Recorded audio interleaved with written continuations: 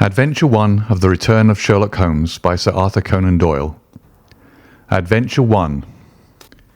The Adventure of the Empty House. It was in the spring of the year 1894 that all London was interested, and the fashionable world dismayed, by the murder of the Honourable Ronald Adair under most unusual and inexplicable circumstances. The public has already learned those particulars of the crime which came out in the police investigation, but a good deal was suppressed upon that occasion, since the case for the prosecution was so overwhelmingly strong that it was not necessary to bring forward all the facts. Only now, at the end of nearly 10 years, am I allowed to supply those missing links which make up the whole of that remarkable chain.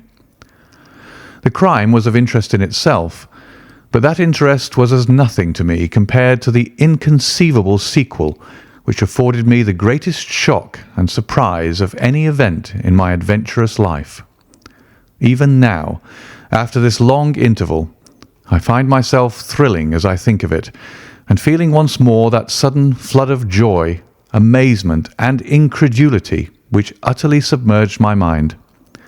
Let me say to that public which has shown some interest in those glimpses which I have occasionally given them of the thoughts and actions of a very remarkable man, that they are not to blame me if I have not shared my knowledge with them, for I should have considered it my first duty to do so, had I not been barred by a positive prohibition from his own lips, which was only withdrawn upon the 3rd of last month. It can be imagined that my close intimacy with Sherlock Holmes had interested me deeply in crime, and that after his disappearance I never failed to read with care the various problems which came before the public, and I even attempted more than once, for my own private satisfaction, to employ his methods in their solution, though with indifferent success. There was none, however, which appealed to me like this tragedy of Ronald Adair. As I read the evidence at the inquest, which led up to a verdict of wilful murder against some person or persons unknown, I realized more clearly than I had ever done the loss which the community had sustained by the death of Sherlock Holmes. There were points about this strange business which would, I was sure, have specially appealed to him, and the efforts of the police would have been supplemented, or more probably anticipated, by the trained observation and the alert mind of the first criminal agent in Europe. All day, as I drove upon my round, I turned over the case in my mind, and found no explanation which appeared to me to be adequate. At the risk of telling a twice-told tale, I will recapitulate the facts as they were known to the public at the conclusion of the inquest. The Honourable Ronald Adair was the second son of the Earl of Maynooth, at that time governor of one of the Australian colonies. Adair's mother had returned from Australia to undergo the operation for cataract, and she, her son Ronald, and her daughter Hilda were living together at 427 Park Lane. The youth moved in the best society, had, so far as was known, no enemies and no particular vices. He had been engaged to Miss Edith Woodley of Carstairs, but the engagement had been broken off by mutual consent some months before, and there was no sign that it had left any very profound feeling behind it. For the rest, the man's life moved in a narrow and conventional circle, for his habits were quiet and his nature unemotional. Yet it was upon this easy-going young aristocrat that death came, in most strange and unexpected form, between the hours of 10 and 11:20 on the night of March 30th, 1894. Ronald Adair was fond of cards, playing continually, but never for such stakes as would hurt him. He was a member of the Baldwin, the Cavendish, and the Bagatelle card clubs. It was shown that after dinner on the day of his death he had played a rubber of whist at the latter club. He had also played there in the afternoon. The evidence of those who had played with him, Mr. Murray, Sir John Hardy, and Colonel Moran, showed that the game was whist and that there was a fairly equal fall of the cards. Adair might have lost £5, but not more. His fortune was a considerable one, and such a loss could not in any way affect him. He had played nearly every day at one club or other, but he was a cautious player and usually rose a winner. It came out in evidence that in partnership with Colonel Moran, he had actually won as much as £420 in a sitting some weeks before from Godfrey Milner and Lord Balmoral. So much for his recent history as it came out at the inquest. On the evening of the crime, he returned from the club exactly at 10. His mother and sister were out spending the evening with a relation. The servant deposed that she heard him enter the front room on the second floor, generally used as his sitting room. She had lit a fire there, and as it smoked, she had opened the window. No sound was heard from the room until 11:20, the hour of the return of Lady Maynooth and her daughter. Desiring to say good night, she attempted to enter her son's room. The door was locked on the inside, and no answer could be got to their cries and knocking. Help was obtained and the door forced. The unfortunate young man was found lying near the table. His head had been horribly mutilated by an expanding revolver bullet, but no weapon of any sort was to be found in the room. On the table lay 2 banknotes for £10 each and £17.10 in silver and gold, the money arranged in little piles of varying amount. There were some figures also upon a sheet of paper with the names of some club friends opposite to them, from which it was conjectured that before his death he was endeavouring to make out his losses or winnings at cards. A minute examination of the circumstances served only to make the case more complex. In the first place, no reason could be given why the young man should have fastened the door upon the inside. There was the possibility that the murderer had done this and had afterwards escaped by the window. The drop was at least 20 feet, however, and a bed of crocuses in full bloom lay beneath. Neither the flowers nor the earth showed any sign of having been disturbed, nor were there any marks upon the narrow strip of grass which separated the house from the road. Apparently, therefore, it was the young man himself who had fastened the door. But how did he come by his death? No one could have climbed up to the window without leaving traces. Suppose a man had fired through the window, he would indeed be a remarkable shot who could with a revolver inflict so deadly a wound. Again, Park Lane is a frequented thoroughfare. There's a cab stand within 100 yards of the house. No one had heard a shot. And yet there was the dead man, and there the revolver bullet, which had mushroomed out, as soft-nosed bullets will, and so inflicted a wound which must have caused instantaneous death. Such were the circumstances of the Park Lane mystery, which were further complicated by entire absence of motive, since, as I have said, young Adair was not known to have any enemy, and no attempt had been made to remove the money or valuables in the room. All day I turned these facts over in my mind, endeavouring to hit upon some theory which could reconcile them all, and to find that line of least resistance which my poor friend had declared to be the starting point of every investigation. I confess that I made little progress. In the evening I strolled across the park and found myself about 6 o'clock at the Oxford Street end of Park Lane. A group of loafers upon the pavements, all staring up at a particular window, directed me to the house which I had come to see. A tall, thin man with coloured glasses, whom I strongly suspected of being a plainclothes detective, was pointing out some theory of his own, while the others crowded round to listen to what he said. I got as near him as I could, but his observations seemed to me to be absurd, so I withdrew again in some disgust. As I did so, I struck against an elderly, deformed man who had been behind me, and I knocked down several books which he was carrying. I remember that as I picked them up, I observed the title of one of them, The Origin of Tree Worship, and it struck me that the fellow must be some poor bibliophile who, either as a trade or as a hobby, was a collector of obscure volumes.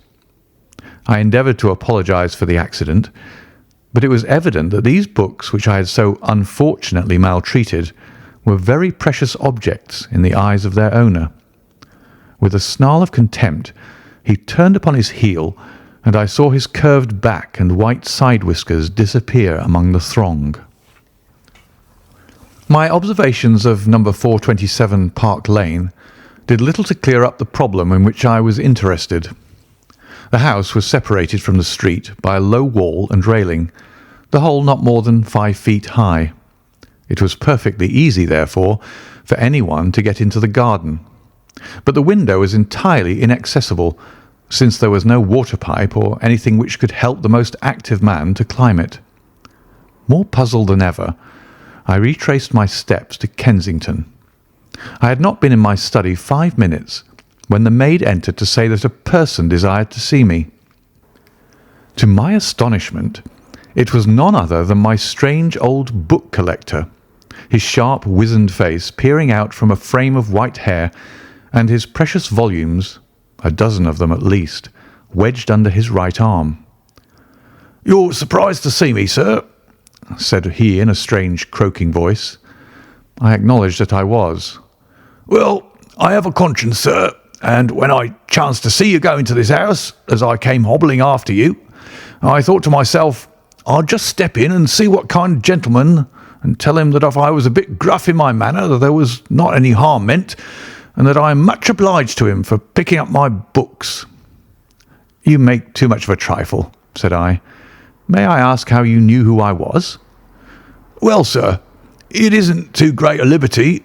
I am a neighbour of yours, for you'll find my little bookshop at the corner of Church Street, and very happy to see you, I am sure. Maybe you collect yourself, sir. Here's British Birds and Catullus and the Holy War.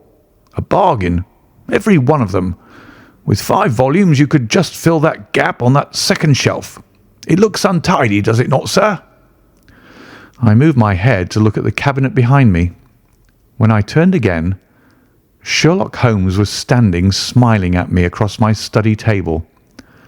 I rose to my feet, stared at him for some seconds in utter amazement, and then it appears that I must have fainted, for the first and the last time in my life. Certainly a grey mist swirled before my eyes, and when it cleared I found my collar ends undone and the tingling aftertaste of brandy upon my lips. Holmes was bending over my chair, his flask in his hand. "My dear Watson," said the well-remembered voice, "I owe you 1,000 apologies. I had no idea that you would be so affected." I gripped him by the arms. "Holmes," I cried, "is it really you? Can it indeed be that you are alive? Is it possible that you succeeded in climbing out of that awful abyss?" "Wait a moment," said he. "Are you sure that you're really fit to discuss things? I have given you a serious shock by my unnecessarily dramatic reappearance." "I'm all right, but indeed, Holmes, I can hardly believe my eyes. Good heavens, to think that you of all men, should be standing in my study." Again I gripped him by the sleeve and felt the thin, sinewy arm beneath it. "Well, you're not a spirit anyhow," said I. "My dear chap, I'm overjoyed to see you. Sit down and tell me how you came alive out of that dreadful chasm." He sat opposite to me and lit a cigarette in his old, nonchalant manner. He was dressed in the seedy frock-coat of the book merchant, but the rest of that individual lay in a pile of white hair and old books upon the table. Holmes looked even thinner and keener than of old, but there was a dead white tinge in his aquiline face which told me that his life recently had not been a healthy one. "I am glad to stretch myself, Watson," said he. "It is no joke when a tall man has to take a foot off his stature for several hours on end. Now, my dear fellow, in the matter of these explanations we have, if I may ask for your cooperation, a hard and dangerous night's work in front of us. Perhaps it would be better if I gave you an account of the whole situation when that work is finished."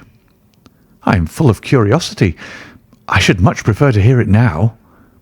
"You will come with me tonight?" "When you like and where you like." "This is indeed like the old days. We shall have time for a mouthful of dinner before we need go. Well then, about that chasm. I had no serious difficulty in getting out of it, for the very simple reason that I never was in it. You never were in it? No, Watson, I never was in it. My note to you was absolutely genuine. I had little doubt that I had come to the end of my career when I perceived the somewhat sinister figure of the late Professor Moriarty standing upon the narrow pathway which led to safety. I read an inexorable purpose in his grey eyes. I exchanged some remarks with him, therefore, and obtained his courteous permission to write the short note which you afterwards received. I left it with my cigarette box and my stick, and I walked along the pathway, Moriarty still at my heels. When I reached the end, I stood at bay.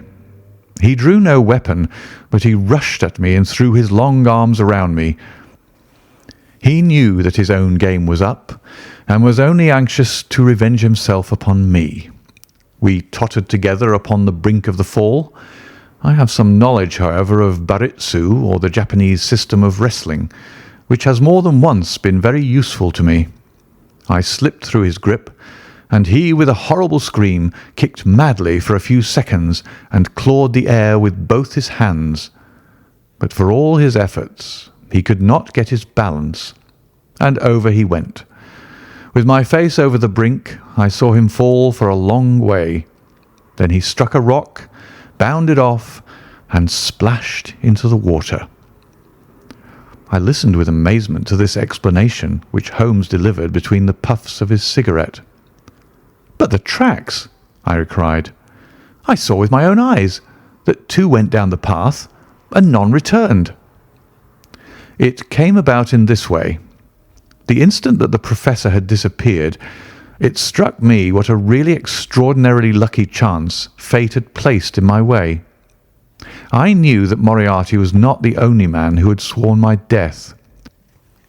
There were at least 3 others whose desire for vengeance upon me would only be increased by the death of their leader. They were all most dangerous men. One or other would certainly get me. On the other hand, if all the world was convinced that I was dead, they would take liberties, these men, and they would soon lay themselves open, and sooner or later I could destroy them. Then it would be time for me to announce that I was still in the land of the living.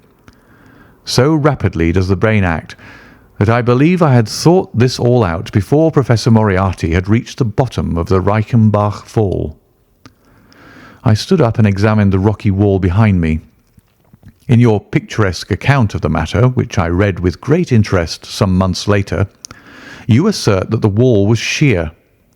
That was not literally true. A few small footholds presented themselves, and there was some indication of a ledge. The cliff is so high that to climb it all was an obvious impossibility, and it was equally impossible to make any way along the wet path without leaving some tracks.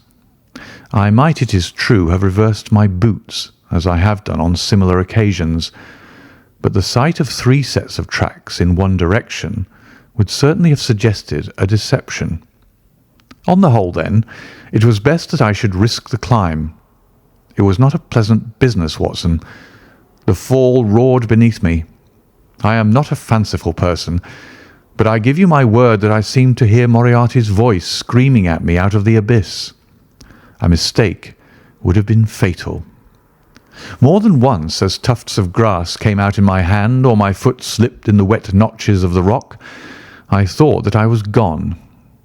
But I struggled upward, and at last I reached a ledge several feet deep and covered with soft green moss, where I could lie unseen in the most perfect comfort. There I was stretched when you, my dear Watson, and all your following were investigating in the most sympathetic and inefficient manner the circumstances of my death. At last, when you had all formed your inevitable and totally erroneous conclusions, you departed for the hotel and I was left alone. I had imagined that I had reached the end of my adventures, but a very unexpected occurrence showed me that there were surprises still in store for me. A huge rock, falling from above, boomed past me, struck the path and bounded over into the chasm. For an instant I thought that it was an accident, but a moment later, looking up, I saw a man's head against the darkening sky, and another stone struck the very ledge upon which I was stretched, within a foot of my head. Of course, the meaning of this was obvious. Moriarty had not been alone. A confederate, and even that one glance had told me how dangerous a man that confederate was, had kept guard while the professor had attacked me. From a distance, unseen by me, he had been a witness of his friend's death and of my escape. He had waited, and then making his way round to the top of the cliff, he had endeavoured to succeed where his comrade had failed. I did not take long to think about it, Watson. Again I saw that grim face look over the cliff, and I knew that it was the precursor of another stone. I scrambled down onto the path. I don't think I could have done it in cold blood. It was 100 times more difficult than getting up. But I had no time to think of the danger, for another stone sang past me as I hung by my hands from the edge of the ledge. Halfway down I slipped, but by the blessing of God I landed torn and bleeding upon the path. I took to my heels, did 10 miles over the mountains in the darkness, and a week later I found myself in Florence, with the certainty that no one in the world knew what had become of me. I had only one confidant, my brother Mycroft. I owe you many apologies, my dear Watson, but it was all important that it should be thought I was dead, and it is quite certain that you would not have written so convincing an account of my unhappy end had you not yourself thought that it was true. Several times during the last 3 years I have taken up my pen to write to you, but always I feared lest your affectionate regard for me should tempt you to some indiscretion which would betray my secret. For that reason I turned away from you this evening when you upset my books, for I was in danger at the time, and any show of surprise and emotion upon your part might have drawn attention to my identity and led to the most deplorable and irreparable results. As to Mycroft, I had to confide in him in order to obtain the money which I needed. The course of events in London did not run so well as I had hoped, for the trial of the Moriarty gang left 2 of its most dangerous members, my own most vindictive enemies, at liberty. I travelled for 2 years in Tibet, therefore, and amused myself by visiting Lhasa and spending some days with the head lama. You may have read of the remarkable explorations of a Norwegian named Sigerson, but I am sure that it never occurred to you that you were receiving news of your friend. I then passed through Persia, looked in at Mecca, and paid a short but interesting visit to the Khalifa at Khartoum, the results of which I have communicated to the Foreign Office. Returning to France, I spent some months in a research into the coal tar derivatives, which I conducted in a laboratory at Montpellier, in the south of France. Having concluded this to my satisfaction, and learning that only one of my enemies was now left in London, I was about to return when my movements were hastened by the news of this very remarkable Park Lane mystery, which not only appealed to me by its own merits, but which seemed to offer some most peculiar personal opportunities. I came over at once to London, called in my own person at Baker Street, threw Mrs. Hudson into violent hysterics, and found that Mycroft had preserved my rooms and my papers exactly as they had always been. So it was, my dear Watson, that at 2 o'clock today I found myself in my old armchair in my own old room, and only wishing that I could have seen my old friend Watson in the other chair which he had so often adorned. Such was the remarkable narrative to which I listened on that April evening, a narrative which would have been utterly incredible to me had it not been confirmed by the actual sight of the tall, spare figure and the keen, eager face which I had never thought to see again. In some manner he had learned of my own sad bereavement, and his sympathy was shown in his manner rather than in his words. "Work is the best antidote to sorrow, my dear Watson," said he, "and I have a piece of work for us both tonight, which, if we can bring it to a successful conclusion, will in itself justify a man's life on this planet." In vain I begged him to tell me more. "You will hear and see enough before morning," he answered. "We have 3 years of the past to discuss. Let that suffice until 9:30, when we start upon the notable adventure of the empty house." It was indeed like old times, when at that hour I found myself seated beside him in a hansom, my revolver in my pocket, and the thrill of adventure in my heart. Holmes was cold and stern and silent.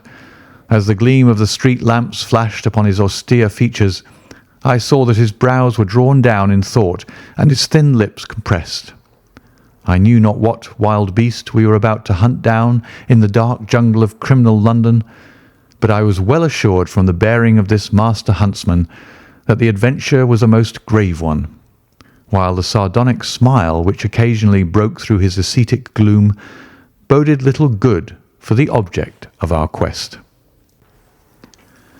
I had imagined that we were bound for Baker Street, but Holmes stopped the cab at the corner of Cavendish Square. I observed that as he stepped out, he gave a most searching glance to right and left, and at every subsequent street corner he took the utmost pains to assure that he was not followed. Our route was certainly a singular one. Holmes's knowledge of the byways of London was extraordinary, and on this occasion he passed rapidly and with an assured step through a network of mews and stables, the very existence of which I had never known. We emerged at last into a small road, lined with old gloomy houses, which led us into Manchester Street, and so to Blandford Street. Here he turned swiftly down a narrow passage, passed through a wooden gate into a deserted yard, and then opened with a key the back door of a house. We entered together, and he closed it behind us. The place was pitch dark, but it was evident to me that it was an empty house.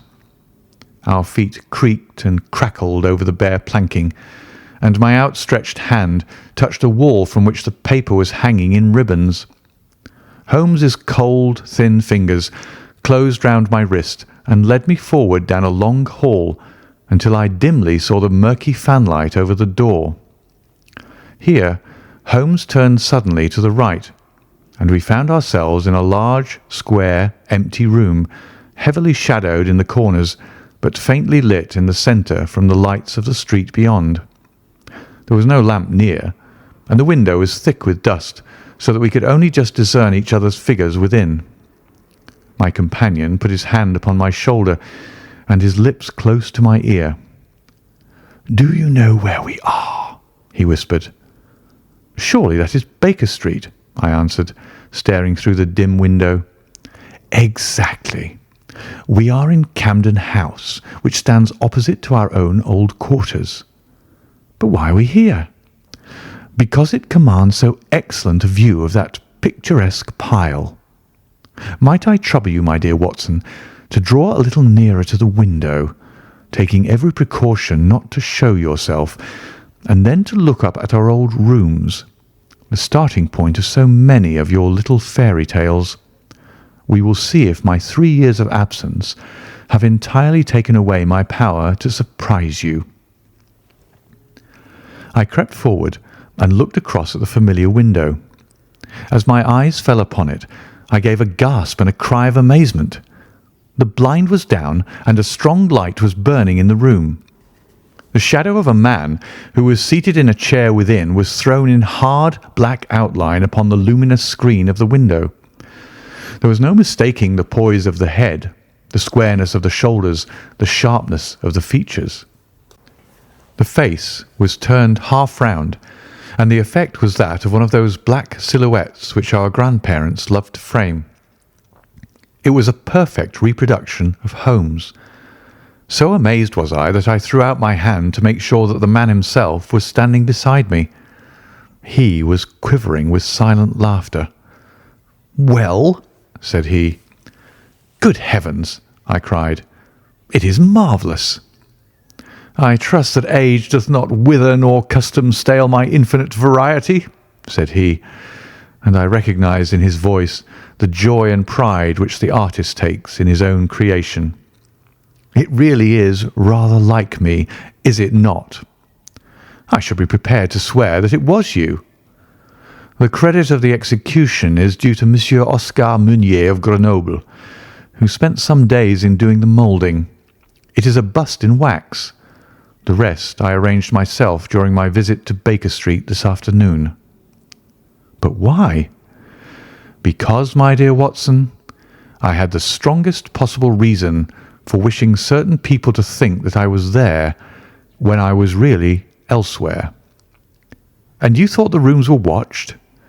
I knew that they were watched. By whom?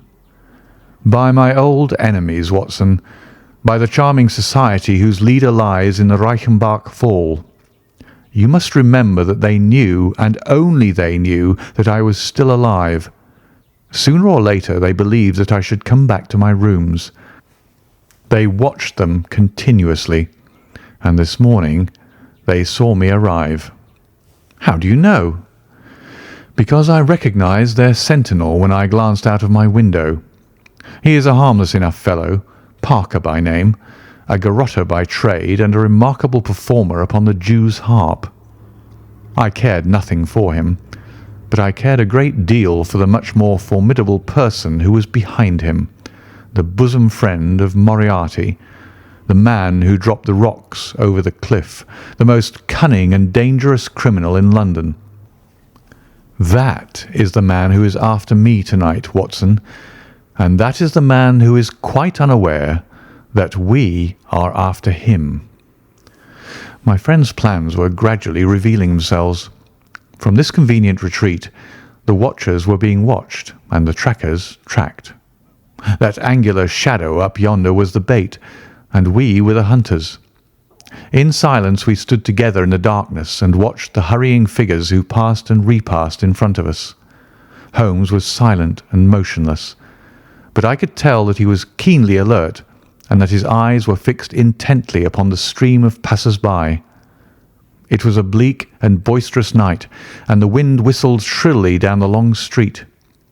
Many people were moving to and fro, most of them muffled in their coats and cravats. Once or twice it seemed to me that I had seen the same figure before, and I especially noticed two men who appeared to be sheltering themselves from the wind in the doorway of a house some distance up the street. I tried to draw my companion's attention to them, but he gave a little ejaculation of impatience and continued to stare into the street. More than once he fidgeted with his feet and tapped rapidly with his fingers upon the wall. It was evident to me that he was becoming uneasy, and that his plans were not working out altogether as he had hoped.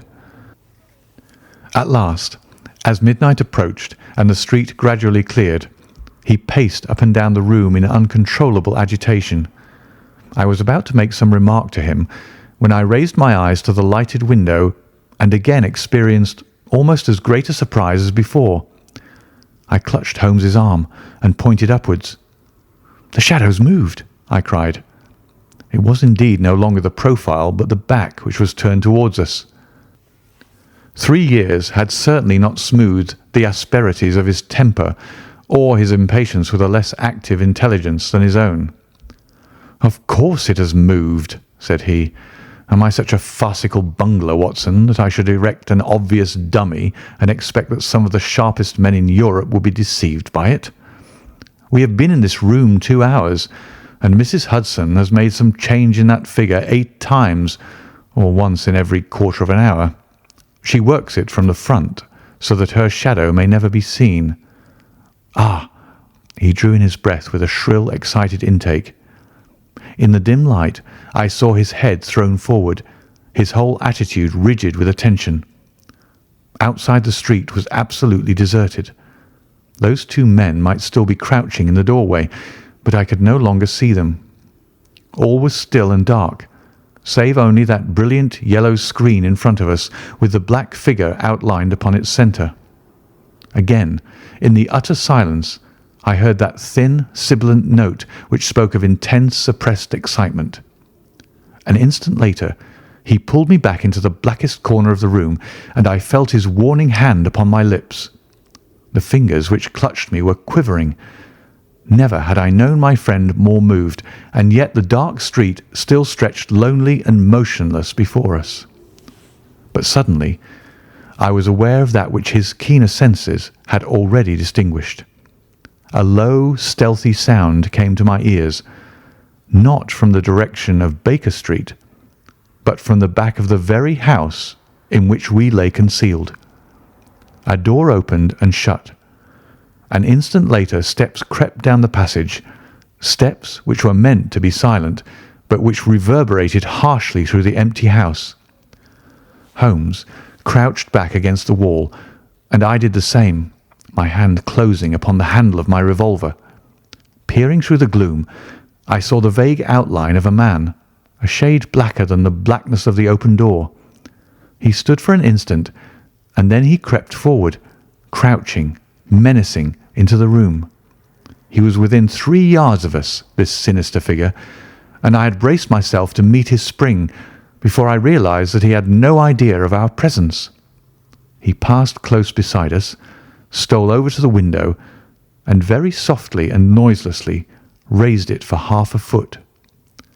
As he sank to the level of this opening, the light of the street, no longer dimmed by the dusty glass, fell full upon his face. The man seemed to be beside himself with excitement. His 2 eyes shone like stars, and his features were working convulsively. He was an elderly man, with a thin, projecting nose, a high, bald forehead, and a huge, grizzled moustache. An opera hat was pushed to the back of his head, and an evening dress shirt front gleamed out through his open overcoat. His face was gaunt and swarthy, scored with deep, savage lines.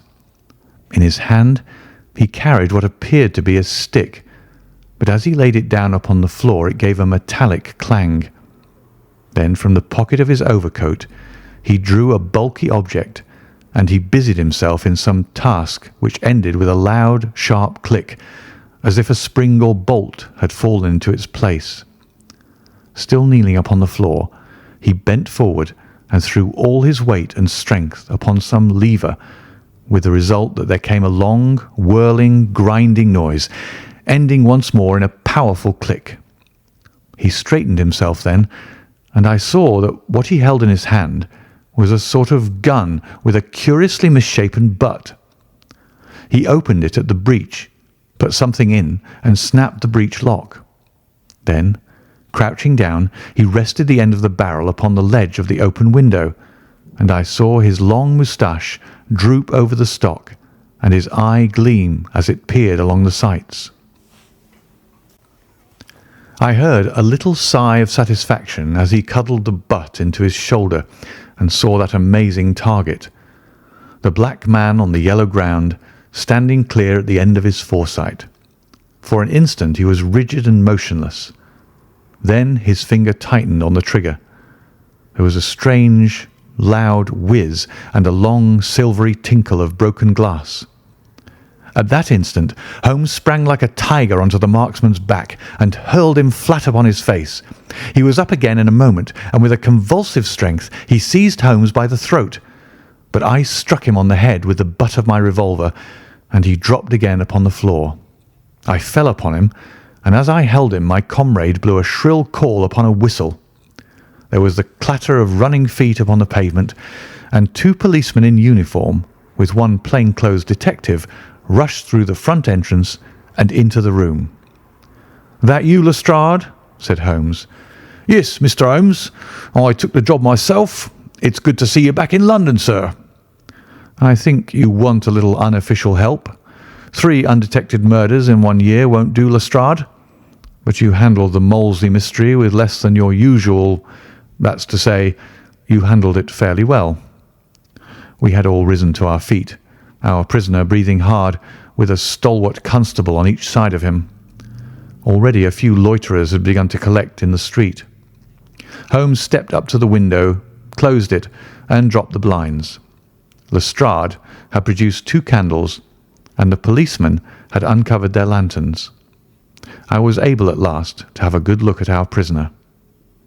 It was a tremendously virile and yet sinister face which was turned towards us.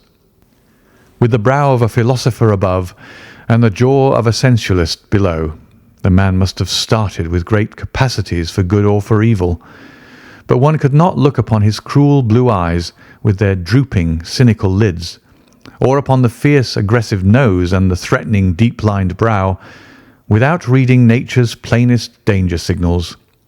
He took no heed of any of us, but his eyes were fixed upon Holmes's face with an expression in which hatred and amazement were equally blended. "You fiend!" he kept on muttering. "You clever fiend! Clever fiend!" "Ah, Colonel," said Holmes, arranging his rumpled collar. "Journeys end in lovers' meetings, as the old play says. I don't think I have had the pleasure of seeing you since you favoured me with those attentions as I lay on the ledge above the Reichenbach fall." The Colonel still stared at my friend like a man in a trance. "You cunning, cunning fiend!" was all that he could say. "I have not introduced you yet," said Holmes. "This gentleman is Colonel Sebastian Moran, once of Her Majesty's Indian Army, and the best heavy game shot that our Eastern Empire has ever produced. I believe I am correct, Colonel, in saying that your bag of tigers still remains unrivalled?" The fierce old man said nothing, but still glared at my companion with his savage eyes and bristling moustache. He was wonderfully like a tiger himself. "I wonder that my very simple stratagem could deceive so old a shikari," said Holmes. "It must be very familiar to you. Have you not tethered a young kid under a tree, lain above it with your rifle, and waited for the bait to bring up your tiger? This empty house is my tree, and you are my tiger. You have possibly had other guns in reserve in case there should be several tigers, or in the unlikely supposition of your own aim failing you, these," he pointed around, "are my other guns. The parallel is exact." Colonel Moran sprang forward with a snarl of rage, but the constables dragged him back. The fury upon his face was terrible to look at. "I confess that you had one small surprise for me," said Holmes. "I did not anticipate that you would yourself make use of this empty house and this convenient front window. I had imagined you as operating from the street, where my friend Lestrade and his merry men were awaiting you. With that exception, all has gone as I expected." Colonel Moran turned to the official detective. "You may or may not have just cause for arresting me," said he, "but at least there can be no reason why I should submit to the gibes of this person. If I'm in the hands of the law, let things be done in a legal way." "Well, that's reasonable enough," said Lestrade. "Nothing further you have to say, Mr. Holmes, before we go?" Holmes had picked up the powerful air gun from the floor and was examining its mechanism. "An admirable and unique weapon," said he, "noiseless and of tremendous power. I knew von Herder, the blind German mechanic who constructed it to the order of the late Professor Moriarty. For years I have been aware of its existence, though I have never before had the opportunity of handling it. I commend it very specially to your attention, Lestrade, and also the bullets which fit it." "You can trust us to look after that, Mr. Holmes," said Lestrade, as the whole party moved toward the door. "Anything further to say?" "Only to ask what charge you intend to prefer." "What charge, sir?" "Why, of course, the attempted murder of Mr. Sherlock Holmes." "Not so, Lestrade. I do not propose to appear in the matter at all. To you, and to you only, belongs the credit of the remarkable arrest which you have effected.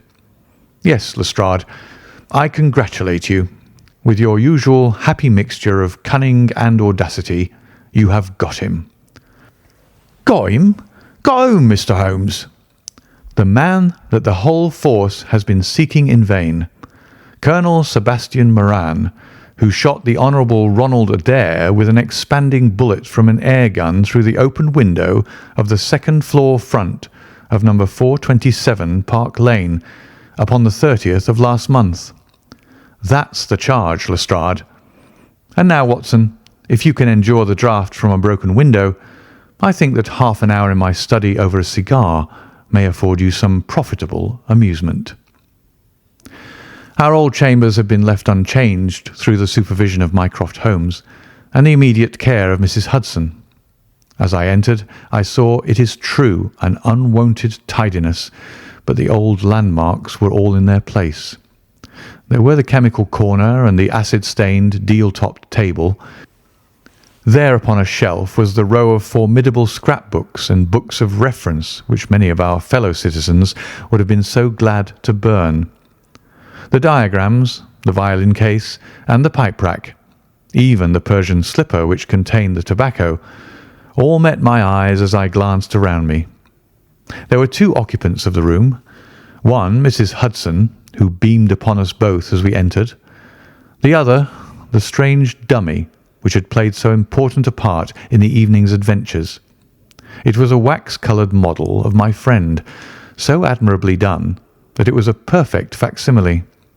It stood on a small pedestal table with an old dressing-gown of Holmes's so draped around it that the illusion from the street was absolutely perfect. "I hope you observed all precautions, Mrs. Hudson," said Holmes. "I went to it on my knees, sir, just as you told me." "Excellent. You carried the thing out very well. Did you observe where the bullet went?" "Yes, sir. I'm afraid it has spoilt your beautiful bust, for it passed right through the head and flattened itself on the wall. I picked it up from the carpet. Here it is." Holmes held it out to me. "A soft revolver bullet, as you perceive, Watson. There's genius in that, for who would expect to find such a thing fired from an air gun? All right, Mrs. Hudson, I am much obliged for your assistance. And now, Watson, let me see you in your old seat once more, for there are several points which I should like to discuss with you." He had thrown off the seedy frock-coat, and now he was the Holmes of old in the mouse-coloured dressing-gown which he took from his effigy. "The old shikari's nerves have not lost their steadiness, nor his eyes their keenness," said he with a laugh as he inspected the shattered forehead of his bust. "Plumb in the middle of the back of the head and smack through the brain.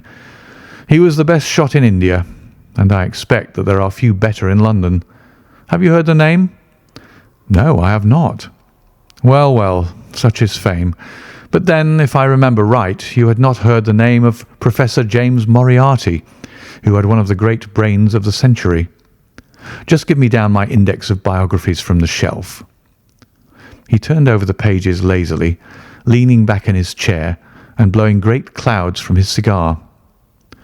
"My collection of M's is a fine one," said he. "Moriarty himself is enough to make any letter illustrious. And here is Morgan the poisoner, and Merridew of abominable memory, and Matthews, who knocked out my left canine in the waiting room at Charing Cross. And finally, there is our friend tonight."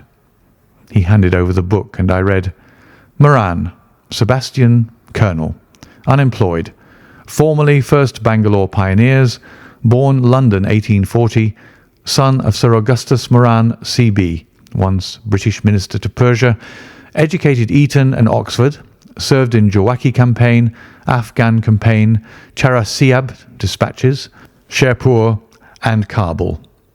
Author of Heavy Game of the Western Himalayas, 1881, 3 Months in the Jungle, 1884. Address, Conduit Street. Clubs, the Anglo-Indian, the Tankerville, the Bagatelle Card Club." On the margin was written in Holmes's precise hand, "The second most dangerous man in London." "This is astonishing," said I, as I handed back the volume. "The man's career is that of an honourable soldier." "It is true," Holmes answered. "Up to a certain point he did well. He was always a man of iron nerve, and the story is still told in India how he crawled down a drain after a wounded man-eating tiger. There are some trees, Watson, which grow to a certain height and then suddenly develop some unsightly eccentricity. You will see it often in humans. I have a theory that the individual represents in his development the whole procession of his ancestors, and that such a sudden turn to good or evil stands for some strong influence which came into the line of his pedigree. The person becomes, as it were, the epitome of the history of his own family.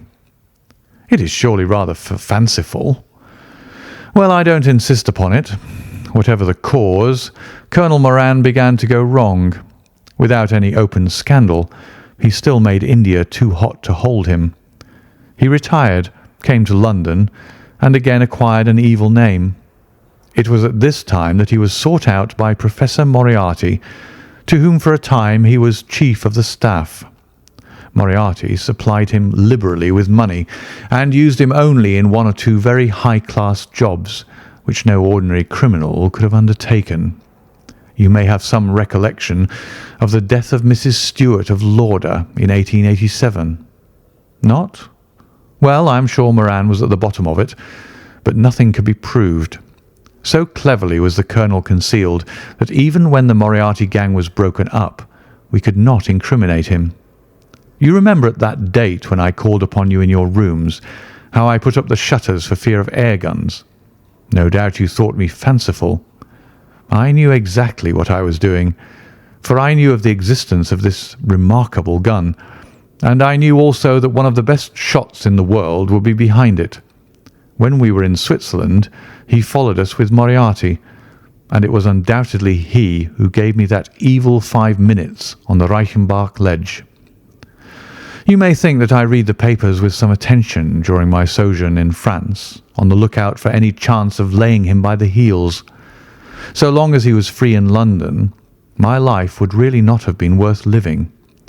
Night and day the shadow would have been over me, and sooner or later his chance must have come. What could I do?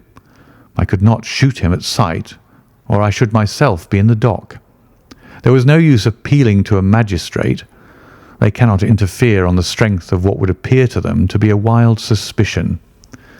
So I could do nothing but I watched the criminal news, knowing that sooner or later I should get him.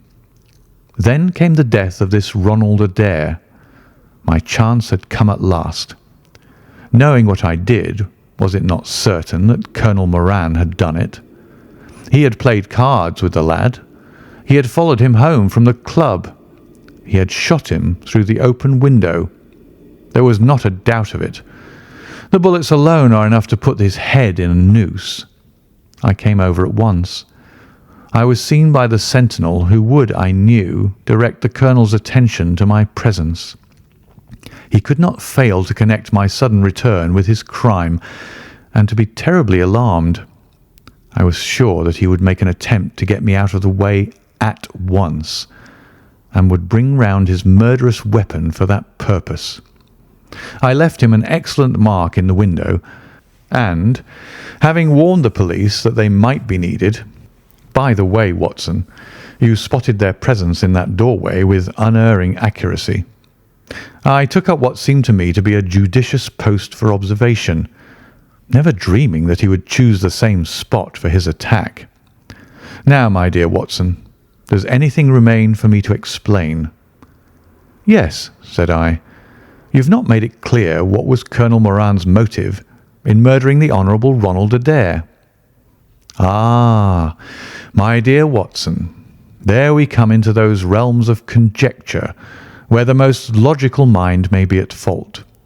Each may form his own hypothesis upon the present evidence, and yours is as likely to be correct as mine. You have formed one, then? I think that it is not difficult to explain the facts.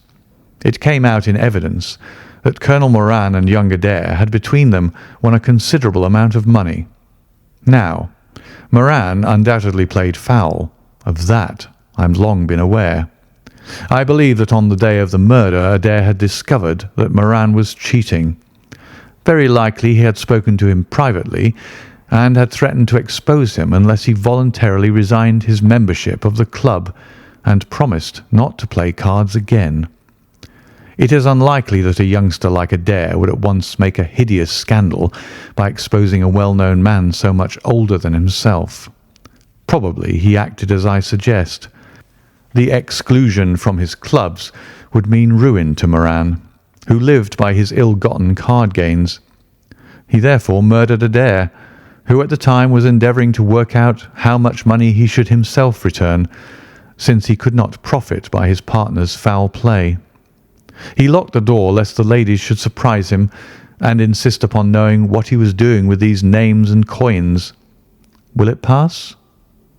I have no doubt that you have hit upon the truth. It will be verified or disproved at the trial. Meanwhile, come what may, Colonel Moran will trouble us no more. The famous air gunner von Herder will embellish the Scotland Yard Museum. And once again, Mr. Sherlock Holmes is free to devote his life to examining those interesting little problems which the complex life of London so plentifully presents. End of The Empty House.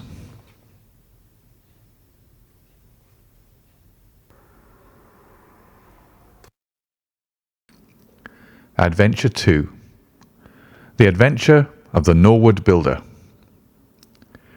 From the point of view of the criminal expert, said Mr. Sherlock Holmes, London has become a singularly uninteresting city since the death of the late lamented Professor Moriarty. I can hardly think that you would find many decent citizens to agree with you, I answered. Well, well, I must not be selfish, said he with a smile as he pushed back his chair from the breakfast table. The community is certainly the gainer, and no one the loser save the poor out-of-work specialist, whose occupation has gone. With that man in the field, one's morning paper presented infinite possibilities. Often it was only the smallest trace, Watson, the faintest indication, and yet it was enough to tell me that the great malignant brain was there, as the gentlest tremors of the edges of the web remind one of the foul spider which lurks in the centre. Petty thefts, wanton assaults, purposeless outrage. To the man who held the clue, all could be worked into one connected whole. To the scientific student of the higher criminal world, no capital in Europe offered the advantage which London then possessed. But now... He shrugged his shoulders in humorous depreciation of the state of things which he had himself done so much to produce. At the time of which I speak, Holmes had been back for some months, and I, at his request, had sold my practice and returned to share the old quarters in Baker Street. A young doctor named Werner had purchased my small Kensington practice, and given with astonishingly little demur the highest price that I ventured to ask, an incident which only explained itself some years later, when I found that Werner was a distant relation of Holmes, and that it was my friend who had really found the money. Our months of partnership had not been so uneventful as he had stated, for I find, on looking over my notes, that this period includes the case of the papers of ex-President Murillo, and also the shocking affair of the Dutch steamship Friesland, which so nearly cost us both our lives.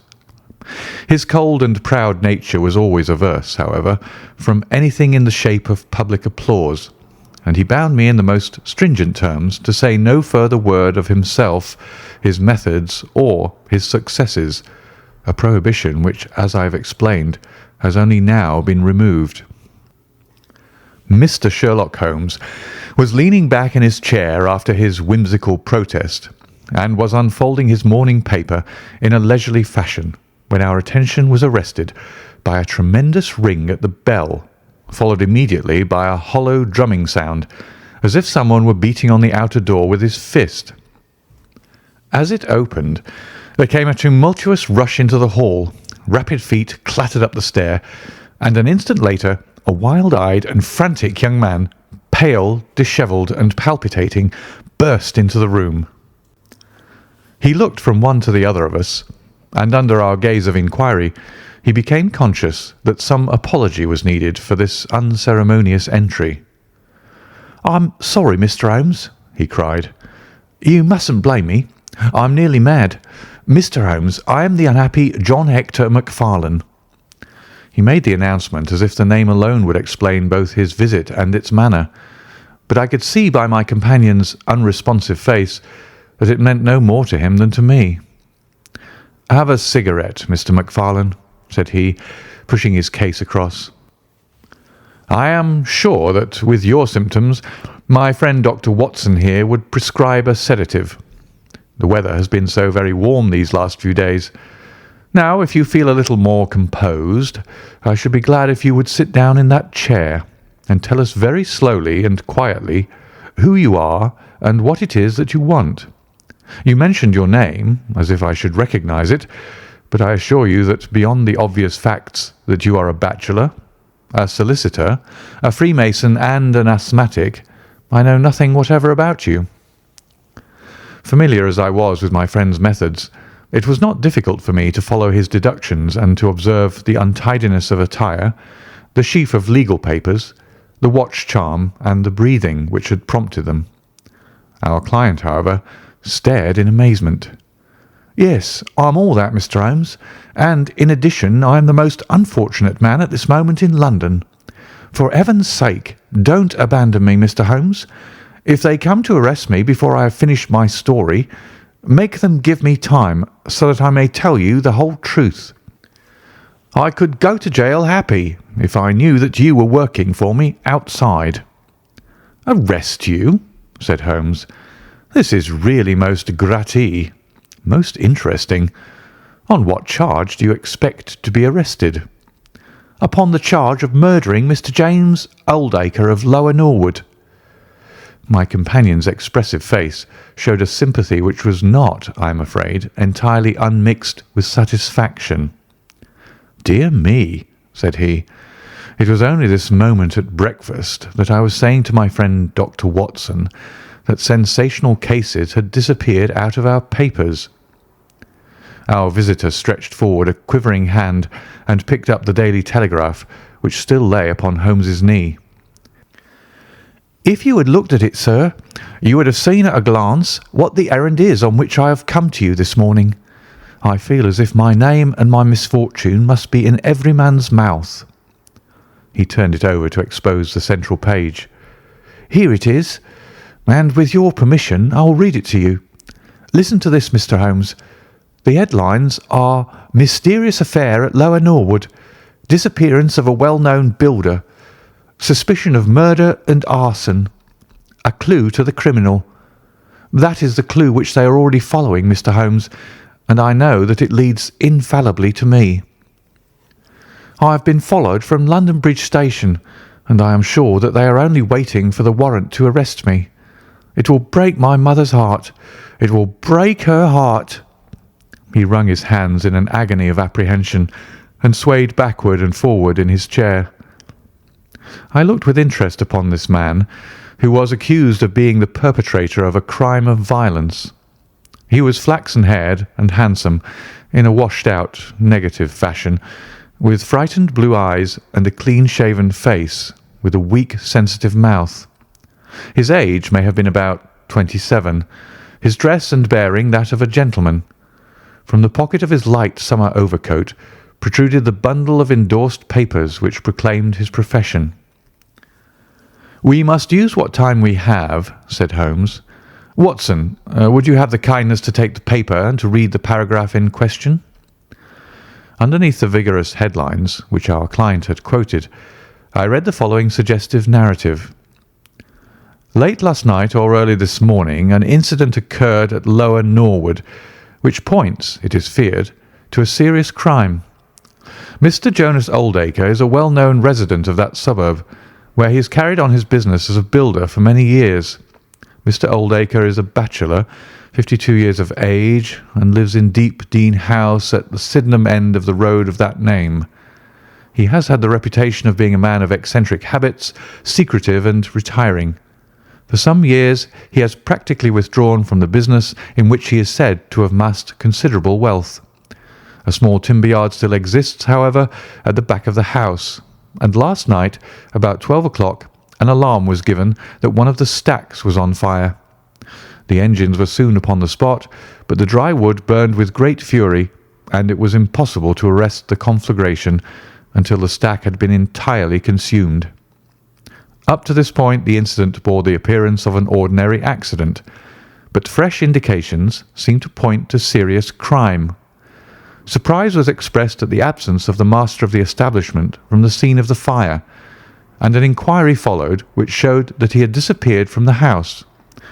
An examination of his room revealed that the bed had not been slept in, that a safe which stood in it was open, that a number of important papers were scattered about the room, and finally that there were signs of a murderous struggle, slight traces of blood being found within the room, and an oaken walking stick which also showed stains of blood upon the handle. It is known that Mr. Jonas Oldacre had received a late visitor in his bedroom upon that night, and the stick found has been identified as the property of this person, who is a young London solicitor named John Hector Macfarlane, junior partner of Graham and Macfarlane of 426 Gresham Buildings, E.C. The police believe that they have evidence in their possession which supplies a very convincing motive for the crime, and altogether it cannot be doubted that sensational developments will follow. Later. It is rumoured as we go to press that Mr. John Hector Macfarlane has actually been arrested on the charge of the murder of Mr. Jonas Oldacre. It is at least certain that a warrant has been issued. There have been further and sinister developments in the investigation at Norwood. Besides the signs of a struggle in the room of the unfortunate builder, it is now known that the French windows of his bedroom, which is on the ground floor, were found to be open, that there were marks as if some bulky object had been dragged across to the wood pile, and finally it is asserted that charred remains have been found among the charcoal ashes of the fire. The police theory is that a most sensational crime has been committed, that the victim was clubbed to death in his own bedroom, his papers rifled, and his dead body dragged across to the woodstack, which was then ignited so as to hide all traces of the crime. The conduct of the criminal investigation has been left in the experienced hands of Inspector Lestrade of Scotland Yard, who is following up the clues with his accustomed energy and sagacity. Sherlock Holmes listened with closed eyes and fingertips together to this remarkable account. "The case has certainly some points of interest," said he in his languid fashion. "May I ask, in the first place, Mr. Macfarlane, how it is that you are still at liberty, since there appears to be enough evidence to justify your arrest?" "I live at Torrington Lodge, Blackheath, with my parents, Mr. Holmes, but last night, having to do business very late with Mr. Jonas Oldacre, I stayed at an hotel in Norwood and came to my business from there. I knew nothing of this affair until I was in the train, when I read what you have just heard. I at once saw the horrible danger of my position, and I hurried to put the case into your hands. I have no doubt that I should have been arrested, either at my city office or at my home. A man followed me from London Bridge Station, and I have no doubt— Great Heaven, what is that?" It was a clang of the bell, followed instantly by heavy steps upon the stair. A moment later, our old friend Lestrade appeared in the doorway. Over his shoulder I caught a glimpse of one or two uniformed policemen outside. "Mr. John Hector Macfarlane," said Lestrade. Our unfortunate client rose with a ghastly face. "I arrest you for the wilful murder of Mr. Jonas Oldacre of Lower Norwood." Macfarlane turned to us with a gesture of despair and sank into his chair once more like one who is crushed. "One moment, Lestrade," said Holmes. "Half an hour more or less can make no difference to you, and the gentleman was about to give us an account of this very interesting affair, which might aid us in clearing it up." "I think there will be no difficulty in clearing it up," said Lestrade grimly. "None the less, with your permission, I should be much interested to hear his account." "Well, Mr. Holmes, it is difficult for me to refuse you anything, for you have been of use to the force once or twice in the past, and we owe you a good turn at Scotland Yard," said Lestrade. "At the same time, I must remain with my prisoner, and I am bound to warn him that anything he may say will appear in evidence against him." "I wish nothing better," said our client. "All I ask is that you should hear and recognise the absolute truth." Lestrade looked at his watch. "I'll give you half an hour," said he. "I must explain first," said Macfarlane, that I knew nothing of Mr. Jonas Oldacre. His name was familiar to me, for many years ago my parents were acquainted with him, but they drifted apart. I was very much surprised, therefore, when yesterday, about 3 o'clock in the afternoon, he walked into my office in the city. But I was still more astonished when he told me the object of his visit. He had in his hand several sheets of a notebook covered with scribbled writing. Here they are, and he laid them on my table. "Here is my will," said he. "I want you, Mr. Macfarlane, to cast it into proper legal shape.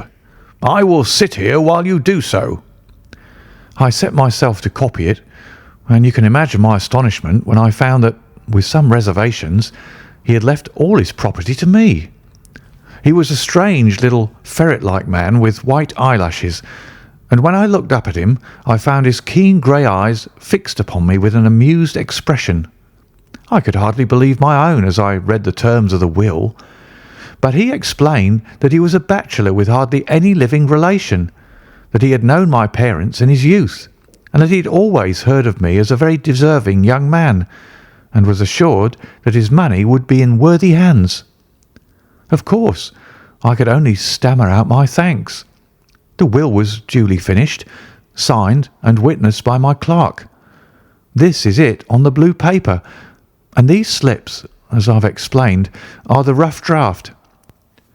Mr. Jonas Oldacre then informed me that there were a number of documents, building leases, title deeds, mortgages, scrip, and so forth, which it was necessary that I should see and understand. He said that his mind would not be easy until the whole thing was settled, and he begged me to come out to his house at Norwood that night, bringing the will with me, and to arrange matters. "Remember, my boy, not one word to your parents about the affair until everything is settled. We will keep it as a little surprise for them." He was very insistent upon this point, and made me promise it faithfully. You can imagine, Mr. Holmes, that I was not in a humour to refuse him anything that he might ask. He was my benefactor, and all my desire was to carry out his wishes in every particular. I sent a telegram home, therefore, to say that I had important business on hand, and that it was impossible for me to say how late I might be. Mr. Oldacre had told me that he would like me to have supper with him at 9, as he might not be home before that hour. I had some difficulty in finding his house, however, and it was nearly 1:30 before I reached it. I found him— "One moment," said Holmes. "Who opened the door?" "A middle-aged woman who was, I suppose, his housekeeper." "And it was she, I presume, who mentioned your name?" "Exactly," said Macfarlane. "Pray proceed." Macfarlane wiped his damp brow and then continued his narrative. "I was shown by this woman into a sitting-room where a frugal supper was laid out. Afterwards, Mr. Jonas Oldacre led me into his bedroom, in which there stood a heavy safe. This he opened and took out a mass of documents, which we went over together. It was between 11 and 12 when we finished. He remarked that we must not disturb the housekeeper. He showed me out through his own French window, which had been open all this time." "Was the blind down?" asked Holmes. "I will not be sure, but I believe that it was only half down. Yes, I remember how we pulled it up in order to swing open the window. I could not find my stick, and he said, 'Never mind, my boy, and I shall see a good deal of you now, I hope, and I'll keep your stick until you come back to claim it.' I left him there, the safe open and the papers made up in packets upon the table. It was so late that I could not get back to Blackheath, so I spent the night at the Annerley Arms, and I knew nothing more until I read of this horrible affair in the morning." "Anything more that you'd like to ask, Mr. Holmes?" said Lestrade, whose eyebrows had gone up once or twice during this remarkable explanation.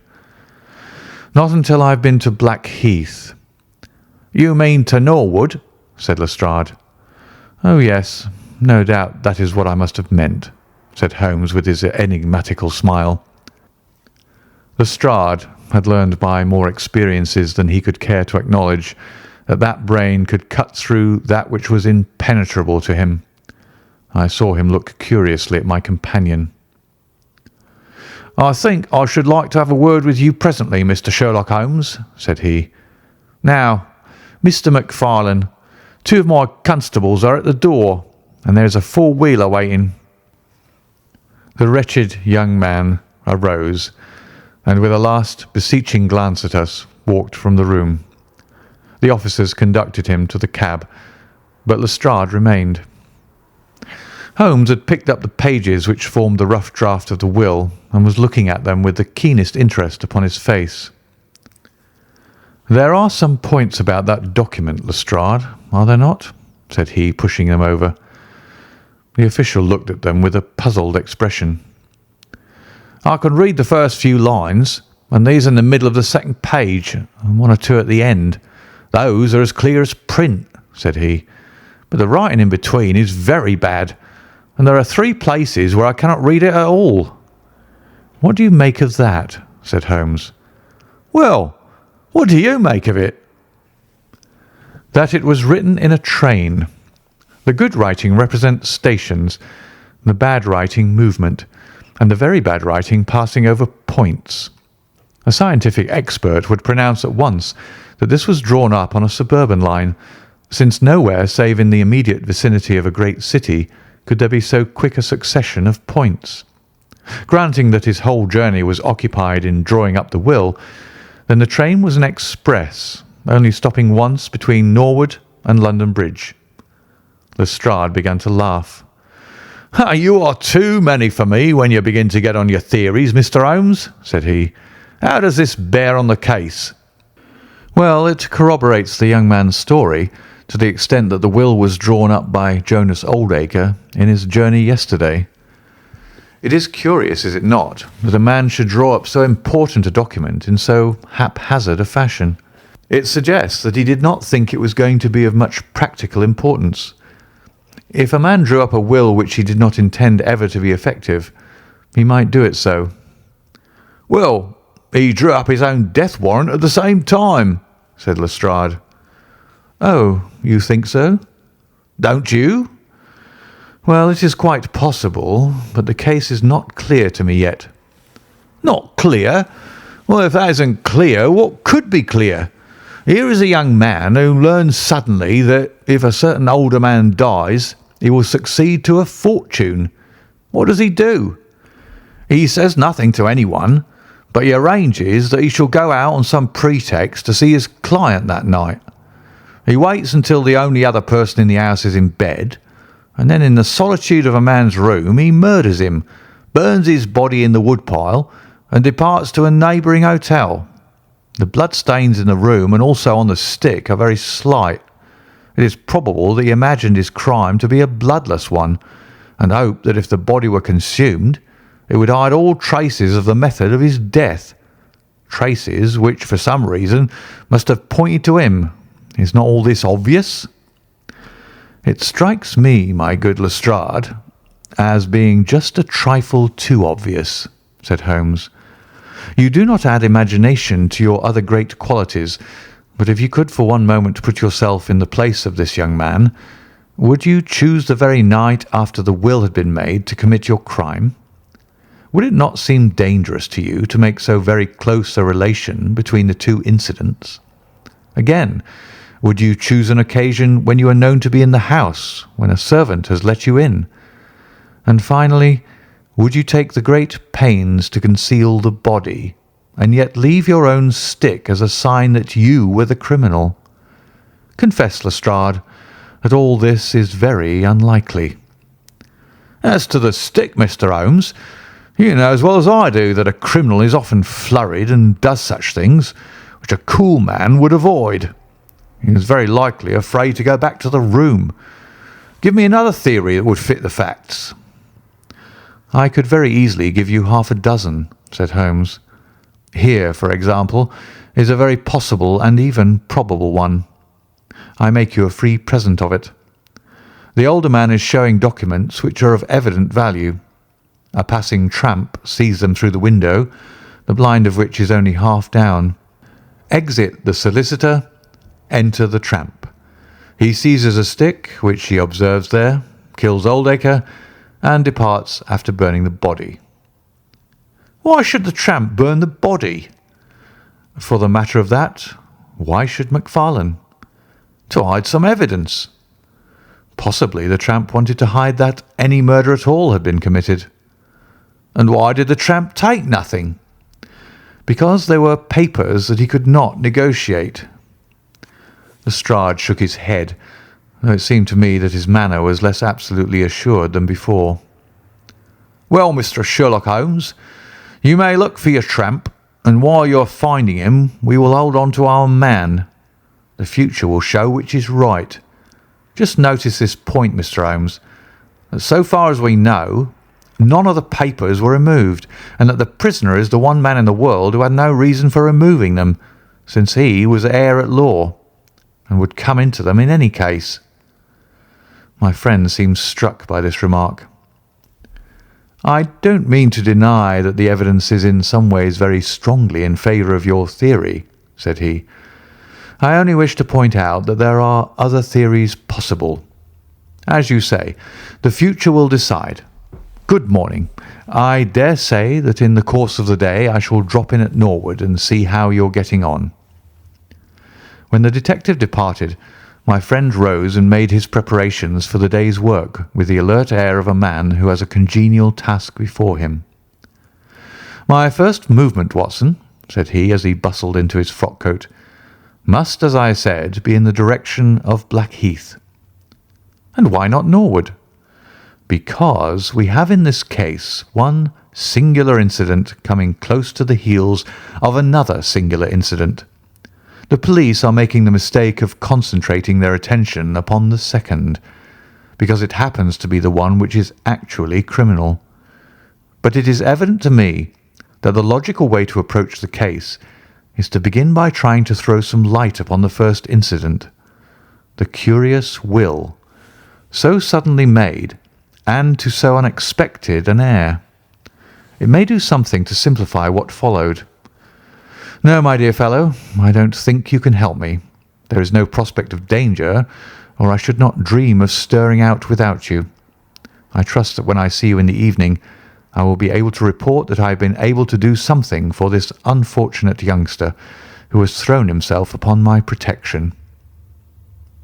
It was late when my friend returned, and I could see by a glance at his haggard and anxious face that the high hopes with which he had started had not been fulfilled.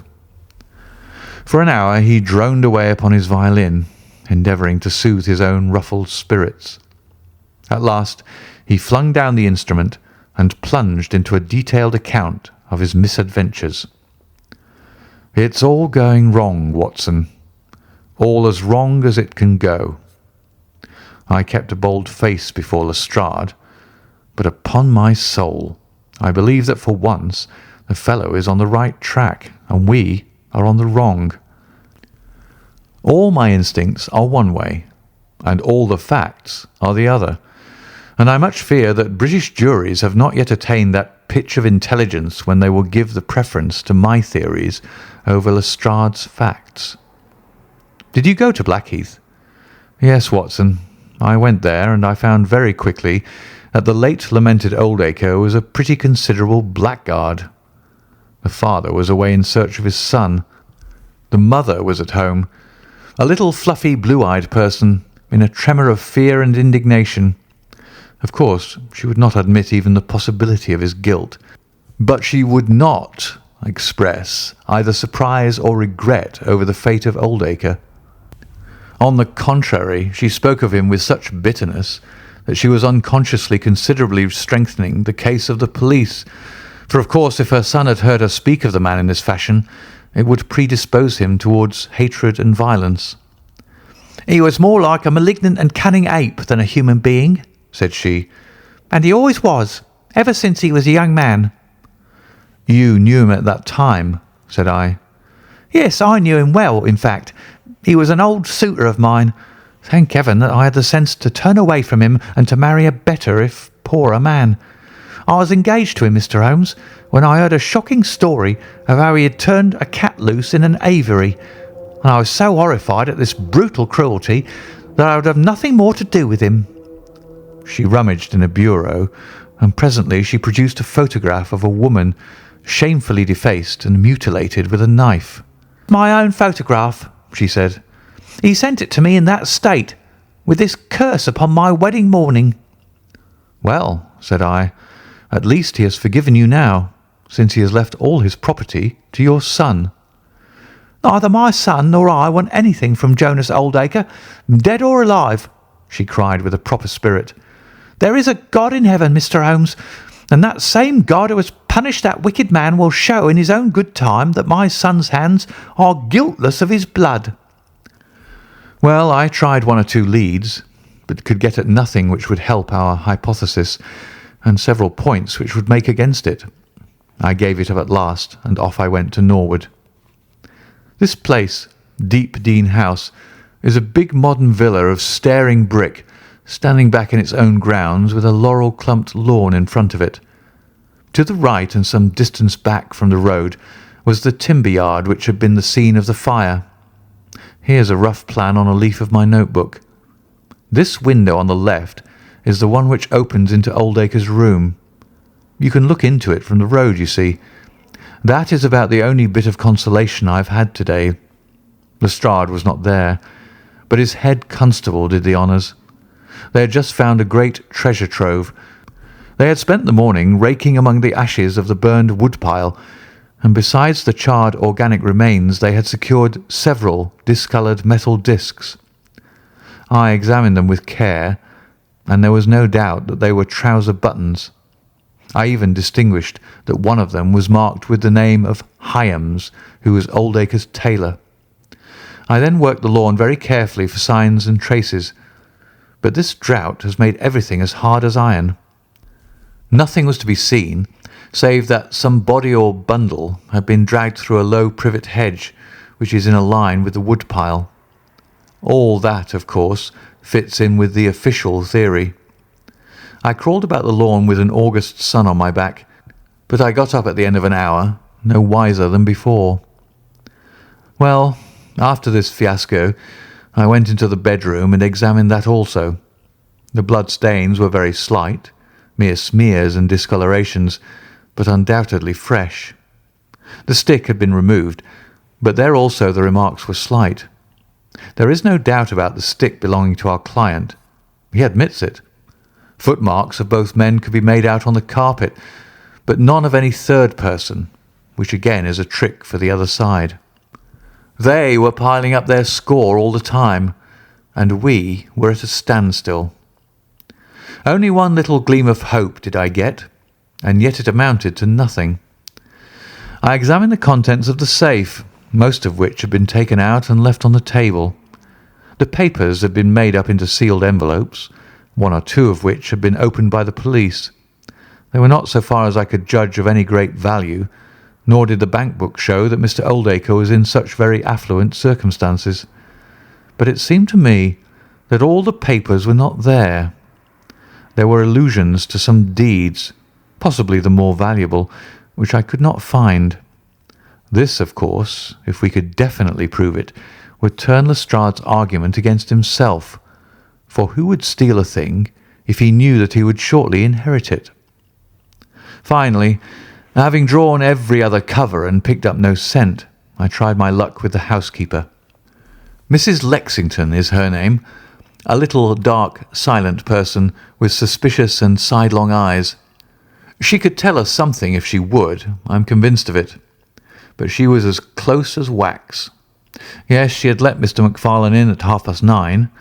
She wished her hand had withered before she had done so. She had gone to bed at 10:30. Her room was at the other end of the house, and she could hear nothing of what had passed. Mr. MacFarlane had left his hat, and, to the best of her belief, his stick in the hall. She had been awakened by the alarm of fire. Her poor dear master had certainly been murdered. Had he any enemies? Well, every man had enemies, but Mr. Oldacre kept himself very much to himself, and only met people in the way of business. She had seen the buttons, and was sure that they belonged to the clothes which he had worn last night. The woodpile was very dry, for it had not rained for a month. It burned like tinder, and by the time she reached the spot, nothing could be seen but flames. She and all the firemen smelled the burned flesh from inside it. She knew nothing of the papers, nor of Mr. Oldacre's private affairs.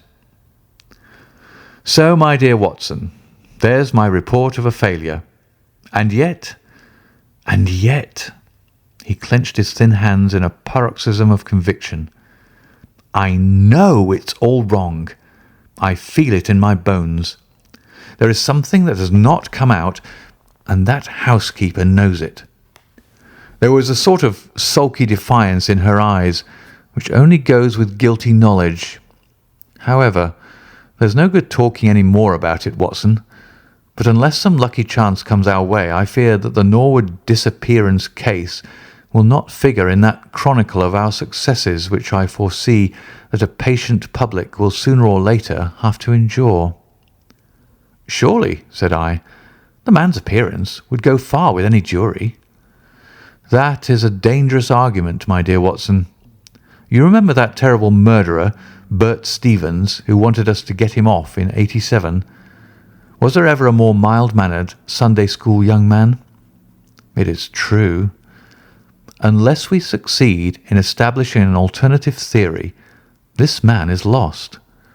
You can hardly find a flaw in the case which can now be presented against him, and all further investigation has served to strengthen it.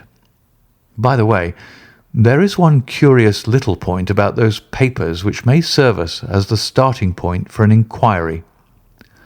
On looking over the bank book, I found that the low state of the balance was principally due to large cheques which have been made out during the last year to Mr. Cornelius. I confess that I should be interested to know who this Mr. Cornelius may be with whom a retired builder has such very large transactions. Is it possible that he has had a hand in the affair? Cornelius might be a broker, but we have found no scrip to correspond with these large payments.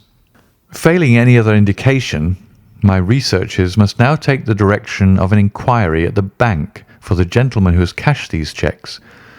But I fear, my dear fellow, that our case will end ingloriously by Lestrade hanging our client, which will certainly be a triumph for Scotland Yard. I do not know how far Sherlock Holmes took any sleep that night, but when I came down to breakfast I found him pale and harassed, his bright eyes the brighter for the dark shadows round them. The carpet round his chair was littered with cigarette ends and with the early editions of the morning papers. An open telegram lay upon the table. "What do you think of this, Watson?" he asked, tossing it across. It was from Norwood and ran as follows. "Important fresh evidence to hand. Macfarlane's guilt definitely established. Advise you to abandon case. Lestrade." "This sounds serious," said I. "It is Lestrade's little cock-a-doodle of victory," Holmes answered with a bitter smile. "And yet it may be premature to abandon the case. After all, important fresh evidence is a two-edged thing, and may possibly cut in a very different direction to that which Lestrade imagines. Take your breakfast, Watson, and we will go out together and see what we can do. I feel as if I shall need your company and your moral support today." My friend had no breakfast himself, for it was one of his peculiarities that in his more intense moments he would permit himself no food, and I have known him presume upon his iron strength until he has fainted from pure inanition. "At present I cannot spare energy and nerve force for digestion," he would say in answer to my medical remonstrances. I was not surprised, therefore, when this morning he left his untouched meal behind him and started with me for Norwood. A crowd of morbid sightseers were still gathered around Deepdene House, which was just such a suburban villa as I had pictured. Within the gates Lestrade met us, his face flushed with victory, his manner grossly triumphant. "Well, Mr. Holmes, have you proved us to be wrong yet? Have you found your tramp?" he cried. "I have formed no conclusion whatever," my companion answered. "But we formed ours yesterday, and now it proves to be correct. So you must acknowledge that we have been a little in front of you this time, Mr. Holmes." "You certainly have the air of something unusual having occurred," said Holmes. Lestrade laughed loudly. "Ha! You don't like being beaten any more than the rest of us do," said he. "A man can't expect always to have it his own way, can he, Dr. Watson? Step this way, if you please, gentlemen, and I think I can convince you once for all that it was John Macfarlane who did this crime." He led us through the passage and out into a dark hall beyond. "This is where young Macfarlane must have come out to get his hat after the crime was done," said he. "Now look at this." With dramatic suddenness, he struck a match and by its light exposed a stain of blood upon the whitewashed wall. As he held the match nearer, I saw that it was more than a stain. It was a well-marked print of a thumb. "Look at that with your magnifying glass, Mr. Holmes." "Yes, I am doing so." "You are aware that no two thumb marks are alike?" "I have heard something of the kind." "Well then, will you please compare that print with this wax impression of young Macfarlane's right thumb, taken by my orders this morning?" As he held the waxen print close to the bloodstain, it did not take a magnifying glass to see that the two were undoubtedly from the same thumb. It was evident to me that our unfortunate client was lost. "That is final," said Lestrade. "Yes, that is final," I involuntarily echoed. "It is final," said Holmes. Something in his tone caught my ear, and I turned to look at him. An extraordinary change had come over his face. It was writhing with inward merriment. His two eyes were shining like stars. It seemed to me that he was making desperate efforts to restrain a convulsive attack of laughter. "Dear me, dear me," he said at last. "Well now, who would have thought it? And how deceptive appearances may be, to be sure. Such a nice young man to look at. It is a lesson to us not to trust our own judgment, is it not, Lestrade?" "Yes, some of us are a little too much inclined to be cockasure, Mr. Holmes," said Lestrade. The man's insolence was maddening, but we could not resent it. What a providential thing that this young man should press his right thumb against the wall in taking his hat from the peg. Such a very natural action, too, if you come to think of it. Holmes was outwardly calm, but his whole body gave a wriggle of suppressed excitement as he spoke. "By the way, Lestrade, who made this remarkable discovery?" "It was the housekeeper, Mrs. Lexington, who drew the night constable's attention to it." "Where was the night constable?" "He remained on guard in the bedroom where the crime was committed, so as to see that nothing was touched." "But why didn't the police see this mark yesterday?" "Well, we had no particular reason to make a careful examination of the hall. Besides, it's not in a very prominent place, as you see." No, of course not. I suppose there is no doubt that the mark was there yesterday." Lestrade looked at Holmes as if he thought he was going out of his mind. I confess that I was myself surprised, both at his hilarious manner and at his rather wild observation. "I don't know whether you think that Macfarlane came out of jail in the dead of the night in order to strengthen the evidence against himself," said Lestrade. "I leave it to any expert in the world whether that is not the mark of his thumb." "It is unquestionably the mark of his thumb." "There, that's enough," said Lestrade. "I'm a practical man, Mr. Holmes, and when I've got my evidence I come to my conclusions. If you have anything to say, you'll find me writing my report in my sitting-room." Holmes had recovered his equanimity, though I still seemed to detect gleams of amusement in his expression. "Dear me, this is a very sad development, Watson, is it not?" said he. "And yet there are singular points about it which hold out some hopes for our client." "I'm delighted to hear it," said I heartily. "I was afraid it was all up with him." "I would hardly go so far as to say that, my dear Watson. The fact is that there is one really serious flaw in this evidence to which our friend attaches so much importance." "Indeed, Holmes, what is it?" "Only this, that I know that mark was not there when I examined the hall yesterday.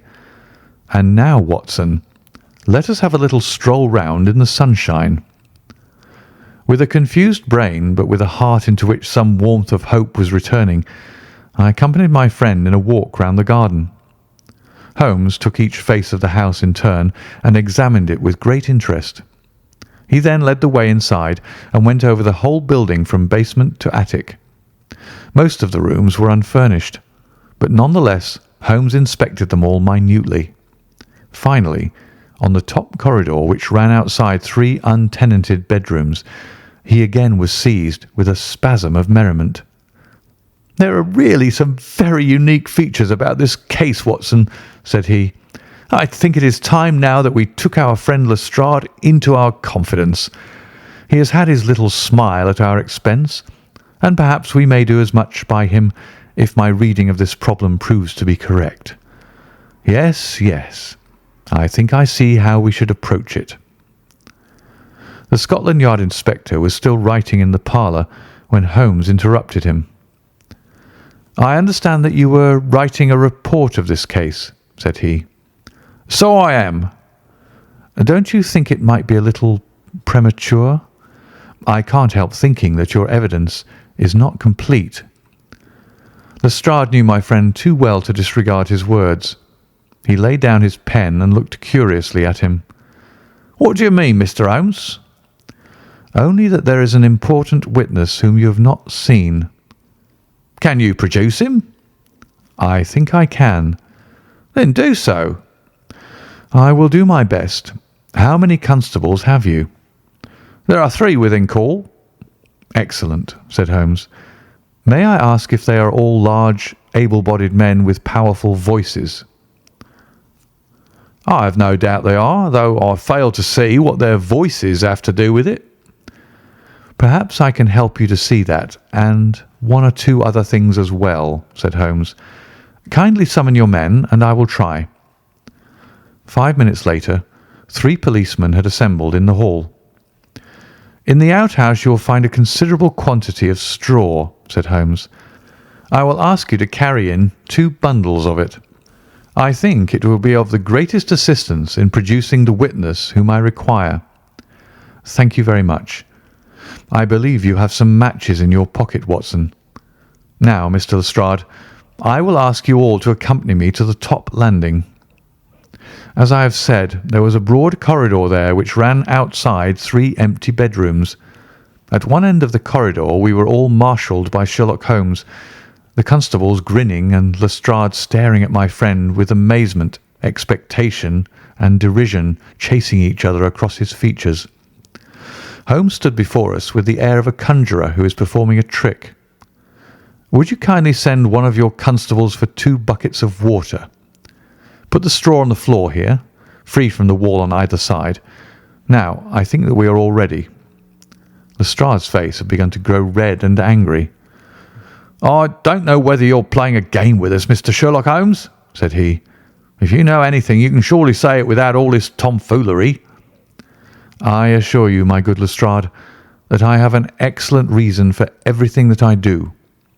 You may possibly remember that you chaffed me a little some hours ago when the sun seemed on your side of the hedge, so you must not grudge me a little pomp and ceremony now. Might I ask you, Watson, to open that window and then to put a match to the edge of the straw?" I did so, and driven by the draught, a coil of grey smoke swirled down the corridor, while the dry straw crackled and flamed. "Now we must see if we can find this witness for you, Lestrade. Might I ask you all to join in the cry of 'Fire'? Now then, 1, 2, 3, fire!" we all yelled. "Thank you. I will trouble you once again. Fire! Just once more, gentlemen, and all together. Fire!" The shout must have rung over Norwood. It had hardly died away when an amazing thing happened. A door suddenly flew open out of what appeared to be solid wall at the end of the corridor, and a little wizened man darted out of it like a rabbit out of its burrow. "Capital," said Holmes calmly. "Watson, a bucket of water over the straw. That will do. Lestrade, Allow me to present you with your principal missing witness, Mr. Jonas Oldacre." The detective stared at the newcomer with blank amazement. The latter was blinking in the bright light of the corridor and peering at us and at the smouldering fire. It was an odious face, crafty, vicious, malignant, with shifty light grey eyes and white lashes. "What's this, then?" said Lestrade at last. "What have you been doing all this time, eh?" Oldacre gave an uneasy laugh, shrinking back from the furious red face of the angry detective. "I have done no harm." "No harm? You've done your best to get an innocent man hanged. If it wasn't for this gentleman here, I'm not sure that you would not have succeeded." The wretched creature began to whimper.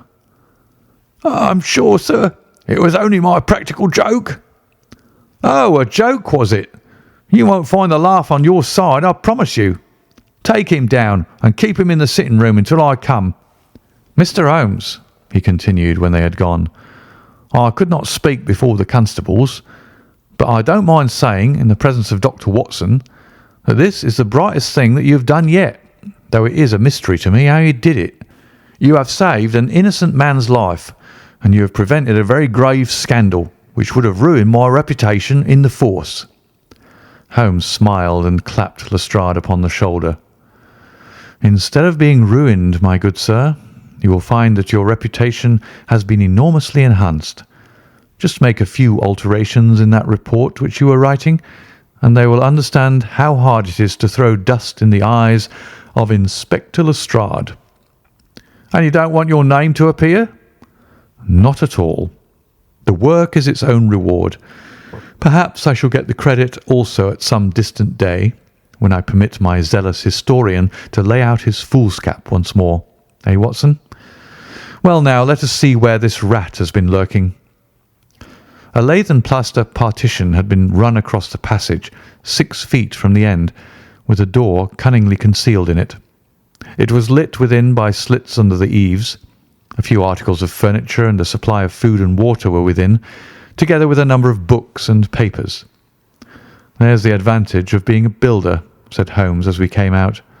He was able to fix up his own little hiding place without any confederate, save of course that precious housekeeper of his, whom I should lose no time in adding to your bag, Lestrade. "I'll take your advice.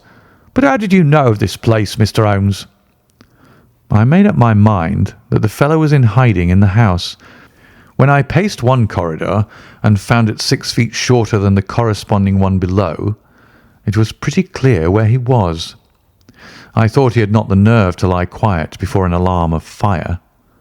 We could, of course, have gone in and taken him, but it amused me to make him reveal himself. Besides, I owed you a little mystification, Lestrade, for your chaff in the morning. "Well, sir, you certainly got equal with me on that. But how in the world did you know that he was in the house at all?" "The thumb mark, Lestrade. You said it was final, and so it was, in a very different sense. I knew it had not been there the day before.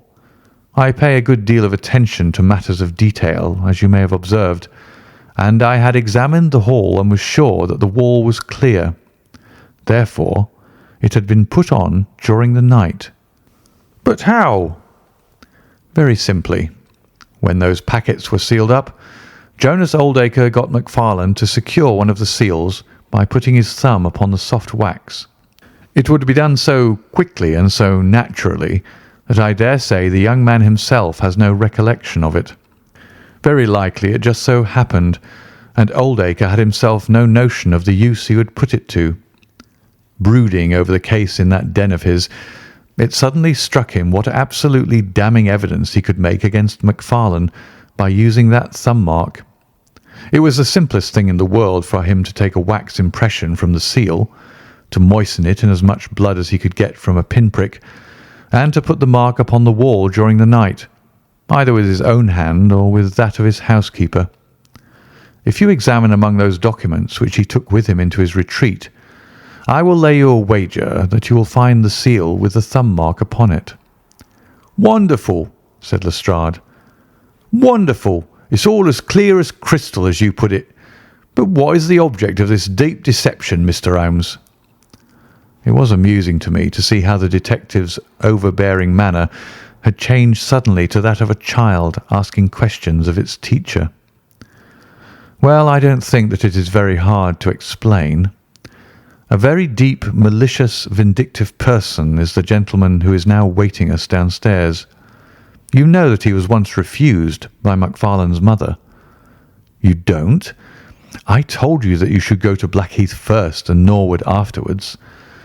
Well, this injury, as he would consider it, has rankled in his wicked, scheming brain, and all his life he has longed for vengeance, but never seen his chance. During the last year or two, things have gone against him, secret speculation, I think, and he finds himself in a bad way. He determines to swindle his creditors, and for this purpose he pays large cheques to a certain Mr. Cornelius, who is, I imagine, himself under another name. I have not traced these cheques yet, but I have no doubt that they were banked under that name at some provincial town where Oldacre from time to time led a double existence. He intended to change his name altogether, draw this money and vanish, starting life again elsewhere." "Well, that's likely enough." It would strike him that in disappearing he might throw all pursuit off his track, and at the same time have an ample and crushing revenge upon his old sweetheart. If he could give the impression that he had been murdered by her only child. It was a masterpiece of villainy, and he carried it out like a master. The idea of the will, which would have given an obvious motive for the crime, the secret visit unknown to his own parents, the retention of the stick, the blood and the animal remains and buttons in the woodpile, all were admirable. It was a net from which it seemed to me a few hours ago that there was no possible escape. But he had not that supreme gift of the artist, the knowledge of when to stop. He wished to improve that which was already perfect, to draw the rope tighter yet round the neck of his unfortunate victim, and so he ruined all. Let us descend, Lestrade. There are just one or two questions that I would ask him." The malignant creature was seated in his own parlour, with a policeman upon each side of him. "It was a joke, my good sir, a practical joke, nothing more," he whined incessantly. "I assure you, sir, that I simply concealed myself in order to see the effect of my disappearance, and I am sure that you would not be so unjust as to imagine that I would have allowed any harm to befall poor young Macfarlane." "That's for a jury to decide," said Lestrade. "Anyhow, we shall have you on a charge of conspiracy, if not for attempted murder." "And you'll probably find that your creditors will impound the banking account of Mr. Cornelius," said Holmes. The little man started and turned his malignant eyes upon my friend. "I have to thank you for a good deal," said he. "Perhaps I'll pay my debt some day." Holmes smiled indulgently.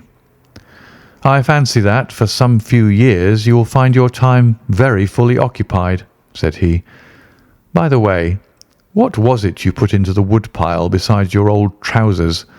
A dead dog, or rabbits, or what? You won't tell? Dear me, how very unkind of you. Well, well, I dare say that a couple of rabbits would account both for the blood and for the charred ashes. If ever you write an account, Watson, you can make rabbits serve your turn." End of The Adventure of the Norwood Builder.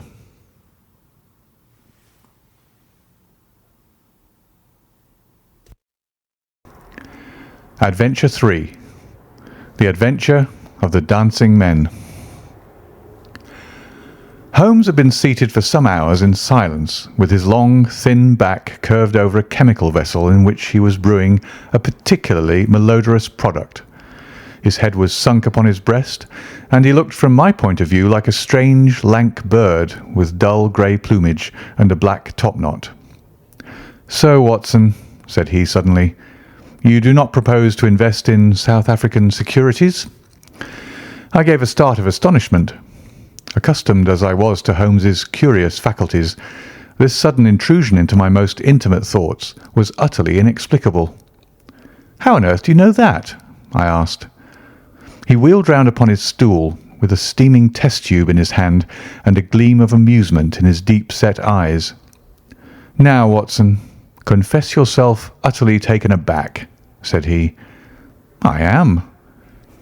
"I ought to make you sign a paper to that effect." "Why?" "Because in 5 minutes you will say that it is all so absurdly simple." "I am sure that I shall say nothing of the kind." "You see, my dear Watson," he propped his test tube in the rack and began to lecture with the air of a professor addressing his class, "it is not really difficult to construct a series of inferences, each dependent upon its predecessor and each simple in itself. If after doing so one simply knocks out all the central inferences and presents one's audience with the starting point and the conclusion, one may produce a startling, though possibly a meretricious effect. Now, it was not really difficult, by an inspection of the groove between your left forefinger and thumb, to feel sure that you did not propose to invest your small capital in the goldfields." "I see no connection." "Very likely not, but I can quickly show you a close connection. Here are the missing links of the very simple chain. 1. You had chalk between your left finger and thumb when you returned from the club last night. 2. You put chalk there when you play billiards to steady the cue. 3. You never play billiards except with Thurston. 4. You told me 4 weeks ago that Thurston had an option on some South African property which would expire in a month, and which he desired you to share with him. 5. Your cheque-book is locked in my drawer, and you have not asked for the key. 6. You do not propose to invest your money in this manner." "How absurdly simple!" I cried. "Quite so," said he, a little nettled. "Every problem becomes very childish when once it is explained to you. Here is an unexplained one. See what you can make of that, friend Watson." He tossed a sheet of paper upon the table and turned once more to his chemical analysis. I looked with amazement at the absurd hieroglyphics upon the paper. "Why, Holmes, it is a child's drawing," I cried. "Oh, that's your idea." "What else should it be?" "That is what Mr. Hilton Cubitt of Ridingthorpe Manor, Norfolk, is very anxious to know. This little conundrum came by the first post, and he was to follow by the next train. There's a ring at the bell, Watson. I should not be very much surprised if this were he." A heavy step was heard upon the stairs, and an instant later there entered a tall, ruddy, clean-shaven gentleman whose clear eyes and florid cheeks told of a life led far from the fogs of Baker Street. He seemed to bring a whiff of his strong, fresh, bracing East Coast air with him as he entered. Having shaken hands with each of us, he was about to sit down when his eye rested upon the paper with the curious markings which I had just examined and left upon the table. "Well, Mr. Holmes, what do you make of these?" he cried. "They told me that you are fond of queer mysteries, and I don't think you can find a queerer one than that. I sent the paper on ahead so that you might have time to study it before I came." "It is certainly rather a curious production," said Holmes. "At first sight it would appear to be some childish prank. It consists of a number of absurd little figures dancing across the paper upon which they are drawn. Why should you attribute any importance to so grotesque an object?" "I never should, Mr. Holmes, but my wife does. It is frightening her to death. She says nothing, but I can see terror in her eyes. That's why I want to sift the matter to the bottom." Holmes held up the paper so that the sunlight shone full upon it. It was a page torn from a notebook. The markings were done in pencil and ran in a particular way. Holmes examined it for some time and then folded it carefully up. He placed it in his pocket-book. "This promises to be a most interesting and unusual case," said he. "You gave me a few particulars in your letter, Mr. Hilton Cubitt, but I should be very much obliged if you would kindly go over it all again for the benefit of my dear friend Dr. Watson." "I'm not much of a storyteller," said our visitor, nervously clasping and unclasping his great, strong hands. "You'll just ask me anything that I don't make clear. I'll begin at the time of my marriage, last year. But I want to say first of all that though I'm not a rich man, my people have been at Ridingthorpe for a matter of 5 centuries, and there is no better-known family in the county of Norfolk. Last year I came up to London for the Jubilee, and I stopped at a boarding-house in Russell Square because Parker, the vicar of our parish, was staying in it. There was an American young lady there. Patrick was the name. Elsie Patrick. In some way we became friends until before my month was up I was as much in love as man could be. We were quietly married at a registry office, and we returned to Norfolk a wedded couple. You'll think it very mad, Mr. Holmes, that a man of a good old family should marry a wife in this fashion, knowing nothing of her past or of her people. But if you saw her and knew her, it would help you to understand. She was very straight about it, was Elsie. I can't say that she did not give me every chance of getting out of it if I wished to do so. I've had some very disagreeable associations in my life, said she. I wish to forget all about them. I'd rather never allude to the past, for it is very painful to me. If you take me, Hilton, you'll take a woman who is nothing that she need be personally ashamed of, but you'll have to be content with my word for it, and to allow me to be silent as to all that passed up to the time when I became yours. If these conditions are too hard, then go back to Norfolk and leave me to the lonely life in which you found me." It was only the day before our wedding that she said those very words to me. I told her that I was content to take her on her own terms, and I have been as good as my word. Well, we've been married now for a year, and very happy we've been. But about a month ago, at the end of June, I saw for the first time signs of trouble. One day my wife received a letter from America. I saw the American stamp. She turned deadly white, read the letter and threw it into the fire. She made no allusion to it afterwards. And I made none, for a promise is a promise. But she has never known an easy hour from that moment. There's always a look of fear upon her face, a look as if she were waiting and expecting. She would do better to trust me. She would find that I was her best friend. But until she speaks, I can say nothing. Mind you, she is a truthful woman, Mr. Holmes, and whatever trouble there may have been in her past life, it has been no fault of hers. I am only a simple Norfolk squire, but there is not a man in England who ranks his family honour more highly than I do. She knows it well, and she knew it well before she married me. She would never bring any stain upon it, of that I am sure. Well now, I come to the queer part of my story. About a week ago, it was the Tuesday of last week, I found on one of the window sills a number of absurd little dancing figures, like these upon the paper. They were scrawled with chalk. I thought it was the stable boy who had drawn them, but the lad swore he knew nothing about it. Anyhow, they had come there during the night. I had them washed out, and I only mentioned the matter to my wife afterwards. To my surprise, she took it very seriously, and begged me if any more came to let her see them. None did come for a week, and then yesterday morning I found this paper lying on the sundial in the garden. I showed it to Elsie, and down she dropped in a dead faint. Since then she'd looked like a woman in a dream, half dazed and with terror always lurking in her eyes. It was then that I wrote and sent the paper to you, Mr. Holmes. It was not a thing that I could take to the police, for they would have laughed at me. But you will tell me what to do. I'm not a rich man, but if there is any danger threatening my little woman, I would spend my last copper to shield her."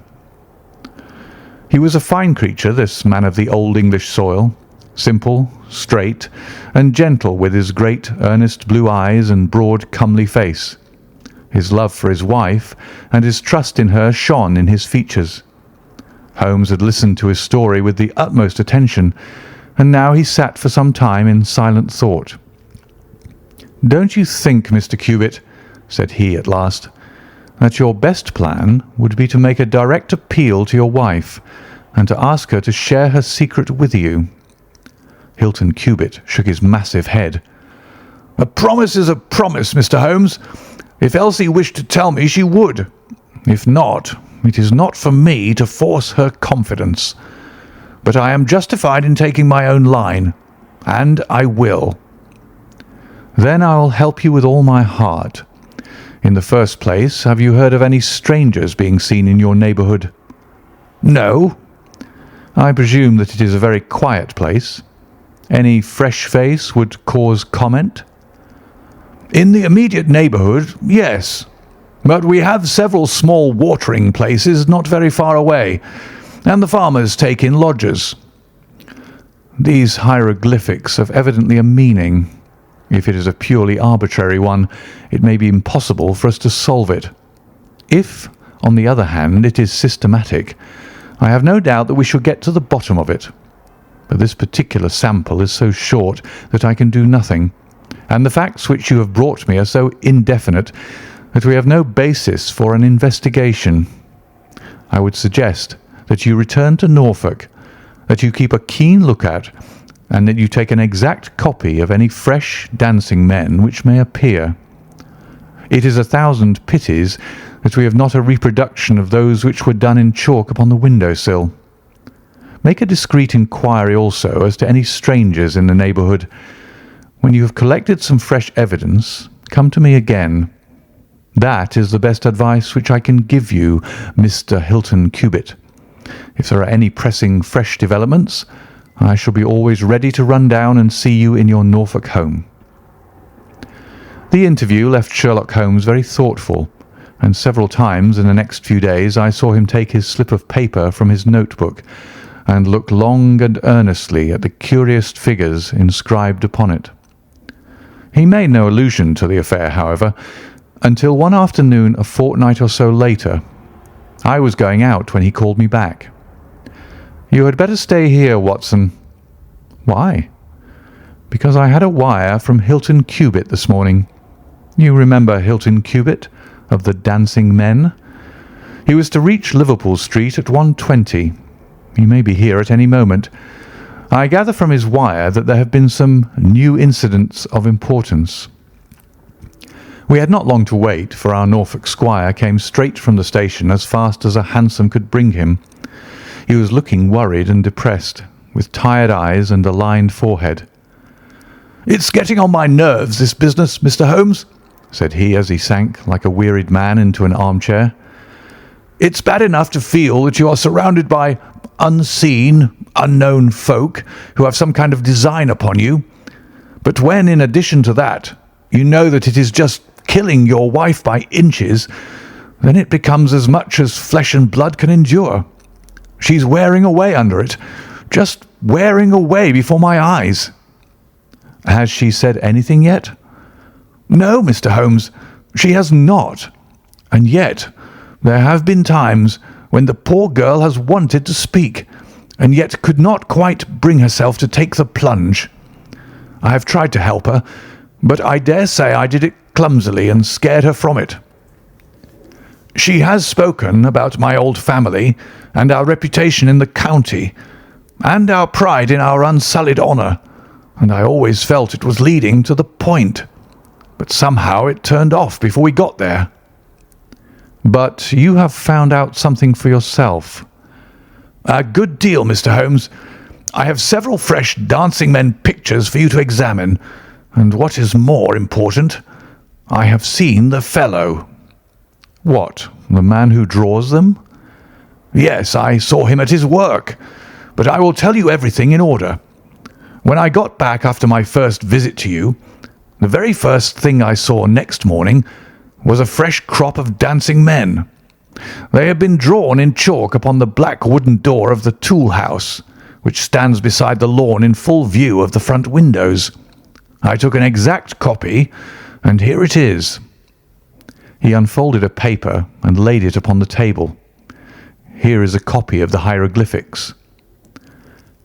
"Excellent," said Holmes. "Excellent. Pray continue." "When I had taken the copy, I rubbed out the marks, but 2 mornings later a fresh inscription had appeared. I have a copy of it here." Holmes rubbed his hands and chuckled with delight. "Our material is rapidly accumulating," said he. "3 days later, a message was left scrawled upon paper and placed under a pebble on the sundial. Here it is. The characters are, as you see, exactly the same as the last one. After that, I determined to lie in wait, so I got out my revolver and I sat up in my study, which overlooks the lawn and garden. About 2 in the morning, I was seated by the window, all being dark save for the moonlight outside, when I heard steps behind me, and there was my wife in her dressing gown. She implored me to come to bed. I told her frankly that I wished to see who it was who played such absurd tricks upon us. She answered that it was some senseless practical joke, and that I should not take any notice of it. "If it really annoys you, Hilton, we might go and travel, you and I, and so avoid this nuisance." "What, be driven out of our own house by a practical joker?" said I. "Why, we should have the whole county laughing at us." "Well, come to bed," said she, "and we can discuss it in the morning." Suddenly, as she spoke, I saw her white face grow whiter yet in the moonlight, and her hand tightened upon my shoulder. Something was moving in the shadow of the tool house. I saw a dark, creeping figure which crawled around the corner and squatted in front of the door. Seizing my pistol, I was rushing out when my wife threw her arms around me and held me with convulsive strength. I tried to throw her off, but she clung to me most desperately. At last I got clear, but by the time I had opened the door and reached the house, the creature was gone. He had left a trace of his presence, however, for there on the door was the very same arrangement of dancing men which had already twice appeared, and which I had copied on that paper. There was no other sign of the fellow anywhere, though I ran all over the grounds, and yet the amazing thing is that he must have been there all the time, for when I examined the door again in the morning, he had scrawled some more of his pictures under the line which I had already seen." "Have you that fresh drawing?" "Yes, it is very short, but I made a copy of it, and here it is." Again he produced a paper. The new dance was in a different form. "Tell me," said Holmes, and I could see by his eyes that he was much excited. "Was this a mere addition to the first, or did it appear to be entirely separate?" "It was on a different panel of the door." "Excellent. This is far the most important of all for our purpose. It fills me with hopes. Now, Mr. Hilton Cubitt, please continue your most interesting statement." "I have nothing more to say, Mr. Holmes, except that I was angry with my wife that night for having held me back when I might have caught the skulking rascal. She said that she feared that I might come to harm.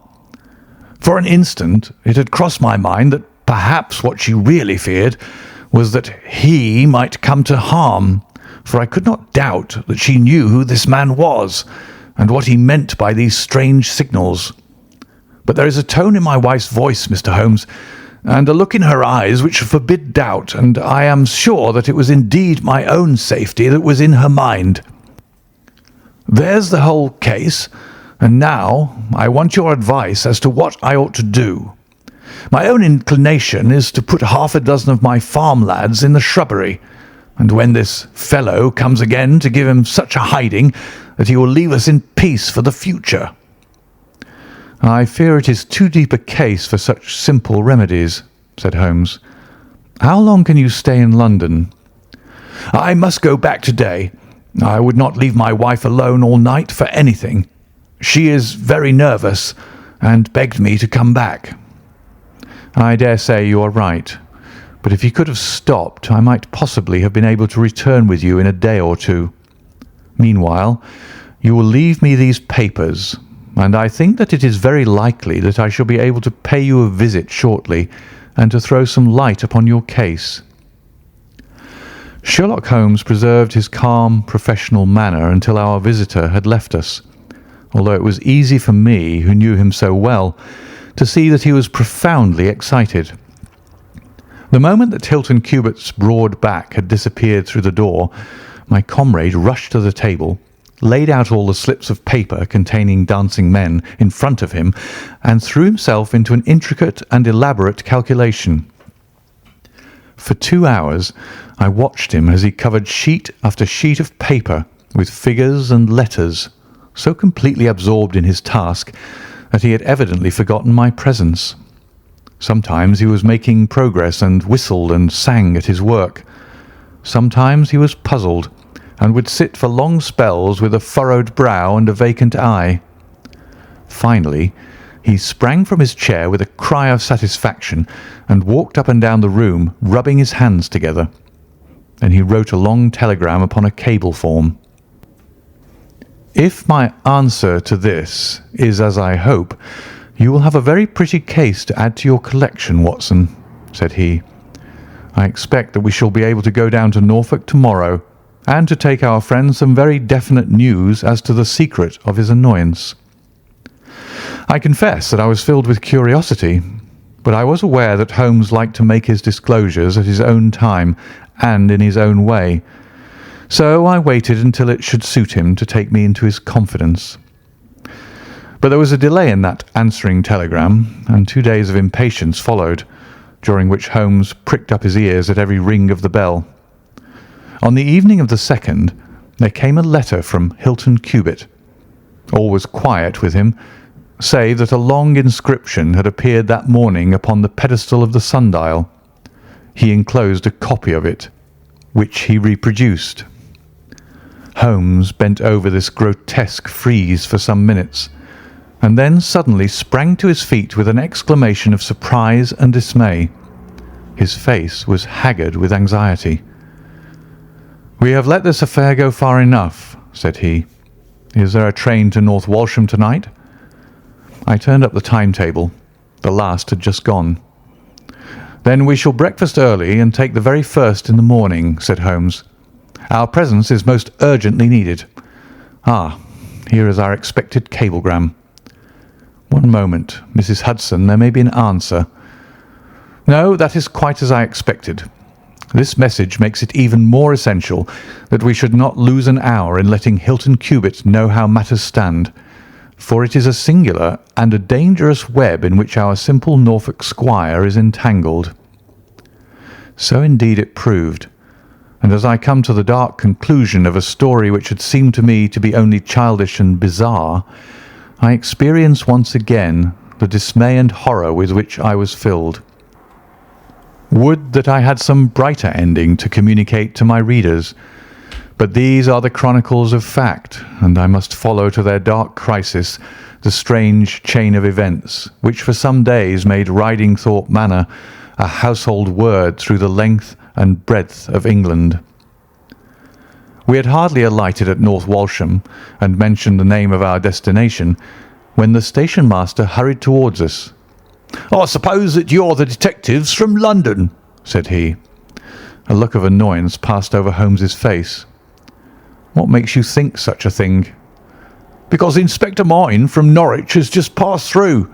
But maybe you're the surgeons. She's not dead, or wasn't by last accounts. He may be in time to save her yet, though it be for the gallows." Holmes's brow was dark with anxiety. "We are going to Ridingthorpe Manor," said he, "but we have heard nothing of what has passed there." "It's a terrible business," said the station master. "They are shot, both Mr. Hilton Cubit and his wife. She shot him and then herself, so the servants say. He's dead and her life is despaired of. Dear, dear, one of the oldest families in the county of Norfolk, and one of the most honoured." Without a word, Holmes hurried to a carriage, and during the long 7 miles drive he never opened his mouth. Seldom have I seen him so utterly despondent. He had been uneasy during all our journey from town, and I had observed that he had turned over the morning papers with anxious attention. But now this sudden realization of his worst fears left him in a blank melancholy. He leaned back in his seat, lost in gloomy speculation. Yet there was much around to interest us, for we were passing through as singular a countryside as any in England, where a few scattered cottages represented the population of today, while on every hand enormous square-towered churches bristled up from the flat green landscape and told of the glory and prosperity of old East Anglia. At last the violent rim of the German Ocean appeared over the green edge of the Norfolk coast, and the driver pointed with his whip to two old brick and timber gables which projected from a grove of trees. "That's Ridingthorpe Manor," said he. As we drove up to the porticoed front door, I observed in front of it, beside the tennis lawn, the black tool house and the pedestal sundial with which we had such strange associations. A dapper little man with a quick, alert manner and a waxed moustache had just descended from a high dog-cart. He introduced himself as Inspector Martin of the Norfolk Constabulary, and he was considerably astonished when he heard the name of my companion. "Why, Mr. Holmes, the crime was only committed at 3 this morning. How could you hear of it in London and get to the spot as soon as I?" "I anticipated it. I came in the hope of preventing it." "Then you must have important evidence of which we are ignorant, for they were said to be a most united couple." "I have only the evidence of the dancing men," said Holmes. "I will explain the matter to you later. Meanwhile, since it is too late to prevent this tragedy, I am very anxious that I should use the knowledge which I possess in order to ensure that justice be done. Will you associate me in your investigation, or will you prefer that I should act independently?" "I should be proud to feel that we were acting together, Mr. Holmes," said the inspector earnestly. "In that case I should be glad to hear the evidence and to examine the premises without an instant of unnecessary delay." Inspector Martin had the good sense to allow my friend to do things in his own fashion, and contented himself with carefully noting the results. The local surgeon, an old white-haired man, had just come down from Mrs. Hilton Cubit's room, and he reported that her injuries were serious but not necessarily fatal. The bullet had passed through the front of her brain, and it would probably be some time before she could regain consciousness. On the question of whether she had been shot or had shot herself, he would not venture to express any decided opinion. Certainly the bullet had been discharged at very close quarters. There was only the one pistol found in the room, 2 barrels of which had been emptied. Mr. Hilton Cubit had been shot through the heart. It was equally conceivable that he had shot her and then himself, or that she had been the criminal, for the revolver lay upon the floor midway between them. "Has he been moved?" asked Holmes. "We have moved nothing except the lady. We could not leave her lying wounded upon the floor." "How long have you been here, Doctor?" "Since 4 o'clock."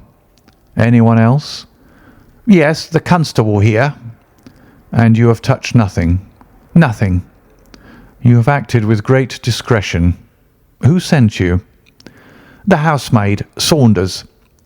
"Was it she who gave the alarm?" "She and Mrs. King, the cook." "Where are they now?" "In the kitchen, I believe." "Then I think we had better hear their story at once." The old hall, oak-panelled and high-windowed, had been turned into a court of investigation. Holmes sat in a great old-fashioned chair, his inexorable eyes gleaming out of his haggard face. I could read in them a set purpose to devote his life to this quest until the client whom he had failed to save should at last be avenged. The trim Inspector Martin, the old grey-headed country doctor, myself, and a stolid village policeman made up the rest of that strange company. The 2 women told their story clearly enough. They had been aroused from their sleep by the sound of an explosion, which had been followed a minute later by a second one. They slept in adjoining rooms, and Mrs. King had rushed in to Saunders. Together they had descended the stairs. The door of the study was open, and a candle was burning upon the table.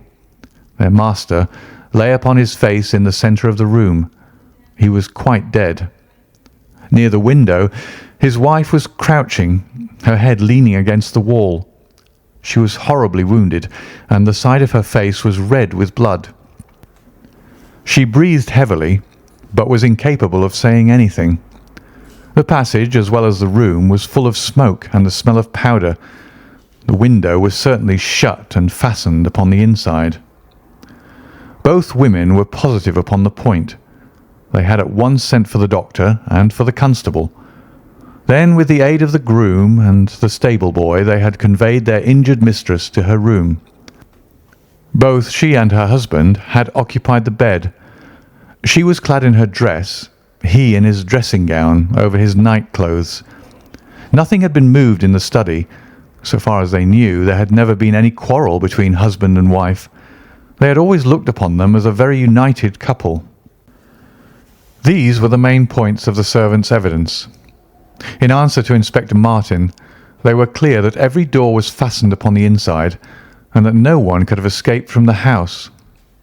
In answer to Holmes, they both remembered that they were conscious of the smell of powder from the moment that they ran out of their rooms upon the top floor.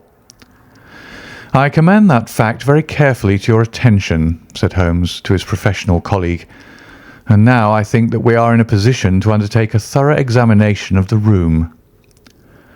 The study proved to be a small chamber, lined on three sides with books and with a writing table facing an ordinary window, which looked out upon the garden. Our first attention was given to the body of the unfortunate squire, whose huge frame lay stretched across the room. His disordered dress showed that he had been hastily aroused from sleep. The bullet had been fired at him from the front and had remained in his body after penetrating the heart. His death had certainly been instantaneous and painless. There was no powder marking either upon his dressing gown or on his hands. According to the country surgeon, the lady had stains upon her face, but none upon her hand. The absence of the latter means nothing, though its presence may mean everything, said Holmes. Unless the powder from a badly fitting cartridge happens to spurt backward, one may fire many shots without leaving a sign. I would suggest that Mr. Cubitt's body may now be removed. I suppose, Doctor, you have not recovered the bullet which wounded the lady. A serious operation will be necessary before that can be done, but there are still 4 cartridges in the revolver. 2 have been fired and 2 wounds inflicted, so that each bullet can be accounted for. So it would seem, said Holmes. Perhaps you can account also for the bullet which has so obviously struck the edge of the window. He had turned suddenly, and his long thin finger was pointing to a hole which had been drilled right through the lower window sash, about an inch above the bottom. "By George!" cried the inspector. "However did you see that?" "Because I looked for it." "Wonderful," said the country doctor. "You are certainly right, sir. Then a 3rd shot has been fired, and therefore a 3rd person must have been present. But who could that have been, and how could he have got away?" "That is the problem which we are now about to solve," said Sherlock Holmes. "You remember, Inspector Martin, when the servants said that on leaving their room they were at once conscious of a smell of powder. I remarked that the point was an extremely important one." "Yes, sir, but I confess I did not quite follow you." "It suggested that at the time of the firing the window as well as the door of the room had been open. Otherwise the fumes of powder could not have been blown so rapidly through the house. A draught in the room was necessary for that. Both door and window were only open for a very short time, however." "How could you prove that?" "Because the candle was not guttered." "Capital!" cried the inspector. "Capital!" Feeling sure that the window had been open at the time of the tragedy, I conceived that there might have been a 3rd person in the affair, who stood outside this opening and fired through it. Any shot directed at this person might hit the sash. I looked, and there, sure enough, was the bullet mark. "But how came the window to be shut and fastened?" "The woman's first instinct would be to shut and fasten the window. But, hello, what is this?" It was a lady's handbag which stood upon the study table, a trim little handbag of crocodile skin and silver. Holmes opened it and turned the contents out. There were £25 notes of the Bank of England, held together by an india-rubber band, nothing else. "This must be preserved, for it will figure in the trial," said Holmes as he handed the bag with its contents to the inspector. "It is now necessary that we should try to throw some light upon this third bullet, which has clearly, from the splintering of the wood, been fired from inside the room. I should like to see Mrs. King, the cook, again. You said, Mrs. King, that you were awakened by a loud explosion.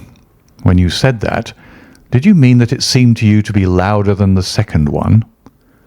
"Well, sir, it wakened me from my sleep, so it is hard to judge, but it did seem very loud." "You don't think that it might have been two shots fired almost at the same instant?" "I'm sure I couldn't say, sir." "I believe that it was undoubtedly so. I rather think, Inspector Martin, that we have now exhausted all that this room can teach us. If you will kindly step round with me, we shall see what fresh evidence the garden has to offer." A flower bed extended up to the study window, and we all broke into an exclamation as we approached it. The flowers were trampled down, and the soft soil was imprinted all over with footmarks. Large, masculine feet they were, with peculiarly long, sharp toes. Holmes hunted about among the grass and leaves like a retriever after a wounded bird. Then, with a cry of satisfaction, he bent forward and picked up a little brazen cylinder. "I thought so," said he. "The revolver had an ejector, and here is the third cartridge. I really think, Inspector Martin, that our case is almost complete."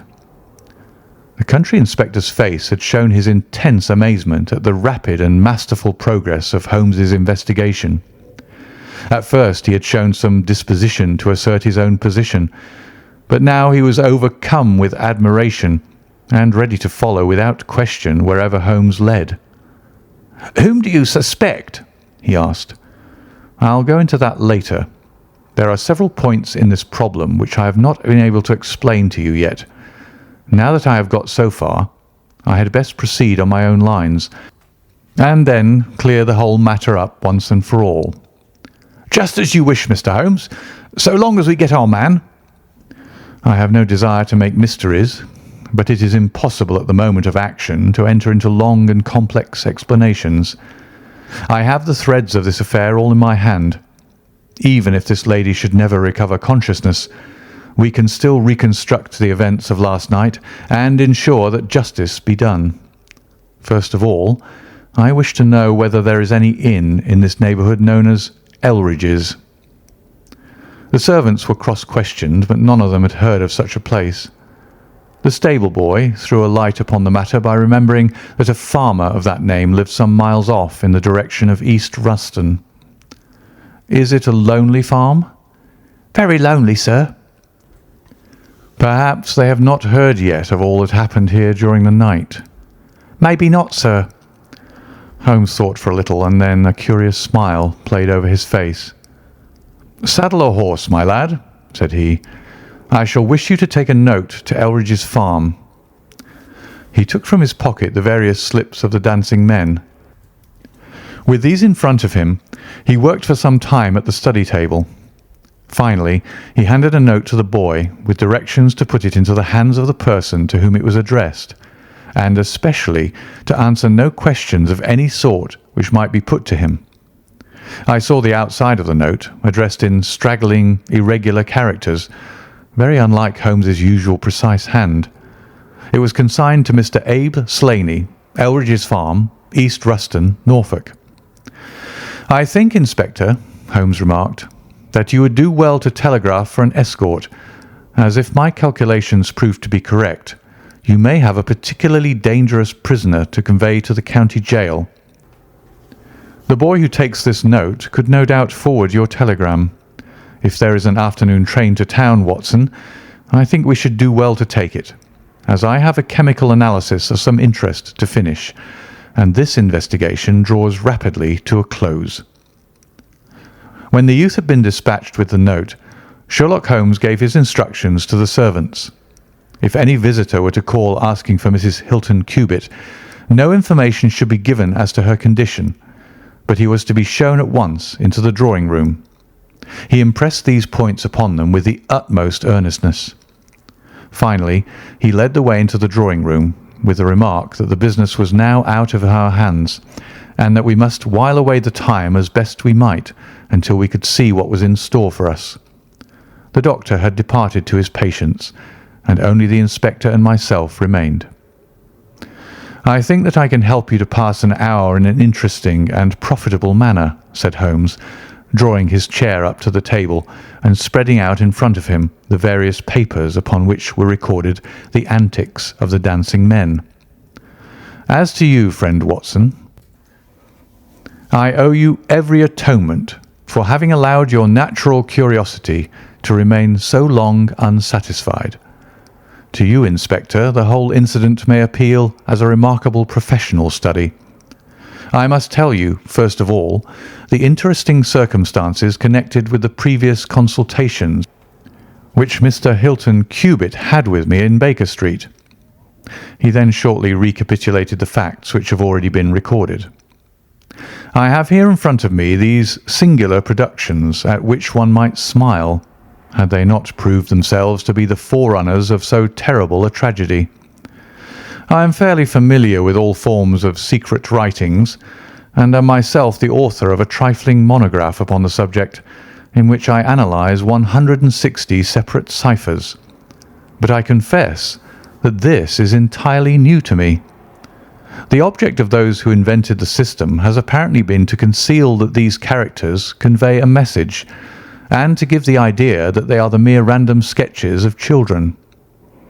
Having once recognised, however, that the symbols stood for letters, and having applied the rules which guide us in all forms of secret writings, the solution was easy enough. The first message submitted to me was so short that it was impossible for me to do more than to say, with some confidence, that the symbol XXX stood for E. As you are aware, E is the most common letter in the English alphabet, and it predominates to so marked an extent that even in a short sentence one would expect to find it most often. Out of 15 symbols in the first message, 4 were the same, so it was reasonable to set this down as E. It is true that in some cases the figure was bearing a flag, and in some cases not, but it was probable from the way in which the flags were distributed that they were used to break the sentence up into words. I accepted this as a hypothesis, and noted that E was represented by XXX. But now came the real difficulty of the inquiry. The order of the English letters after E is by no means well marked, and any preponderance which may be shown in an average of a printed sheet may be reversed in a single short sentence. Speaking roughly, TAOINSHRD and L are the numerical order in which letters occur, but T, A, O and I are very nearly abreast of each other, and it would be an endless task to try each combination until a meaning was arrived at. I therefore waited for fresh material. In my second interview with Mr. Hilton Cubitt, he was able to give me 2 other short sentences and 1 message, which appeared, since there was no flag, to be a single word. Here are the symbols. Now, in the single word I've already got the 2 E's coming second and fourth in a word of 5 letters. It might be sever, or lever, or never. There can be no question that the latter as a reply to an appeal is far the most probable, and the circumstances pointed to its being a reply written by the lady. Accepting it as correct, we are now able to say that the symbols stand respectively for N, V, and R. Even now I was in considerable difficulty, but a happy thought put me in possession of several other letters. It occurred to me that if these appeals came as I expected from someone who had been intimate with the lady in her early life, A combination which contained two E's with three letters between might very well stand for the name Elsie. On examination, I found that such a combination formed the termination of the message, which was 3 times repeated. It was certainly some appeal to Elsie.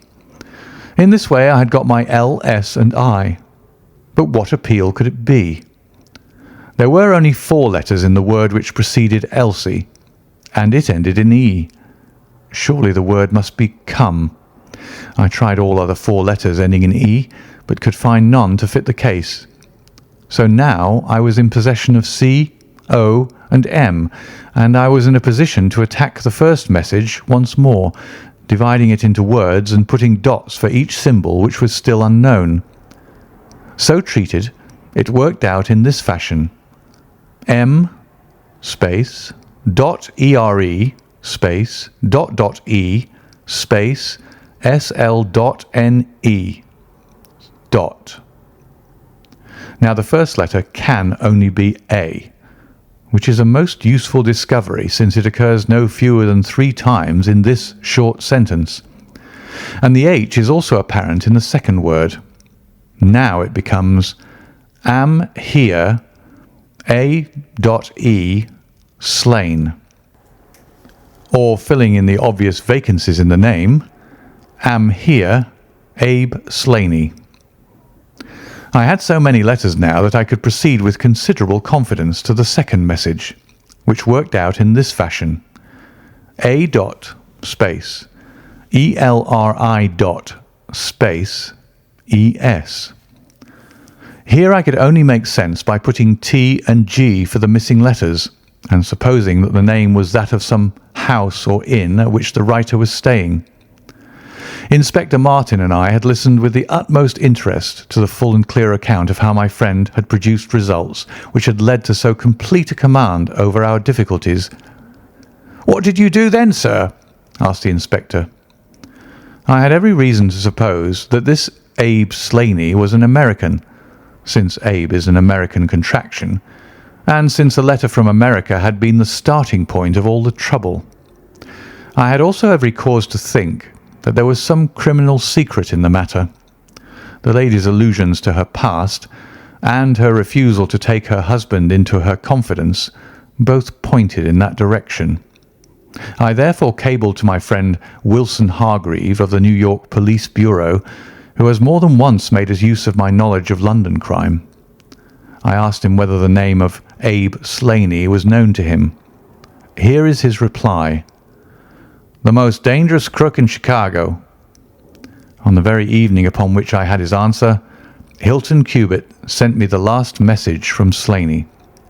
Working with known letters, it took this form: Elsie .re.are space to meet thy go. The addition of a P and a D completed a message which showed me that the rascal was proceeding from persuasion to threats, and my knowledge of the crooks of Chicago prepared me to find that he might very rapidly put his words into action. I at once came to Norfolk with my friend and colleague, Dr. Watson, but unhappily only in time to find that the worst had already occurred. "It is a privilege to be associated with you in the handling of a case," said the inspector warmly. "You will excuse me, however, if I speak frankly to you. You are only answerable to yourself, but I have to answer to my superiors. If this Abe Slaney, living at Elridge's, is indeed the murderer, and if he has made his escape while I am seated here, I should certainly get into serious trouble." "You need not be uneasy. He will not try to escape." "How do you know?" "To fly would be a confession of guilt." "Then let us go arrest him." "I expect him here every instant." "But why should he come?" "Because I have written and asked him." "But this is incredible, Mr. Holmes. Why should he come because you have asked him? Would not such a request rather rouse his suspicions and cause him to fly?" "I think I have known how to frame the letter," said Sherlock Holmes. "In fact, if I am not very much mistaken, here is the gentleman himself coming up the drive." A man was striding up the path which led to the door. He was a tall, handsome, swarthy fellow, clad in a suit of grey flannel with a Panama hat, a bristling black beard, and a great, aggressive hooked nose, and flourishing a cane as he walked. He swaggered up a path as if the place belonged to him, and we heard his loud, confident peal at the bell. "I think, gentlemen," said Holmes quietly, "that we had best take up our position behind the door. Every precaution is necessary when dealing with such a fellow. You will need your handcuffs, Inspector. You can leave the talking to me."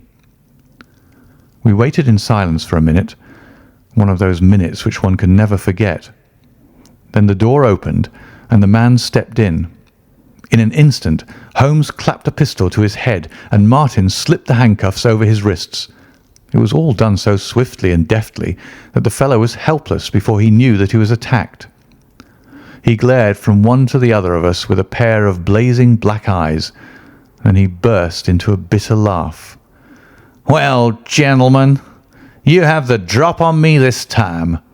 I seem to have knocked up against something hard, but I came here in answer to a letter from Mrs. Hilton Cubitt. Don't tell me that she is in this. Don't tell me that she helped to set a trap for me." "Mrs. Hilton Cubitt was seriously injured and is at death's door." The man gave a hoarse cry of grief which rang through the house. "You're crazy!" he cried fiercely. "It was he that was hurt, not she. Who would have hurt little Elsie? I may have threatened her, God forgive me, but I would not have touched a hair of her pretty head. Take it back, you! Say that she is not hurt." "She was found badly wounded by the side of her dead husband." He sank with a deep groan on the settee and buried his face in his manacled hands. For 5 minutes he was silent. Then he raised his face once more and spoke with the cold composure of despair. "I have nothing to hide from you, gentlemen," said he. "If I shot the man, he had a shot at me, and there's no murder in that. But if you think I could have hurt that woman, then you don't know either me or her. I tell you, there was never a man in this world loved a woman more than I loved her. I had a right to her. She was pledged to me years ago. Who was this Englishman that he should come between us? I tell you that I had the first right to her, and that I was only claiming my own." "She broke away from your influence when she found the man that you are," said Holmes sternly. "She fled from America to avoid you, and she married an honourable gentleman in England. You dogged her and followed her, and made her life a misery to her, in order to induce her to abandon the husband whom she loved and respected in order to fly with you, whom she feared and hated. You have ended by bringing about the death of a noble man and driving his wife to suicide. That is your record in this business, Mr. Abe Slaney, and you will answer for it to the law."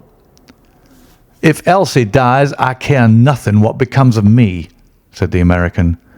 He opened one of his hands and looked at a note crumpled up in his palm. "See here, mister," he cried with a gleam of suspicion in his eyes. "You're not trying to scare me over this, are you? If the lady is hurt as bad as you say, who was it that wrote this note?" He tossed it forward onto the table.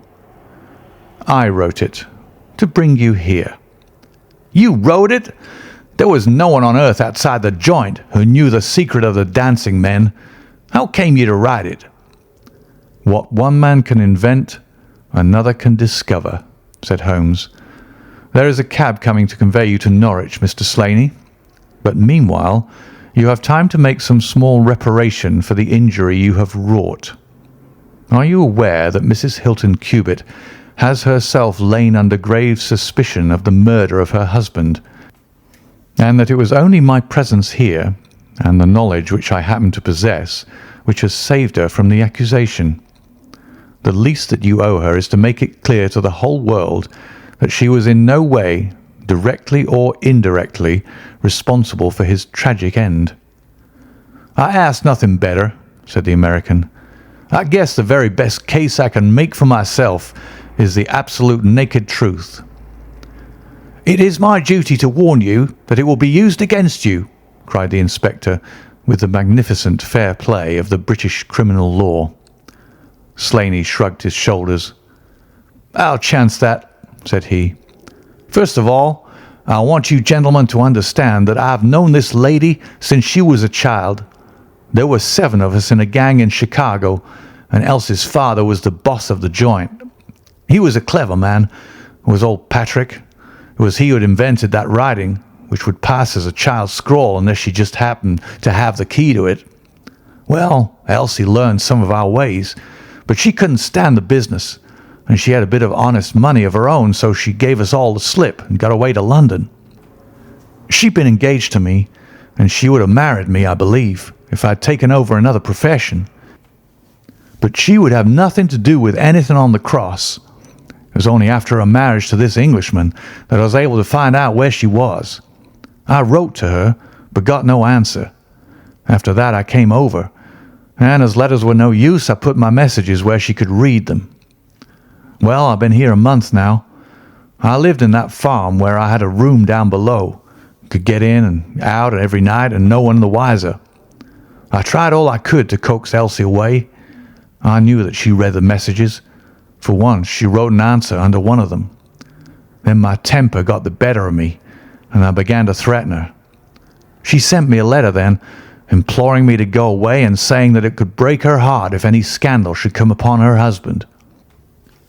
She said that she would come down when her husband was asleep at 3 in the morning and speak with me through the end window if I would go away afterwards and leave her in peace. She came down and brought money with her, trying to bribe me to go.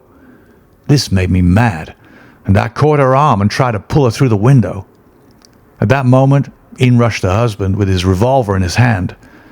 Elsie had sunk down upon the floor, and we were face to face. I was healed also, and I held up my gun to scare him off and let me get away. He fired and missed me. I pulled off almost at the same instant, and down he dropped. I made away across the garden, and as I went I heard the window shut behind me. That's God's truth, gentlemen, every word of it. And I heard no more about it until that lad came riding up with a note which made me walk in here like a jay and give myself into your hands." A cab had drawn up whilst the American had been talking. 2 uniformed policemen sat inside.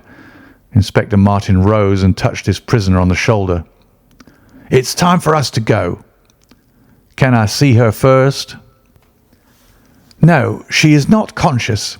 Mr. Sherlock Holmes, I only hope that if ever again I have an important case, I shall have the good fortune to have you by my side." We stood at the window and watched the cab drive away. As I turned back, my eye caught the pellet of paper which the prisoner had tossed upon the table. It was the note with which Holmes had decoyed him. "See if you can read it, Watson," said he with a smile.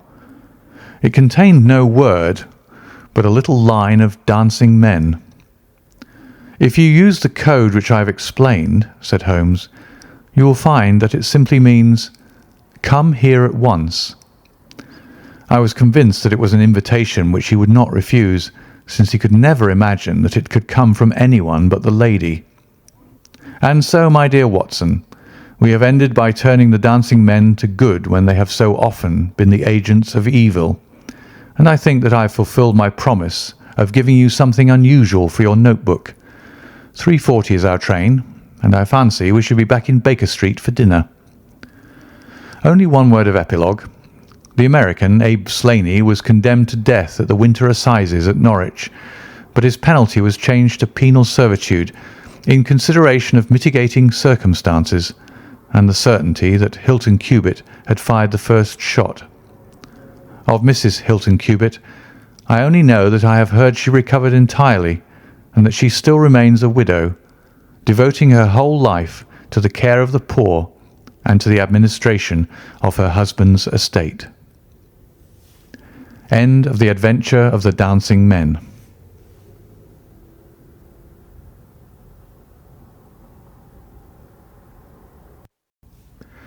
Adventure 4. The Adventure of the Solitary Cyclist. From the years 1894 to 1901 inclusive, Mr. Sherlock Holmes was a very busy man. It is safe to say that there was no public case of any difficulty in which he was not consulted during those 8 years, and there were hundreds of private cases, some of them of the most intricate and extraordinary character, in which he played a prominent part. Many startling successes and a few unavoidable failures were the outcome of this long period of continuous work. As I've preserved very full notes of all these cases, and was myself personally engaged in many of them, it may be imagined that it is no easy task to know which I should select to lay before the public. I shall, however, preserve my former rule, and give the preference to those cases which derive their interest not so much from the brutality of the crime as from the ingenuity and dramatic quality of the solution. For this reason, I will now lay before the reader the facts connected with Miss Violet Smith, the solitary cyclist of Charlington, and the curious sequel of our investigation, which culminated in unexpected tragedy. It is true that the circumstance did not admit of any striking illustration of those powers for which my friend was famous, but there were some points about the case which made it stand out in those long records of crime from which I gather the material for these little narratives. On referring to my notebook for the year 1895, I find that it was upon Saturday the 23rd of April that we first heard of Miss Violet Smith. Her visit was, I remember, extremely unwelcome to Holmes, for he was immersed at the moment in a very abstruse and complicated problem concerning the peculiar persecution to which John Vincent Harden, the well-known tobacco millionaire, had been subjected. My friend, who loved above all things precision and concentration of thought, resented anything which distracted his attention from the matter in hand. And yet, without a harshness which was foreign to his nature, it was impossible to refuse to listen to the story of the young and beautiful woman, tall, graceful, and queenly, who presented herself at Baker Street late in the evening and implored his assistance and advice. It was vain to urge that his time was already fully occupied, for the young lady had come with the determination to tell her story, and it was evident that nothing short of force could get her out of the room until she had done so. With a resigned air and a somewhat weary smile, Holmes begged the beautiful intruder to take a seat and to inform us what it was that was troubling her. "At least it cannot be your health," said he, as his keen eyes darted over her. "So ardent a bicyclist must be full of energy." She glanced down in surprise at her own feet, and I observed the slight roughening of the side of the sole caused by the friction of the edge of the pedal. "Yes, I bicycle a good deal, Mr. Holmes, and that has something to do with my visit to you today."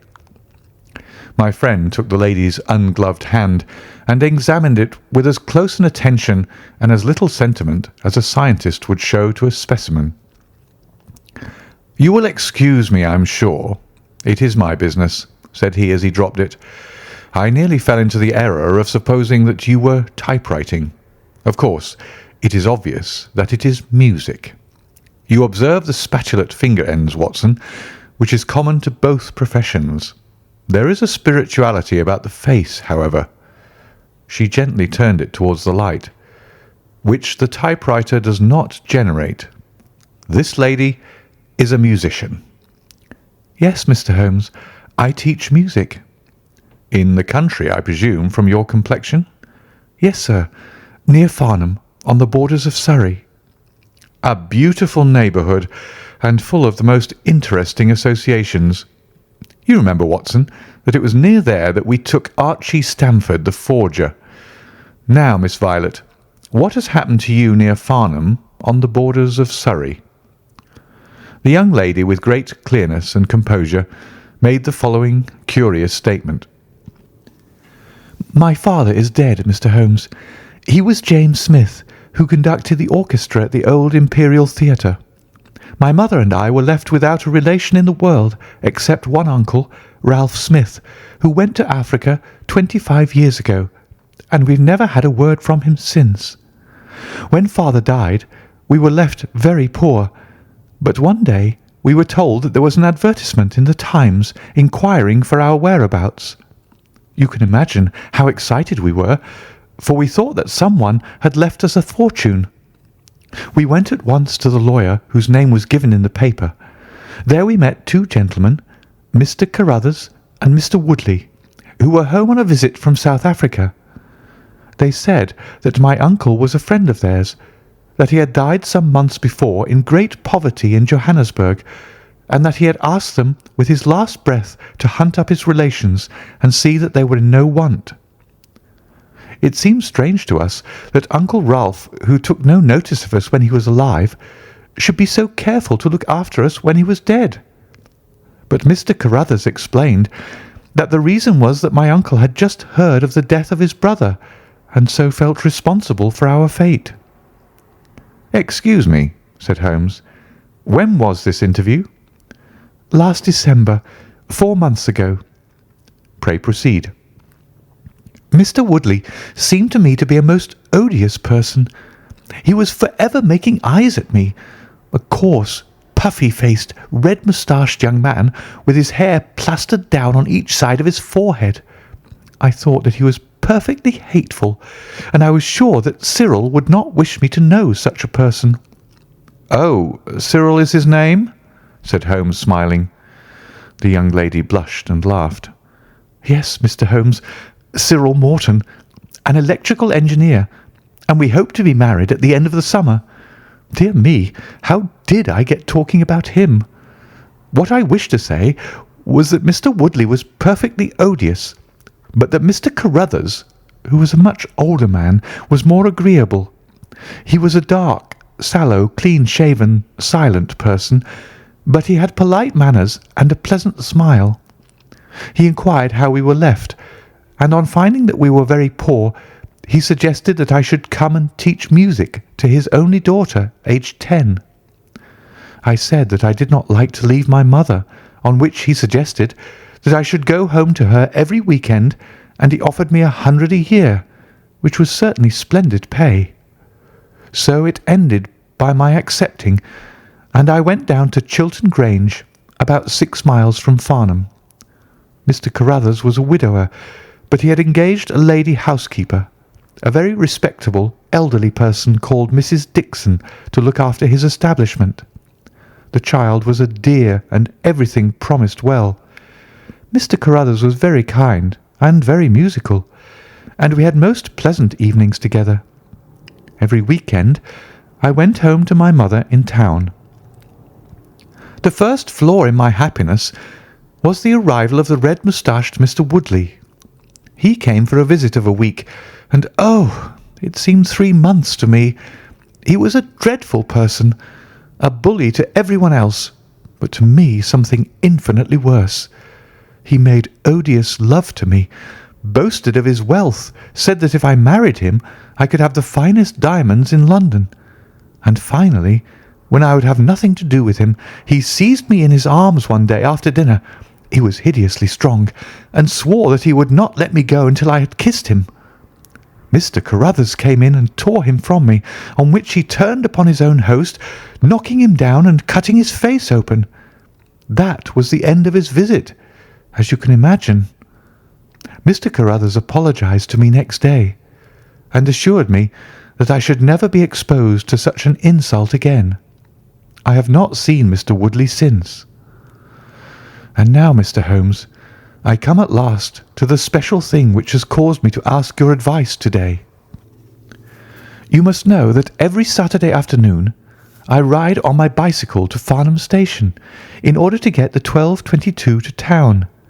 The road from Chiltern Grange is a lonely one, and at one spot it is particularly so, for it lies for over a mile between Charlington Heath upon one side and the woods which lie around Charlington Hall upon the other. You could not find a more lonely tract of road anywhere, and it is quite rare to meet so much as a cart or a peasant until you reach the high road near Crooksbury Hill. 2 weeks ago I was passing this place when I chanced to look over my shoulder and about 200 yards behind me I saw a man, also on a bicycle. He seemed to be a middle-aged man with a short, dark beard. I looked back before I reached Farnham, but the man was gone, so I thought no more about it. But you can imagine how surprised I was, Mr. Holmes, when on my return on the Monday I saw the same man on the same stretch of road. My astonishment was increased when the incident occurred again, exactly as before on the following Saturday and Monday.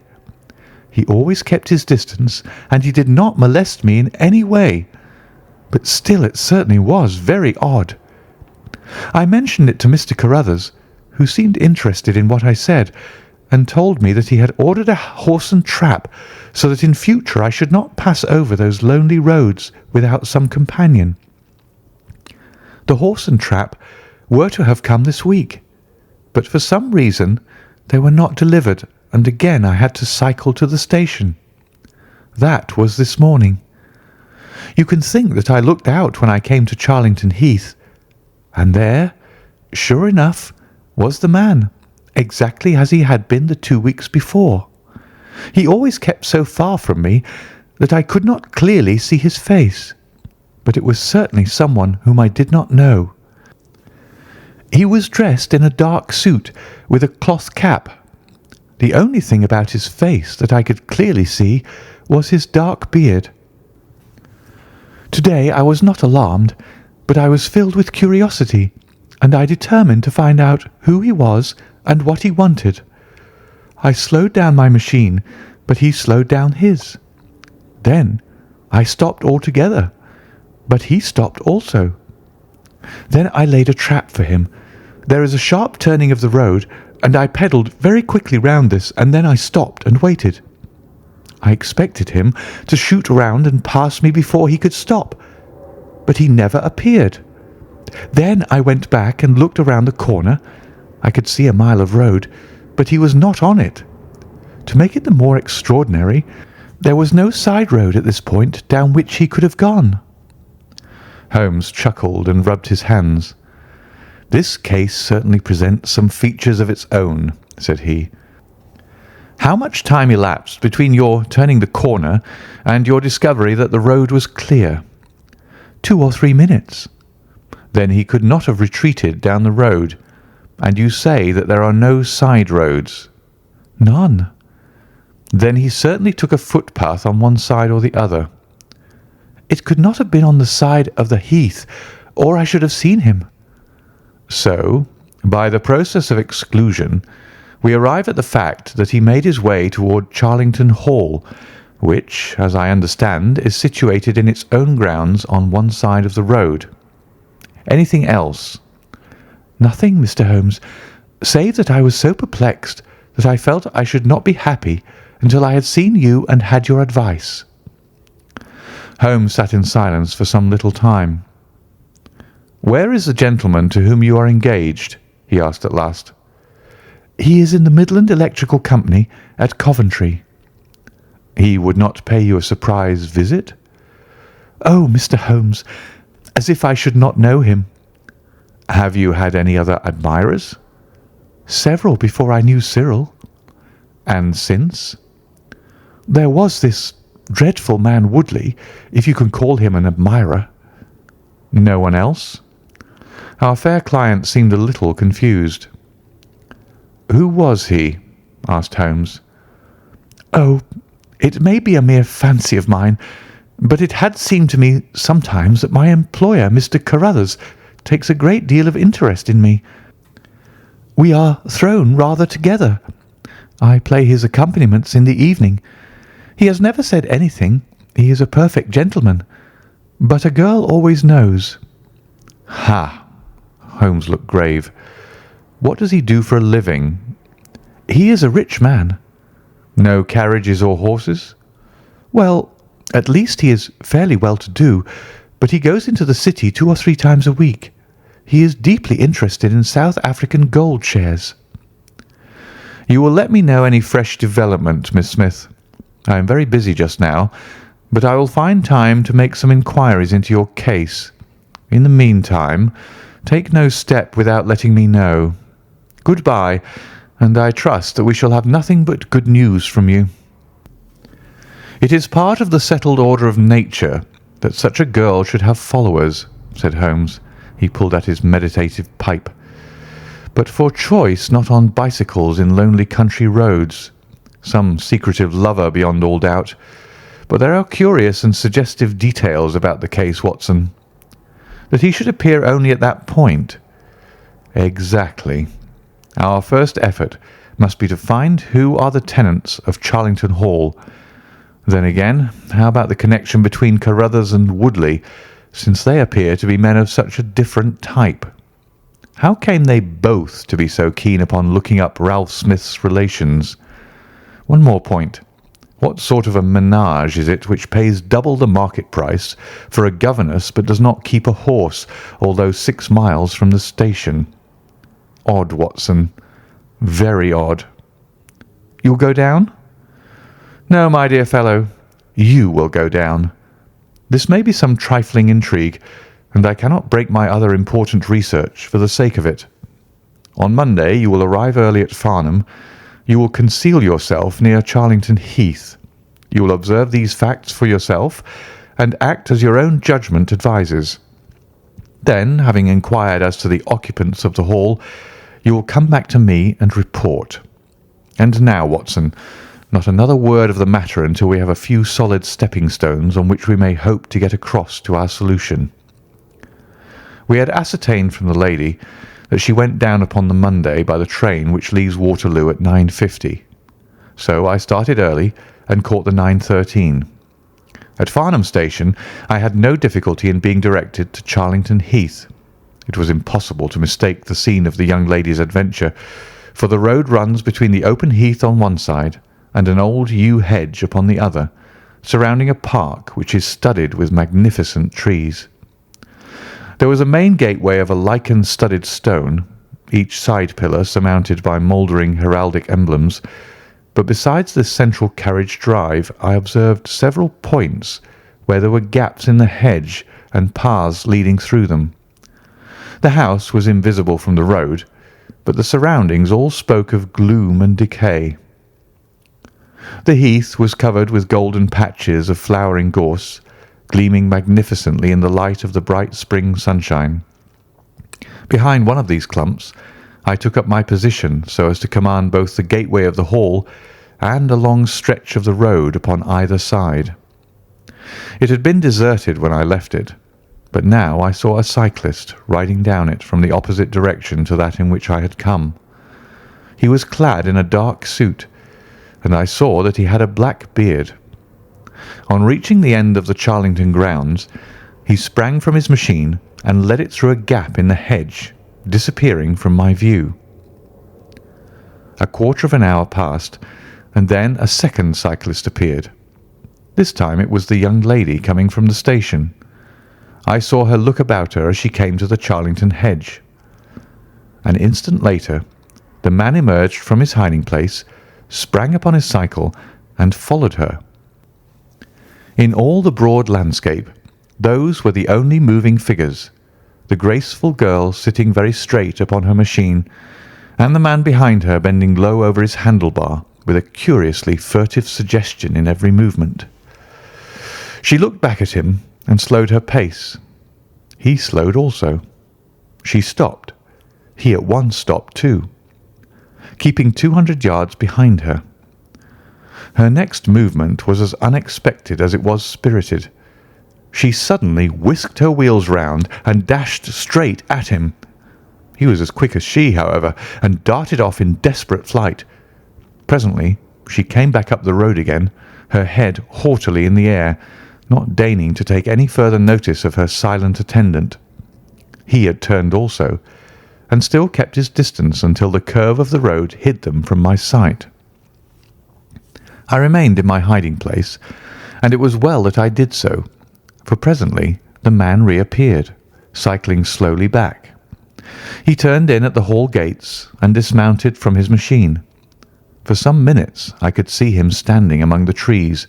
His hands were raised, and he seemed to be settling his necktie. Then he mounted his cycle and rode away from me down the drive towards the hall. I ran across the heath and peered through the trees.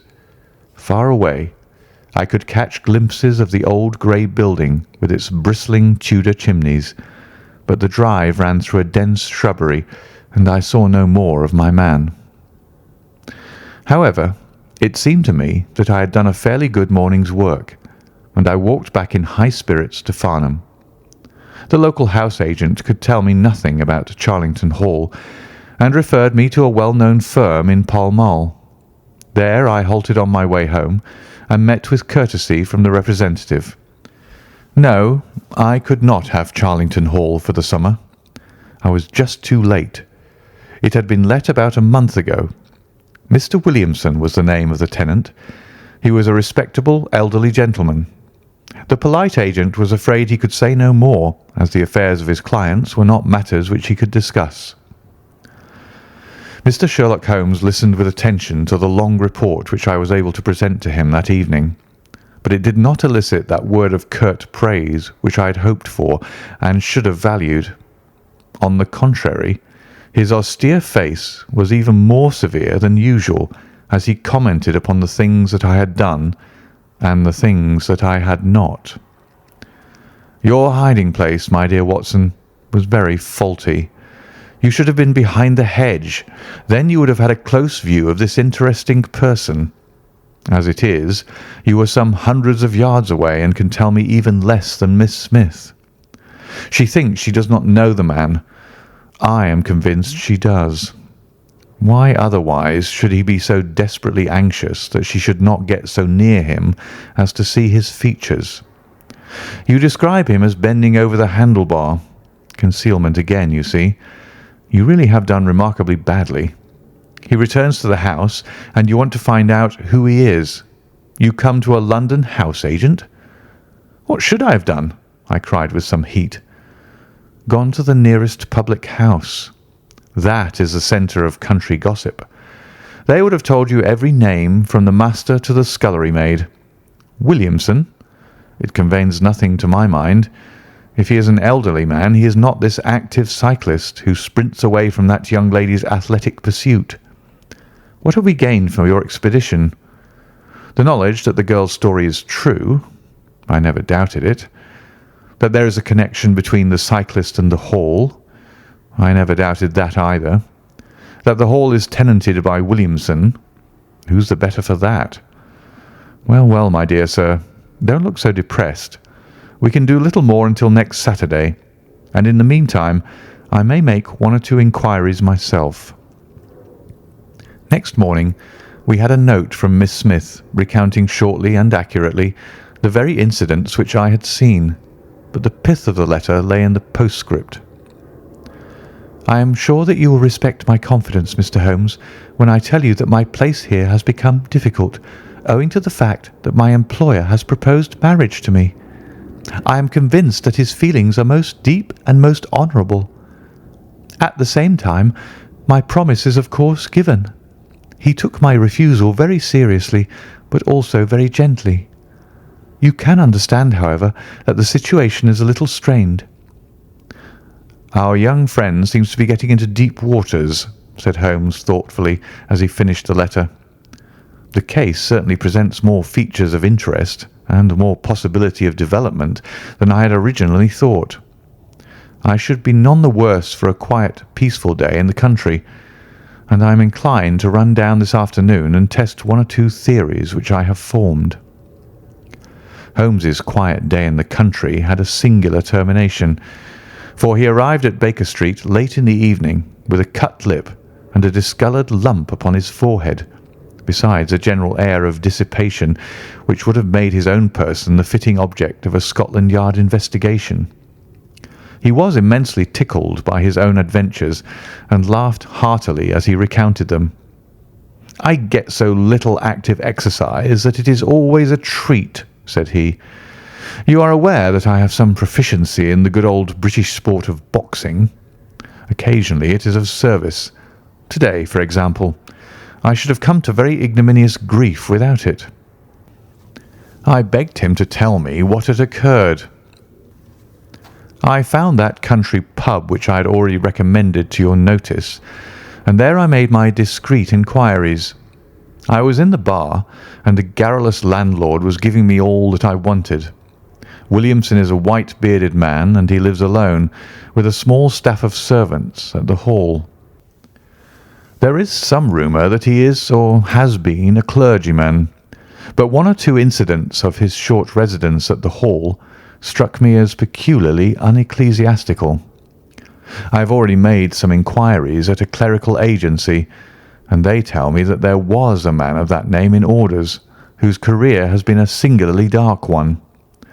The landlord further informed me that there are usually week-end visitors, a warm lot, sir, at the Hall, and especially one gentleman with a red moustache, Mr. Woodley by name, who was always there. We had got as far as this when who should walk in but the gentleman himself, who'd been drinking his beer in the tap-room and had heard the whole conversation. Who was I? What did I want? What did I mean by asking questions? He had a fine flow of language, and his adjectives were very vigorous. He ended a string of abuse by a vicious backhander which I failed to entirely avoid. The next few minutes were delicious. It was a straight left against a slogging ruffian. I emerged as you see me. Mr. Woodley went home in a cart. So ended my country trip, and it must be confessed that, however enjoyable, my day on the Surrey border has not been much more profitable than your own. The Thursday brought us another letter from our client. "You will not be surprised, Mr. Holmes," said she, "to hear that I am leaving Mr. Carruthers' employment. Even the high pay cannot reconcile me to the discomforts of my situation. On Saturday I came up to town, and I do not intend to return. Mr. Carruthers has got a trap, and so the dangers of the lonely road, if there were any dangers, are now over. As to the special cause of my leaving, it is not merely the strained situation with Mr. Carruthers, but it is the reappearance of that odious man, Mr. Woodley. He was always hideous, but he looks more awful than ever now, for he appears to have had an accident, and he is much disfigured. I saw him out of the window, but I am glad to say that I did not meet him. He had a long talk with Mr. Carruthers, who seemed much excited afterwards. Woodley must be staying in the neighbourhood, for he did not sleep here, and yet I caught a glimpse of him again this morning, slinking about in the shrubbery. I would sooner have a savage, wild animal loose about the place. I loathe and fear him more than I can say. How can Mr. Carruthers endure such a creature for a moment? However, all my troubles will be over on Saturday." "So I trust, Watson, so I trust," said Holmes gravely. "There is some deep intrigue going on round that little woman, and it is our duty to see that no one molests her upon that last journey. I think, Watson, that we must spare time to run down together on Saturday morning and make sure that this curious and inclusive investigation has no untoward ending." I confess that I had not up to now taken a very serious view of the case, which had seemed to me rather grotesque and bizarre than dangerous. That a man should lie in wait for and follow a very handsome woman is no unheard of thing, and if he has so little audacity that he had not only dared not address her, but even fled from her approach, he was not a very formidable assailant. The ruffian Woodley was a very different person, but, except on one occasion, he had not molested our client, and now he visited the house of Carruthers without intruding upon her presence. The man on the bicycle was doubtless a member of those week-end parties at the Hall of which the publican had spoken, but who he was, or what he wanted, was as obscure as ever. It was the severity of Holmes's manner, and the fact that he slipped a revolver into his pocket before leaving our rooms, which impressed me with the feeling that tragedy might prove to lurk behind this curious train of events. A rainy night had been followed by a glorious morning, and the heath-covered countryside, with the glowing clumps of flowering gorse, seemed all the more beautiful to eyes which were weary of the duns and drabs and slate greys of London. Holmes and I walked along the broad sandy road, inhaling the fresh morning air and rejoicing in the music of the birds and the fresh breath of the spring. From a rise of the road on the shoulder of Crooksbury Hill, we could see the grim hall bristling out from amidst the ancient oaks, which, old as they were still younger than the building which they surrounded. Holmes pointed down the long tract of road which wound a reddish-yellow band between the brown of the heath and the budding green of the woods. Far away, a black dot. We could see a vehicle moving in our direction. Holmes gave an exclamation of impatience. "I have given a margin of half an hour," said he. "If that is her trap, she must be making for the earlier train. I fear, Watson, that she will be past Charlington before we can possibly meet her." From the instant that we passed the rise, we could no longer see the vehicle, but we hastened onward at such a pace that my sedentary life began to tell upon me, and I was compelled to fall behind. Holmes, however, was always in training, for he had inexhaustible stores of nervous energy upon which to draw. His springy step never slowed until suddenly, when he was 100 yards in front of me, he halted, and I saw him throw up his hand with a gesture of grief and despair.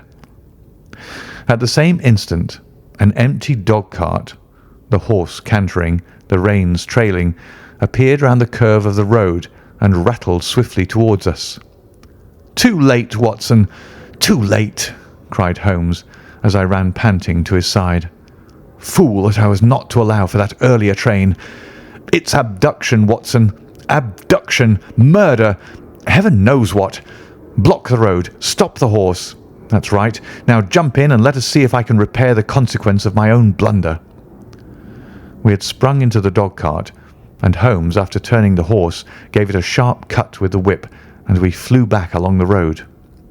As we turned the curve, the whole stretch of road between the hall and the heath was opened up. I grasped Holmes's arm. "That's the man!" I gasped.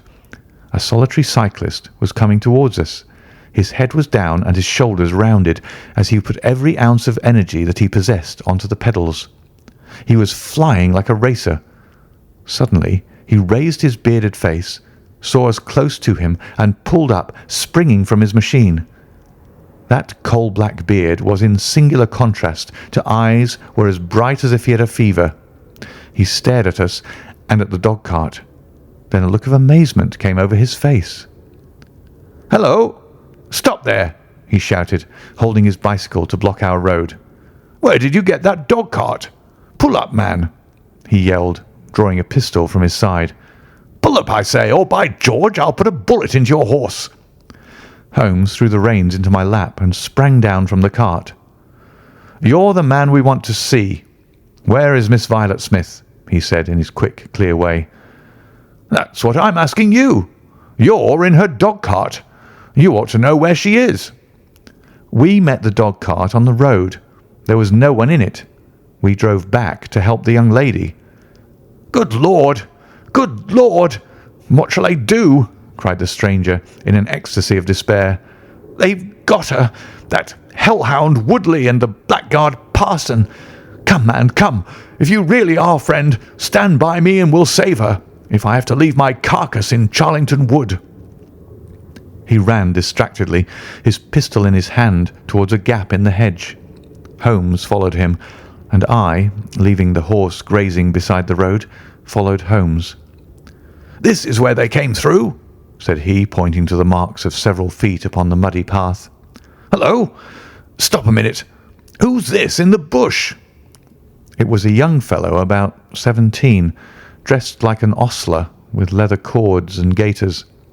He lay upon his back, his knees drawn up, a terrible cut upon his head. He was insensible, but alive. A glance at his wound told me that it had not penetrated the bone. "That's Peter the groom," cried the stranger. "He drove her. The beasts have pulled him off and clubbed him. Let him lie. We can't do him any good, but we may save her from that worse fate that can befall a woman."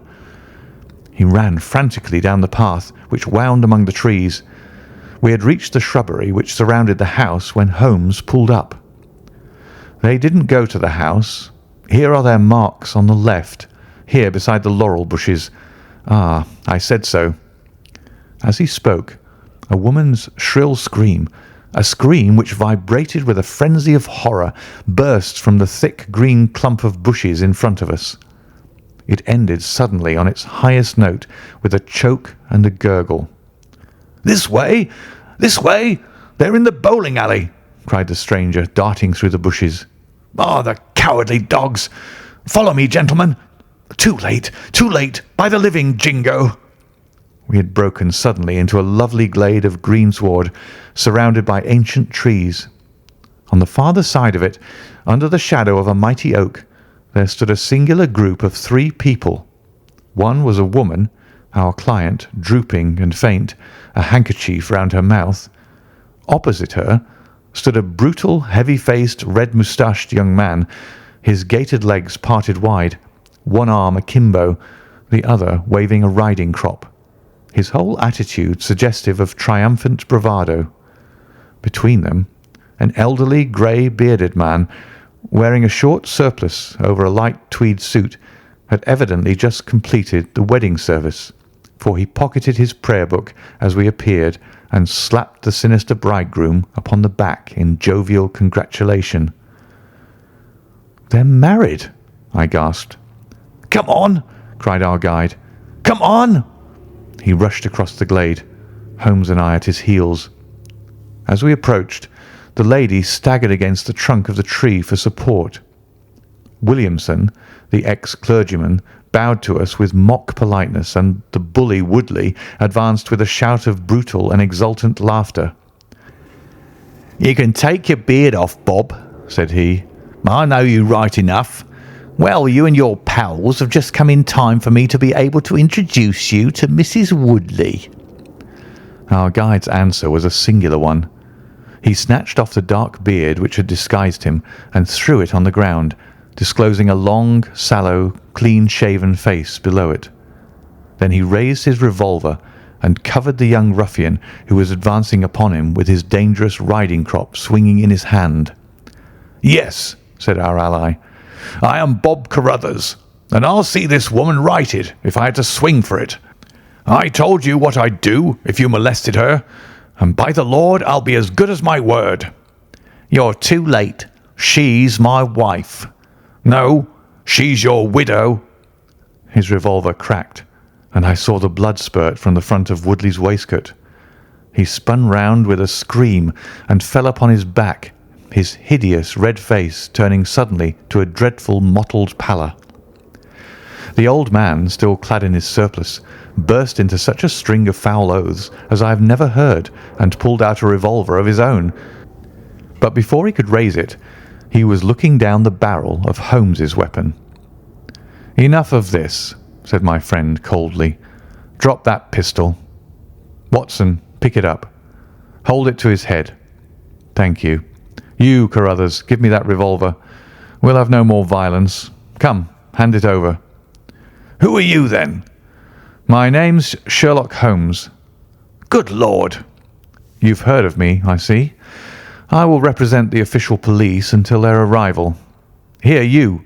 he shouted to a frightened groom who had appeared at the edge of the glade. "Come here. Take this note as hard as you can ride to Farnham." He scribbled a few words upon a leaf from his notebook. "Give it to the superintendent at the police station. Until he comes, I must detain you all under my personal custody." The strong, masterful personality of Holmes dominated the tragic scene, and all were equally puppets in his hands.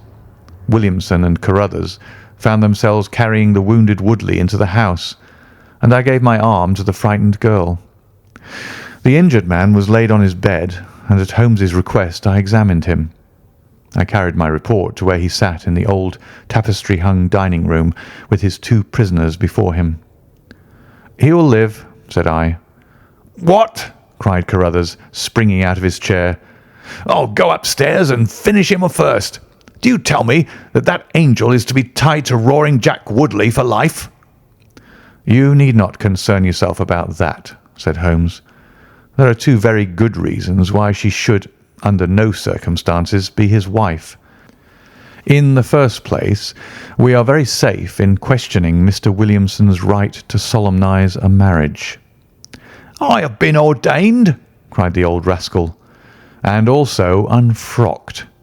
"Once a clergyman, always a clergyman." "I think not. How about the licence?"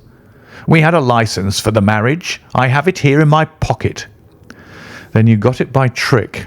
But in any case, a forced marriage is no marriage, but it is a very serious felony, as you will discover before you have finished. You'll have time to think the point out during the next 10 years or so, unless I'm mistaken. As to you, Carruthers, you would have done better to keep your pistol in your pocket." "I begin to think so, Mr. Holmes.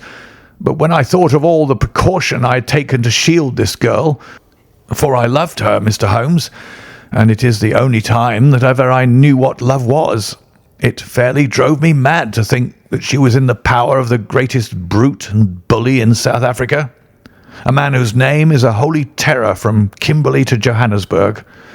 Why, Mr. Holmes, you will hardly believe it, but ever since that girl has been in my employment, I never once let her go past this house, where I knew the rascals were lurking, without following her on my bicycle, just to see that she came to no harm. I kept my distance from her, and I wore a beard so that she should not recognize me, for she is a good and high-spirited girl, and she wouldn't have stayed in my employment long if she had thought that I was following her about the country roads." "Why didn't you tell her of her danger?" "Because then, again, she would have left me, and I couldn't bear to face that. Even if she couldn't love me, it was a great deal to me just to see her dainty form about the house and to hear the sound of her voice." "Well," said I, "you call that love, Mr. Carruthers, but I should call it selfishness." "Maybe the two things go together. Anyhow, I couldn't let her go. Besides, with this crowd about, it was well that she should have someone near to look after her. Then, when the cable came, I knew they were bound to make a move." "What cable?" Carruthers took a telegram from his pocket. "That's it," said he. It was short and concise. "The old man is dead." Said Holmes. "I think I see how things worked, and I can understand how this message would, as you say, bring them to a head. But while you wait, you might tell me what you can." The old reprobate with the surplice burst into a volley of bad language. "By heaven," said he, "if you squeal on us, Bob Carruthers, I'll serve you as you served Jack Woodley. You can bleat about the girl to your heart's content, for that's your own affair, but if you round on your pals to this plain-clothes copper, it'll be the worst day's work that ever you did." "Your reverence need not be excited," said Holmes, lighting a cigarette. "The case is clear enough against you, and all I ask is a few details for my private curiosity. However, if there's any difficulty in your telling me, I'll do the talking, and then you will see how far you have a chance of holding back your secrets. In the first place, 3 of you came from South Africa on this game. You, Williamson, you, Carruthers, and Woodley." "Lie number 1, said the old man. "I never saw either of them until 2 months ago, and I've never been in Africa in my life. So you can put that in your pipe and smoke it, Mr. Busybody Holmes." "What he says is true," said Carruthers. Well, 2 of you came over. His reverence is our own homemade article. You had known Ralph Smith in South Africa. You had reason to believe he would not live long. You found out that his niece would inherit his fortune. How's that, eh?" Carruthers nodded, and Williamson swore. "She was next of kin, no doubt, and you were aware that the old fellow would make no will." "Couldn't read or write," said Carruthers. "So you came over, the 2 of you, and hunted up the girl. The idea was that one of you was to marry her and the other have a share of the plunder. For some reason, Woodley was chosen as the husband. Why was that?" "We played cards for her and on the voyage, and he won." "I see. You got the young lady into your service, and there Woodley was to do the courting. She recognised the drunken brute that he was, and would have nothing to do with him. Meanwhile, your arrangement was rather upset by the fact that you had yourself fallen in love with the lady. You could no longer bear the idea of this ruffian owning her. No, by George, I couldn't. There was a quarrel between you. He left you in a rage and began to make his own plans independently of you. It strikes me, Williamson, there isn't very much that we can tell this gentleman, cried Carruthers with a bitter laugh. Yes, we quarrelled, and he knocked me down. I am level with him on that, anyhow. Then I lost sight of him. That was when he picked up with this outcast padre here. I found that they had set up housekeeping together at this place on the line that she had to pass for the station. I kept my eye on her after that, for I knew there was some devilry in the wind. I saw them from time to time, for I was anxious to know what they were after. 2 days ago, Woodley came up to my house with this cable which showed that Ralph Smith was dead. He asked me if I would stand by the bargain. I said I would not. He asked me if I would marry the girl myself and give him a share. I said I would willingly do so, but that she would not have me. He said, "Let us get her married first, and after a week or two she may see things a bit different." I said I'd have nothing to do with violence, so he went off cursing like the foul-mouthed blackguard that he was, and swearing that he would have her yet. She was leaving me this weekend, and I'd got a trap to take her to the station, but I was so uneasy in my mind that I followed her on my bicycle. She'd got a start, however, and before I could catch her, the mischief was done. The first thing I knew about it was when I saw you two gentlemen driving back in her dog-cart. Holmes rose and tossed the end of his cigarette into the grate. "I've been very obtuse, Watson," said he. "When in your report you said that you had seen the cyclist, as you thought, arrange his necktie in the shrubbery, that alone should have told me all. However, we may congratulate ourselves upon a curious and, in some respects, a unique case. I perceive 3 of the county constabulary in the drive, and I am glad to see that the little ostler is able to keep pace with them, so it is likely that neither he nor the interesting bridegroom will be permanently damaged by their morning's adventures. I think, Watson, that in your medical capacity you might wait upon Miss Smith and tell her that if she is sufficiently recovered, we shall be happy to escort her to her mother's home. If she is not quite convalescent, you will find that a hint that we were about to telegraph to a young electrician in the Midlands would probably complete the cure. As to you, Mr. Carruthers, I think that you have done what you could do to make amends for your share in an evil plot. There is my card, sir, and if my evidence can be of help in your trial, it shall be at your disposal. In the whirl of our incessant activity, it has often been difficult for me, as the reader has probably observed, to round off my narratives and to give those final details which the curious might expect. Each case has been the prelude to another, and the crisis once over, the actors have passed for ever out of our busy lives. I find, however, a short note at the end of my manuscript dealing with this case, in which I have put it upon record that Miss Violet Smith did indeed inherit a large fortune, and that she is now the wife of Cyril Morton, the senior partner of Morton and Kennedy, the famous Westminster electricians. Williamson and Woodley were both tried for abduction and assault, the former getting 7 years, the latter 10. Of the fate of Carruthers I have no record, but I am sure that his assault was not viewed very gravely by the court, since Woodley had the reputation of being a most dangerous ruffian, and I think that a few months were sufficient to satisfy the demands of justice. End of The Adventure of the Solitary Cyclist.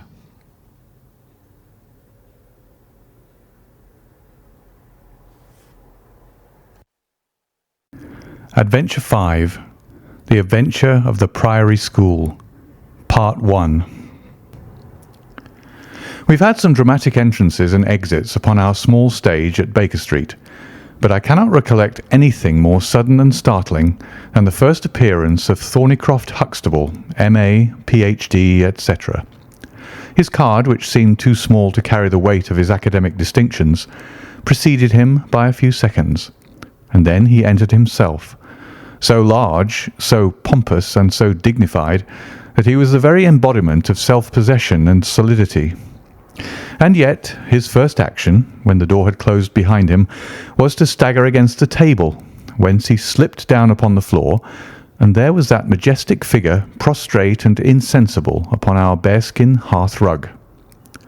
We had sprung to our feet, and for a few moments we stared in silent amazement at this ponderous piece of wreckage which told of some sudden and fatal storm far out on the ocean of life. Then Holmes hurried with a cushion for his head, and I with brandy for his lips. The heavy white face was seamed with lines of trouble. The hanging pouches under the closed eyes were leaden in colour. The loose mouth drooped dolorously at the corners. The rolling chins were unshaven. Collar and shirt bore the grime of a long journey, and the hair bristled unkempt from the well-shaped head. It was a sorely stricken man who lay before us. "What is it, Watson?" asked Holmes. "Absolute exhaustion, possibly mere hunger and fatigue," said I, with my finger on the thready pulse, where the stream of life trickled thin and small. "Return ticket from Mackleton in the north of England," said Holmes, drawing it from the watch pocket. "It is not 12 o'clock yet. He has certainly been an early starter." The puckered eyelids had begun to quiver, and now a pair of vacant grey eyes looked up at us. An instant later the man had scrambled onto his feet, his face crimson with shame. "Forgive this weakness, Mr. Holmes. I have been a little overwrought. Thank you. If I might have a glass of milk and a biscuit, I have no doubt that I should be better. I came personally, Mr. Holmes, in order to ensure that you would return with me. I feared that no telegram would convince you of the absolute urgency of the case." "When you are quite restored—" "I am quite well again. I cannot imagine how I came to be so weak. I wish you, Mr. Holmes, to come to Mackleton with me by the next train." My friend shook his head.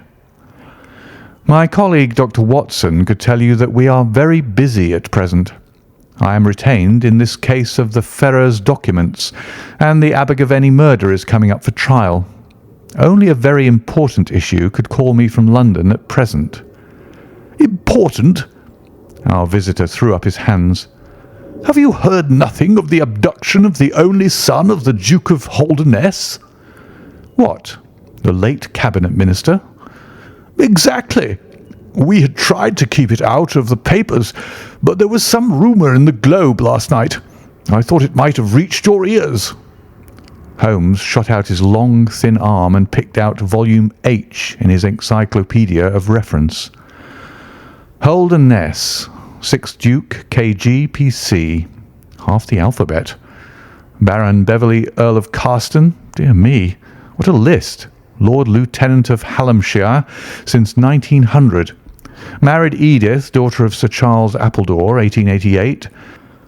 Heir and only child, Lord Saltire. Owns about 250,000 acres. Minerals in Lancashire and Wales. Address, Carlton House Terrace, Holdernesse Hall, Hallamshire. Carston Castle, Bangor, Wales. Lord of the Admiralty, 1872. Chief Secretary of State for... Well, this man is certainly one of the greatest subjects of the Crown." "The greatest and perhaps the wealthiest. I am aware, Mr. Holmes, that you take a very high line in professional matters, and that you are prepared to work for the work's sake. I may tell you, however, that His Grace has already intimated that a cheque for £5,000 will be handed over to the person who can tell him where his son is, and another 1,000 to him who can name the man or men who have taken him." "It is a princely offer," said Holmes. "Watson, I think that we shall accompany Dr. Huxtable back to the north of England. And now, Dr. Huxtable, when you have consumed that milk, you will kindly tell me what has happened, when it happened, how it happened, and finally what Dr. Thornycroft Huxtable of the Priory School near Mackleton has to do with the matter. and why he comes 3 days after an event, the state of your chin gives the date, to ask for my humble services." Our visitor had consumed his milk and biscuits. The light had come back to his eyes and the colour to his cheeks as he set himself with great vigour and lucidity to explain the situation. "I must inform you, gentlemen, that the Priory is a preparatory school of which I am the founder and principal. Huxtable's sidelights on Horace may possibly recall my name to your memories. The Priory is, without exception, the best and most select preparatory school in England. Lord Leverstoke, the Earl of Blackwater, Sir Cathcart Soames, they all have entrusted their sons to me, but I felt that my school had reached its zenith when weeks ago the Duke of Holdernesse sent Mr. James Wilder, his secretary, with intimation that young Lord Saltire, 10 years old, his only son and heir, was about to be committed to my charge. Little did I think that this would be the prelude to the most crushing misfortune of my life. On May 1st, the boy arrived, that being the beginning of the summer term. He was a charming youth, and he soon fell into our ways. I may tell you, I trust that I am not indiscreet, but half-confidence are absurd in such a case, that he was not entirely happy at home. It is an open secret that the Duke's married life had not been a peaceful one, and the matter had ended in a separation by mutual consent, the Duchess taking up her residence in the south of France. This had occurred very shortly before, and the boy's sympathies are known to have been strongly with his mother. He moped after her departure from Holdernesse Hall, and it was for this reason that the Duke desired to send him to my establishment. In a fortnight, the boy was quite at home with us and was apparently absolutely happy. He was last seen on the night of May 13th, that is, the night of last Monday. His room was on the second floor and was approached through another large room in which 2 boys were sleeping. These boys saw and heard nothing, so that it is certain that young Saltire did not pass out that way. His window was open, and there is a stout ivy plant leading to the ground. We could trace no footmarks below, but it is sure that this is the only possible exit. His absence was discovered at 7 o'clock on Tuesday morning. His bed had been slept in. He had dressed himself fully before going off in his usual school suit of black Eton jacket and dark grey trousers. There were no signs that anyone had entered the room, and it is quite certain that anything in the nature of cries or a struggle would have been heard, since Caunter, the elder boy in the inner room, is a very light sleeper. When Lord Saltire's disappearance was discovered, I at once called a roll of the whole establishment, boys, masters, and servants. It was then that we ascertained that Lord Saltire had not been alone in his flight. Heidegger, the German master, was missing. His room was on the second floor, at the farther end of the building, facing the same way as Lord Saltire's. His bed had also been slept in, but he had apparently gone away partly dressed, since his shirt and socks were lying on the floor. He had undoubtedly let himself down by the ivy, for we could see the marks of his feet where he had landed on the lawn. His bicycle was kept in a small shed beside his lawn, and it also was gone. He had been with me for 2 years, and came with the best references, but he was a silent, morose man, not very popular either with masters or boys. No trace could be found of the fugitives, and now, on Thursday morning, we are as ignorant as we were on Tuesday.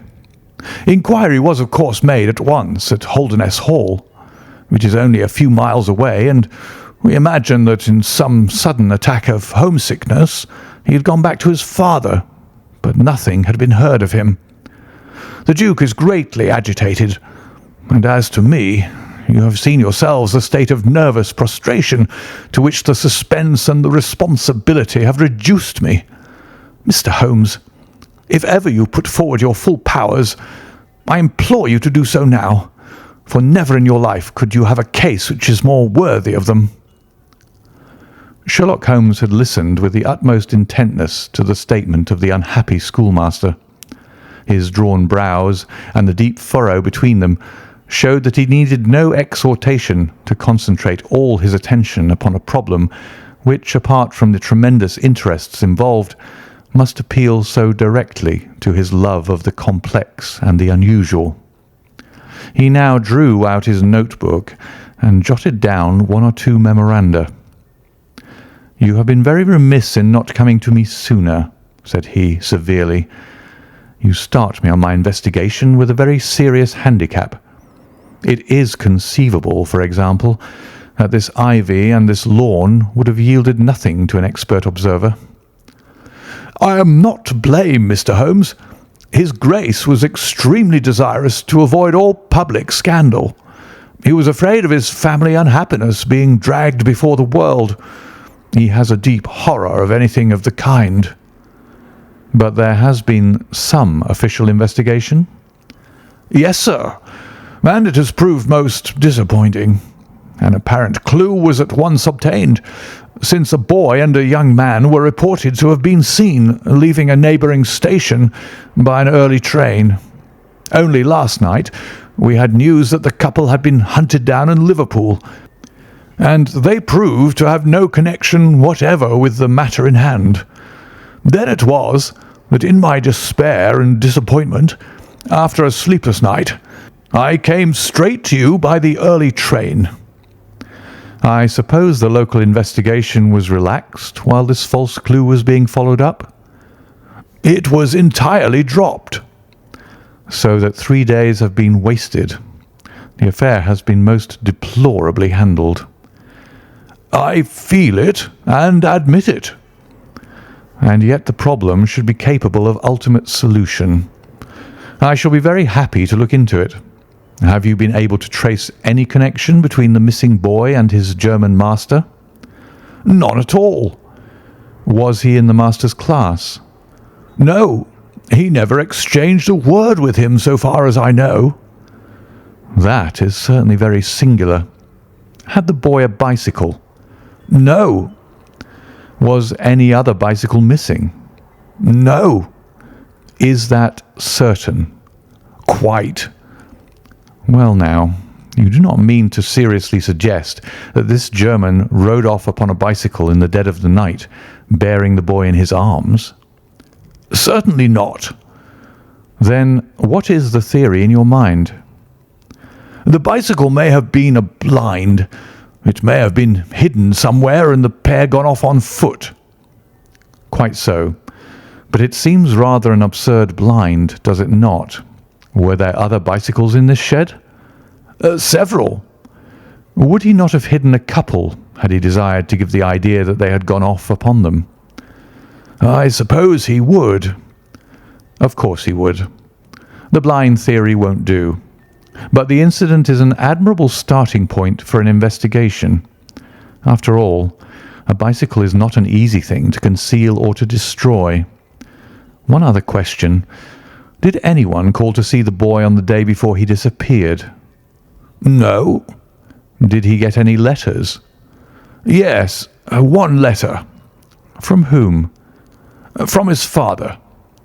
"Do you open the boy's letters?" "No." "How do you know it was from the father?" "The coat of arms was on the envelope, and it was addressed in the Duke's peculiarly stiff hand. Besides, the Duke remembers having written." "When had he a letter before that?" "Not for several days." "Had he ever one from France?" "No, never." "You see the point of my questions, of course. Either the boy was carried off by force, or he went of his own free will. In the latter case, you would expect that some prompting from outside would be needed to make so young a lad do such a thing. If he has had no visitors, that prompting must have come in letters. Hence I try to find out who were his correspondents." "I fear I cannot help you much. His only correspondent, so far as I know, was his own father." who wrote to him on the very day of his disappearance. Were the relations between father and son very friendly? His Grace is never very friendly with anyone. He is completely immersed in large public questions and is rather inaccessible to all ordinary emotions, but he was always kind to the boy in his own way. But the sympathies of the latter were with the mother. Yes. Did he say so? No. The Duke, then?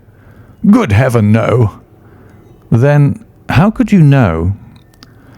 I have had some confidential talks with Mr. James Wilder, His Grace's secretary. It was he who gave me the information about Lord Saltire's feelings. I see. By the way, that last letter of the Duke's, was it found in the boy's room after he was gone? No, he had taken it with him. I think, Mr. Holmes, it is time that we were leaving for Euston.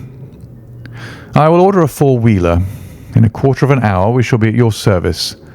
If you are telegraphing home, Mr. Huxtable, it would be well to allow the people in your neighbourhood to imagine that the inquiry is still going on in Liverpool or wherever else that red herring led your pack.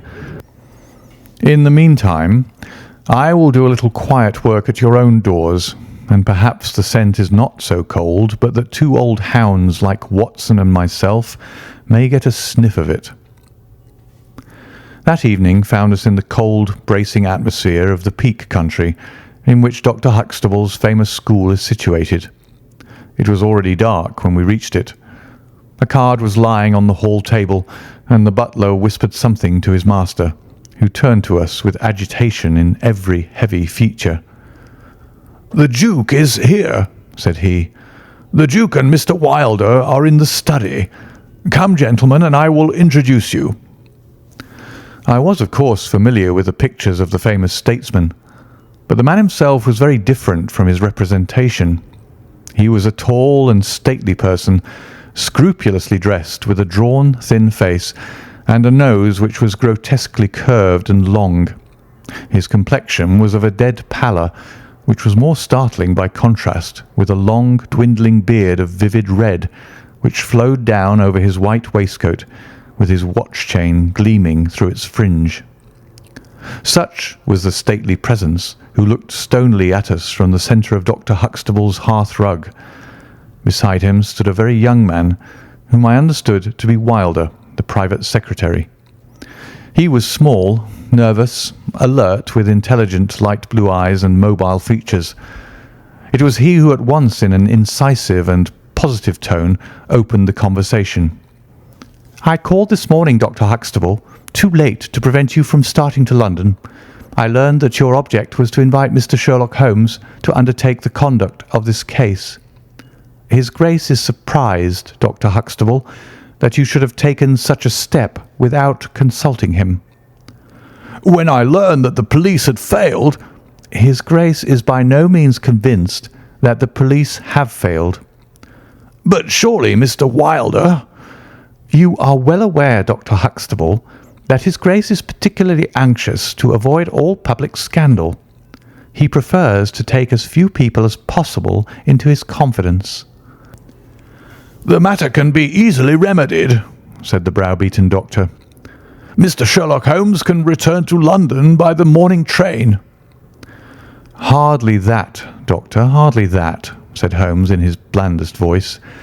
"This northern air is invigorating and pleasant. So I propose to spend a few days upon your moors, and to occupy my mind as best I may. Whether I have the shelter of your roof or the village inn is, of course, for you to decide." I could see that the unfortunate doctor was in the last stage of indecision, from which he was rescued by the deep, sonorous voice of the red-bearded Duke, which boomed out like a dinner gong. "I agree with Mr. Wilder, Dr. Huxtable, that you have done wisely to consult me. But since Mr. Holmes has already been taken into your confidence, it would indeed be absurd that we should not avail ourselves of his services. Far from going to the inn, Mr. Holmes, I should be pleased if you would come and stay with me at Holderness Hall." "I thank your Grace. For the purposes of my investigation, I think that it would be wiser for me to remain at the scene of the mystery." "Just as you like, Mr. Holmes. Any information which Mr. Wilder or I can give you is, of course, at your disposal." "It will probably be necessary for me to see you at the Hall," said Holmes. "I would only ask you now, sir, whether you have formed any explanation in your own mind as to the mysterious disappearance of your son." "No, sir, I have not." "Excuse me if I allude to that which is painful to you, but I have no alternative. Do you think that the Duchess had anything to do with the matter?" The great minister showed perceptible hesitation. "I do not think so," he said at last. "The other most obvious explanation is that the child has been kidnapped for the purpose of levying ransom. You have not had any demand of the sort?" "No, sir." "One more question, Your Grace. I understand that you wrote to your son upon the day when this incident occurred." "No, I wrote upon the day before." "Exactly. But he received it on that day?" "Yes." "Was there anything in your letter which might have unbalanced him or induced him to take such a step?" "No, sir, certainly not." "Did you post that letter yourself?" The nobleman's reply was interrupted by his secretary, who broke in with some heat. "His Grace is not in the habit of posting letters himself," said he. "This letter was laid with others upon the study table, and I myself put them in the post bag." "You are sure this one was among them?" "Yes, I observed it." "How many letters did your Grace write that day?" 20 or 30. I have a large correspondence, but surely this is somewhat irrelevant." "Not entirely," said Holmes. "For my own part," the Duke continued, "I have advised the police to turn their attention to the south of France. I have already said that I do not believe that the Duchess would encourage so monstrous an action, but the lad had the most wrong-headed opinions, and it is possible that he may have fled to her, aided and abetted by this German. I think, Dr. Huxtable, that we will now return to the Hall." I could see that there were other questions which Holmes would have wished to put, but the nobleman's abrupt manner showed that the interview was at an end. It was evident that to his intensely aristocratic nature this discussion of his intimate family affairs with a stranger was most abhorrent, and that he feared lest every fresh question would throw a fiercer light into the discreetly shadowed corners of his ducal history.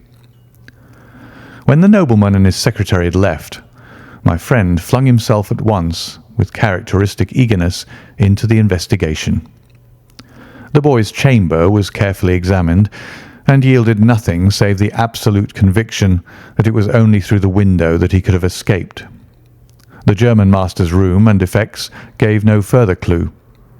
In his case, a trailer of ivy had given way under his weight, and we saw by the light of a lantern the mark on the lawn where his heels had come down. That one dint in the short green grass was the only material witness left of this inexplicable nocturnal flight. Sherlock Holmes left the house alone, and only returned after 11. He had obtained a large ordnance map of the neighbourhood, and this he brought into my room, where he laid it out on the bed, and having balanced a lamp in the middle of it, he began to smoke over it, and occasionally to point out objects of interest with the reeking amber of his pipe. Holmes' map of the neighbourhood of the school. "This case grows upon me, Watson," said he. "There are decidedly some points of interest in connection with it. In this early stage, I want you to realise those geographical features which may have a good deal to do with our investigation. Look at this map. This dark square is the Priory School. I'll put a pin in it. Now, this line is the main road. You see that it runs east and west past the school, and you see also that there is no side road for a mile either way. If these two folk passed away by road, it was this road." "Exactly." By a singular and happy chance, we are able to some extent to check what passed along this road during the night in question. At this point, where my pipe is now resting, a county constable was on duty from 12 to 6. It is, as you perceive, the first crossroad on the east side. This man declares that he was not absent from his post for an instant, and he is positive that neither boy nor man could have gone that way unseen. I have spoken with this policeman tonight, and he appears to me to be a perfectly reliable person. That blocks this end. We have now to deal with the other. There is an inn here, the Red Bull, the landlady of which was ill. She had sent to Mackleton for a doctor, but he did not arrive until morning, being absent at another case. The people at the inn were alert all night, awaiting his coming, and one or other of them seems to have continually had an eye upon the road. They declare that no one passed. If their evidence is good, then we are fortunate enough to be able to block the west, and also to be able to say that the fugitives did not use the road at all. But the bicycle, I objected. Quite so. We will come to the bicycle presently. To continue our reasoning, if these people did not go by the road, they must have traversed the country to the north of the house or to the south of the house. That is certain. Let us weigh the one against the other. On the south of the house is, as you perceive, a large district of arable land, cut up into small fields with stone walls between them. There I admit that a bicycle is impossible. We can dismiss the idea. We turn to the country on the north. Here there lies a grove of trees marked as the Ragged Shore, and on the farther side stretches a great rolling moor, Lower Gill Moor, extending for 10 miles and sloping gradually upward. Here, at one side of this wilderness, is Holderness Hall, 10 miles by road, but only 6 across the moor. It is a peculiarly desolate plain. A few more farmers have small holdings where they rear sheep and cattle. Except these, the plover and the curlew are the only inhabitants until you come to the Chesterfield high road. There is a church there, you see, a few cottages and an inn. Beyond that, the hills become precipitous. Surely it is here to the north that our quest must lie. But the bicycle, I persisted. Well, well, said Holmes impatiently. A good cyclist does not need a high road. The moor is intersected with paths, and the moon was at the full. Hello, what's this? There was an agitated knock at the door, and an instant afterwards Dr. Huxtable was in the room. In his hand he held a blue cricket cap with a white chevron on the peak. "At last we have a clue," he cried. "Thank heaven! At last we are on the dear boy's track. It is his cap." "Where was it found?" "In the van of the gypsies who camped on the moor. They left on Tuesday. Today the police traced them down and examined their caravan. This was found." "How do they account for it?" "They shuffled and lied, said that they found it on the moor on Tuesday morning. They know where he is, the rascals, thank goodness. They're all safe under lock and key. Either the fear of the law or the Duke's purse will certainly get out of them all that they know." "So far so good," said Holmes, when the doctor had at last left the room. "It at least bears out the theory that it is on the side of the Lower Gill Moor that we must hope for results. The police have really done nothing locally, save the arrest of those gypsies. Look here, Watson. There's a watercourse across the moor. You see it marked here in the map. In some parts it widens into a morass. This is particularly so in the region between Holderness Hall and the school. It is vain to look elsewhere for tracks in this dry weather, but at that point there is certainly a chance of some record being left. I will call you early tomorrow morning, and you and I will try if we can throw some light upon the mystery." The day was just breaking when I woke to find the long, thin form of Holmes by my bedside. He was fully dressed, and had apparently already been out. "I have done the lawn and the bicycle shed," said he.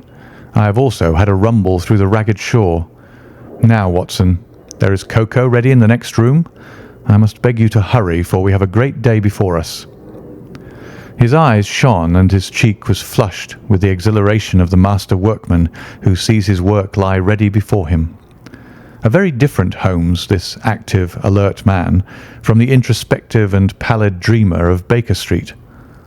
I felt, as I looked upon that supple figure, alive with nervous energy, that it was indeed a strenuous day that awaited us. And yet it opened in the blackest disappointment. With high hopes we struck across the peaty russet moor, intersected with 1,000 sheep paths, until we came to the broad light green belt which marked the morass between us and Holderness. Certainly if the lad had gone homeward, he must have passed this, and he could not pass it without leaving his traces. But no sign of him or the German could be seen. With a darkening face my friend strode along the margin, eagerly observant of every muddy stain upon the mossy surface. Sheep marks there were in profusion, and at one place, some miles down, cows had left their tracks. Nothing more. "Check number 1, said Holmes, looking gloomily over the rolling expanse of the moor. "There is another morass down yonder, and a narrow neck between— Hullo! Hullo! Hullo! What have we here?" We had come on a small black ribbon of pathway. In the middle of it, clearly marked on the sodden soil, was the track of a bicycle. "Hurrah!" I cried. "We have it!" But Holmes was shaking his head, and his face was puzzled and expectant rather than joyous. "A bicycle, certainly, but not the bicycle," said he. "I am familiar with 42 different impressions left by tyres. This, as you perceive, is a Dunlop, with a patch upon the outer cover. Heidegger's tyres were Palmer's, leaving longitudinal stripes. Aveling, the mathematical master, was sure upon the point. Therefore it is not Heidegger's track." "The boy's, then?" "Possibly, if we could prove a bicycle to have been in his possession. But this we have utterly failed to do. This track, as you perceive, was made by a rider who was going from the direction of the school." "Or towards it." "No, no, my dear Watson. The more deeply sunk impression is, of course, the hind wheel upon which the weight rests. You perceive several places where it has passed across and obliterated the more shallow mark of the front one. It was undoubtedly heading away from the school.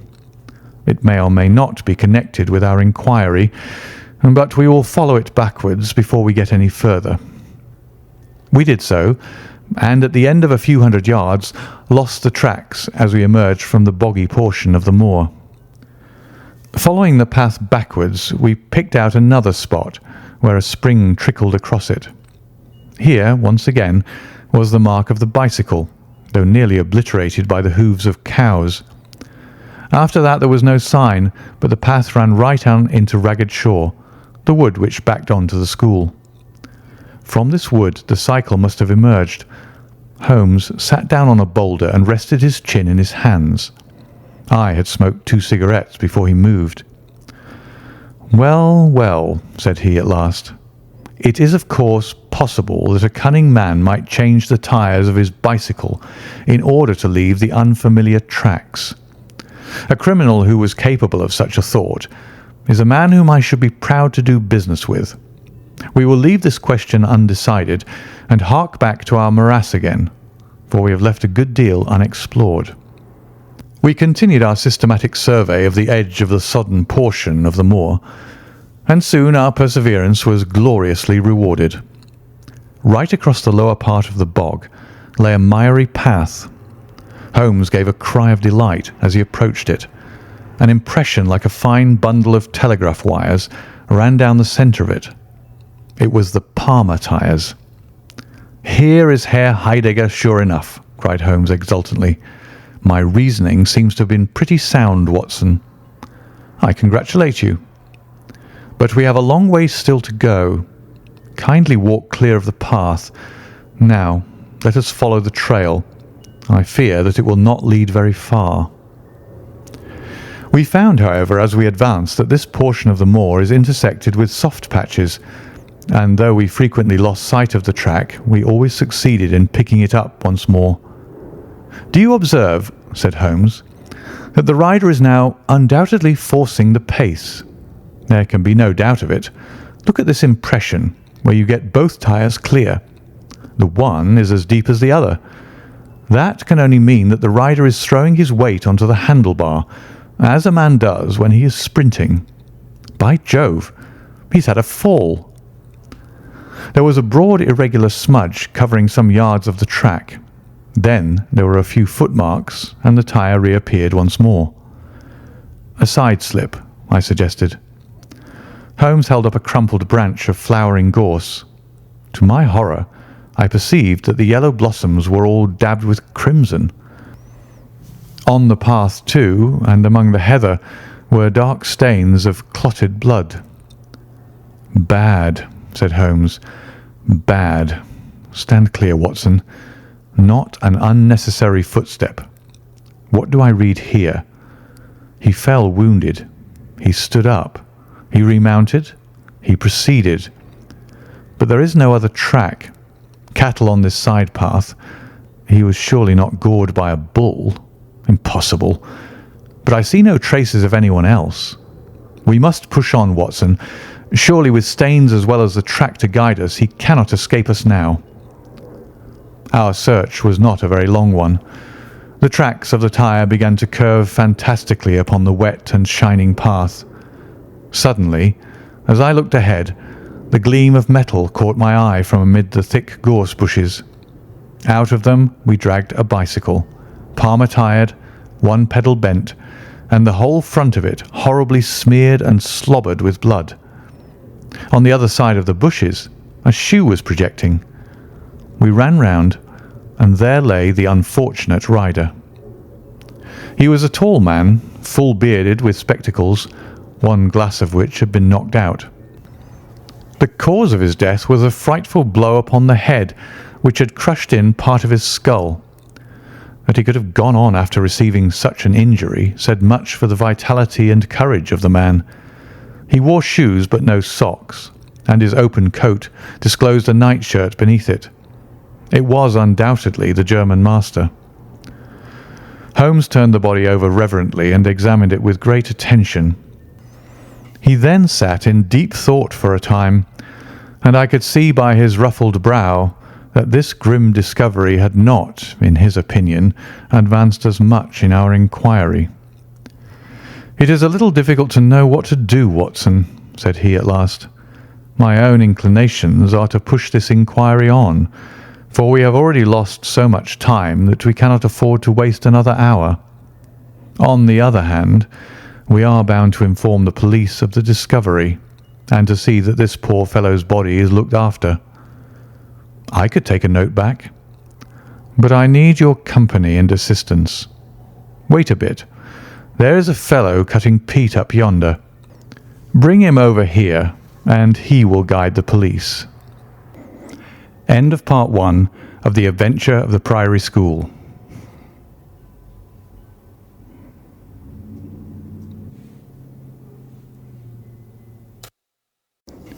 Part 2 of The Adventure of the Priory School from The Return of Sherlock Holmes by Sir Arthur Conan Doyle. I brought the peasant across, and Holmes dispatched the frightened man with a note to Dr. Huxtable. "Now, Watson," said he, "we have picked up 2 clues this morning. One is the bicycle with the Palmer tyre, and we see what that has led to. The other is the bicycle with the patched Dunlop. Before we start to investigate that, let us try to realize what we do know so as to make the most of it, and to separate the essential from the accidental. First of all, I wish to impress upon you that the boy certainly left of his own free will. He got down from his window, and he went off either alone or with someone. That is sure." I assented. "Well now, let us turn to this unfortunate German master. The boy was fully dressed when he fled. Therefore, he foresaw what he would do. But the German went without his socks. he certainly acted on very short notice. Undoubtedly. Why did he go? Because from his bedroom window he saw the flight of the boy, because he wished to overtake him and bring him back. He seized his bicycle, pursued the lad, and in pursuing him met his death. So it would seem. Now I come to the critical part of my argument. The natural action of a man in pursuing a little boy would be to run after him. He would know that he could overtake him. But the German does not do so. He turns to his bicycle. I am told that he was an excellent cyclist. He would not do this if he did not see that the boy had some swift means of escape. The other bicycle. Let us continue our reconstruction. He meets his death 5 miles from the school. Not by a bullet, mark you, which even a lad might conceivably discharge, but by a savage blow dealt by a vigorous arm. The lad, then, had a companion in his flight, and the flight was a swift one, since it took 5 miles before an expert cyclist could overtake them. Yet we survey the ground round the scene of the tragedy. What do we find? A few cattle tracks, nothing more. I took a wide sweep round, and there is no path within 50 yards. Another cyclist could have had nothing to do with the actual murder, nor were there any human footmarks. "Holmes," I cried, "this is impossible." "Admirable," he said. "A most illuminating remark. It is impossible as I state it, and therefore I must in some respect have stated it wrong. Yet you saw for yourself. Can you suggest any fallacy?" "He could not have fractured his skull in a fall." "In a morass, Watson?" "I'm at my wit's end." "Tut, tut. We have solved some worse problems. At least we have plenty of material, if we can only use it. Come then, and having exhausted the Palmer, let us see what the Dunlop with the patched cover has to offer us." We picked up the track and followed it onward for some distance, but soon the moor rose into a long, heather-tufted curve, and we left the watercourse behind us. No further help from tracks could be hoped for. At the spot where we saw the last of the Dunlop tire, it might equally have led to Holderness Hall, the stately towers of which rose some miles to our left, or to a low grey village which lay in front of us and marked the position of the Chesterfield highroad. As we approached the forbidding and squalid inn, with the sign of a gamecock above the door, Holmes gave a sudden groan and clutched me by the shoulder to save himself from falling. He had had one of those violent strains of the ankle which leave a man helpless. With difficulty he limped up to the door, where a squat, dark, elderly man was smoking a black clay pipe. "How are you, Mr. Reuben Hayes?" said Holmes. "Who are you, and how do you get my name so pat?" the countryman answered, with a suspicious flash of a pair of cunning eyes. "Well, it's printed on the board above your head. It's easy to see a man who is master of his own house. I suppose you haven't such a thing as a carriage in your stables?" "No, I have not." "I can hardly put my foot to the ground." "Don't put it to the ground." "But I can't walk." "Well then, hop." Mr. Reuben Hayes' manner was far from gracious, but Holmes took it with admirable good humour. "Look here, my man," said he. "This is really rather an awkward fix for me. I don't mind how I get on." "Neither do I," said the morose landlord. "The matter is very important. I would offer you a sovereign for the use of a bicycle." The landlord pricked up his ears. "Where do you want to go?" "To Holderness Hall." "Pals of the Duke, I suppose," said the landlord, surveying our mud-stained garments with ironical eyes. Holmes laughed good-naturedly. "He'll be glad to see us, anyhow." "Why?" "Because we bring him news of his lost son." The landlord gave a very visible start. "What, you're on his track?" "He has been heard of in Liverpool. They expect to get him every hour." Again a swift change passed over the heavy, unshaven face. His manner was suddenly genial. "I've less reason to wish the Duke well than most men," said he, "for I was head coachman once, and cruel bad he treated me. It was him that sacked me without character on the word of a lying corn chandler. But I'm glad to hear that the young lad was heard of in Liverpool, and I'll help you to take the news to the Hall." "Thank you," said Holmes. "We'll have some food first, then you can bring round the bicycle." "I haven't got a bicycle." Holmes held up a sovereign. "I tell you, man, that I haven't got one. I'll let you have 2 horses as far as the Hall." "Well, well," said Holmes. "We'll talk about it when we've had something to eat." When we were left alone in the stone-flagged kitchen, it was astonishing how rapidly that sprained ankle recovered. It was nearly nightfall, and we had eaten nothing since early morning, so that we spent some time over our meal. Holmes was lost in thought, and once or twice he walked over to the window and stared earnestly out. It opened onto a squalid courtyard. In the far corner was a smithy, where a grimy lad was at work. On the other side were the stables. Holmes had sat down again after one of those excursions when he suddenly sprang out of his chair with a loud exclamation. "By heaven, Watson, I believe that I've got it," he cried.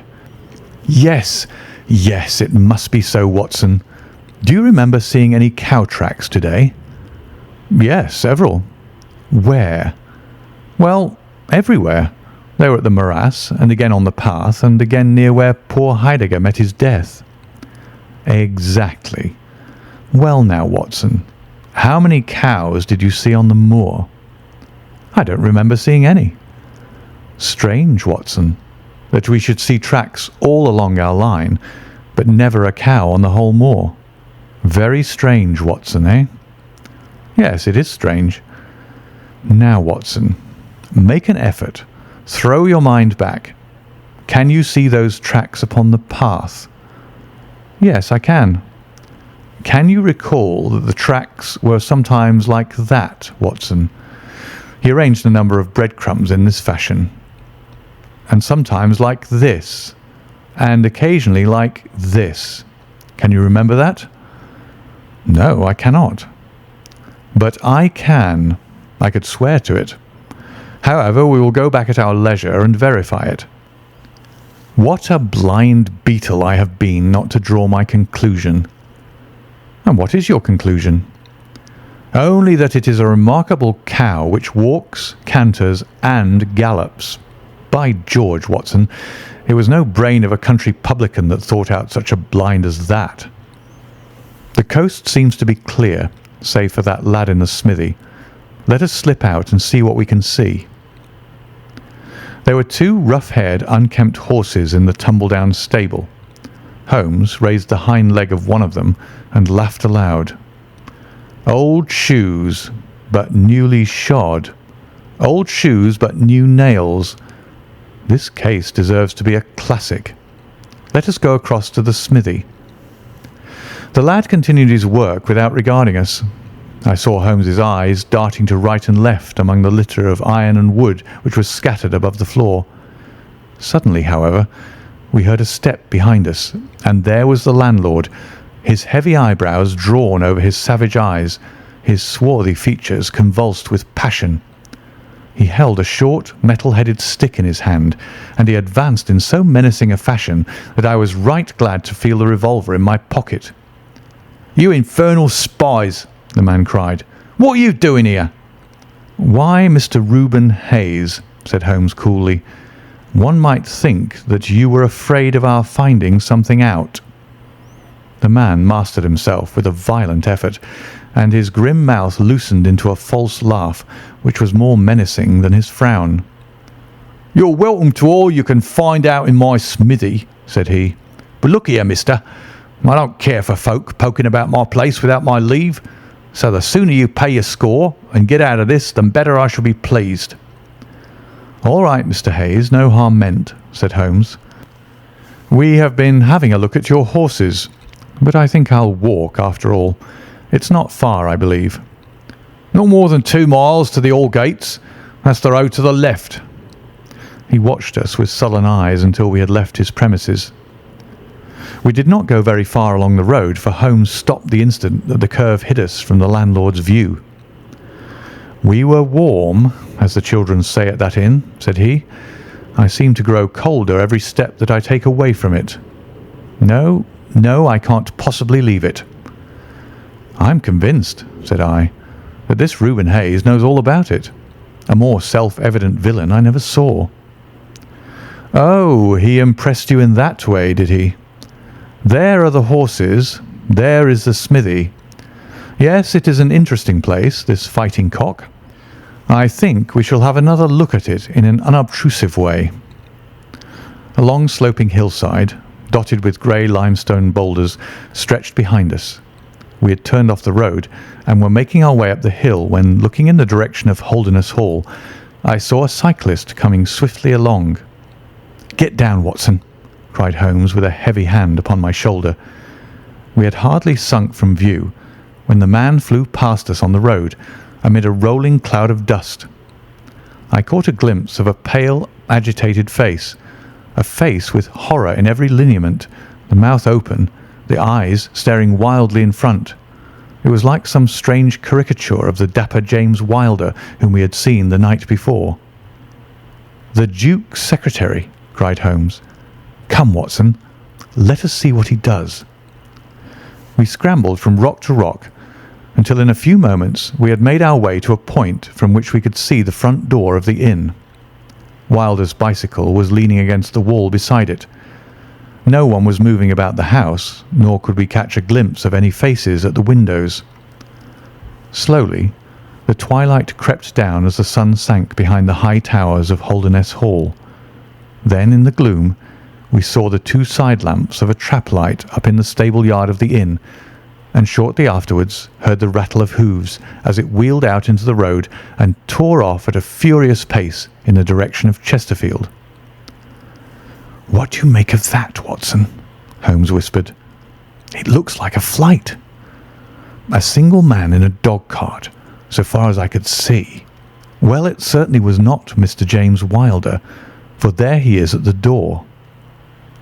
A red square of light had sprung out of the darkness.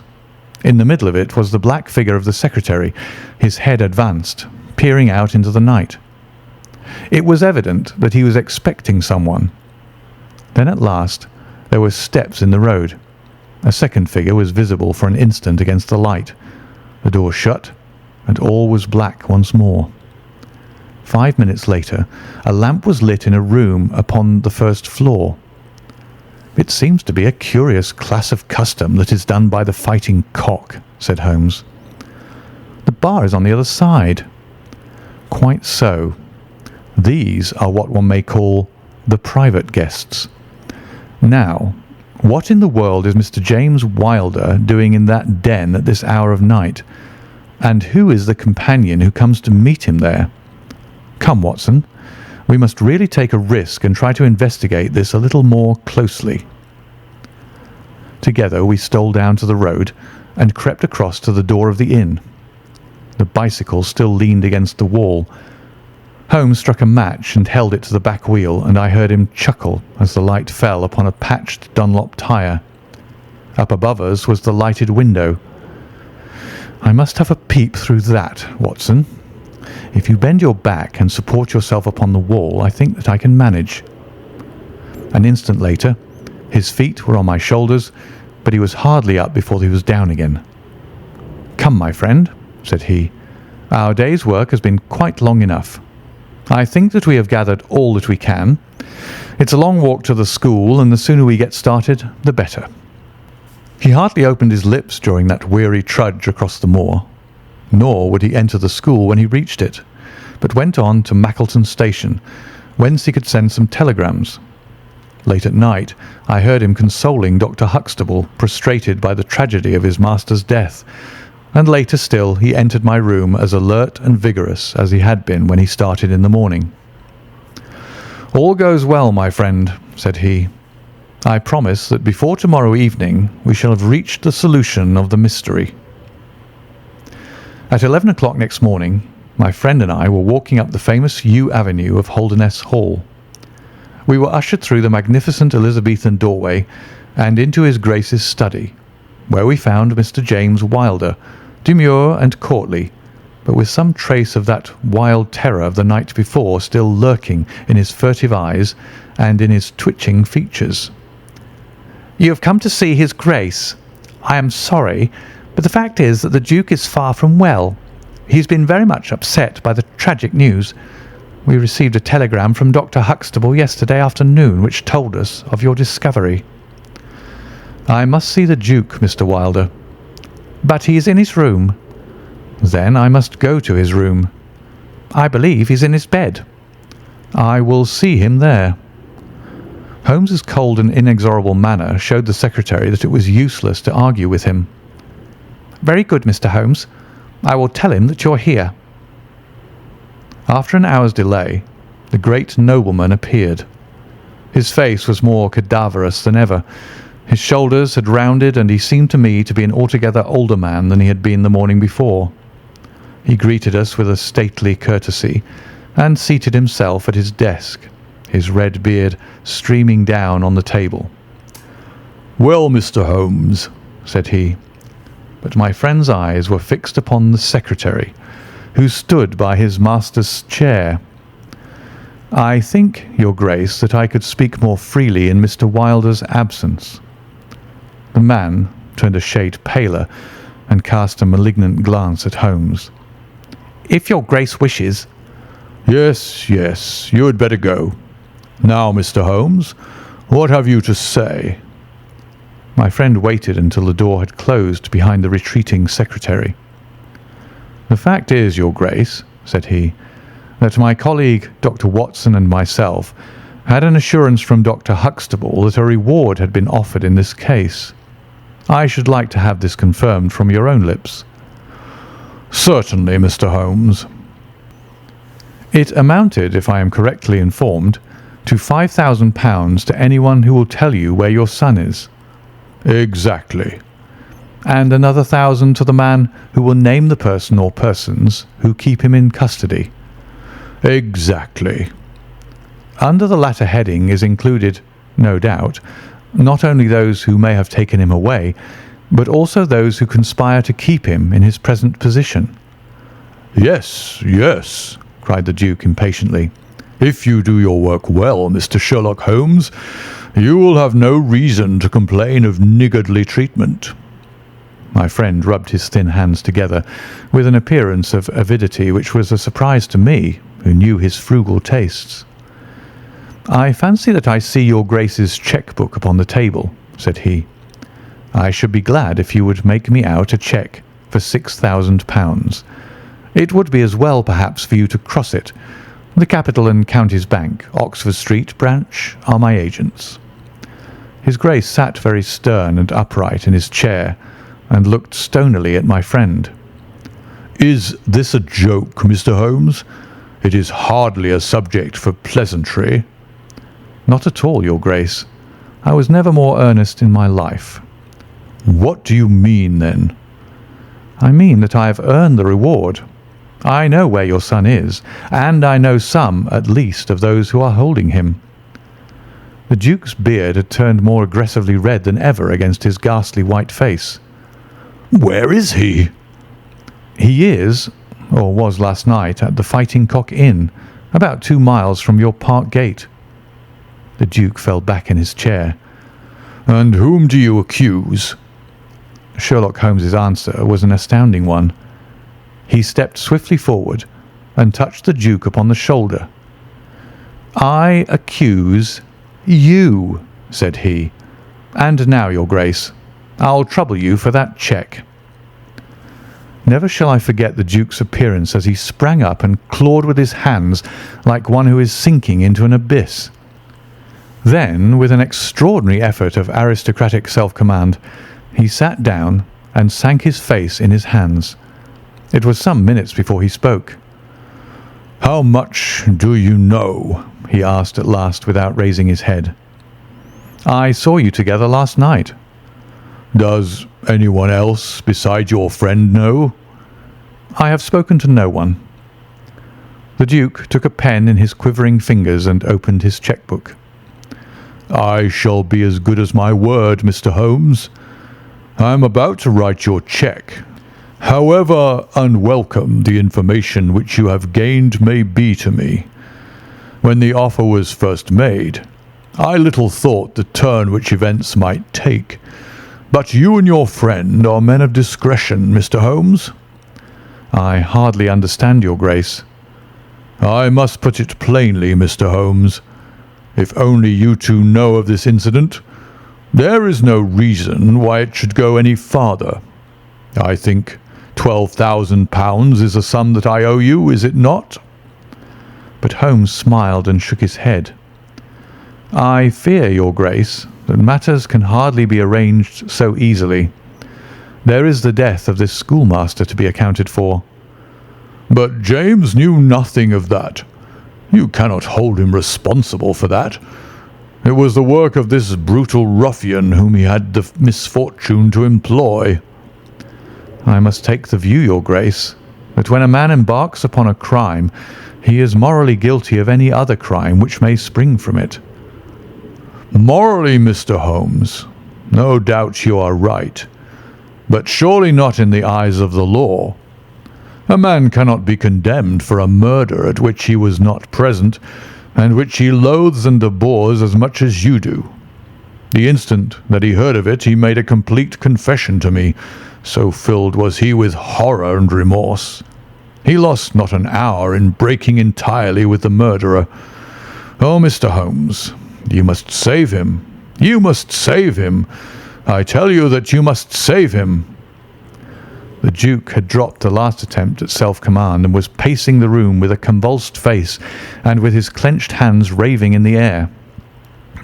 At last he mastered himself and sat down once more at his desk. "I appreciate your conduct in coming here before you spoke to anyone else," said he. "At least we have to take counsel how far we can minimize this hideous scandal." "Exactly," said Holmes. "I think, your Grace, that this can only be done by absolute frankness between us. I am disposed to help your Grace to the best of my ability, but in order to do so, I must understand to the last detail how the matter stands. I realise that your words applied to Mr. James Wilder, and that he is not the murderer." "No, the murderer has escaped." Sherlock Holmes smiled demurely. "Your Grace can hardly have heard of any small reputation which I possess, or you would not imagine that it is so easy to escape me. Mr. Reuben Hayes was arrested at Chesterfield on my information at 11 o'clock last night. I had a telegram from the head of the local police before I left the school this morning." The Duke leaned back in his chair and stared with amazement at my friend. "You seem to have powers that are hardly human," said he. "So, Reuben Hayes is taken. I'm right glad to hear it, if it will not react upon the fate of James." "Your secretary?" "No, sir. My son." It was Holmes's turn to look astonished. "I confess that this is entirely new to me, your Grace. I must beg you to be more explicit." "I will conceal nothing from you. I agree with you that complete frankness, however painful it may be to me, is the best policy in this desperate situation to which James's folly and jealousy have reduced us. When I was a very young man, Mr. Holmes, I loved with such a love as comes only once in a lifetime. I offered the lady marriage, but she refused it on the grounds that such a match might mar my career. Had she lived, I would certainly never have married anyone else. She died and left this one child whom for her sake I have cherished and cared for. I could not acknowledge the paternity to the world, but I gave him the best of educations, and since he came to manhood, I have kept him near my person. He surmised my secret, and was presumed ever since upon the claim which he has upon me, and upon his power of provoking a scandal which would be abhorrent to me. His presence had something to do with the unhappy issue of my marriage. Above all, he hated my young legitimate heir from the first, with a persistent hatred. You may well ask me why, under these circumstances, I still kept James under my roof. I answer that it was because I could see his mother's face in his, and that for her dear sake there was no end to my long suffering. All her pretty ways, too.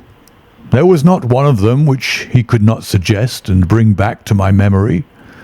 I could not send him away, but I feared so much lest he should do Arthur, that is, Lord Saltire, a mischief, that I dispatched him for safety to Dr. Huxtable's school. James came into contact with this fellow Hayes, because the man was a tenant of mine, and James acted as agent. The fellow was a rascal from the beginning, but in some extraordinary way James became intimate with him. He had always a taste for low company. When James determined to kidnap Lord Saltire, it was of this man's service that he availed himself. You remember that I wrote to Arthur upon that last day? Well, James opened the letter and inserted a note asking Arthur to meet him in a little wood called the Ragged Shaw, which is near to the school. He used the Duchess's name, and in that way got the boy to come. That evening James bicycled over. I am telling you what he has himself confessed to me, and he told Arthur, whom he met in the wood, that his mother longed to see him, that she was awaiting him on the moor, and that if he would come back into the wood at midnight, he would find a man with a horse who would take him to her. Poor Arthur fell into the trap. He came to the appointment and found this fellow Hayes with a led pony. Arthur mounted, and they set off together. It appears, though, this James only heard yesterday, that they were pursued, that Hayes struck the pursuer with his stick, and that the man died of his injuries. Hayes brought Arthur to his public house, the Fighting Cock, where he was confined in an upper room under the care of Mrs. Hayes, who is a kindly woman, but entirely under the control of her brutal husband. Well, Mr. Holmes, that was the state of affairs when I first saw you 2 days ago. I had no more idea of the truth than you. You will ask me what was James's motive in doing such a deed. I answer that there was a great deal which was unreasoning and fanatical in the hatred which he bore my heir. In his view, he should himself have been heir of all my estates, and he deeply resented those social laws which made it impossible. At the same time, he had a definite motive also. He was eager that I should break the entail, and he was of opinion that it lay in my power to do so. He intended to make a bargain with me, to restore Arthur if I would break the entail, and so make it possible for the estate to be left to him by will. He knew well that I should never willingly invoke the aid of the police against him. I say that he would have proposed such a bargain to me, but he did not actually do so, for events moved too quickly for him, and he had no time to put his plans into practice. What brought all this wicked scheme to wreck was your discovery of this man Heidegger's dead body. James was seized with horror at the news. It came to us yesterday as we sat together in this study. Dr. Huxtable had sent a telegram. James was so overwhelmed with grief and agitation that my suspicions, which had never been entirely absent, rose instantly to a certainty, and I taxed him with the deed. He made a complete voluntary confession. Then he implored me to keep his secret for 3 days longer, so as to give his wretched accomplice a chance of saving his guilty life. I yielded, as I have always yielded, to his prayers, and instantly James hurried off to the Fighting Cock to warn Hayes and give him the means of flight. I could not go there by daylight without provoking comment, but as soon as night fell I hurried off to see my dear Arthur. I found him safe and well, but horrified beyond expression by the dreadful deed he had witnessed. In deference to my promise, and much against my will, I consented to leave him there for 3 days, under the charge of Mrs. Hayes, since it was evident that it was impossible to inform the police where he was without telling them also who was the murderer, and I could not see how that murderer could be punished without ruin to my unfortunate James. You asked for frankness, Mr. Holmes, and I have taken you at your word, for I have now told you everything without an attempt at circumlocution or concealment. Do you, in turn, be as frank with me?" "I will," said Holmes. "In the first place, Your Grace, I am bound to tell you that you have placed yourself in a most serious position in the eyes of the law. You have condoned a felony, and you have aided the escape of a murderer, for I cannot doubt that any money which was taken by James Wilder to aid his accomplice in his flight came from Your Grace's purse." The Duke bowed his assent. "This is indeed a most serious matter. Even more culpable, in my opinion, Your Grace, is your attitude towards your younger son. You leave him in this den for 3 days." "Under solemn promises." "What are promises to such people as these? You have no guarantee that he will not be spirited away again. To humour your guilty elder son, you have exposed your innocent younger son to imminent and unnecessary danger. It was a most unjustifiable action." The proud Lord of Holderness was not accustomed to be so rated in his own ducal hall. The blood flushed into his high forehead, but his conscience held him dumb. "I will help you, but on one condition only. It is that you ring for the footman and let me give such orders as I like." Without a word, the Duke pressed the electric bell. A servant entered. "You will be glad to hear," said Holmes, "that your young master is found. It is the Duke's desire that the carriage shall go at once to the Fighting Cock Inn to bring Lord Saltire home."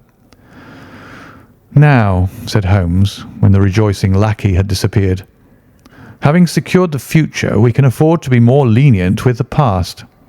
I am not in an official position, and there is no reason, so long as the ends of justice are served, why I should disclose all that I know. As to Hayes, I say nothing. The gallows awaits him, and I would do nothing to save him from it.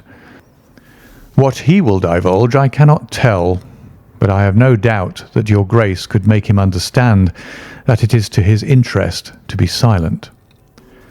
From the police point of view, he will have kidnapped the boy for the purpose of ransom.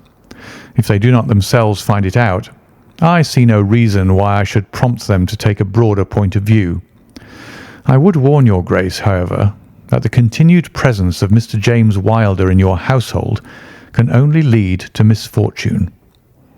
"I understand that, Mr. Holmes, and it is already settled that he shall leave me forever and go to seek his fortune in Australia."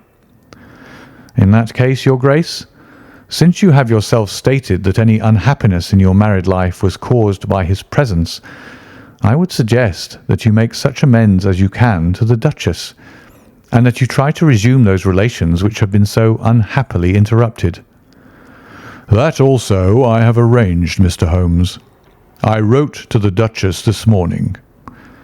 "In that case," said Holmes, rising, "I think that my friend and I can congratulate ourselves upon several most happy results from our little visit to the north. There is one other small point upon which I desire some light. This fellow Hayes had shod his horses with shoes which counterfeited the tracks of cows. Was it from Mr. Wilder that he learned so extraordinary a device?" The Duke stood in thought for a moment, with a look of intense surprise on his face. Then he opened a door and showed us into a large room furnished as a museum. He led the way to a glass case in a corner and pointed to the inscription. "These shoes," it ran, "were dug up in the moat of Holderness Hole. They are for the use of horses, but they are shaped below with a cloven foot of iron so as to throw pursuers off the track. They are supposed to have belonged to some of the marauding barons of Holderness in the Middle Ages. Holmes opened the case, and moistening his finger, he passed it along the shoe. A thin film of recent mud was left upon his skin. "Thank you," said he, as he replaced the glass. "It is the second most interesting object that I have seen in the north." "And the first?" Holmes folded up his cheque and placed it carefully in his notebook. "I am a poor man," said he, as he patted it affectionately and thrust it into the depths of his inner pocket. End of the adventure of the Priory School.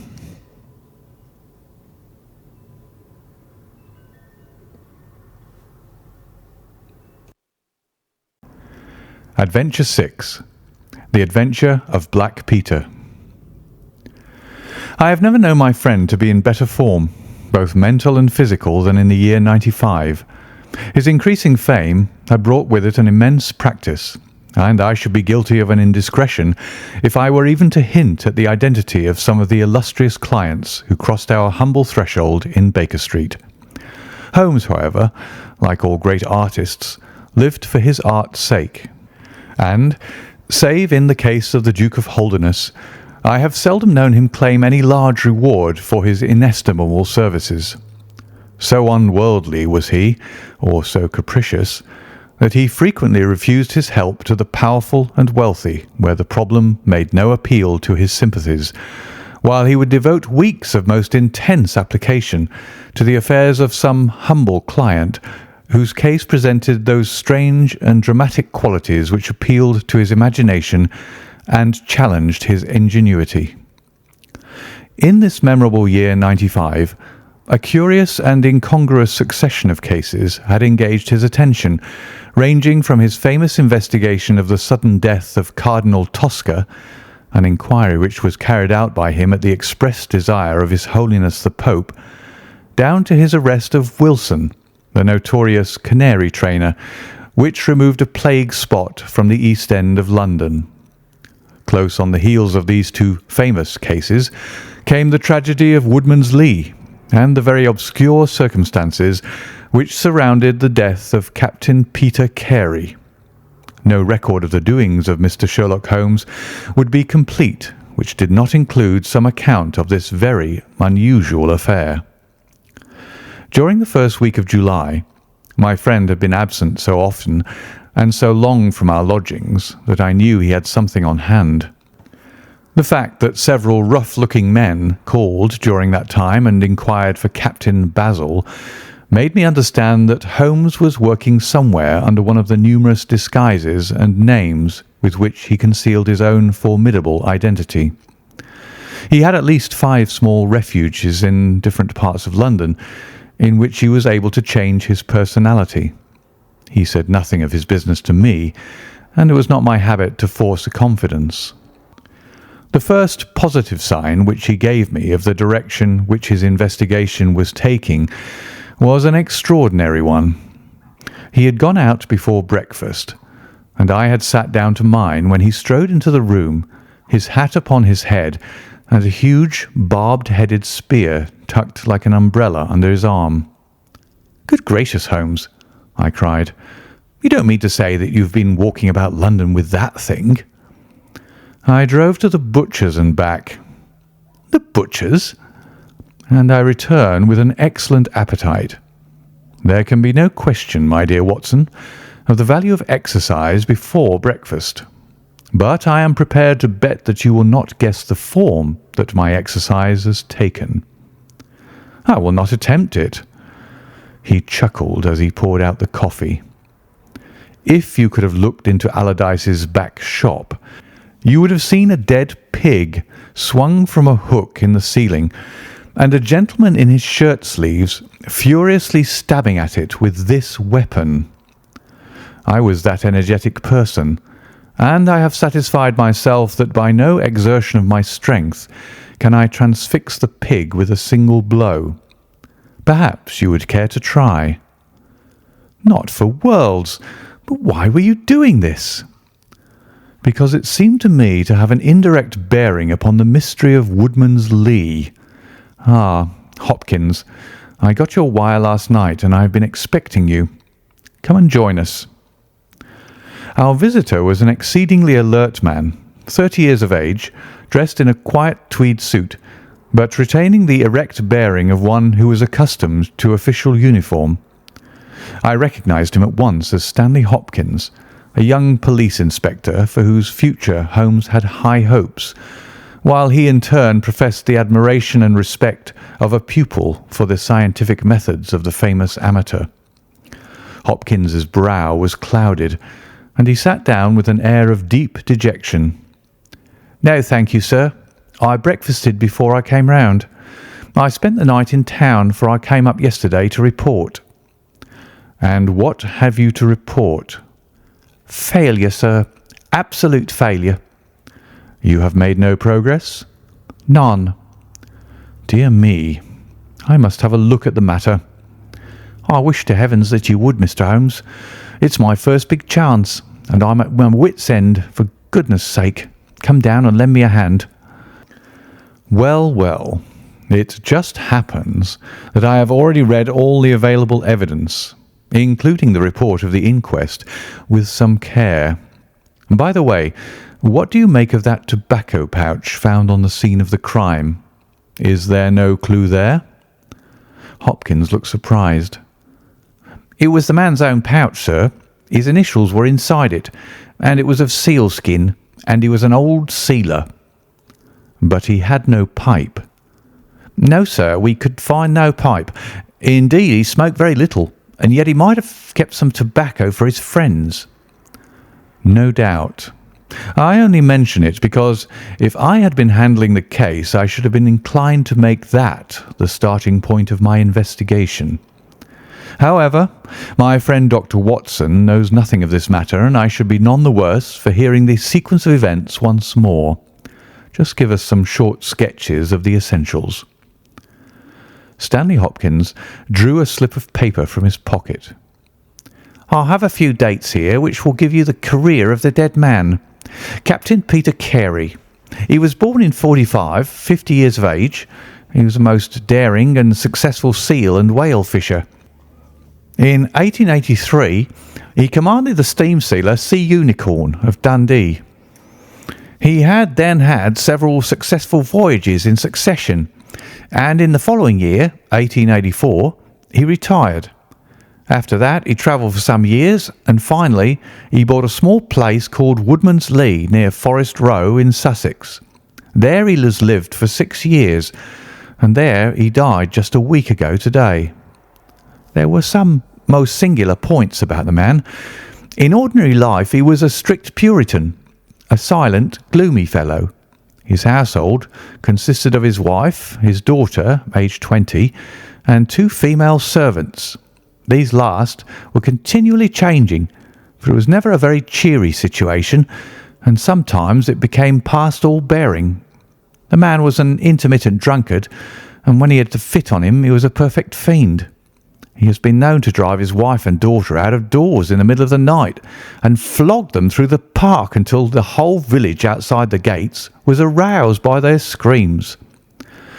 He was summoned once for a savage assault upon the old vicar, who had called upon him to remonstrate with him upon his conduct.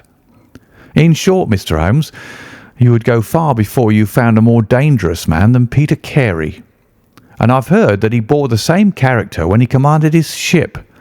He was known in his trade as Black Peter, and the name was given him not only on account of his swarthy features and the colour of his huge beard, but for the humours which were the terror of all around him. I need not say that he was loathed and avoided by every one of his neighbours, and that I have not heard one single word of sorrow about his terrible end. You must have read in the account of the inquest about the man's cabin, Mr. Holmes, but perhaps your friend here has not heard of it. He had built himself a wooden outhouse. He always called it the cabin, a few hundred yards from his house, and it was here that he slept every night. It was a little single-roomed hut, 16 feet by 10. He kept the key in his pocket, made his own bed, cleaned it himself, and allowed no other foot to cross the threshold. There are small windows on each side which were covered by curtains and never opened. One of these windows was turned towards the high road, and when the light burned in it at night, the folk used to point it out to each other and wonder what Black Peter was doing in there. That's the window, Mr. Holmes, which gave us one of the few bits of positive evidence that came out at the inquest. You remember that a stonemason named Slater, walking from Forest Row about 1 o'clock in the morning, 2 days before the murder, stopped as he passed the grounds and looked at the square of light still shining among the trees. He swears that the shadow of a man's head turned sideways was clearly visible on the blind, and that this shadow was certainly not that of Peter Carey, whom he knew well. It was that of a bearded man, but the beard was short and bristled forward in a way very different from that of the captain. So he says, but he had been 2 hours in the public house, and it is some distance from the road to the window. Besides, this refers to the Monday, and the crime was done upon the Wednesday. On the Tuesday, Peter Carey was in one of his blackest moods, flushed with drink and as savage as a dangerous wild beast. He roamed about the house, and the women ran for it when they heard him coming. Late in the evening, he went down to his own hut. About 2 o'clock the following morning, his daughter, who slept with her window open, heard a most fearful yell from that direction, but it was no unusual thing for him to bawl and shout when he was in drink, so no notice was taken. On rising at 7, one of the maids noticed that the door of the hut was open, but so great was the terror which the man caused that it was midday before anyone would venture down to see what had become of him. Peeping into the open door, they saw a sight which sent them flying with white faces into the village. Within an hour, I was on the spot and had taken over the case.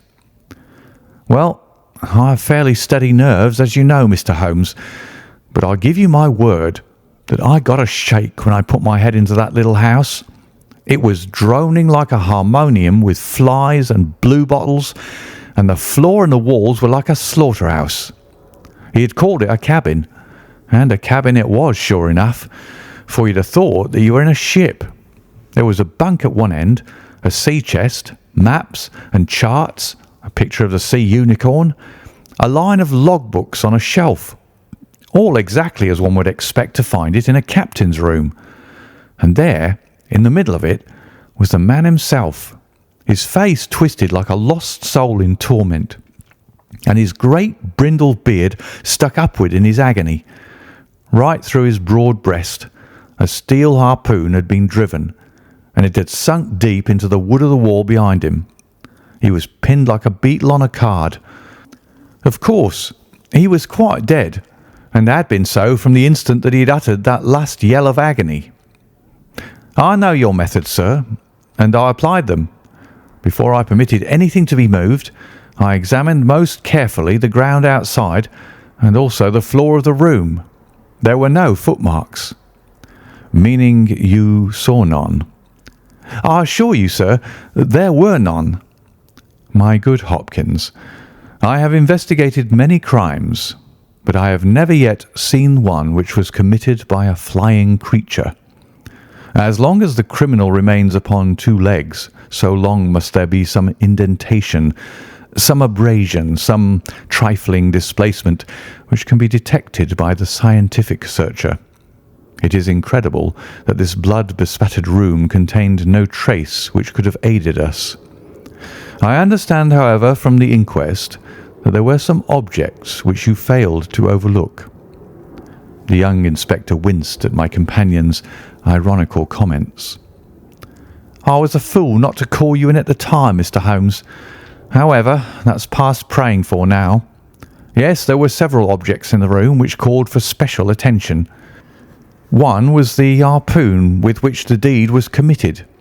It had been snatched down from a rack on the wall. 2 others remained there, and there was a vacant place for the third.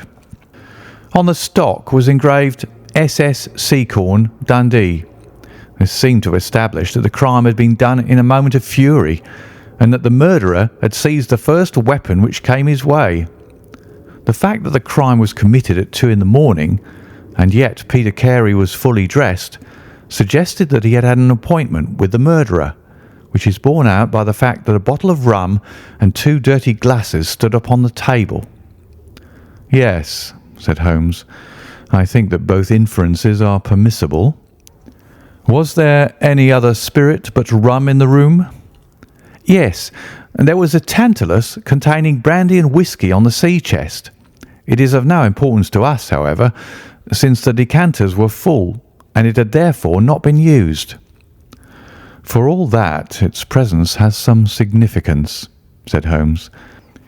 "However, let us hear some more about the objects which do seem to you to bear upon the case." "There was this tobacco pouch upon the table." "What part of the table?" "It lay in the middle. It was, of course, sealskin, the straight-haired skin with a leather thong to bind it. Inside was P.C. on the flap. There was half an ounce of strong ship's tobacco in it." "Excellent. What more?" Stanley Hopkins drew from his pocket a drab-covered notebook.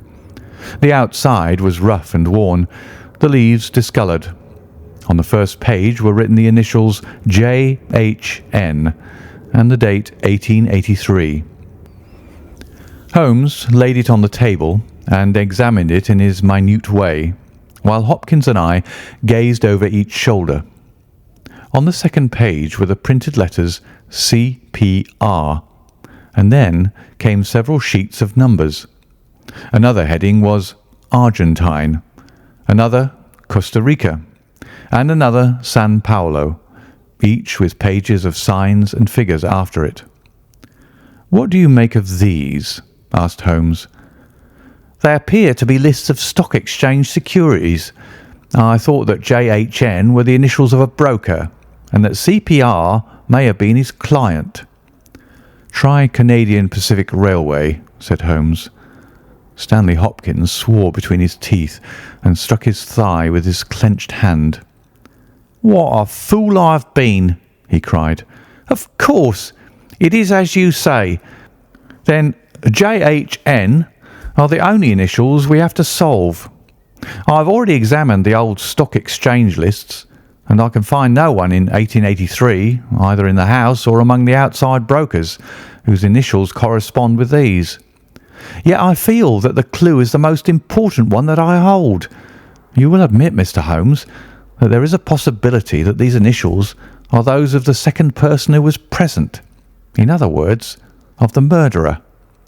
I would also urge that the introduction into the case of a document relating to large masses of valuable securities gives us from the first time some indication of a motive for the crime." Sherlock Holmes's face showed that he was thoroughly taken aback by this new development. "I must admit both your points," said he. "I confess that this notebook, which did not appear at the inquest, modifies any views which I may have formed. I had come to a theory of the crime in which I can find no place for this. Have you endeavoured to trace any of the securities here mentioned?" "Inquiries are now being made at the offices, but I fear that the complete register of the stockholders of these South American concerns is in South America, and that some weeks must elapse before we can trace the shares." Holmes had been examining the cover of the notebook with his magnifying lens. "Surely there is some discoloration here," said he. "Yes, sir, it is a blood stain. I told you that I picked the book off the floor." "Was the blood stain above or below?" "On the side next the boards." "Which proves, of course, that the book was dropped after the crime was committed." "Exactly, Mr. Holmes. I appreciated that point, and I conjectured that it was dropped by the murderer in his hurried flight. It lay near the door." "I suppose that none of these securities have been found among the property of the dead man?" "No, sir." "Have you any reason to suspect robbery?" "No, sir. Nothing seemed to have been touched." "Dear me, it is certainly a very interesting case. Then there was a knife, was there not?" "A sheath knife, still in its sheath. It lay at the feet of the dead man. Mrs. Carey has identified it as being her husband's property." Holmes was lost in thought for some time. "Well," said he at last, "I suppose I shall have to come out and have a look at it." Stanley Hopkins gave a cry of joy. "Thank you, sir. That will indeed be a weight off my mind." Holmes shook his finger at the inspector. "It would have been an easier task a week ago," said he, "but even now my visit may not be entirely fruitless. Watson, if you can spare the time, I should be very glad of your company. If you will call a four-wheeler, Hopkins, we shall be ready to start for Forest Row in a quarter of an hour." Alighting at the small wayside station, we drove for some miles through the remains of widespread woods, which were once part of that great forest which for so long held the Saxon invaders at bay, the impenetrable Weald, for 60 years the bulwark of Britain. Vast sections of it have been cleared, for this is at the seat of the first ironworks of the country, and the trees have been felled to smelt the ore. Now the richer fields of the north have absorbed the trade, and nothing save those ravaged groves and great scars in the earth show the work of the past. Here, in a clearing upon the green slope of a hill, stood a long, low stone house, approached by a curving drive running through the fields. Nearer the road, and surrounded on three sides by bushes, was a small outhouse, one window and the door facing in our direction. It was the scene of the murder. Stanley Hopkins led us first to the house, where he introduced us to a haggard, grey-haired woman, the widow of the murdered man, whose gaunt and deep-lined face, with the furtive look of terror in the depths of her red-rimmed eyes, told of the years of hardship and ill usage which she had endured. With her was her daughter, a pale, fair-haired girl whose eyes blazed defiantly at us as she told us that she was glad that her father was dead, and that she blessed the hand which had struck him down. It was a terrible household that Black Peter Carey had made for himself, and it was with a sense of relief that we found ourselves in the sunlight again, and making our way along a path which had been worn across the fields by the feet of the dead man. The outhouse was the simplest of dwellings, wooden-walled, shingle-roofed, one window beside the door and one on the farther side. Stanley Hopkins drew the key from his pocket and had stooped to the lock when he paused with a look of attention and surprise upon his face. "Someone has been tampering with it," he said. There could be no doubt of the fact. The woodwork was cut, and the scratches showed white through the paint, as if they'd been that instant done. Holmes had been examining the window. "Someone has tried to force this also. Whoever it was has failed to make his way in. He must have been a very poor burglar." "This is a most extraordinary thing," said the inspector. "I could swear that these marks were not here yesterday evening." "Some curious person from the village, perhaps?" I suggested. "Very unlikely. Few of them would dare to set foot in the grounds, far less try to force their way into the cabin. What do you think of it, Mr. Holmes?" "I think that fortune is very kind to us." "You mean that the person will come again?" "It is very probable. He came expecting to find the door open. He tried to get in with the blade of a very small penknife. He could not manage it. What would he do?" "Come again next night with a more useful tool." "So I should say. It will be our fault if we are not there to receive him. Meanwhile, let me see the inside of the cabin." The traces of the tragedy had been removed, but the furniture within the little room still stood as it had been on the night of the crime. For 2 hours, with most intense concentration, Holmes examined every object in turn, but his face showed that his quest was not a successful one. Only once he paused in his patient investigation. "Have you taken anything off this shelf, Hopkins?" "No, I've moved nothing." "Something has been taken. There is less dust in this corner of the shelf than elsewhere. It may have been a book lying on its side. It may have been a box. Well, well, I can do nothing more. Let us walk in these beautiful woods, Watson, and give a few hours to the birds and the flowers. We shall meet you here later, Hopkins, and see if we can come closer quarters with the gentleman who has paid this visit in the night." It was past 11 o'clock when we formed our little ambuscade.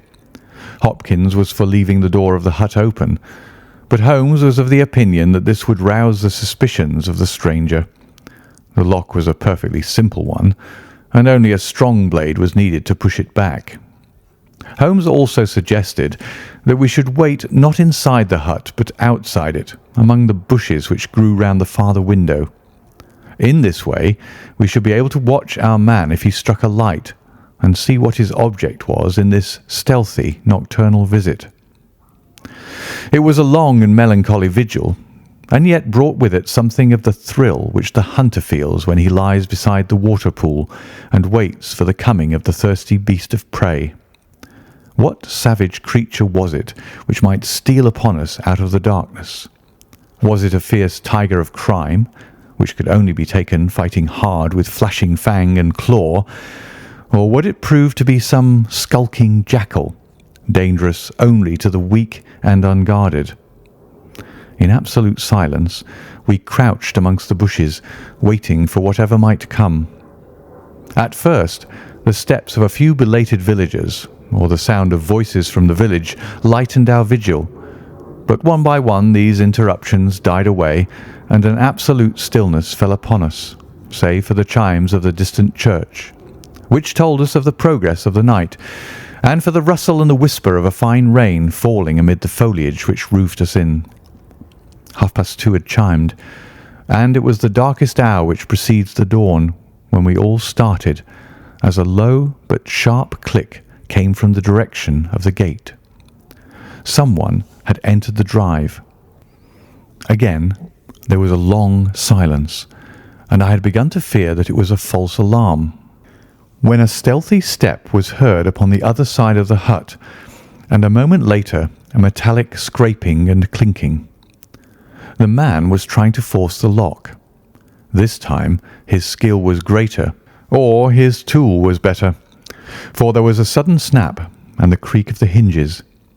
Then a match was struck, and next instant the steady light from a candle filled the interior of the hut. Through the gauze curtain our eyes were all riveted upon the scene within.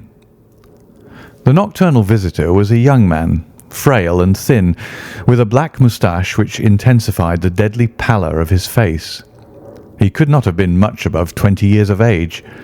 I have never seen any human being who appeared to be in such a pitiable fright, for his teeth were visibly chattering, and he was shaking in every limb. He was dressed like a gentleman, in Norfolk jacket and knickerbockers, with a cloth cap upon his head. We watched him, staring round with frightened eyes. Then he laid the candle end upon the table and disappeared from our view into one of the corners. He returned with a large book, one of the logbooks which formed a line upon the shelves. Leaning on the table, he rapidly turned over the leaves of this volume until he came to the entry which he sought. Then, with an angry gesture of his clenched hand, he closed the book, replaced it in the corner, and put out the light. He had hardly turned to leave the hut when Hopkins' hand was on the fellow's collar, and I heard his loud gasp of terror as he understood that he was taken. The candle was relit, and there was our wretched captive, shivering and cowering in the grasp of the detective. He sank down upon the sea chest and looked helplessly from one of us to the other. "Now, my fine fellow," said Stanley Hopkins, "who are you, and what do you want here?" The man pulled himself together and faced us with an effort at self-composure. "You are detectives, I suppose," said he. "You imagine I am connected with the death of Captain Peter Carey. I assure you that I am innocent." "We'll see about that," said Hopkins. "First of all, what is your name?" "It is John Hopley Nelligan." I saw Holmes and Hopkins exchange a quick glance. "What are you doing here?" "Can I speak confidentially?" No, certainly not. Why should I tell you? If you have no answer, it may go badly with you at the trial. The young man winced. Well, I will tell you, he said. Why should I not? And yet I hate to think of this old scandal gaining a new lease of life. Did you ever hear of Dawson and Nelligan? I could see from Hopkins' face that he never had, but Holmes was keenly interested. You mean the West Country bankers, said he. They failed for £1 million, ruined half the county families of Cornwall, and Nelligan disappeared. Exactly. Nelligan was my father. At last we were getting something positive, and yet it seemed a long gap between an absconding banker and Captain Peter Carey pinned against the wall with one of his own harpoons. We all listened intently to the young man's words. It was my father who was really concerned. Dawson had retired. I was only 10 years of age at the time, but I was old enough to feel the shame and horror of it all. It has always been said that my father stole all the securities and fled. It is not true. It was his belief that if he were given time in which to realise them, all would be well and every creditor paid in full. He started in his little yacht for Norway just before the warrant was issued for his arrest. I can remember that last night, when he bade farewell to my mother. He left us a list of the securities he was taking, and he swore that he would come back with his honour cleared, and that none who had trusted him would suffer. Well, no word was ever heard from him again. Both the yacht and he vanished utterly. We believed, my mother and I, that he and it, with the securities that he had taken with him, were at the bottom of the sea. We had a faithful friend, however, who is a businessman, and it was he who discovered some time ago that some of the securities which my father had with him had reappeared on the London market. You can imagine our amazement.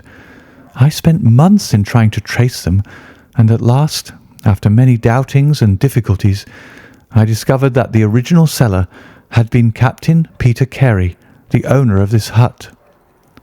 Naturally, I made some inquiries about the man. I found that he had been in command of a whaler which was due to return from the Arctic seas at the very time when my father was crossing to Norway. The autumn of that year was a stormy one, and there was a long succession of southerly gales. My father's yacht may well have been blown to the north, and there met by Captain Peter Carey's ship. If that was so, what had become of my father? In any case, if I could prove from Peter Carey's evidence how these securities came on the market, it would be a proof that my father had not sold them, and that he had no view to personal profit when he took them. I came down to Sussex with the intention of seeing the captain, but it was at this moment that his terrible death occurred. I read at the inquest a description of his cabin, in which it stated that the old logbooks of his vessel were preserved in it. It struck me that if I could see what occurred in the month of August 1883 on board the Sea Unicorn, I might settle the mystery of my father's fate. I tried last night to get at these logbooks, but was unable to open the door. Tonight I tried again and succeeded, but I find that the pages which deal with that month have been torn from the book. It was that moment I found myself a prisoner in your hands." "Is that all?" asked Hopkins. "Yes, that is all." His eyes shifted as he said, "You have nothing else to tell us?" He hesitated. "No, there is nothing." "You have not been here before last night?" "No." "Then how do you account for that?" cried Hopkins, as he held up the damning notebook with the initials of our prisoner on the first leaf and the blood stain on the cover. The wretched man collapsed. He sank his face in his hands and trembled all over. "Where did you get it?" he groaned. "I didn't know. I thought I'd lost it at the hotel." "That's enough," said Hopkins sternly. "Whatever else you have to say, you must say it in court. You will walk down with me now to the police station. Well, Mr. Holmes, I am very much obliged to you and to your friend for coming down to help me.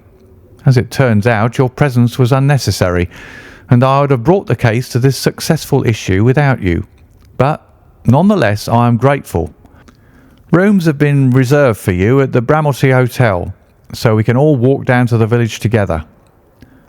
"Well, Watson, what do you think of it?" asked Holmes as we travelled back next morning.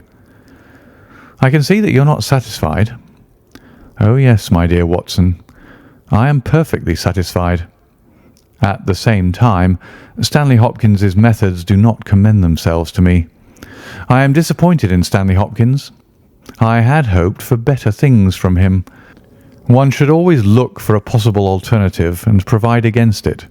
It is the first rule of criminal investigation." "What, then, is the alternative?" "The line of investigation which I have myself been pursuing. It may give us nothing, I cannot tell, but at least I shall follow it to the end." Several letters were waiting for Holmes at Baker Street. He snatched one of them, opened it, and burst out into a triumphant chuckle of laughter. "Ha! Excellent, Watson! The alternative develops. Have you telegraph forms? Just write a couple of messages for me. Sumner, shipping agent, Ratcliffe Highway. Send 3 men on to arrive 10 tomorrow morning, Basil. That's my name in those parts. And the other is Inspector Stanley Hopkins, 46 Lord Street, Brixton. Come breakfast tomorrow at 9:30. Important. Wire if unable to come. Sherlock Holmes." There, Watson. This infernal case has haunted me for 10 days. I hereby banish it completely from my presence. Tomorrow, I trust that we shall hear the last of it forever. Sharp at the hour named, Inspector Stanley Hopkins appeared, and we sat down together to the excellent breakfast which Mrs. Hudson had prepared. The young detective was in high spirits at his success. "You really think that your solution must be correct?" asked Holmes. "I could not imagine a more complete case." "It did not seem to me conclusive." "You astonish me, Mr. Holmes. What more could one ask for?" "Does your explanation cover every point?" "Undoubtedly. I find that young Nelligan arrived at the Bramley Hotel on the very day of the crime. He came on the pretence of playing golf. His room was on the ground floor, and he could get out when he liked. That very night he went down to the Woodman's Lee, saw Peter Carey at the hut, quarrelled with him and killed him with the harpoon. Then, horrified by what he'd done, he fled out of the hut, dropping the notebook which he had brought with him in order to question Peter Carey about those different securities. You may have observed that some of them were marked with ticks and the others, the great majority, were not. Those which are ticked have been traced on the London market, but the others, presumably, were still in the possession of Carey, and young Nelligan, according to his own account, was anxious to recover them in order to do the right thing by his father's creditors. After his flight, he did not dare to approach the hut again for some time, but at last he forced himself to do so in order to obtain the information which he needed. Surely that is all simple and obvious." Holmes smiled and shook his head. "It seems to me to have only one drawback, Hopkins, and that is that it is intrinsically impossible. Have you tried to drive a harpoon through a body?" "No." "Tut, tut, my dear sir. You must really pay attention to these details. My friend Watson could tell you that I spent a whole morning in that exercise. It is no easy matter, and requires a strong and practised arm. But this blow was delivered with such violence that the head of the weapon sank deep into the wall. Do you imagine that this anemic youth was capable of so frightful an assault? Is he the man who hobnobbed in rum and water with Black Peter in the dead of the night? Was it his profile that was seen on the blind 2 nights before? No, no, Hopkins. It is another and more formidable person for whom we must seek." The detective's face had grown longer and longer during Holmes's speech. His hopes and his ambitions were all crumbling about him, but he would not abandon his position without a struggle. "You can't deny that Nelligan was present that night, Mr. Holmes. The book will prove that. I fancy that I have evidence enough to satisfy a jury, even if you are able to pick a hole in it. Besides, Mr. Holmes, I have laid my hand upon my man. As to this terrible person of yours, where is he?" "I rather fancy that he is on the stair," said Holmes serenely. "I think, Watson, that you would do well to put that revolver where you can reach it." He rose and laid a written paper upon a side table. "Now we are ready," said he. There had been some talking in gruff voices outside, and now Mrs. Hudson opened the door to say that there were 3 men inquiring for Captain Basil. "Show them in one by one," said Holmes. The first who entered was a little Ribston pippin of a man, with ruddy cheeks and fluffy white side whiskers. Holmes had drawn a letter from his pocket. "What name?" he asked. "James Lancaster." "I am sorry, Lancaster, but the berth is full. Here is half a sovereign for your trouble. Just step into this room and wait there for a few minutes." The second man was a long, dried-up creature with lank hair and sallow cheeks. His name was Hugh Pattins. He also received his dismissal, his half-sovereign, and the order to wait. The third applicant was a man of remarkable appearance. A fierce, bulldog face was framed in a tangle of hair and beard, and 2 bold, dark eyes gleamed behind the cover of thick, tufted, overhung eyebrows. He saluted and stood sailor fashion, turning his cap round in his hands. "Your name?" asked Holmes. "Patrick Cairns." "Harpooner?" "Yes, sir. 26 voyages." "Dundee, I suppose?" "Yes, sir." "And ready to start with an exploring ship?" "Yes, sir." "What wages?" £8 a month." "Could you start at once?" "As soon as I get my kit." "Have you your papers?" "Yes, sir." He took a sheaf of worn and greasy forms from his pocket. Holmes glanced over them and returned them. "You are just the man I want," said he. "Here's the agreement on the side table. If you sign it, the whole matter will be settled." The seaman lurched across the room and took up the pen. "Shall I sign here?" he asked, stooping over the table. Holmes leaned over his shoulder and passed both hands over his neck. "This will do," said he. I heard a click of steel and a bellow like an enraged bull. The next instant, Holmes and the seaman were rolling on the ground together. He was a man of such gigantic strength that, even with the handcuffs which Holmes had so deftly fastened upon his wrists, he would have very quickly overpowered my friend had Hopkins and I not rushed to his rescue. Only when I pressed the cold muzzle of the revolver to his temple did he at last understand that resistance was vain. We lashed his ankles with cord and rose breathless from the struggle. "I must really apologize, Hopkins," said Sherlock Holmes. "I fear that the scrambled eggs are cold. However, you will enjoy the rest of your breakfast all the better, will you not, for the thought that you have brought your case to a triumphant conclusion?" Stanley Hopkins was speechless with amazement. "I don't know what to say, Mr. Holmes," he blurted out at last with a very red face. "It seems to me that I've been making a fool of myself from the beginning. I understand now what I should never have forgotten, that I am the pupil and you are the master. Even now I see what you have done, but I don't know how you did it or what it signifies." "Well, well," said Holmes good-humouredly.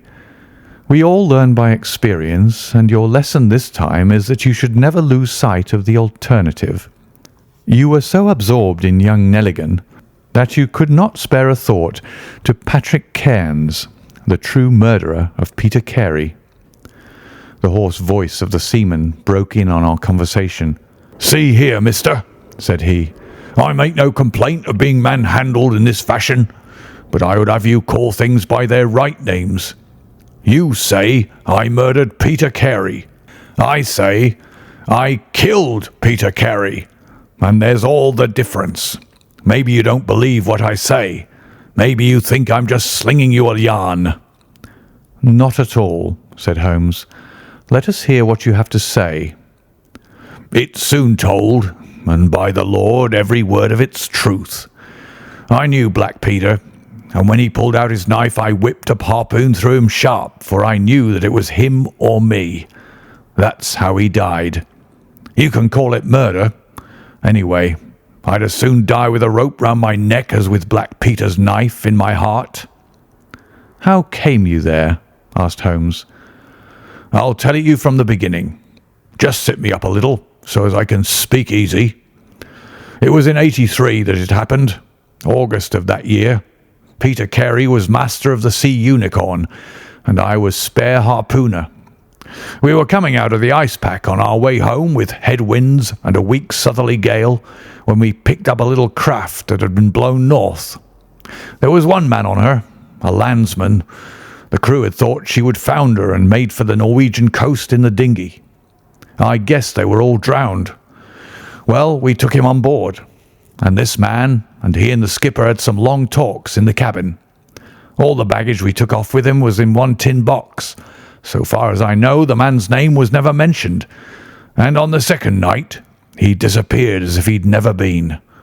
It was given out that he had either thrown himself overboard or fallen overboard in the heavy weather that we were having. Only one man knew what had happened to him, and that was me, for with my own eyes I saw the skipper tip up his heels and put him over the rail in the middle watch of a dark night, 2 days before we sighted the Shetland lights. Well, I kept my knowledge to myself and waited to see what would come of it. When we got back to Scotland, it was easily hushed up, and nobody asked any questions. A stranger died by accident, and it was nobody's business to inquire. Shortly after, Peter Carey gave up the sea, and it was long years before I could find where he was. I guessed that he had done the deed for the sake of what was in that tin box, and that he could afford now to pay me well for keeping my mouth shut. I found out where he was from a sailorman that had met him in London, and down I went to squeeze him. The first night he was reasonable enough, and was ready to give me what would make me free of the sea for life. We were to fix it all 2 nights later. When I came, I found him 3 parts drunk and in a vile temper. We sat down and we drank and we yarned about old times, but the more he drank, the less I liked the look on his face. I spotted that harpoon upon the wall, and I thought I might need it before I was through. Then at last he broke out at me, spitting and cursing, with murder in his eyes and a great clasp knife in his hand. He had not time to get it from the sheath before I had the harpoon through him. Heavens, what a yell he gave, and his face gets between me and my sleep. I stood there with his blood splashing round me, and I waited for a bit, but all was quiet, so I took heart once more. I looked round, and there was the tin box on the shelf. I had as much right to it as Peter Carey, anyhow, so I took it with me and left the hut. Like a fool, I left my baccy pouch upon the table. Now I'll tell you the queerest part of the whole story. I had hardly got outside the hut when I heard someone coming, and I hid among the bushes. A man came slinking along, went into the hut, gave a cry as if he'd seen a ghost, and legged it as hard as he could run until he was out of sight. Who he was or what he wanted is more than I can tell. For my part, I walked 10 miles, got a train at Tunbridge Wells, and so reached London, and no one the wiser. Well, when I came to examine the box, I found there was no money in it, and nothing but papers that I would not dare to sell.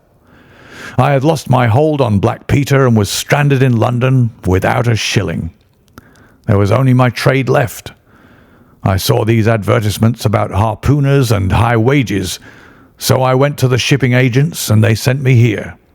That's all I know, and I say again that if I killed Black Peter, the law should give me thanks, for I saved them the price of a hempen rope."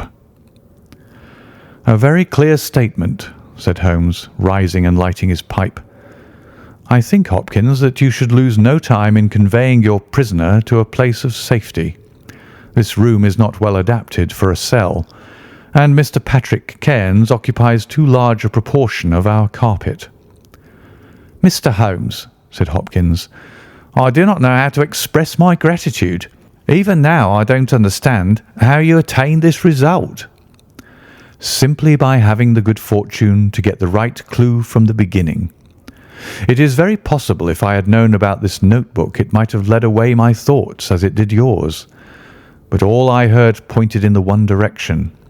The amazing strength, the skill in the use of the harpoon, the rum and water, the sealskin tobacco pouch with the coarse tobacco, all these pointed to a seaman and one who had been a whaler.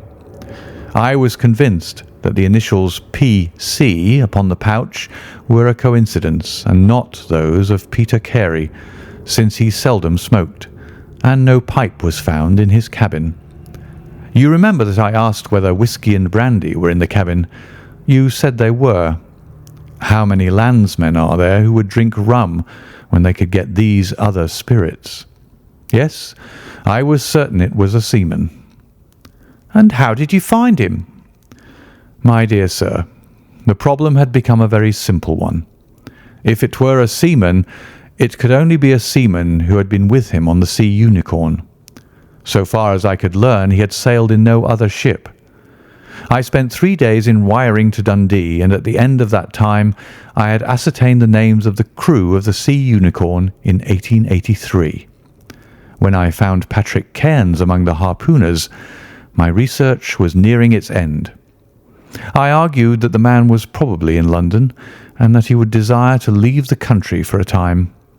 I therefore spent some days in the East End, devised an Arctic expedition, put forth tempting terms for harpooners who would serve under Captain Basil, and behold the result." "Wonderful!" cried Hopkins. "Wonderful!" "You must obtain the release of young Nelligan as soon as possible," said Holmes. "I confess that I think you owe him some apology. The tin box must be returned to him, but of course the securities which Peter Carey has sold are lost forever. There's the cab, Hopkins, and you can remove your man. If you want me for the trial, my address and that of Watson will be somewhere in Norway. I'll send particulars later." End of the adventure of Black Peter.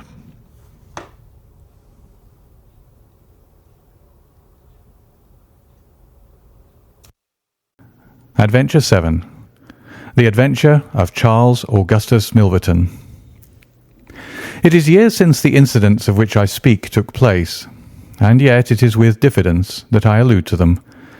For a long time, even with the utmost discretion and reticence, it would have been impossible to make the facts public, but now the principal person concerned is beyond the reach of human law, and with due suppression the story may be told in such fashion as to injure no one.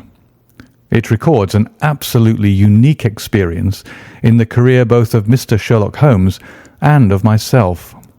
The reader will excuse me if I conceal the date or any other fact by which he might trace the actual occurrence. We had been out for one of our evening rambles, Holmes and I, and had returned about 6 o'clock on a cold, frosty winter's evening. As Holmes turned up the lamp, the light fell upon a card on the table. He glanced at it, and then, with an ejaculation of disgust, threw it on the floor. I picked it up and read, "Charles Augustus Milverton, Appledore Towers, Hampstead, Agent." "Who is he?" I asked. "The worst man in London," Holmes answered, as he sat down and stretched his legs before the fire. "Is anything on the back of the card?" I turned it over. "We'll call at 6:30, C.A.M., I read. He's about due.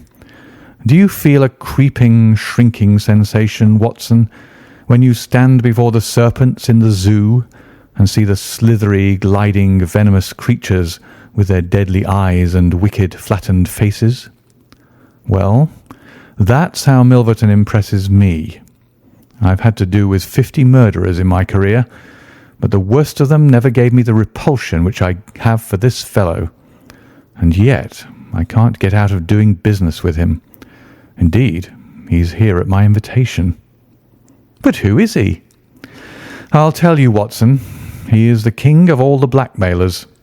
Heaven help the man, and still more the woman, whose secret and reputation come into the power of Milverton. With a smiling face and a heart of marble, he will squeeze and squeeze until he has drained them dry. The fellow is a genius in his way, and would have made his mark in some more savoury trade. His method is as follows. He allows it to be known that he is prepared to pay very high sums for letters which compromise people of wealth and position. He receives these wares, not only from treacherous valets or maids, but frequently from genteel ruffians who have gained the confidence and affection of trusting women. He deals with no niggard hand.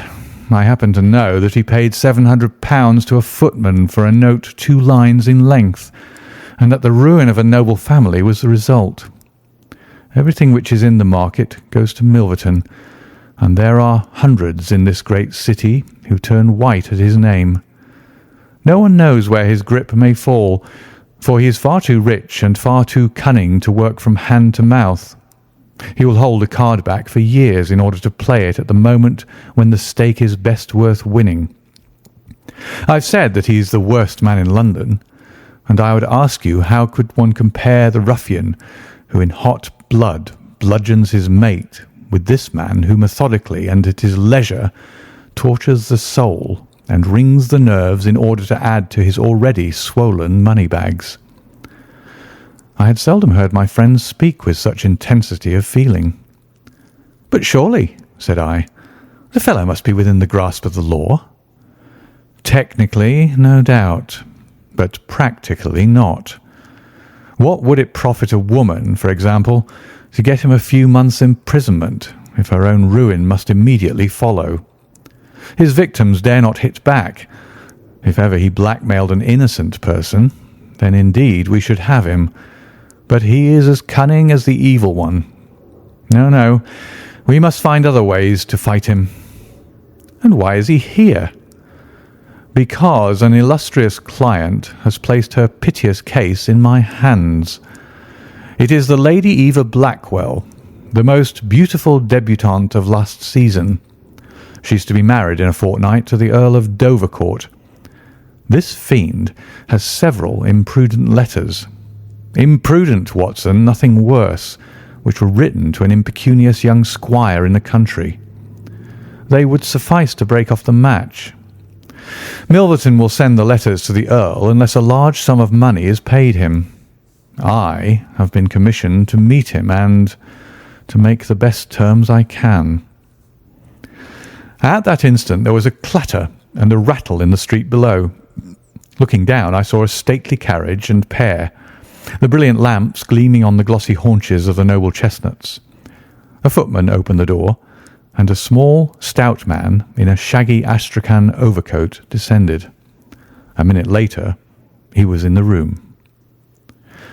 Charles Augustus Milverton was a man of 50, with a large intellectual head, a round, plump, hairless face, a perpetual frozen smile, and 2 keen grey eyes which gleamed brightly from behind broad, gold-rimmed glasses. There was something of Mr. Pickwick's benevolence in his appearance, marred only by the insincerity of the fixed smile and by the hard glitter of those restless and penetrating eyes. His voice was as smooth and suave as his countenance, as he advanced with a plump little hand extended, murmuring his regret for having missed us at his first visit. Holmes disregarded the outstretched hand and looked at him with a face of granite. Milverton's smile broadened. He shrugged his shoulders, removed his overcoat, folded it with great deliberation over the back of a chair, and then took a seat. "This gentleman," said he with a wave in my direction, "is it discreet? Is it right?" "Dr. Watson is my friend and partner." "Very good, Mr. Holmes. It is only in your client's interests that I protested. The matter is so very delicate." "Dr. Watson has already heard of it." "Then we can proceed to business. You say that you're acting for Lady Eva. Has she empowered you to accept my terms?" "What are your terms?" £7,000. "And the alternative?" "My dear sir, it is painful for me to discuss it, but if the money is not paid on the 14th, there certainly will be no marriage on the 18th. His insufferable smile was more complacent than ever. Holmes thought for a while. "You appear to me," he said at last, "to be taking matters too much for granted. I am, of course, familiar with the contents of these letters. My client will certainly do what I may advise. I shall counsel her to tell her future husband the whole story and to trust to his generosity." Milverton chuckled. "You evidently do not know the Earl," said he. From the baffled look upon Holmes's face, I could see clearly that he did. "What harm is there in the letters?" he asked. "They are sprightly, very sprightly," Milverton answered. "The lady was a charming correspondent, but I can assure you that the Earl of Dovercourt would fail to appreciate them. However, since you think otherwise, we'll let it rest at that. It is purely a matter of business. If you think that it is in the best interests of your client that these letters should be placed in the hands of the Earl, then you would indeed be foolish to pay so large a sum of money to regain them." He rose and seized his astrakhan coat. Holmes was grey with anger and mortification. "Wait a little," he said. "You go too fast. We should certainly make every effort to avoid scandal in so delicate a matter." Milverton relapsed into his chair. "I was sure that you would see it in that light," he purred. "At the same time," Holmes continued, "Lady Eva is not a wealthy woman. I assure you that £2,000 would be a drain upon her resources, and that the sum you name is utterly beyond her power. I beg, therefore, that you will moderate your demands, and that you will return the letters at the price I indicate, which is, I assure you, the highest that you can get." Milverton's smile broadened and his eyes twinkled humorously. "I am aware that what you say is true about the lady's resources," said he. "At the same time, you must admit that the occasion of a lady's marriage is a very suitable time for her friends and relatives to make some little effort upon her behalf. They may hesitate as to an acceptable wedding present. Let me assure them that this little bundle of letters would give more joy than all the candelabra and butter dishes in London." "It is impossible," said Holmes. Dear me, how unfortunate," cried Milverton, taking out a bulky pocket-book. "I cannot help thinking that ladies are ill-advised in not making an effort. Look at this." He held up a little note with a coat of arms upon the envelope. "That belongs to, well, perhaps it is hardly fair to tell the name until tomorrow morning. But at that time it will be in the hands of the lady's husband, and all because she will not find a beggarly sum which she could get by turning her diamonds into paste. It is such a pity. Now, you remember the sudden end of the engagement between the Honourable Miss Miles and Colonel Dorking? Only 2 days before the wedding, there was a paragraph in the Morning Post to say that it was all off, and why? It is almost incredible, but the absurd sum of £1,200 would have settled the whole question. Is it not pitiful? And here I find you, a man of sense, boggling about terms when your client's future and honour are at stake. You surprise me, Mr. Holmes." "What I say is true," Holmes answered. "The money cannot be found. Surely it is better for you to take the substantial sum which I offer and to ruin this woman's career, which can profit you in no way." "There you make a mistake, Mr. Holmes. An exposure would profit me indirectly to a considerable extent. I have 8 or 10 similar cases maturing. If it was circulated among them that I had made a severe example of the Lady Eva, I should find all of them much more open to reason. You see my point." Holmes sprang from his chair. "Get behind him, Watson. Don't let him out. Now, sir, let us see the contents of that notebook." Milverton had glided as quickly as a rat to the side of the room and stood with his back against the wall. "Mr. Holmes, Mr. Holmes," he said, turning the front of his coat and exhibiting the butt of a large revolver which projected from the inside pocket. "I have been expecting you to do something original. This has been done so often, and what good has ever come from it?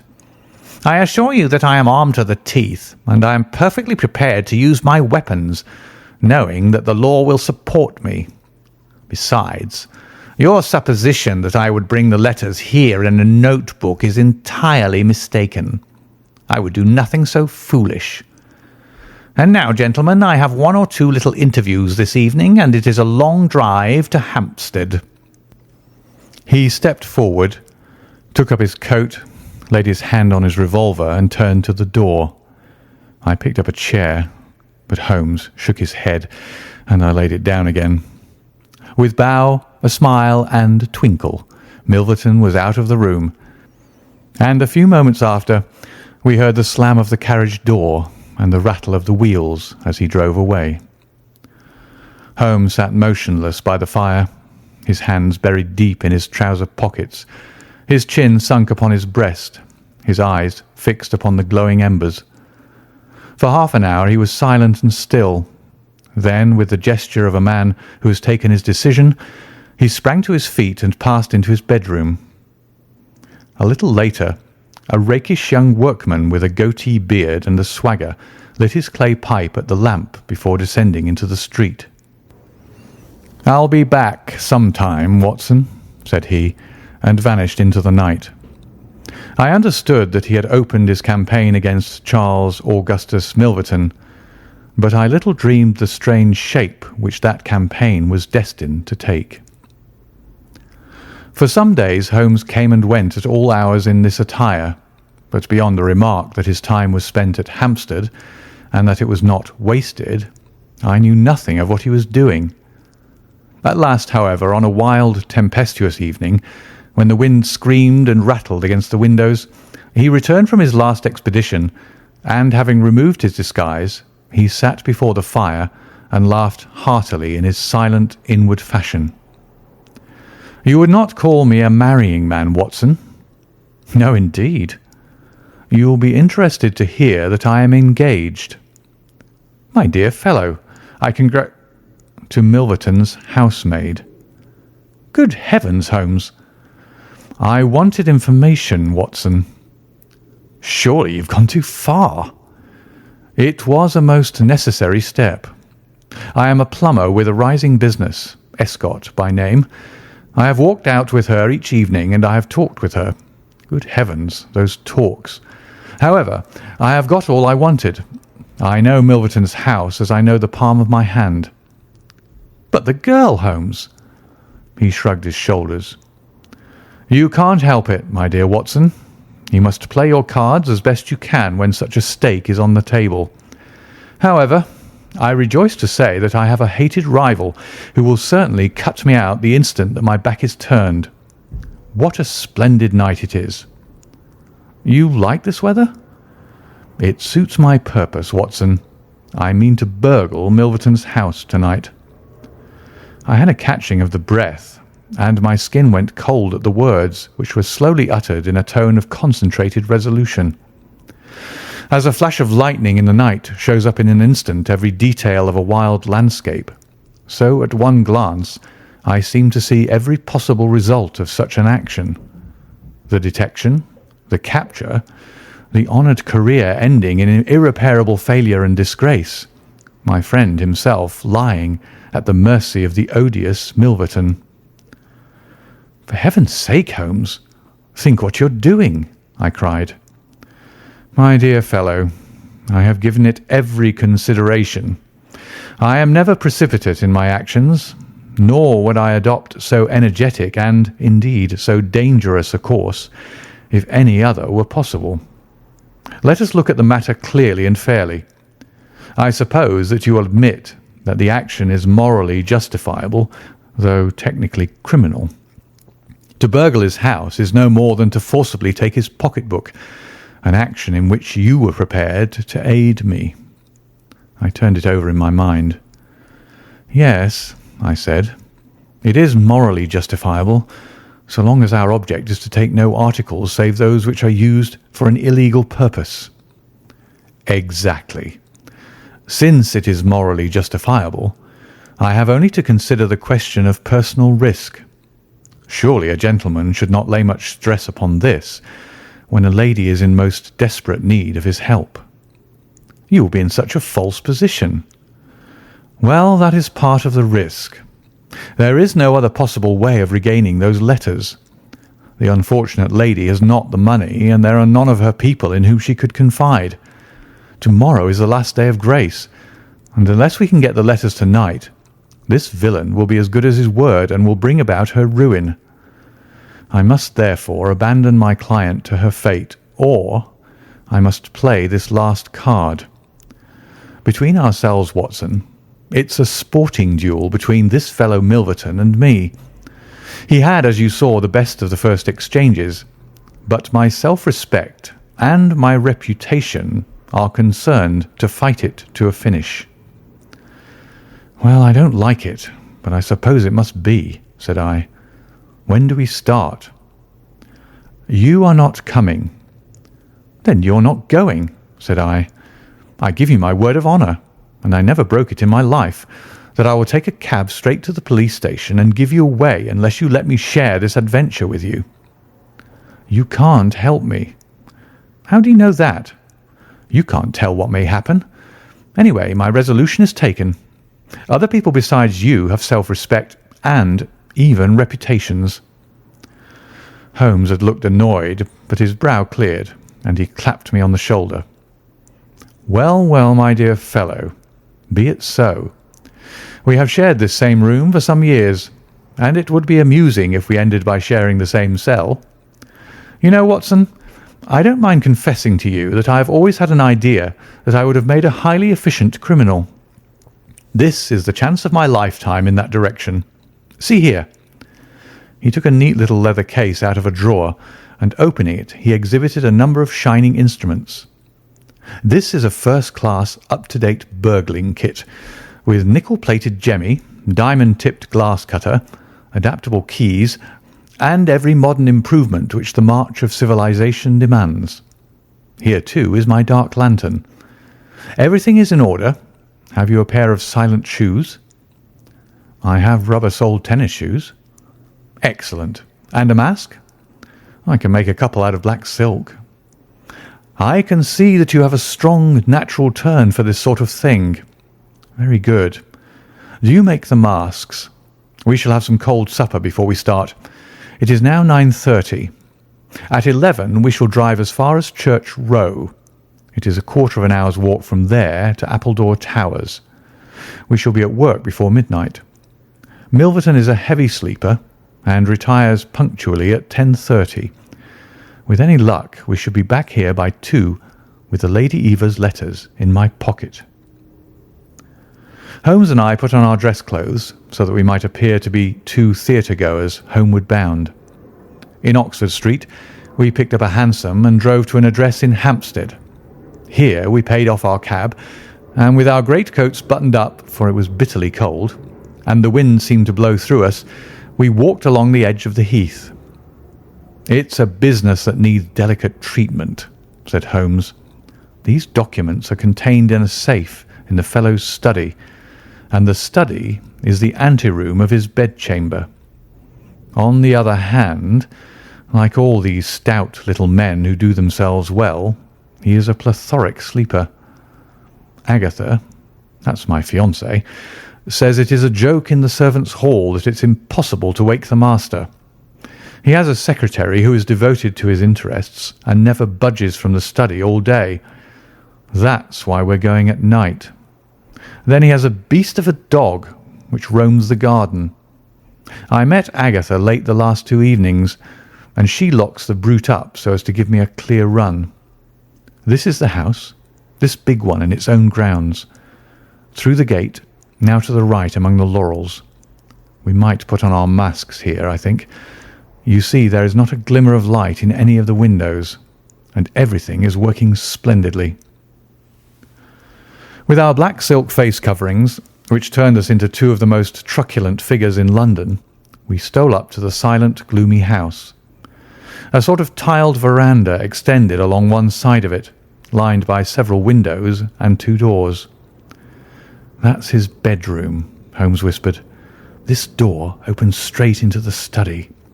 It would suit us best, but it is bolted as well as locked, and we should make too much noise getting in. Come round here. There's a greenhouse which opens into the drawing room." The place was locked, but Holmes removed a circle of glass and turned the key from the inside. An instant afterwards, he had closed the door behind us, and we had become felons in the eyes of the law. The thick, warm air of the conservatory and the rich, choking fragrance of exotic plants took us by the throat. He seized my hand in the darkness and led me swiftly past banks of shrubs which brushed against our faces. Holmes had remarkable powers, carefully cultivated, of seeing in the dark. Still holding my hand in one of his, he opened a door, and I was vaguely conscious that we had entered a large room in which a cigar had been smoked not long before. He felt his way among the furniture, opened another door, and closed it behind us. Putting out my hand, I felt several coats hanging from the wall, and I understood that I was in a passage. We passed along it, and Holmes very gently opened a door upon the right-hand side. Something rushed out at us, and my heart sprang into my mouth, but I could have laughed when I realized that it was the cat. A fire was burning in this new room, and again the air was heavy with tobacco smoke. Holmes entered on tiptoe, waited for me to follow, and then very gently closed the door. We were in Milverton's study, and a portière at the farther side showed the entrance to his bedroom. It was a good fire, and the room was illuminated by it. Near the door I saw the gleam of an electric switch, but it was unnecessary, even if it had been safe to turn it on. At one side of the fireplace was a heavy curtain which covered the bay window we had seen from outside. On the other side was the door which communicated with the veranda. A desk stood in the centre, with a turning chair of shining red leather. Opposite was a large bookcase, with a marble bust of Athene on the top. In the corner, between the bookcase and the wall, there stood a tall green safe. The firelight flashing back from the polished brass knobs upon its face. Holmes stole across and looked at it. Then he crept to the door of the bedroom and stood with slanting head, listening intently. No sound came from within. Meanwhile, it had struck me that it would be wise to secure our retreat through the outer door, so I examined it. To my amazement, it was neither locked nor bolted. I touched Holmes on the arm, and he turned his masked face in that direction. I saw him start, and he was evidently as surprised as I was. "I don't like it," he whispered, putting his lips to my very ear. "I can't quite make it out. Anyhow, we have no time to lose." "Can I do anything?" "Yes, stand by the door. If you hear anyone come, bolt it on the inside, and we can get away as we came. If they come the other way, we can get through the door if our job is done, or hide behind these window curtains if it is not. Do you understand?" I nodded and stood by the door. My first feeling of fear had passed away, and I thrilled now with a keener zest than I had ever enjoyed when we were the defenders of the law instead of its defiers. The high object of our mission, the consciousness that it was unselfish and chivalrous, the villainous character of our opponent, all added to the sporting interest of the adventure. Far from feeling guilty, I rejoiced and exulted in our dangers. With a glow of admiration, I watched Holmes unrolling his case of instruments and choosing his tool with the calm, scientific accuracy of a surgeon who performs a delicate operation. I knew that the opening of safes was a particular hobby with him, and I understood the joy which it gave him to be confronted with this green and gold monster, the dragon which held in its maw the reputations of many fair ladies. Turning up the cuffs of his dress coat, he had placed his overcoat on a chair. Holmes laid out 2 drills, a jemmy, and several skeleton keys. I stood at the centre door with my eyes glancing at each of the others, ready for any emergency, though, indeed, my plans were somewhat vague as to what I should do if we were interrupted. For half an hour, Holmes worked with concentrated energy, laying down one tool, picking up another, handling each with the strength and delicacy of the trained mechanic. Finally, I heard a click. The broad green door swung open, and inside I had a glimpse of a number of paper packets, each tied, sealed, and inscribed. Holmes picked one out, but it was as hard to read by the flickering fire, and he drew out his little dark lantern, for it was too dangerous, with Milverton in the next room, to switch on the electric light. Suddenly, I saw him halt, listen intently, and then in an instant he had swung the door of the safe to, picked up his coat, stuffed his tools into the pockets, and darted behind the window curtain, motioning me to do the same. It was only when I had joined him there that I heard what had alarmed his quicker senses. There was a noise somewhere within the house. A door slammed in the distance. Then a confused, dull murmur broke itself into the measured thud of heavy footsteps rapidly approaching. They were in the passage outside the room. They paused at the door. The door opened. There was a sharp snick as the electric light was turned on. The door closed once more, and the pungent reek of a strong cigar was borne to our nostrils. Then the footsteps continued backward, within a few yards of us. Finally, there was a creak from a chair, and the footsteps ceased. Then a key clicked in a lock, and I heard the rustle of papers. So far I had not dared to look out, but now I gently parted the division of the curtains in front of me and peeped through. From the pressure of Holmes's shoulder against mine, I knew that he was sharing my observations. Right in front of us, and almost within our reach, was the broad, rounded back of Milverton. It was evident that we had entirely miscalculated his movements, that he'd never been to his bedroom, but that he'd been sitting up in some smoking or billiard room in the farther wing of the house, the windows of which we had not seen. His broad, grizzled head, with its shining patch of baldness, was in the immediate foreground of our vision.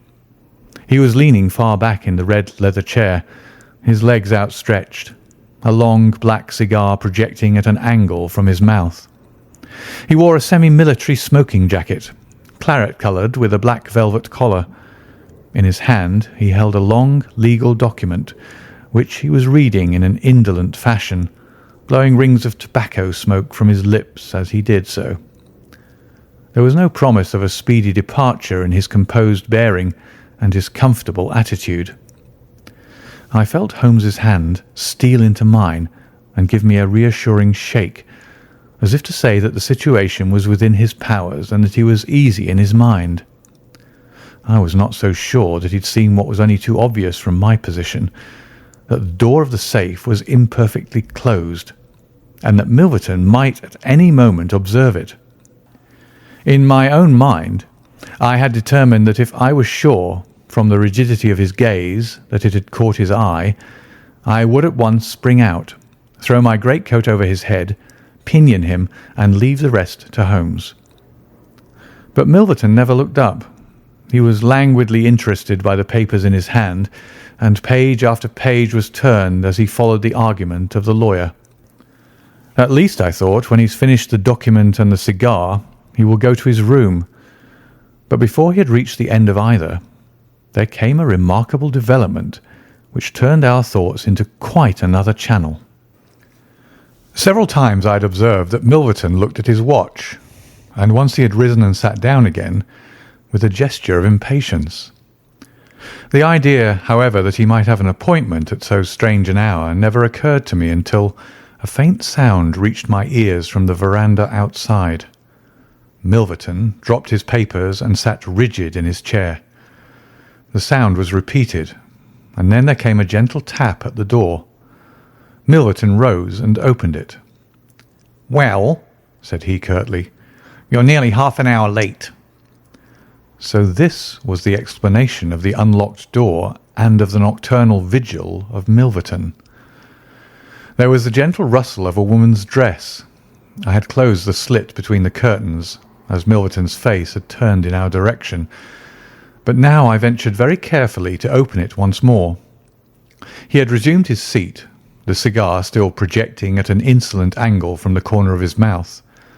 In front of him, in the full glare of the electric light, there stood a tall, slim, dark woman, a veil over her face, a mantle drawn round her chin.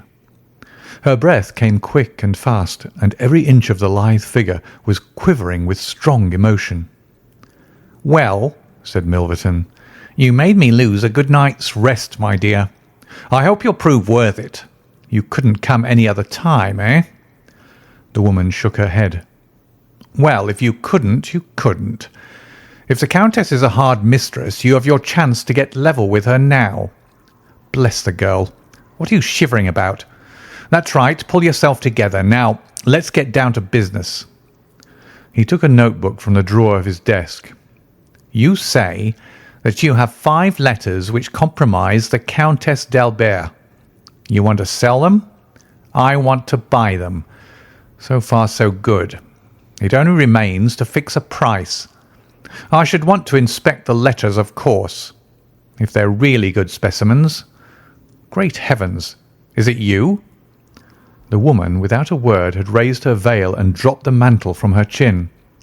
It was a dark, handsome, clear-cut face which confronted Milverton. A face with a curved nose, strong, dark eyebrows shading hard, glittering eyes, and a straight, thin-lipped mouth set in a dangerous smile. "It is I," she said, "the woman whose life you have ruined." Milverton laughed, but fear vibrated in his voice. "You were so very obstinate," said he. "Why did you drive me to such extremities? I assure you I wouldn't hurt a fly of my own accord. But every man has his business, and what was I to do? I put the price well within your means. You would not pay."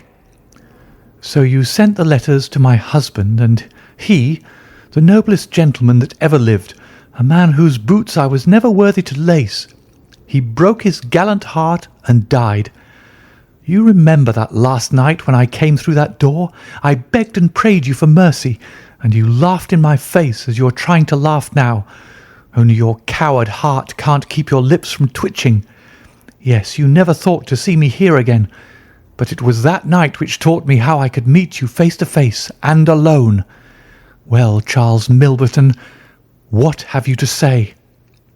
"Don't imagine that you can bully me," said he, rising to his feet. "I have only to raise my voice, and I could call my servants and have you arrested. But I'll make allowance for your natural anger. Leave the room at once as you came, and I will say no more." The woman stood with her hand buried in her bosom, and the same deadly smile on her thin lips. "You will ruin no more lives as you have ruined mine. You will wring no more hearts as you wrung mine. I will free the world of a poisonous thing. Take that, you hound, and that, and that, and that." She had drawn a little gleaming revolver and emptied barrel after barrel into Milverton's body, the muzzle within 2 feet of his shirt front. He shrank away and then fell forward upon the table, coughing furiously and clawing among the papers. Then he staggered to his feet, received another shot, and rolled upon the floor. "You've done me!" he cried, and lay still. The woman looked at him intently and ground her heel into his upturned face. She looked again, but there was no sound or movement. I heard a sharp rustle, the night air blew into the heated room, and the avenger was gone. No interference upon our part, could have saved the man from his fate. But as the woman poured bullet after bullet into Milverton's shrinking body, I was about to spring out, when I felt Holmes's cold, strong grasp upon my wrist.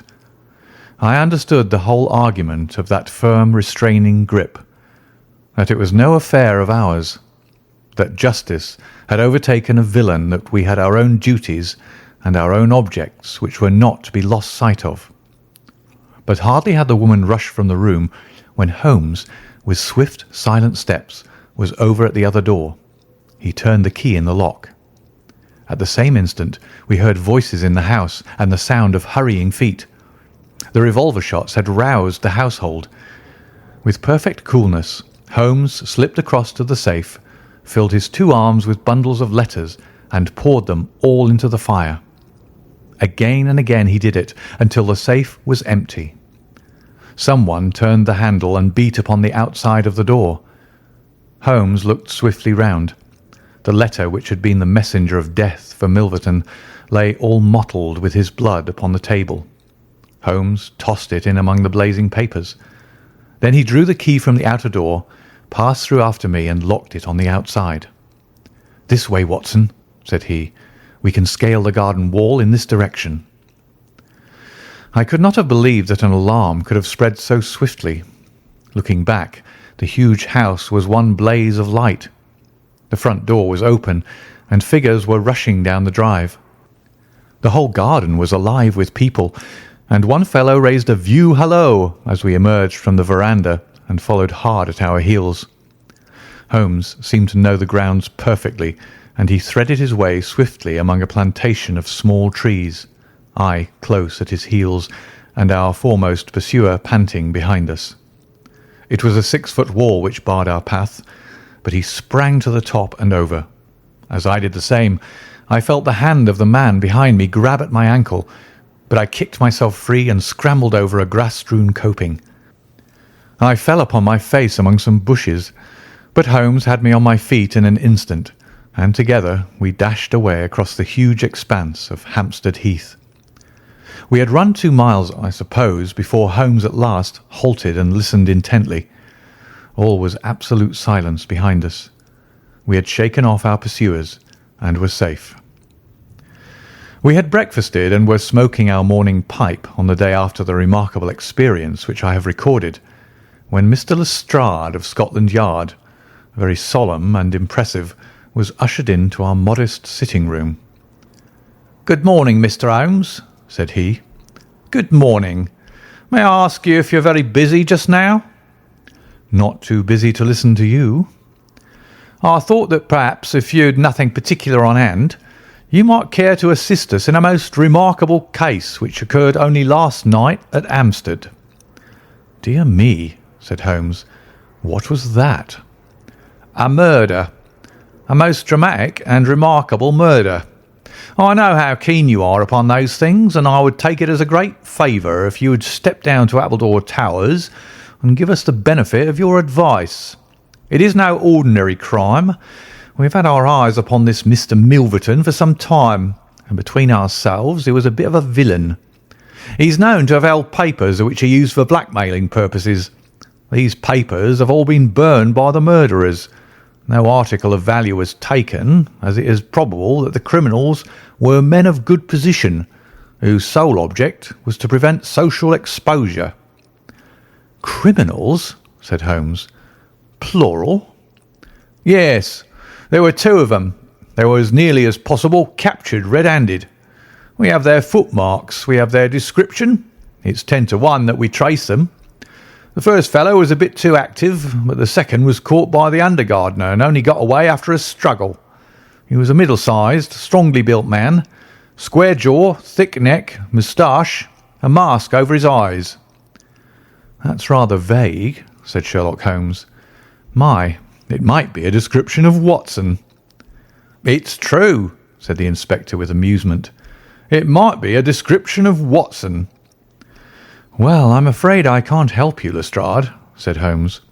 "The fact is that I knew this fellow Milverton, that I considered him one of the most dangerous men in London, and that I think there are certain crimes which the law cannot touch, and which, therefore, to some extent, justify private revenge. No, it's no use arguing. I've made up my mind.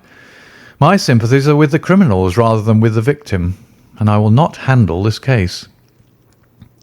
Holmes had not said one word to me about the tragedy which we had witnessed, but I observed all the morning that he was in the most thoughtful mood, and he gave me the impression from his vacant eyes and his abstracted manner of a man who is striving to recall something to his memory. We were in the middle of our lunch when he suddenly sprang to his feet. "By Jove, Watson, I've got it!" he cried. "Take your hat. Come with me." He hurried at his top speed down Baker Street and along Oxford Street until we had almost reached Regent Circus. Here, on the left hand, there stands a shop window filled with photographs of the celebrities and beauties of the day. Holmes's eyes fixed themselves upon one of them, and following his gaze, I saw the picture of a regal and stately lady in court dress, with a high diamond tiara upon her noble head. I looked at that delicately curved nose, at the marked eyebrows, at the straight mouth, and the strong little chin beneath it. Then I caught my breath as I read the time-honoured title of the great nobleman and statesman whose wife she had been. My eyes met those of Holmes, and he put his finger to his lips as we turned away from the window. End of The Adventure of Charles Augustus Milverton.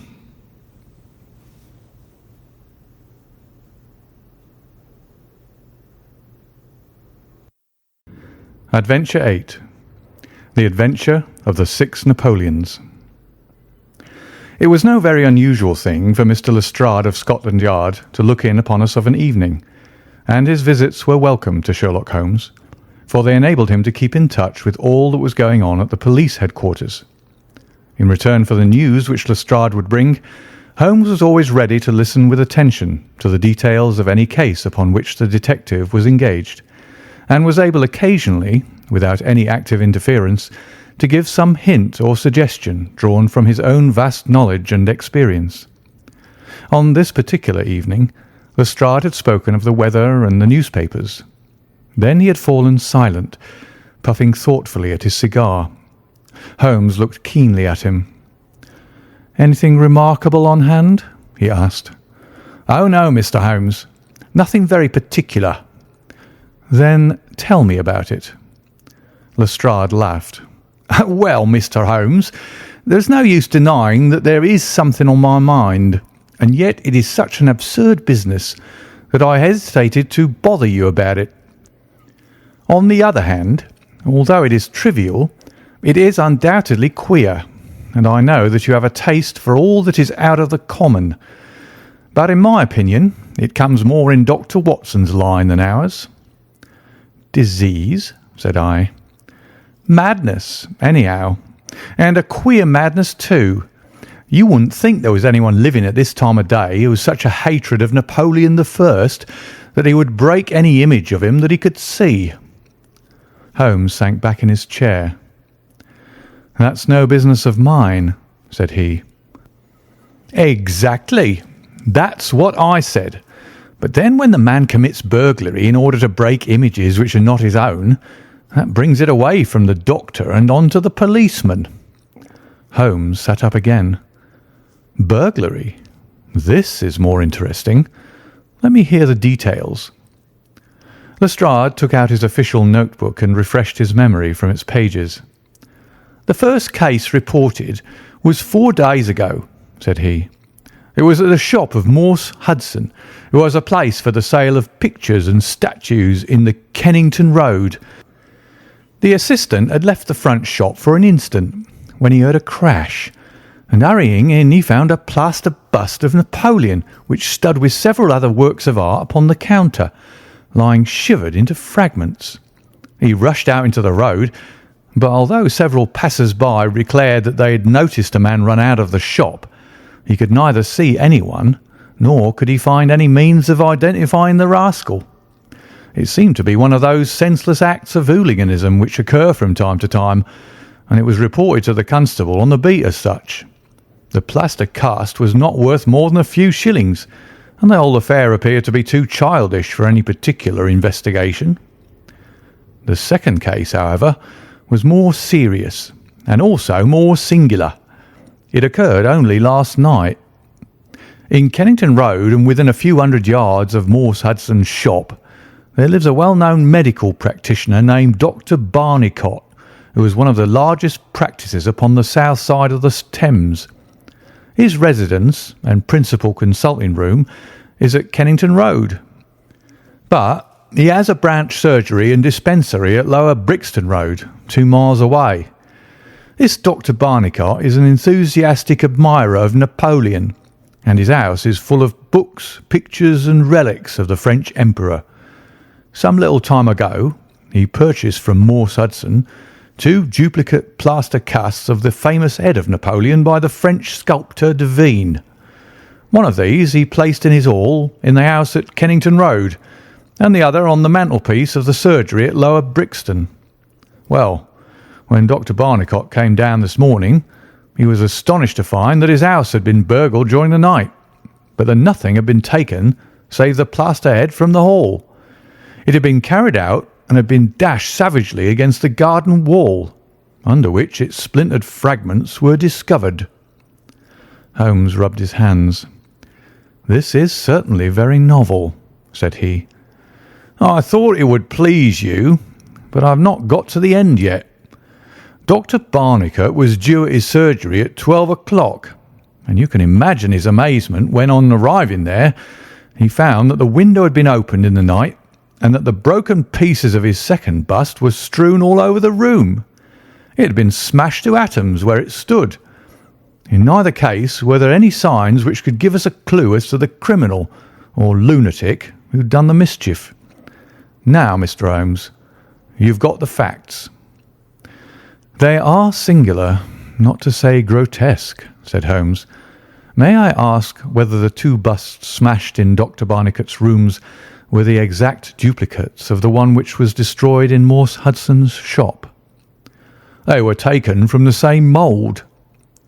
"Such a fact must tell against the theory that the man who breaks them is influenced by any general hatred of Napoleon. Considering how many hundreds of statues of the great emperor must exist in London, it is too much to suppose such a coincidence as that a promiscuous iconoclast should chance to begin upon 3 specimens of the same bust." "Well, I thought as you do," said Lestrade. "On the other hand, this Morse Hudson is the purveyor of busts in that part of London, and these 3 were the only ones which had been in his shop for years. So, although, as you say, there are many hundreds of statues in London, it is very probable that these 3 were the only ones in that district. Therefore, a local fanatic would begin with them. What do you think, Dr. Watson?" "There are no limits to the possibilities of monomania," I answered.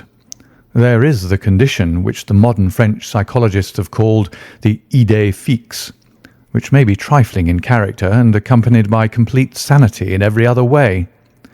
A man who had read deeply about Napoleon, or who had possibly received some hereditary family injury through the Great War, might conceivably form such an idée fixe, and under its influence be capable of any fantastic outrage."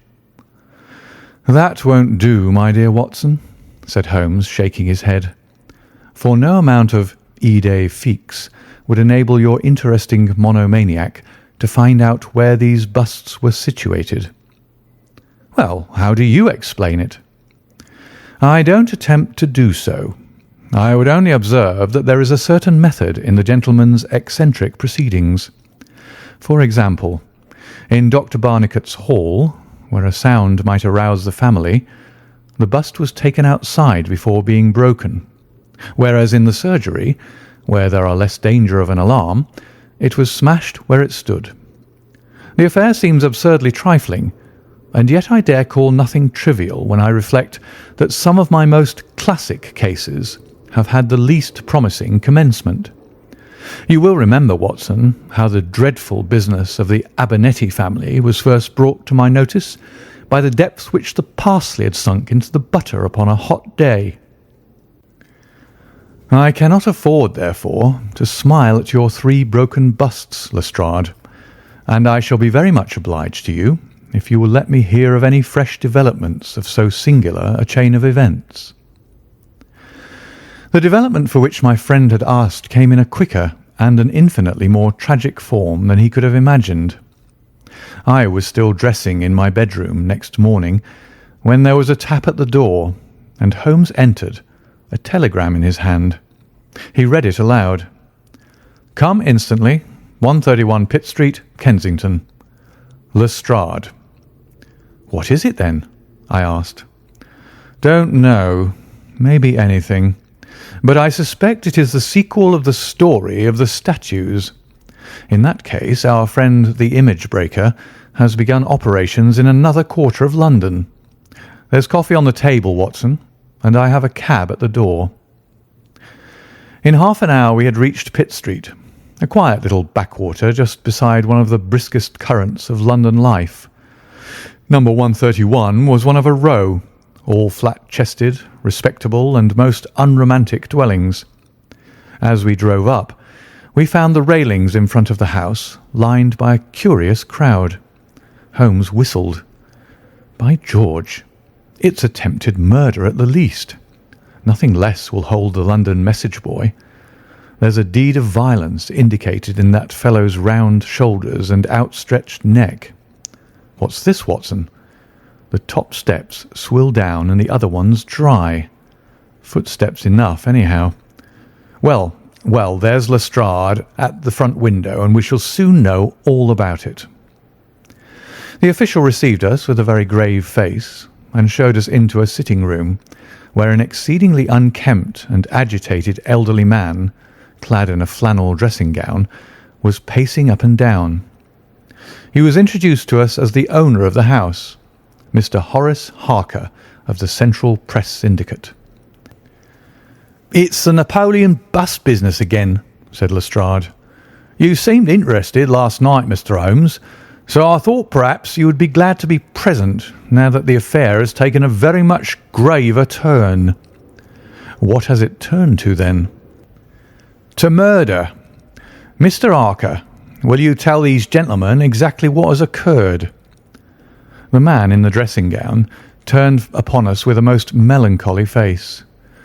"It's an extraordinary thing," said he, "that all my life I've been collecting other people's news, and now that a real piece of news has come my own way, I am so confused and bothered that I can't put 2 words together.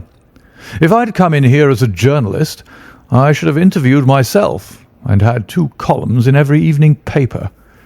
As it is, I am giving away valuable copy by telling my story over and over to a string of different people, and I can make no use of it myself.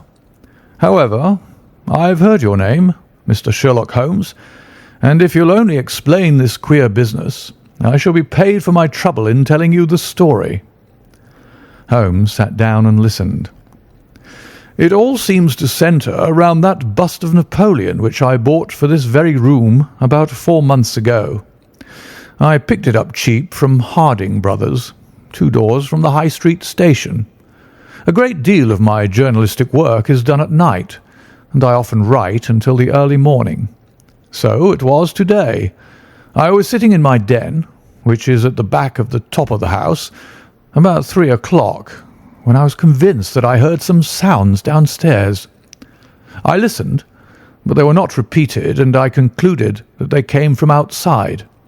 Then suddenly, about 5 minutes later, there came a most horrible yell, the most dreadful sound, Mr. Holmes, that ever I heard. It will ring in my ears as long as I live. I sat frozen with horror for a minute or two, and then I seized the poker and went downstairs. When I entered this room, I found the window wide open, and I at once observed that the bust was gone from the mantelpiece. Why any burglar should take such a thing passes my understanding, for it was only a plaster cast and of no real value whatever. You can see for yourself that anyone going out through that open window could reach the front doorstep by taking a long stride. This was clearly what the burglar had done. So I went round and opened the door. Stepping out into the dark, I nearly fell over a dead man who was lying there. I ran back for a light, and there was the poor fellow, a great gash in his throat and the whole place swimming in blood. He lay on his back, his knees drawn up, and his mouth horribly open. I shall see him in my dreams. I had just time to blow on my police whistle, and then I must have fainted, for I knew nothing more until I found the policeman standing over me in the hall." "Well, who was the murdered man?" asked Holmes. "There's nothing to show who he was," said Lestrade. "You shall see the body at the mortuary, but we've made nothing of it up to now. He is a tall man, sunburned, very powerful, not more than 30. He's poorly dressed, and yet does not appear to be a labourer. A horn-handled clasp knife was lying in a pool of blood beside him.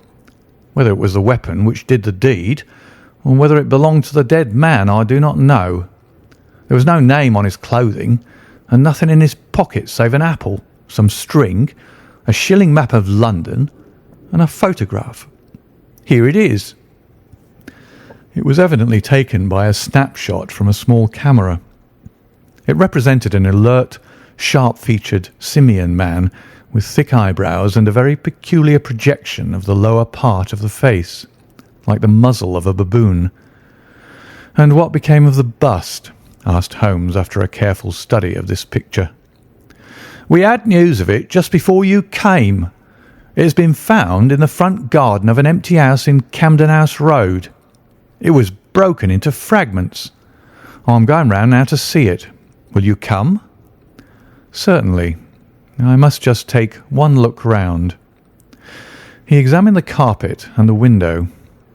"The fellow had either very long legs or was a most active man," said he. "With an area beneath, it was no mean feat to reach that window ledge and open that window. Getting back was comparatively simple. Are you coming with us to see the remains of your bust, Mr. Harker?" The disconsolate journalist had seated himself at a writing table. "I must try and make something of it," said he, "though I have no doubt that the first editions of the evening papers are out already with full details. It's like my luck. You remember when the Stand fell at Doncaster? Well, I was the only journalist in the Stand, and my journal the only one that had no account of it, for I was too shaken to write it. And now I'll be too late with a murder done on my own doorstep." As we left the room, we heard his pen travelling shrilly over the foolscap. The spot where the fragments of the bust had been found was only a few hundred yards away. For the first time our eyes rested upon this presentiment of the great emperor, which seemed to raise such frantic and destructive hatred in the mind of the unknown. It lay scattered in splintered shards upon the grass. Holmes picked up several of them and examined them carefully. I was convinced from his intent face and his purposeful manner that at last he was upon a clue. "Well?" asked Lestrade. Holmes shrugged his shoulders. "We have a long way to go yet," said he. And yet,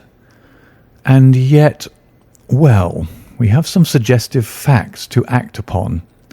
The possession of this trifling bust was worth more, in the eyes of this strange criminal, than a human life. That is one point. Then there is a singular fact that he did not break it in the house or immediately outside the house, if to break it was his sole object. He was rattled and bustled by meeting this other fellow. He hardly knew what he was doing. Well, that's likely enough, but I wish to call your attention very particularly to the position of this house, in the garden of which the bust was destroyed. Lestrade looked about him. It was an empty house, and so he knew that he would not be disturbed in the garden. Yes, but there is another empty house farther up the street, which he must have passed before he came to this one. Why did he not break it there, since it is evident that every yard that he carried it increased the risk of someone meeting him? "I give it up," said Lestrade. Holmes pointed to the street lamp above our heads. He could see what he was doing here, and he could not there. That was his reason. "By Jove, that's true," said the detective. "Now that I come to think of it, Dr. Barnicot's bust was broken not far from his red lamp. Well, Mr. Holmes, what are we to do with that fact? To remember it, to docket it. We may come on something later which will bear upon it. What steps do you propose to take now, Lestrade?" "The most practical way of getting at it, in my opinion, is to identify the dead man. There should be no difficulty about that. When we've found out who he is and who his associates are, we should have a good start in learning what he was doing in Pitt Street last night, and who it was who met him and killed him on the doorstep of Mr. Horace Harker. Don't you think so?" "No doubt, and yet it is not quite the way in which I should approach the case." "What would you do, then?" "Oh, you must not let me influence you in any way. I suggest that you go on your line and I on mine. We can compare notes afterwards, and each will supplement the other." "Very good," said Lestrade. "If you are going back to Pitt Street, you might see Mr. Horace Harker. Tell him from me that I have quite made up my mind, and that it is certain that a dangerous homicidal lunatic with Napoleonic delusions was in his house last night. It will be useful for his article." Lestrade stared. "You don't seriously believe that?" Holmes smiled. "Don't I? Well, perhaps I don't, but I'm sure that it will interest Mr. Horace Harker and the subscribers of the Central Press Syndicate. Now, Watson, I think that we shall find that we have a long and rather complex day's work before us. I should be glad, Lestrade, if you could make it convenient to meet us at Baker Street at 6 o'clock this evening. Until then, I should like to keep this photograph, found in the dead man's pocket. It is possible that I may have to ask your company and assistance upon a small expedition which will be undertaken tonight, if my chain of reasoning should prove to be correct. Until then, good-bye, and good luck." Sherlock Holmes and I walked together to the High Street, where we stopped at the shop of Harding Brothers, whence the bust had been purchased. A young assistant informed us that Mr. Harding would be absent until afternoon, and that he was himself a newcomer who could give us no information. Holmes's face showed his disappointment and annoyance. "Well, well, we can't expect to have it all our own way, Watson," he said at last. "We must come back in the afternoon. If Mr. Harding will not be here until then, I am, as you have no doubt surmised, endeavouring to trace these busts to their source, in order to find if there is not something peculiar which may account for their remarkable fate. Let us make for Mr. Morse Hudson of the Kennington Road, and see if he can throw any light upon the problem." A drive of an hour brought us to the picture dealer's establishment. He was a small, stout man with a red face and a peppery manner. "Yes, sir, on my very counter, sir," said he. "What we pay rates and taxes for I don't know, when any ruffian can come in and break one's goods. Yes, sir, it was I who sold Dr. Barnicot his 2 statues. Disgraceful, sir. A nihilist plot, that's what I make it. No one but an anarchist could go about breaking statues. Red Republicans, that's what I call them. Who did I get the statues from? Oh, I don't see what that's got to do with it. Well, if you really want to know, I got them from Gelder and Company in Church Street, Stepney. They're a well-known house in the trade and have been this 20 years. How many had I? 3. 2 and 1 are 3. 2 of Dr. Barnicot's and 1 smashed in broad daylight on my own counter. Do I know that photograph? No, I don't. Yes, I do, though. Why, it's Beppo. He was a kind of Italian piecework man who made himself useful in the shop. He could carve a bit and gild and frame and do odd jobs. The fellow left me last week, and I've heard nothing of him since. No, I don't know where he came from, nor where he went to. I had nothing against him while he was here. He was gone 2 days before the bust was smashed." "Well, that's all we could reasonably expect from Morse Hudson," said Holmes as we emerged from the shop. "We have this Beppo as a common factor, both in Kennington and in Kensington. So that is worth a 10-mile drive. Now, Watson, let us make for Gelder and Company of Stepney, the source and origin of the busts. I shall be surprised if we don't get some help down there." In rapid succession we passed through the fringe of fashionable London, Hotel London, theatrical London, literary London, commercial London, and finally maritime London, till we came to a riverside city of 100,000 souls, where the tenement houses swelter and reek with the outcasts of Europe. Here in a broad thoroughfare, once the abode of wealthy city merchants, we found the sculpture works for which we searched. Outside was a considerable yard full of monumental masonry. Inside was a large room in which 50 workers were carving or moulding. The manager, a big blonde German, received us civilly and gave a clear answer to all Holmes's questions. A reference to his books showed that hundreds of casts had been taken from a marble copy of Devine's head of Napoleon, but that the 3 which had been sent to Morse Hudson a year or so before had been half of a batch of 6, the other 3 being sent to Harding Brothers of Kensington. There was no reason why those 6 should be different from any of the other casts. He could suggest no possible cause why anyone should wish to destroy them. In fact, he laughed at the idea. Their wholesale price was 6 shillings, but the retailer would get 12 or more. The cast was taken in 2 moulds from each side of the face, and then these 2 profiles of plaster of Paris were joined together to make the complete bust.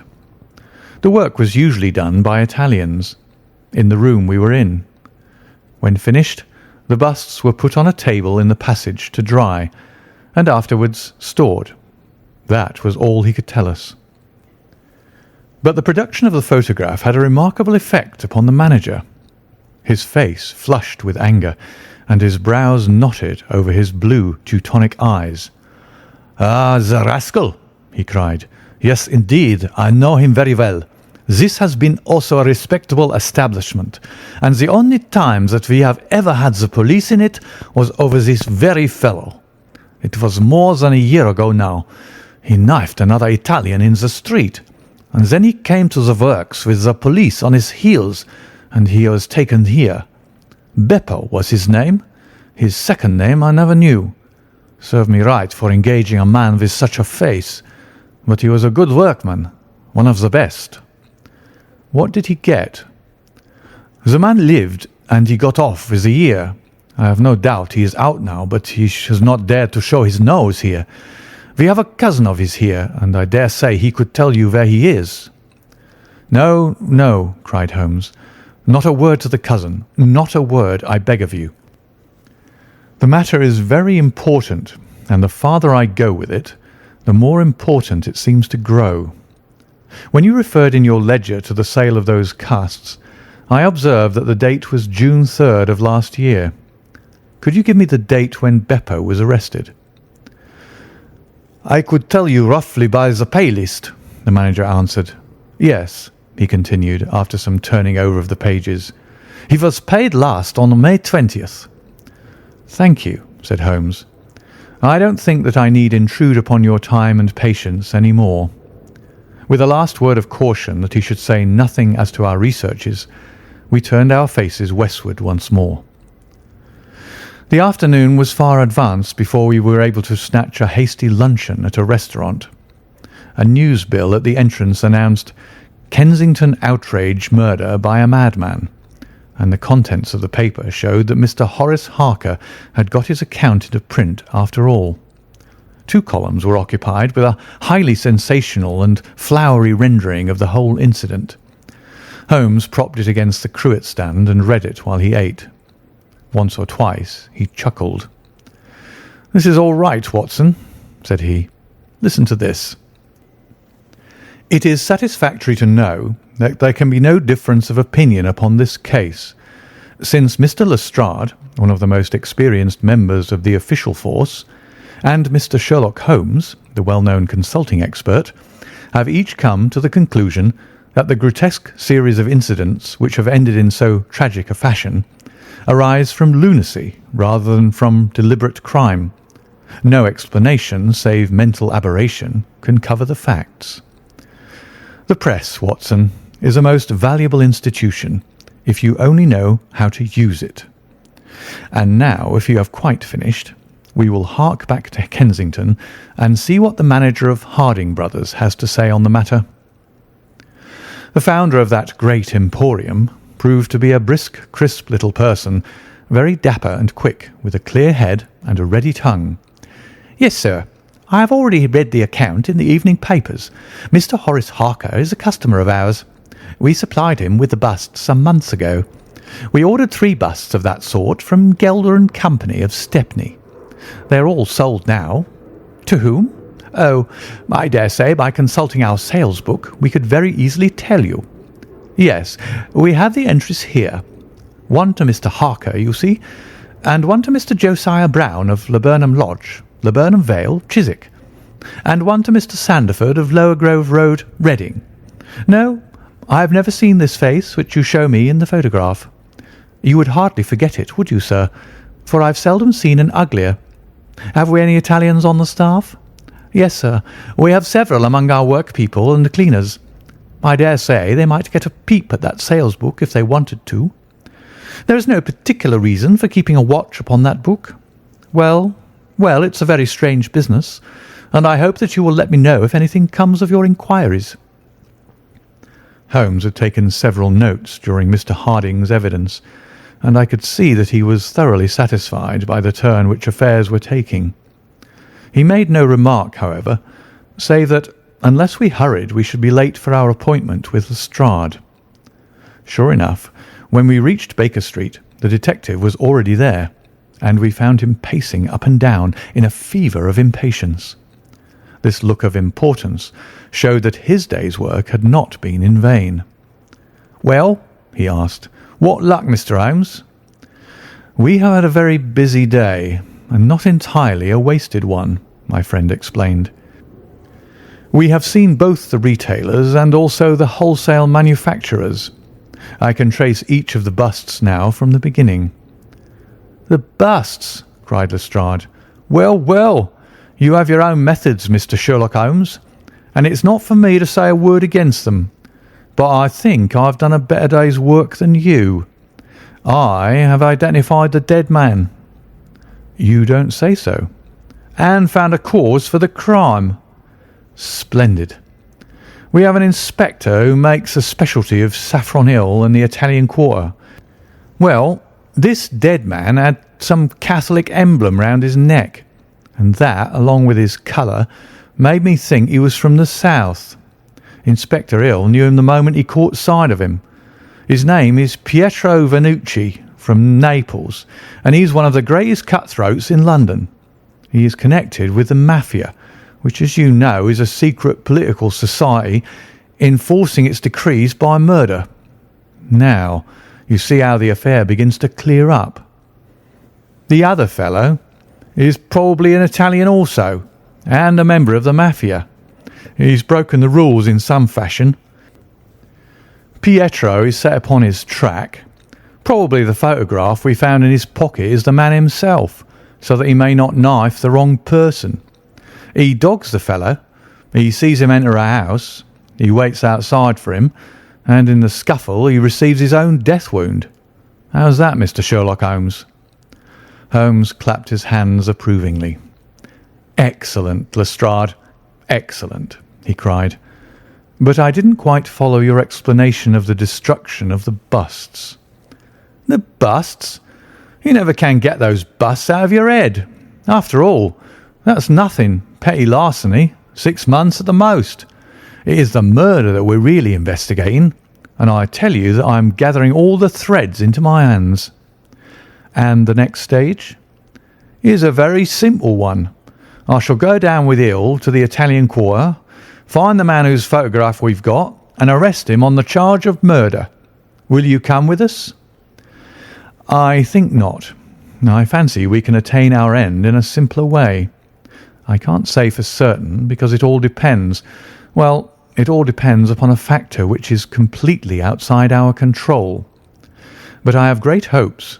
In fact, the betting is exactly 2 to 1, that if you will come with us tonight, I shall be able to help you to lay him by the heels." "In the Italian quarter?" "No, I fancy Chiswick is an address which is more likely to find him. If you will come with me to Chiswick tonight, Lestrade, I'll promise to go to the Italian quarter with you tomorrow, and no harm will be done by the delay. And now I think that a few hours' sleep would do us all good, for I do not propose to leave before 11 o'clock, and it is unlikely that we shall be back before morning. You'll dine with us, Lestrade, and then you are welcome to the sofa until it's time for us to start. In the meantime, Watson, I should be glad if you would ring for an express messenger, for I have a letter to send, and it is important that it should go at once." Holmes spent the evening in rummaging among the files of the old daily papers with which one of our lumber rooms was packed. When at last he descended, it was with triumph in his eyes, but he said nothing to either of us as to the result of his researches. For my own part, I had followed step by step the methods by which he had traced the various windings of this complex case, and though I could not yet perceive the goal which we would reach, I understood clearly that Holmes expected this grotesque criminal to make an attempt upon the two remaining busts, one of which, I remembered, was at Chiswick. No doubt the object of our journey was to catch him in the very act, and I could not but admire the cunning with which my friend had inserted a wrong clue in the evening paper so as to give the fellow the idea that he could continue his scheme with impunity. I was not surprised when Holmes suggested that I should take my revolver with me.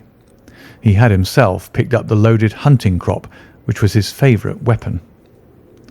A four-wheeler was at the door at 11, and in it we drove to a spot at the other side of Hammersmith Bridge.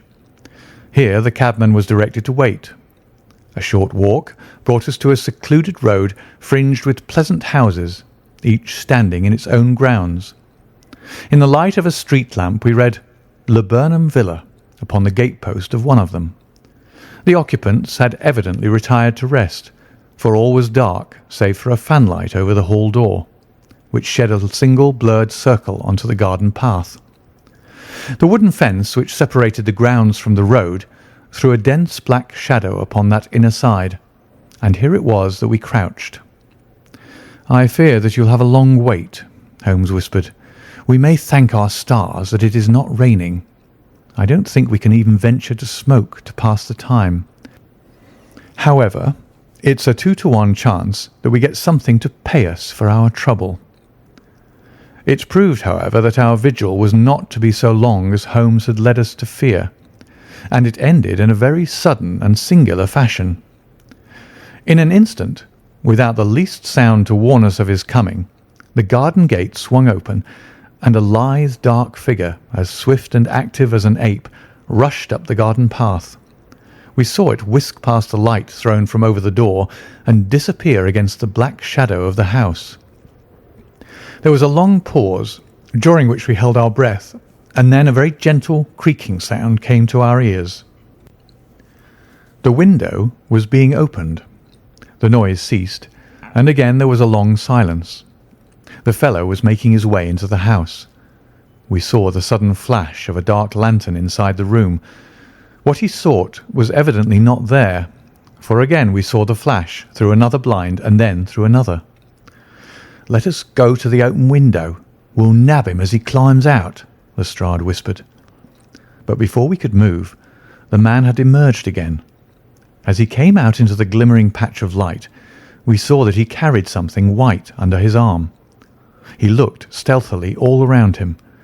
The silence of the deserted street reassured him. Turning his back upon us, he laid down his burden, and the next instant there was the sound of a sharp tap followed by a clatter and rattle. The man was so intent upon what he was doing that he never heard our steps as we stole across the grass plot. With the bound of a tiger, Holmes was on his back, and an instant later Lestrade and I had him by either wrist, and the handcuffs had been fastened. As we turned him over, I saw a hideous, sallow face with writhing, furious features glaring up at us, and I knew that it was indeed the man of the photograph whom we had secured. But it was not our prisoner to whom Holmes was giving his attention. Squatted on the doorstep, he was engaged in most carefully examining that which the man had brought from the house. It was a bust of Napoleon, like the one which we had seen that morning, and it had been broken into similar fragments. Carefully, Holmes held each separate shard to the light, but in no way did it differ from any other shattered piece of plaster. He had just completed his examination when the hall lights flew up, the door opened, and the owner of the house, a jovial, rotund figure in shirt and trousers, presented himself. "Mr. Josiah Brown, I suppose," said Holmes. "Yes, sir, and you, no doubt, are Mr. Sherlock Holmes. I had the note which you sent by the express messenger, and I did exactly what you told me. We locked every door on the inside and awaited developments. Well, I'm very glad to see that you have got the rascal. I hope, gentlemen, that you will come in and have some refreshment." However, Lestrade was anxious to get his man into safe quarters, so within a few minutes our cab had been summoned, and we were all four upon our way to London. Not a word would our captive say, but he glared at us from the shadow of his matted hair, and once, when my hand seemed within his reach, he snapped at it like a hungry wolf. We stayed long enough at the police station to learn that a search of his clothing revealed nothing save a few shillings and a long sheath knife, the handle of which bore copious traces of recent blood. "That's all right," said Lestrade as we parted. "Hill knows all these gentry, and we'll give a name to him.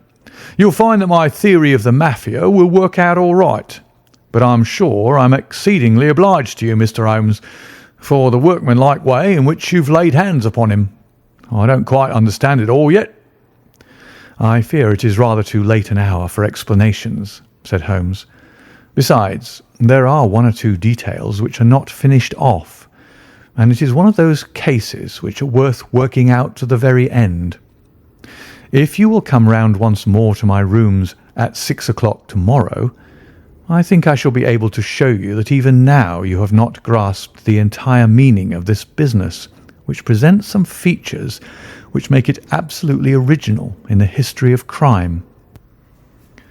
If ever I permit you to chronicle any more of my little problems, Watson, I foresee that you will enliven your pages by an account of the singular adventure of the Napoleonic busts." When we met again next evening, Lestrade was furnished with much information concerning our prisoner. His name, it appeared, was Beppo, second name unknown. He was a well-known ne'er-do-well among the Italian colony. He had once been a skilful sculptor and had earned an honest living, but he had taken to evil courses and had twice already been in jail, once for a petty theft, and once, as we had already heard, for stabbing a fellow countryman. He could talk English perfectly well. His reasons for destroying the busts were still unknown, and he refused to answer any questions upon the subject. But the police had discovered that these same busts might very well have been made by his own hands, since he was engaged in this class of work at the establishment of Gelder and Company.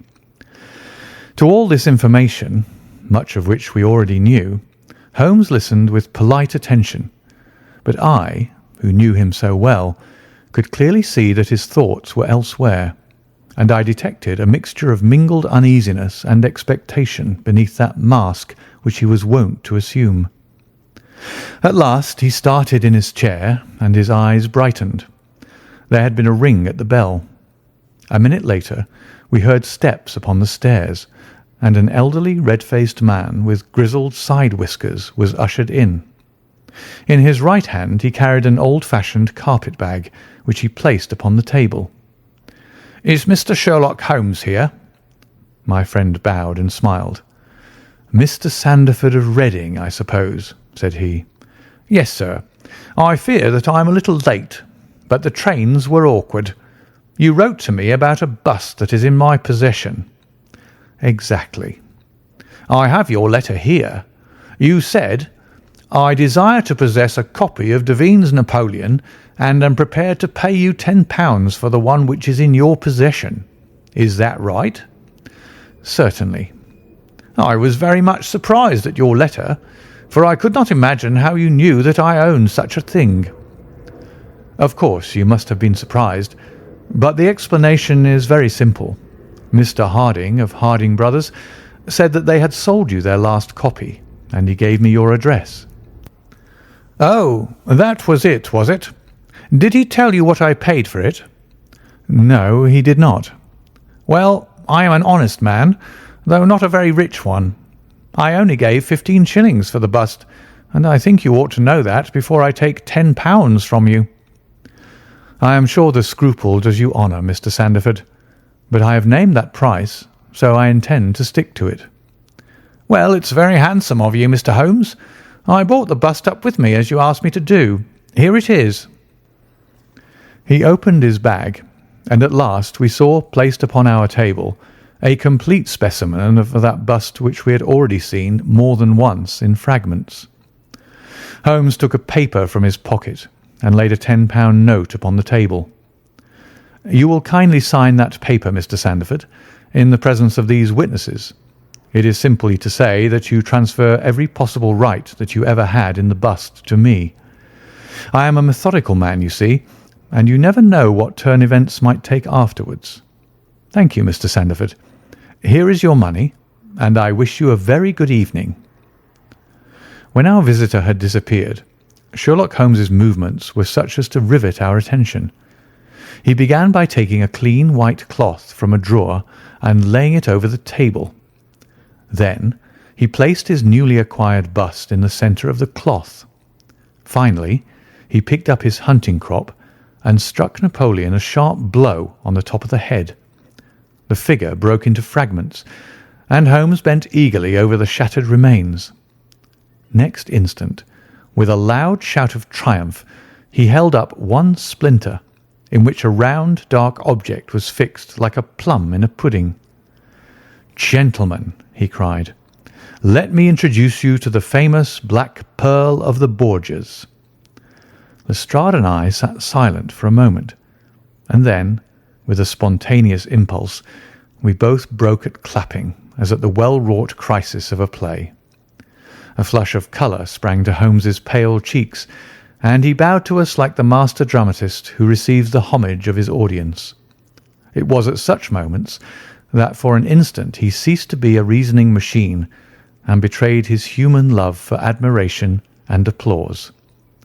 The same singularly proud and reserved nature which turned away with disdain from popular notoriety was capable of being moved to its depths by spontaneous wonder and praise from a friend.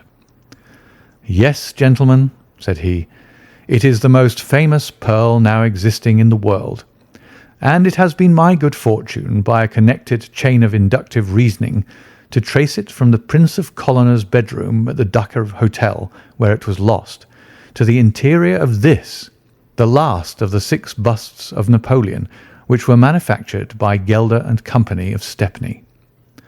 You will remember, Lestrade, the sensation caused by the disappearance of this valuable jewel, and the vain efforts of the London police to recover it. I was myself consulted upon the case, but I was unable to throw any light upon it. Suspicion fell upon the maid of the Princess, who was an Italian, and it was proved that she had a brother in London, but we failed to trace any connection between them. The maid's name was Lucretia Vannucci, and there is no doubt in my mind that this Pietro, who was murdered 2 nights ago, was the brother. I have been looking up the dates in the old files of the paper, and I find that the disappearance of the pearl was exactly 2 days before the arrest of Beppo for some crime of violence, an event which took place in the factory of Gelder and Company, at the very moment when these busts were being made. Now you clearly see the sequence of events, though you see them, of course, in the inverse order to the way in which they presented themselves to me. Beppo had the pearl in his possession. He may have stolen it from Pietro. He may have been Pietro's confederate. He may have been the go-between of Pietro and his sister. It is of no consequence to us which is the correct solution. The main fact is that he had the pearl, and at that moment, when it was on his person, he was pursued by the police. He made for the factory in which he worked, and he knew that he had only a few minutes in which to conceal this enormously valuable prize, which would otherwise be found on him when he was searched. 6 plaster casts of Napoleon were drying in the passage. One of them was still soft. In an instant, Beppo, a skilful workman, made a small hole in the wet plaster, dropped in the pearl, and with a few touches covered over the aperture once more. It was an admirable hiding place. No one could possibly find it. But Beppo was condemned to a year's imprisonment, and in the meanwhile his 6 busts were scattered over London. He could not tell which contained his treasure. Only by breaking them could he see.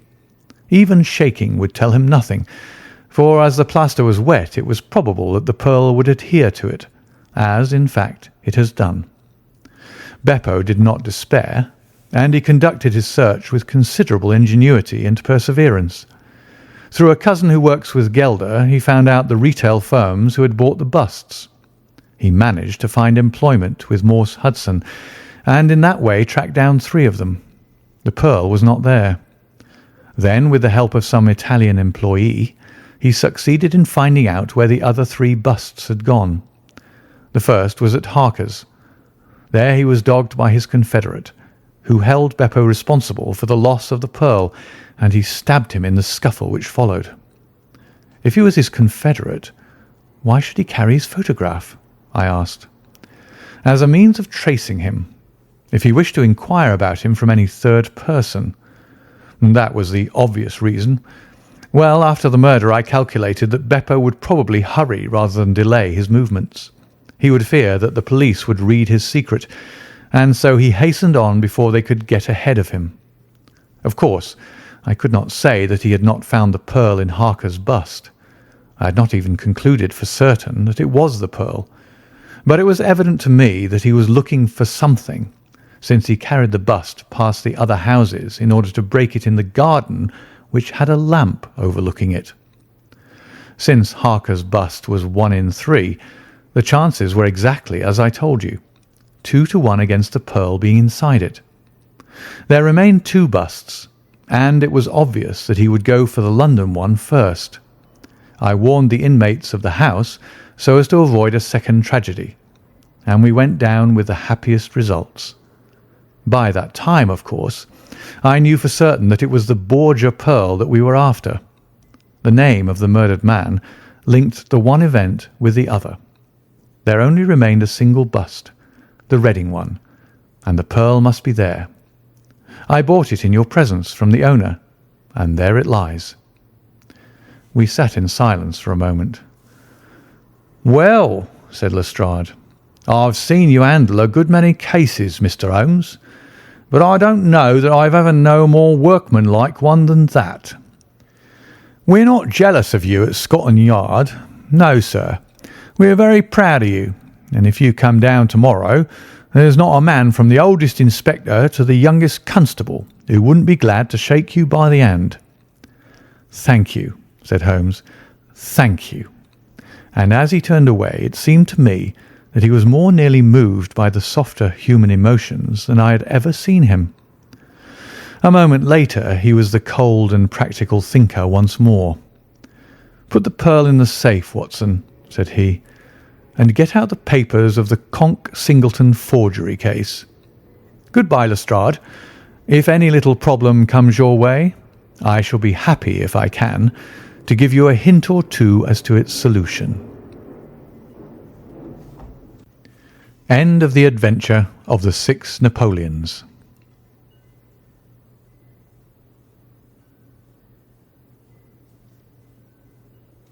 Adventure 9. The Adventure of the 3 Students.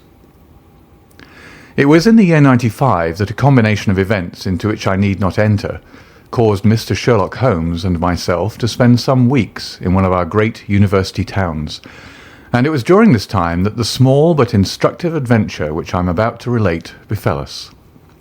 It will be obvious that any details which would help the reader exactly to identify the college or the criminal would be injudicious and offensive.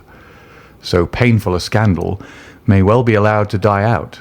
With due discretion, the incident itself may, however, be described, since it serves to illustrate some of those qualities to which my friend was remarkable. I will endeavour in my statement to avoid such terms as would serve to limit the events to any particular place, or give a clue as to the people concerned. We were reading at the time in furnished lodgings close to a library where Sherlock Holmes was pursuing some laborious researches in early English charters, researches which led to results so striking that they may be the subject of one of my future narratives.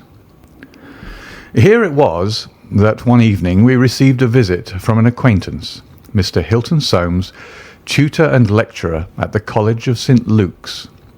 Mr. Soames was a tall, spare man of a nervous and excitable temperament. I had always known him to be restless in his manner, but on this particular occasion he was in such a state of uncontrollable agitation that it was clear something very unusual had occurred. "I trust, Mr. Holmes, that you can spare me a few hours of your valuable time. We have had a very painful incident at St. Luke's, and really, but for the happy chance of your being in town, I should have been at a loss what to do." "I am very busy just now, and I desire no distractions," my friend answered. "I should much prefer that you called in the aid of the police." "No, no, my dear sir. Such a course is utterly impossible. When once the law is evoked, it cannot be stayed again, and this is just one of those cases where, for the credit of the college, it is most essential to avoid scandal. Your discretion is as well known as your powers, and you are the one man in the world who can help me. I beg you, Mr. Holmes, to do what you can." My friend's temper had not improved since he had been deprived of the congenial surroundings of Baker Street. Without his scrapbooks, his chemicals, and his homely untidiness, he was an uncomfortable man. He shrugged his shoulders in ungracious acquiescence, while our visitor, in hurried words, and with much excitable gesticulation, poured forth his story. "I must explain to you, Mr. Holmes, that tomorrow is the first day of the examination for the Fortescue Scholarship. I am one of the examiners. My subject is Greek, and the first of the papers consists of a large passage of Greek translation which the candidate has not seen. This passage is printed on the examination paper, and it would naturally be an immense advantage if the candidate could prepare it in advance. For this reason, great care is taken to keep the paper secret. Today, about 3 o'clock, the proofs of this paper arrived from the printers. The exercise consists of half a chapter of Thucydides. I had to read it over carefully, as the text must be absolutely correct. At 4:30 my task was not yet completed. I had, however, promised to take tea in a friend's room, so I left the proof upon my desk. I was absent rather more than an hour. You are aware, Mr. Holmes, that our college doors are double, a green baize one within and a heavy oak one without. As I approached my outer door, I was amazed to see a key in it. For an instant I imagined that I had left my own there, but on feeling in my pocket, I found that it was all right. The only duplicate which existed, so far as I knew, was that which belonged to my servant Bannister, a man who has looked after my room for 10 years, and whose honesty is absolutely above suspicion. I found that the key was indeed his, that he had entered my room to know if I wanted tea, and that he had very carelessly left the key in the door when he came out. His visit to my room must have been within a very few minutes of my leaving it. His forgetfulness about the key would have mattered little upon any other occasion, but on this one day it has produced the most deplorable consequences. The moment I looked at my table, I was aware that someone had rummaged among my papers. The proof was in 3 long slips. I had left them all together. Now I found that one of them was lying on the floor, one was on the side table near the window, and the third was where I had left it. Holmes stirred for the first time. "The first page on the floor, the second in the window, the third where you left it," said he. Exactly, Mr. Holmes. You amaze me. How could you possibly know that? Pray continue your very interesting statement. For an instant I imagined that Bannister had taken the unpardonable liberty of examining my papers. He denied it, however, with the utmost earnestness, and I am convinced that he was speaking the truth. The alternative was that some one passing had observed the key in the door, had known that I was out, and had entered to look at the papers. A large sum of money is at stake, for the scholarship is a very valuable one, and an unscrupulous man might very well run a risk in order to gain an advantage over his fellows. Bannister was very much upset by the incident. He had nearly fainted when we found that the papers had undoubtedly been tampered with. I gave him a little brandy and left him collapsed in a chair while I made a most careful examination of the room. I soon saw that the intruder had left other traces of his presence beside the rumpled papers. On the table in the window were several shreds from a pencil which had been sharpened. A broken tip of lead was lying there also. Evidently, the rascal had copied the paper in a great hurry, had broken his pencil, and had been compelled to put a fresh point to it.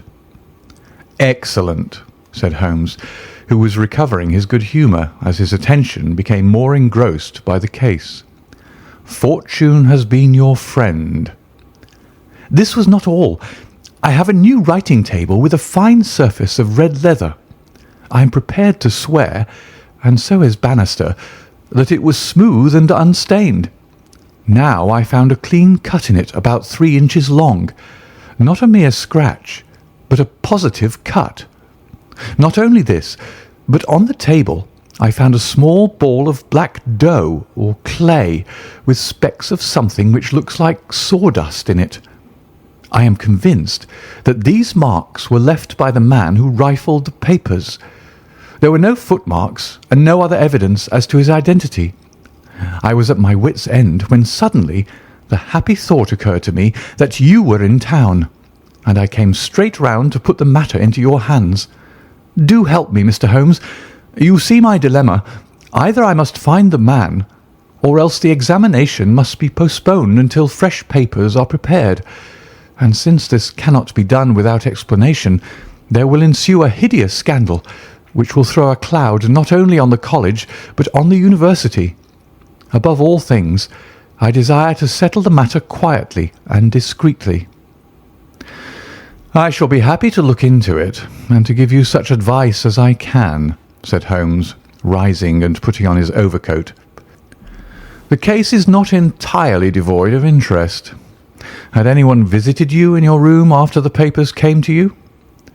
Yes, a young Dowlett Ras, an Indian student who lives on the same stair, came in to ask me some particulars about the examination. For which he was entered? Yes. And the papers were on your table? To the best of my belief, they were rolled up. But might be recognised as proofs?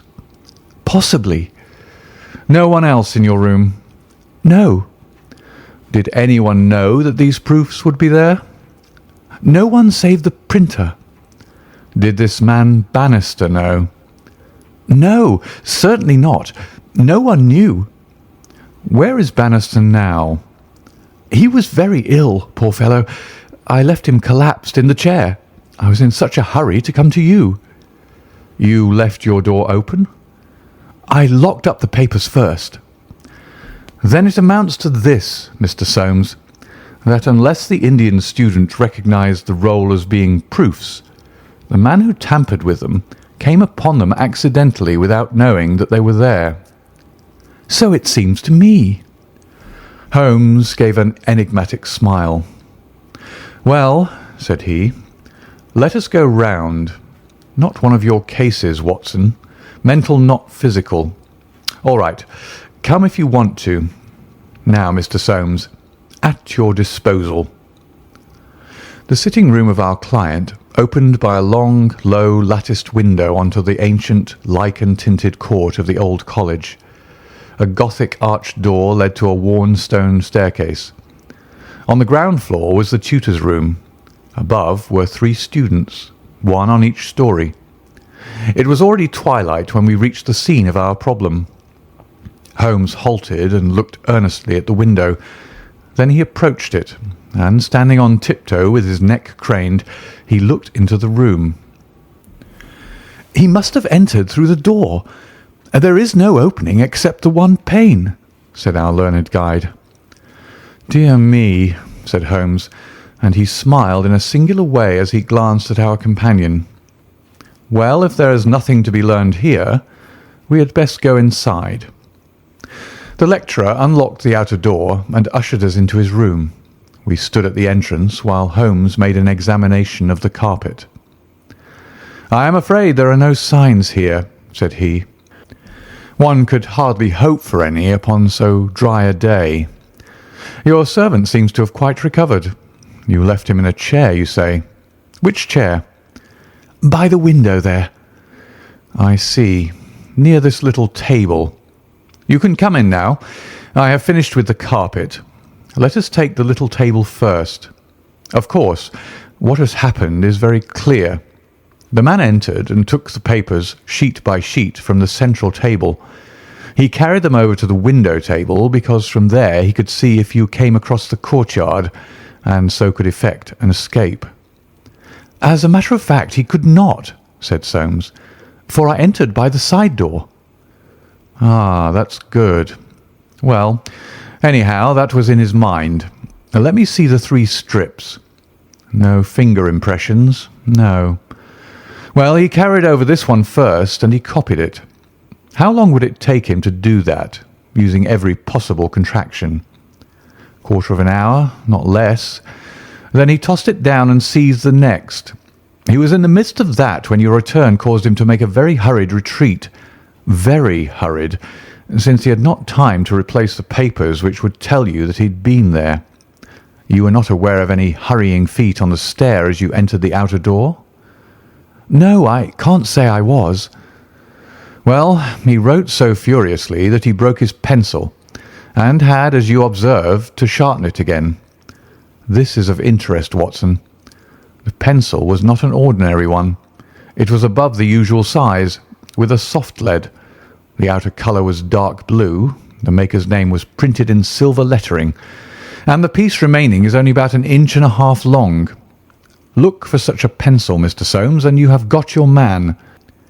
When I add that he possesses a large and very blunt knife, you have an additional aid."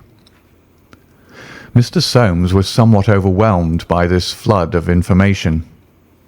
"I can follow the other points," said he, "but really, in this matter of the length—" Holmes held out a small chip with the letters N.N. and a space of clear wood after them. "You see?" "No, I fear that even now—" "Watson, I have always done you an injustice. There are others. What could this N.N. be? Is it the end of a word? You are aware that Johann Faber is the most common maker's name. Is it not clear that there is just as much of the pencil left as usually follows the Johann?" He held the small table sideways to the electric light. "I was hoping that if the paper on which he wrote was thin, some trace of it might have come through upon this polished surface. No, I see nothing. I don't think there is anything more to be learned here. Now for the central table. This small pellet is, I presume, the black doughy mass you spoke of. Roughly pyramidal in shape and hollowed out, I perceive. As you say, there appear to be grains of sawdust in it. Dear me, this is very interesting. And the cut, a positive tear, I see. It began with a thin scratch and ended in a jagged hole. I am much indebted to you for directing my attention to this case, Mr. Soames. Where does that door lead to?" "To my bedroom." "Have you been in it since your adventure?" "No, I came straight away for you." "I should like to have a glance around. What a charming old-fashioned room. Perhaps you will kindly wait a minute until I have examined the floor. No, I see nothing. What about this curtain? You hang your clothes behind it.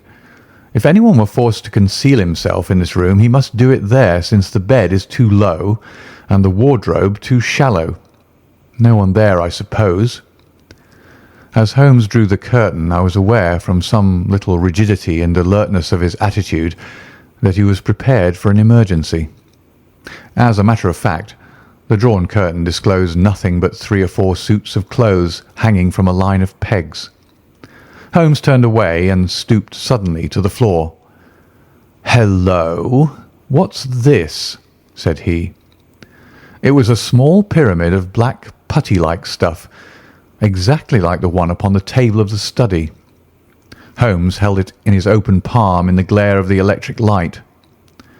"Your visitor seems to have left traces in your bedroom as well as in your sitting room, Mr. Soames." "What could he have wanted there?" "I think it is clear enough. You came back by an unexpected way, and so he had no warning until you were at the very door. What could he do? He caught up everything which would betray him, and he rushed into your bedroom to conceal himself." "Good gracious, Mr. Holmes, do you mean to tell me that all the time I was talking to Bannister in this room, we had the man prisoner if we'd only known it?" "So I read it." "Surely there's another alternative, Mr. Holmes. I don't know whether you observed my bedroom window." "Lattice-paned, lead framework, 3 separate windows, one swinging on hinge and large enough to admit a man."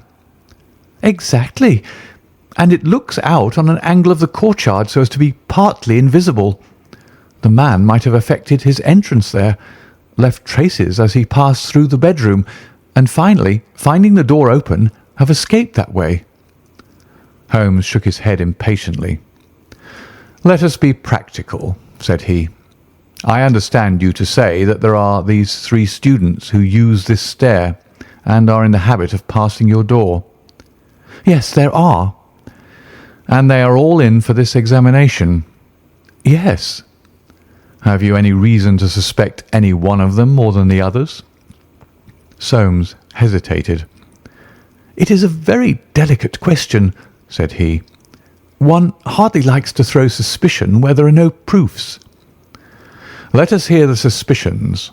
I will look after the proofs." "I will tell you, then, in a few words, the character of the 3 men who inhabit these rooms. The lower of the 3 is Gilchrist, a fine scholar and athlete, plays in the rugby team and the cricket team for the college, and got his blue for the hurdles and the long jump.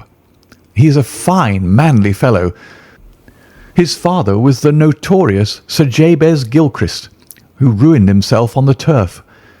My scholar has been left very poor, but he is hard-working and industrious. He will do well. The second floor is inhabited by Dowlat Ras, the Indian. He is a quiet, inscrutable fellow, as most of those Indians are. He is well up in his work, though his Greek is his weak subject. He is steady and methodical. The top floor belongs to Miles Maclaren. He is a brilliant fellow when he chooses to work, one of the brightest intellects of the university, but he is wayward, dissipated and unprincipled. He was nearly expelled over a card scandal in his first year. He's been idling all this term, and he must look forward with dread to the examination." "Then it is he whom you suspect?" "I dare not go so far as that, but of the 3 he is perhaps the least unlikely." "Exactly. Now, Mr. Soames, let us have a look at your servant Bannister." He was a little, white-faced, clean-shaven, grizzly-haired fellow of 50. He was still suffering from this sudden disturbance of the quiet routine of his life. His plump face was twitching with his nervousness, and his fingers could not keep still. "We were investigating this unhappy business, Bannister," said his master. "Yes, sir." "I understand," said Holmes, "that you left your key in the door." "Yes, sir." "Was it not very extraordinary that you should do this on the very day when there were these papers inside?" "It was most unfortunate, sir, but I have occasionally done the same thing at other times." "When did you enter the room?" "It was about 4:30. That is Mr. Soames' tea time." And how long did you stay? When I saw that he was absent, I withdrew at once. Did you look at these papers on the table? No, sir, certainly not. How came you to leave the key in the door? I had a tea tray in my hand, and I thought I'd come back for the key, then I forgot. Has the outer door a spring lock? No, sir. Then it was open all the time? Yes, sir. Anyone in the room could get out? Yes, sir. When Mr. Soames returned and called for you, you were very much disturbed. Yes, sir. Such a thing has never happened during the many years that I've been here. I nearly fainted, sir. So I understand. Where were you when you began to feel bad? Where was I, sir? Why, here, near the door. That is singular, because you sat down in that chair over yonder near the corner. Why did you pass these other chairs? I don't know, sir. It didn't matter to me where I sat. I really don't think he knew much about it, Mr. Holmes. He was looking very bad, quite ghastly. You stayed here when your master left? Only for a minute or so. Then I locked the door and went to my room.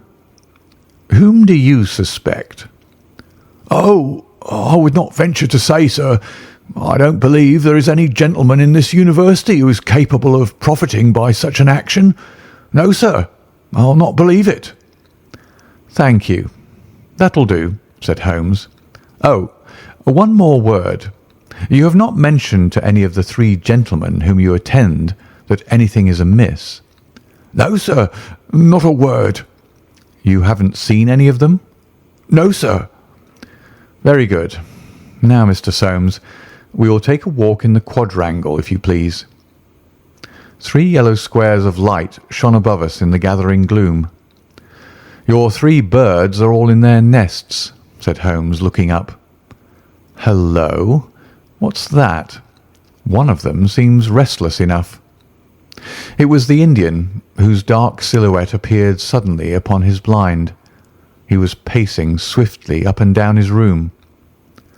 I should like to have a peep at each of them, said Holmes. Is it possible? No difficulty in the world, Soames answered. This set of rooms is quite the oldest in the college, and it is not unusual for visitors to go over them. Come along, and I will personally conduct you. No names, please, said Holmes as we knocked at Gilchrist's door. A tall, flaxen-haired, slim young fellow opened it, and made us welcome when he understood our errand. There were some really curious pieces of medieval domestic architecture within. Holmes was so charmed with one of them that he insisted on drawing it in his notebook, broke his pencil, had to borrow one from our host, and finally borrowed a knife to sharpen his own. The same curious accident happened to him in the rooms of the Indian, a silent, little, hook-nosed fellow who eyed us askance and was obviously glad when Holmes's architectural studies had come to an end. I could not see that in either case Holmes had come upon the clue for which he was searching. Only at the third did our visit prove abortive. The outer door would not open to our knock, and nothing more substantial than a torrent of bad language came from behind it. I don't care who you are. You can go to blazes, roared the angry voice. Tomorrow's the exam, and I won't be drawn by anyone. A rude fellow, said our guide, flushing with anger as we withdrew down the stair. Of course, he did not realise that it was I who was knocking, but none the less his conduct was very uncourteous, and indeed, under the circumstances, rather suspicious. Holmes's response was a curious one. "Can you tell me his exact height?" he asked. Really, Mr. Holmes, I cannot undertake to say. He is taller than the Indian, not so tall as Gilchrist. I suppose 5'6" would be about it. "That is very important," said Holmes. "And now, Mr. Soames, I wish you good night." Our guide cried aloud in his astonishment and dismay. Good gracious, Mr. Holmes, you are surely not going to leave me in this abrupt fashion. You don't seem to realise the position. Tomorrow is the examination. I must take some definite action tonight. I cannot allow the examination to be held if one of the papers has been tampered with. The situation must be faced." "You must leave it as it is. I shall drop round early tomorrow morning and chat the matter over. It is possible that I may be in a position then to indicate some course of action. Meanwhile, you change nothing. Nothing at all." "Very good, Mr. Holmes." "You can be perfectly easy in your mind. We shall certainly find some way out of your difficulties. I will take the black clay with me, also the pencil cuttings. Goodbye." When we were out in the darkness of the quadrangle, we again looked up at the windows. The Indian still paced his room. The others were invisible. "Well, Watson, what do you think of it?" Holmes asked as we came out into the main street. "Quite a little parlour game. A sort of three-card trick, is it not? There are your three men. It must be one of them. You take your choice. Which is yours? The foul-mouthed fellow at the top. He's the one with the worst record. And yet that Indian was a sly fellow also. Why should he be pacing his room all the time? There is nothing in that. Many men do it when you're trying to learn anything by heart. He looked at us in a queer way. So would you if a flock of strangers came in on you when you were preparing for an examination next day, and every moment was of value. No, I see nothing in that. Pencils, too, and knives always satisfactory. But that fellow does puzzle me." "Who?" "Why, Bannister, the servant. What's his game in the matter?" "He impressed me as being a perfectly honest man." "So he did me. That's the puzzling part. Why should a perfectly honest man— Well, here's a large stationer's. We shall begin our researches here." There were only 4 stationers of any consequence in the town, and at each Holmes produced his pencil chips and bid. All were agreed that one could be ordered, but it was not a usual size of pencil, and that it was seldom kept in stock. My friend did not appear to be depressed by his failure, but shrugged his shoulders in half-humorous resignation. "No good, my dear Watson. This, the best and only final clue, has run to nothing. But indeed I have little doubt that we can build up a sufficient case without it. By Jove, my dear fellow, it is nearly 9, and the landlady babbled of green peas at 7:30. What with your eternal tobacco, Watson, and your irregularity at meals, I expect that you will get notice to quit, and that I shall share your downfall. Not, however, before we have solved the problem of the nervous tutor, the careless servant, and the 3 enterprising students."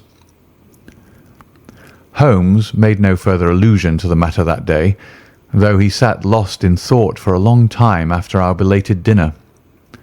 At 8 in the morning he came into my room just as I finished my toilet. "Well, Watson," said he, "it is time we went down to St. Luke's. Can you do without breakfast?" "Certainly." "Soames will be in a dreadful fidget until we are able to tell him something positive." "Have you anything positive to tell him?" "I think so." "You have formed a conclusion?" "Yes, my dear Watson. I have solved the mystery." "But what fresh evidence could you have got?" "Aha! It is not for nothing that I have turned myself out of bed at the untimely hour of 6. I've put in 2 hours' hard work and covered at least 5 miles with something to show for it. Look at that." He held out his hand. On the palm were 3 little pyramids of black doughy clay. "Why, Holmes, you only had 2 yesterday." "And 1 more this morning. It is a fair argument that wherever number 3 came from is also the source of numbers 1 and 2. Eh, Watson? Well, come along and put friend Soames out of his pain." The unfortunate tutor was certainly in a state of pitiable agitation when we found him in his chambers.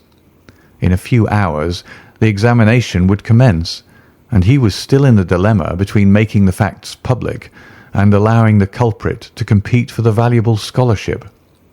He could hardly stand still, so great was his mental agitation, and he ran towards Holmes with two eager hands outstretched. "Thank heaven that you've come! I feared that you had given it up in despair. What am I to do? Shall the examination proceed?" "Yes, let it proceed by all means." "But this rascal—" "He shall not compete." "You know him?" "I think so. If this matter is not to become public, we must give ourselves certain powers and resolve ourselves into a small private court-martial. You there, if you please, Soames. Watson, you here. I'll take the armchair in the middle. I think that we're now sufficiently imposing to strike terror into a guilty breast. Kindly ring the bell." Bannister entered and shrank back in evident surprise and fear at our judicial appearance. "You will kindly close the door," said Holmes. "Now, Bannister, will you please tell us the truth about yesterday's incident?" The man turned white to the roots of his hair. "I've told you everything, sir." "Nothing to add?" "Nothing at all, sir." "Well, then, I must make some suggestions to you. When you sat down on that chair yesterday, did you do so in order to conceal some object which would have shown who had been in the room?" Bannister's face was ghastly. "No, sir, certainly not." "It is only a suggestion," said Holmes suavely. "I frankly admit that I am unable to prove it, but it seems probable enough. Since the moment that Mr. Soames's back was turned, you released the man who was hiding in that bedroom." Bannister licked his dry lips. "There was no man, sir." "Ah, that's a pity, Bannister. Up to now you may have spoken the truth, but now I know that you have lied." The man's face set in sullen defiance. "There was no man, sir." Come, Bannister." "No, sir, there was no one." "In that case you can give us no further information. Would you please remain in the room? Stand over there near the bedroom door. Now, Soames, I'm going to ask you to have the great kindness to go up to the room of young Gilchrist and to ask him to step down into yours." An instant later the tutor returned, bringing with him the student. He was a fine figure of a man, tall, lithe, and agile, with a springy step and a pleasant, open face. His troubled blue eyes glanced at each of us, and finally rested with an expression of blank dismay upon Bannister in the farther corner. "Just close the door," said Holmes. "Now, Mr. Gilchrist, we are all quite alone here, and no one need ever know one word of what passes between us. We can be perfectly frank with each other. We want to know, Mr. Gilchrist, how you, an honourable man, ever came to commit such an action as that of yesterday." The unfortunate young man staggered back and cast a look full of horror and reproach at Bannister. "No, Mr. Gilchrist, sir. I never said a word. Never one word," cried the servant. "No, but you have now," said Holmes. "Now, sir, you must see that after Bannister's words your position is hopeless, and that your only chance lies in a frank confession." For a moment Gilchrist, with upraised hand, tried to control his writhing features. The next he had thrown himself on his knees beside the table, and burying his face in his hands, he had burst into a storm of passionate sobbing. Come," said Holmes kindly. "It is human to err, and at least no one can accuse you of being a callous criminal. Perhaps it would be easier for you if I were to tell Mr. Soames what occurred, and you can check me where I am wrong. Shall I do so? Well, don't trouble to answer. Listen and see that I do you no injustice. From the moment, Mr. Soames, that you said to me that no one, not even Bannister, could have told that the papers were in your room, the case began to take a definite shape in my mind. The printer one could, of course, dismiss. He could examine the papers in his own office. The Indian I also thought nothing of. If the proofs were in a roll, he could not possibly know what they were. On the other hand, it seemed an unthinkable coincidence that a man should dare to enter the room, and that by chance on that very day the papers were on the table. I dismissed that. The man who entered knew that the papers were there. How did he know? When I approached your room, I examined the window. You amused me by supposing that I was contemplating the possibility of someone having in broad daylight, under the eyes of all these opposite rooms, forced himself through it. Such an idea was absurd. I was measuring how tall a man would need to be in order to see, as he passed, what papers were on the central table. I am 6 feet high, and I could do it without an effort. No one less than that would have a chance. Already, you see, I had reason to think that if one of your 3 students was a man of unusual height, he was the most worth watching of the 3. I entered, and I took you into my confidence as to the suggestions of the side table. Of the centre table I could make nothing, until in your description of Gilchrist you mentioned that he was a long-distance jumper. Then the whole thing came to me in an instant, and I only needed certain corroborative proofs, which I speedily obtained. What happened with this young fellow had employed his afternoon at the athletic grounds, where he had been practising the jump. He returned carrying his jumping shoes, which are provided, as you are aware, with several sharp spikes. As he passed your window, he saw by means of his great height these proofs upon your table, and conjectured what they were. No harm would have been done had it not been that, as he passed your door, he perceived the key which had been left by the carelessness of your servant. A sudden impulse came over him to enter and see if they were indeed the proofs. It was not a dangerous exploit, for he could always pretend that he had simply looked in to ask a question. Well, when he saw that they were indeed the proofs, it was then that he yielded to temptation. He put his shoes on the table. What was it you put on that chair near the window? Gloves, said the young man. Holmes looked triumphantly at Bannister. He put his gloves on the chair, and he took the proofs, sheet by sheet, to copy them. He thought the tutor must return by the main gate, and that he would see him. As we know, he came back by the side gate. Suddenly, he heard him at the very door. There was no possible escape. He forgot his gloves, but he caught up his shoes and darted into the bedroom. You observe that the scratch on that table is slight at one side, but deepens in the direction of the bedroom door. That in itself is enough to show us that the shoe had been drawn in that direction, and that the culprit had taken refuge there. The earth round the spike had been left on the table, and a second sample was loosened and fell into the bedroom. I may add that I walked out to the athletic grounds this morning, saw that tenacious black clay is used in the jumping pit, and carried away a specimen of it, together with some of the fine tan or sawdust which is strewn over it, to prevent the athlete from slipping. Have I told the truth, Mr. Gilchrist? The student had drawn himself erect. Yes, sir, it is true, said he. Good heavens! Have you nothing to add? Cried Soames. Yes, sir, I have, but the shock of this disgraceful exposure has bewildered me. I have a letter here, Mr. Soames, which I wrote to you early this morning, in the middle of a restless night. It was before I knew that my sin had found me out. Here it is, sir. You will see that I have said I have determined not to go in for the examination. I have been offered a commission in the Rhodesian police, and I am going out to South Africa at once. I am indeed pleased to hear that you did not intend to profit by your unfair advantage, said Soames. But why did you change your purpose? Gilchrist pointed to Bannister. There is the man who set me in the right path, said he.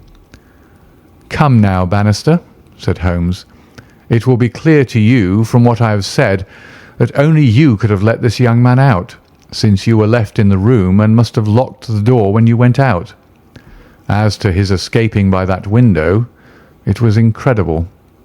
Can you not clear up the last point in this mystery and tell us the reasons for your action?" "It was simple enough, sir. If you only had known, but with all your cleverness, it was impossible that you could know. Time was, sir, when I was butler to old Sir Jabez Gilchrist, this young gentleman's father. When he was ruined, I came to the college as servant, but I never forgot my old employer, because he was down in the world. I watched his son all I could for the sake of the old days. Well, sir, when I came into this room yesterday, when the alarm was given, the very first thing I saw was Mr. Gilchrist's tan gloves lying in that chair. I knew those gloves well, and I understood their message. If Mr. Soames saw them, the game was up. I flopped down into that chair, and nothing would budge me until Mr. Soames, he went for you. Then out came my poor young master, whom I dandled on my knee, and confessed it all to me. Wasn't it natural, sir, that I should save him? And wasn't it natural also that I should try to speak to him as his dead father would have done, and make him understand that he could not profit by such a deed? Could you blame me, sir?" "No, indeed," said Holmes heartily, springing to his feet. "Well, Soames, I think we've cleared your little problem up, and our breakfast awaits us at home. Come, Watson. As to you, sir, I trust that a bright future awaits you in Rhodesia. For once you have fallen low. Let us see in the future how high you can rise." End of The Adventure of the Three Students.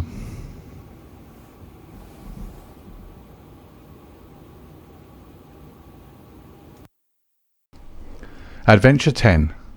The Adventure of the Golden Pince-Nez. When I look at the three massive manuscript volumes which contain our work for the year 1894, I confess that it is very difficult for me, out of such a wealth of material, to select the cases which are most interesting in themselves, and at the same time most conducive to a display of those peculiar powers for which my friend was famous. As I turn over the pages, I see my notes upon the repulsive story of the Red Leech and the terrible death of Crosby the banker. Here also I find an account of the Addleton tragedy, and the singular contents of the ancient British barrow. The famous Smith-Mortimer succession case comes also within this period, and so does the tracking and arrest of Huret, the boulevard assassin, an exploit which won for Holmes an autographed letter of thanks from the French President and the Order of the Legion of Honour. Each of these would furnish a narrative, but on the whole I am of opinion that none of them unites so many singular points of interest as the episode of Yoxley Old Place, which includes not only the lamentable death of young Willoughby Smith, but also those subsequent developments which threw so curious a light upon the causes of the crime. It was a wild, tempestuous night towards the close of November. Holmes and I sat together in silence all the evening. He engaged with a powerful lens, deciphering the remains of the original inscription upon a palimpsest. I, deep in a recent treatise upon surgery. Outside the wind howled down Baker Street, while the rain beat fiercely against the windows.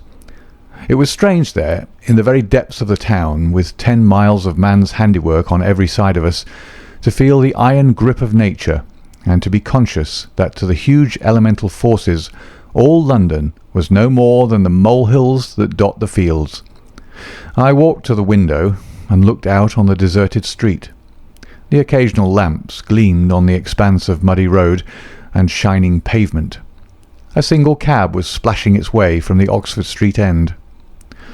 "Well, Watson, it's as well we have not to turn out tonight," said Holmes, laying aside his lens and rolling up the palimpsest. "I've done enough for one sitting. It is trying work for the eyes. So far as I can make out, it is nothing more exciting than an abbey's accounts dating from the second half of the 15th century. Hello? Hello? Hello? What's this?" Amid the droning of the wind, there had come the stamping of a horse's hoofs, and the long grind of a wheel as it rasped against the curb. The cab which I had seen had pulled up at our door. "What can he want?" I ejaculated, as a man stepped out of it. "Want? He wants us.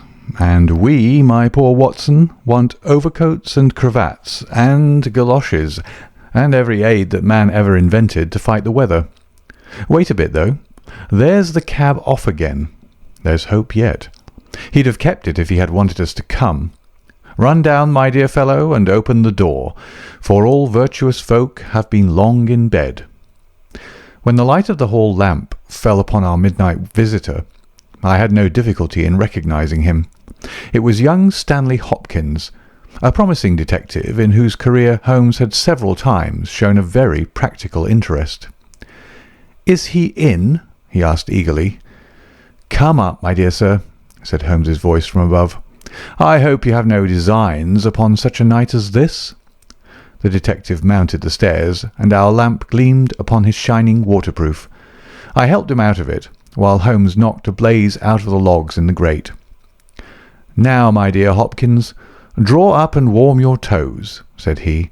"Here's a cigar, and the doctor has a prescription containing hot water and a lemon, which is good medicine on a night like this. It must be something important which has brought you out in such a gale." "It is indeed, Mr. Holmes. I've had a bustling afternoon, I promise you. Did you see anything of the Yoxley case in the latest editions?" "I've seen nothing later than the 15th century today." "Well, it was only a paragraph, and all wrong at that, so you've not missed anything. I haven't let the grass grow under my feet. It's down in Kent, 7 miles from Chatham and 3 from the railway line. I was wired for at 3:15, reached Yoxley Old Place at 5, conducted my investigation, was back at Charing Cross by the last train, and straight to you by cab." "Which means, I suppose, that you are not quite clear about your case." "It means that I can make neither head nor tail of it. So far as I can see, it is just as tangled a business as ever I handled. And yet at first it seemed so simple that one couldn't go wrong. There's no motive, Mr. Holmes. That's what bothers me. I can't put my hand on a motive. Here's a man dead. There's no denying that. But so far as I can see, no reason on earth why anyone should wish him harm." Holmes lit his cigar and leaned back in his chair. "Let us hear about it," said he. "I've got my facts pretty clear," said Stanley Hopkins. "All I want now is to know what they all mean. The story, so far as I can make out, is like this. Some years ago, this country house, Yoxley Old Place, was taken by an elderly man who gave the name of Professor Coram. He was an invalid, keeping his bed half the time, and the other half hobbling around the house with a stick or being pushed about the grounds by the gardener in a bath chair. He was well liked by the few neighbours who called upon him, and he has the reputation down there of being a very learned man. His household used to consist of an elderly housekeeper, Mrs. Marker, and of a maid, Susan Tarleton. These have both been with him since his arrival, and they seem to be women of excellent character. The professor is writing a learned book, and he found it necessary about a year ago to engage a secretary. The first 2 that he tried were not successes, but the third, Mr. Willoughby Smith, a very young man straight from the university, seems to have been just what his employer wanted. His work consisted in writing all the morning to the professor's dictation, and he usually spent the evening in hunting up references and passages which bore upon the next day's work. This Willoughby Smith has nothing against him, either as a boy at Uppingham or as a young man at Cambridge. I've seen his testimonials, and from the first he was a decent, quiet, hard-working fellow with no weak spot in him at all. And yet this is the lad who's met his death this morning in the professor's study under circumstances which can point only to murder." The wind howled and screamed at the windows. Holmes and I drew closer to the fire, while the young inspector slowly and point by point developed his singular narrative. "If you were to search all England," said he, "I don't suppose you could find a household more self-contained or freer from outside influences. Whole weeks would pass, and not one of them go past the garden gate. The professor was buried in his work, and existed for nothing else. Young Smith knew nobody in the neighbourhood, and lived very much as his employer did. The 2 women had nothing to take them from the house. Mortimer, the gardener, who wheels the bath chair, is an army pensioner, an old Crimean man of excellent character. He does not live in the house, but in a 3-room cottage at the other end of the garden. Those are the only people that you'd find within the grounds of Yoxley Old Place. At the same time, the gate of the garden is 100 yards from the main London to Chatham Road. It opens with a latch, and there's nothing to prevent anyone from walking in. Now, I'll give you the evidence of Susan Tarleton, who's the only person who can say anything positive about the matter. It was in the forenoon, between 11 and 12. She was engaged at the moment in hanging some curtains in the upstairs front bedroom. Professor Coram was still in bed, for when the weather's bad he seldom rises before midday. The housekeeper was busy with some work in the back of the house. Willoughby Smith had been in his bedroom, which he uses as a sitting room, but the maid heard him at that moment pass along the passage and descend to the study immediately below her. She did not see him, but she says that she could not be mistaken in his quick, firm tread. She did not hear the study door close, but a minute or so later there was a dreadful cry in the room below. It was a wild, hoarse scream, so strange and unnatural that it might have come from either a man or a woman. At the same instant there was a heavy thud which shook the old house, and then all was silence. The maid stood petrified for a moment, and then recovering her courage, she ran downstairs. The study door was shut, and she opened it. Inside, young Mr. Willoughby Smith was stretched upon the floor. At first she couldn't see no injury, but as she tried to raise him, she saw that blood was pouring from the underside of his neck. It was pierced by a very small but very deep wound, which had divided the carotid artery. The instrument with which the injury had been inflicted lay upon the carpet beside him. It was one of those small sealing wax knives to be found on old-fashioned writing tables, with an ivory handle and a stiff blade. It was part of the fittings of the professor's own desk. At first, the maid thought that young Smith was already dead, but on pouring some water from the carafe over his forehead, he opened his eyes for an instant. "The Professor," he murmured. "It was she." The maid is prepared to swear that those were the exact words. He tried desperately to say something else, and he held his right hand up in the air. Then he fell back dead. In the meantime, the housekeeper had also arrived upon the scene, but she was just too late to catch the young man's dying words. Leaving Susan with the body, she hurried to the Professor's room. He was sitting up in bed, horribly agitated, for he'd heard enough to convince him that something terrible had occurred. Mrs. Marker is prepared to swear that the Professor was still in his night clothes, and indeed it was impossible for him to dress without the help of Mortimer, whose orders were to come at 12 o'clock. The Professor declares that he heard the distant cry, but that he knows nothing more. He can give no explanation of the young man's last words. The Professor, it was she, but imagines that they were the outcome of delirium. He believes that Willoughby Smith has not an enemy in the world, and can give no reason for the crime. His first action was to send Mortimer, the gardener, for the local police. A little later, the chief constable sent for me. Nothing was moved before I got there, and strict orders were given that no one should walk upon the paths leading to the house. It was a splendid chance of putting your theories into practice, Mr. Sherlock Holmes. There was really nothing wanting. "Except Mr. Sherlock Holmes," said my companion with a somewhat bitter smile. "Well, let us hear about it. What sort of a job did you make of it?" "I must ask you first, Mr. Holmes, to glance at this rough plan, which will give you a general idea of the position of the Professor's study and the various points of the case. It'll help you in following my investigation." He unfolded the rough chart, which I here reproduce, and he laid it across Holmes's knee. I rose, and standing behind Holmes, studied it over his shoulder. It is very rough, of course, and it only deals with the points which seem to me to be essential. All the rest you'll see later for yourself. Now, first of all, presuming that the assassin entered the house, how did he or she come in? Undoubtedly by the garden path, and the back door from which there's direct access to the study. Any other way would have been exceedingly complicated. The escape must have also been made along that line, for of the two other exits from the room, one was blocked by Susan as she ran downstairs, and the other leads straight to the Professor's bedroom. I therefore directed my attention at once to the garden path, which was saturated with recent rain, and would certainly show any footmarks. My examination showed me that I was dealing with a cautious and expert criminal. No footmarks were to be found on the path. There could be no question, however, that someone had passed along the grass border which lines the path, and they had done so in order to avoid leaving a track. I couldn't find anything in the nature of a distinct impression, but the grass was trodden down and someone had undoubtedly passed.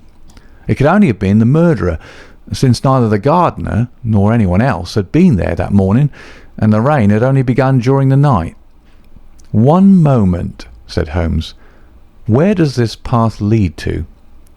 "To the road." "How long is it?" 100 yards or so." "At the point where the path passes through the gate, you could surely pick up the tracks." "Unfortunately, the path was tiled at that point." "Well, on the road itself?" "No, it was all trodden into mire." "Well then, these tracks upon the grass, were they coming or going?" "It was impossible to say. There was never any outline." "A large foot or a small?" "You could not distinguish." Holmes gave an ejaculation of impatience.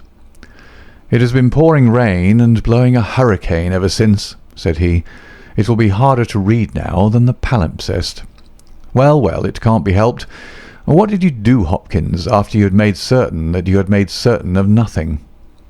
"I think I made certain of a good deal, Mr. Holmes. I knew that someone had entered the house cautiously from without. I next examined the corridor. It is lined with coconut matting and had taken no impression of any kind. This brought me into the study itself. It is a scantily furnished room. The main article is a large writing table with a fixed bureau. This bureau consists of a double column of drawers, with a central small cupboard between them. The drawers were open, the cupboard locked. The drawers, it seems, were always open, and nothing of value was kept in them. There were some papers of importance in the cupboard, but there were no signs that this had been tampered with, and the Professor assures me that nothing was missing. It is certain that no robbery has been committed. I come now to the body of the young man. It was found near the bureau and just to the left of it, as marked upon that chart. The stab was on the right side of the neck, and from behind forward, so that it's almost impossible that it could have been self-inflicted." "Unless he fell upon the knife," said Holmes. "Exactly. The idea crossed my mind, but we found the knife some feet away from the body, so that seems impossible. Then, of course, there are the man's own dying words, and finally, there was this very important piece of evidence which was found clasped in the dead man's right hand." From his pocket, Stanley Hopkins drew a small paper packet. He unfolded it and disclosed a golden pince-nez with 2 broken ends of black silk cord dangling from the end of it. "Willoughby Smith had excellent sight," he added. "There can be no question that this was snatched from the face of the person of the assassin." Sherlock Holmes took the glasses into his hand and examined them with the utmost attention and interest. He held them on his nose, endeavoured to read through them, went to the window and stared up the street with them, looked at them most minutely in the full light of the lamp, and finally, with a chuckle, seated himself at the table and wrote a few lines upon a sheet of paper which he tossed across to Stanley Hopkins. "That's the best I can do for you," said he. "It may prove to be of some use." The astonished detective read the note aloud. It ran as follows: "Wanted. A woman of good address, attired like a lady. She has a remarkably thick nose, with eyes which are set close upon either side of it. She has a puckered forehead, a peering expression, and probably rounded shoulders. There are indications that she has had recourse to an optician at least twice during the last few months. As her glasses are of remarkable strength, and as opticians are not very numerous, there should be no difficulty in tracing her." Holmes smiled at the astonishment of Hopkins, which must have been reflected upon my features. "Surely my deductions are simplicity itself," said he. "It would be difficult to name any articles which afford a finer field for inference than a pair of glasses, especially so remarkable a pair as these. That they belong to a woman I infer from their delicacy, and also, of course, from the last words of the dying man.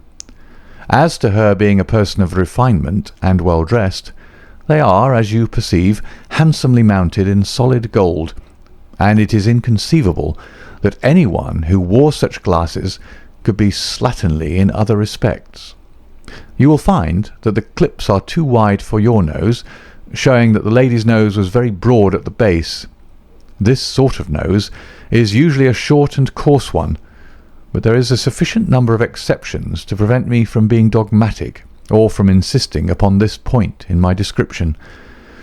My own face is a narrow one, and yet I find that I cannot get my eyes into the centre, nor near the centre of these glasses. Therefore, the lady's eyes are set very near to the sides of the nose.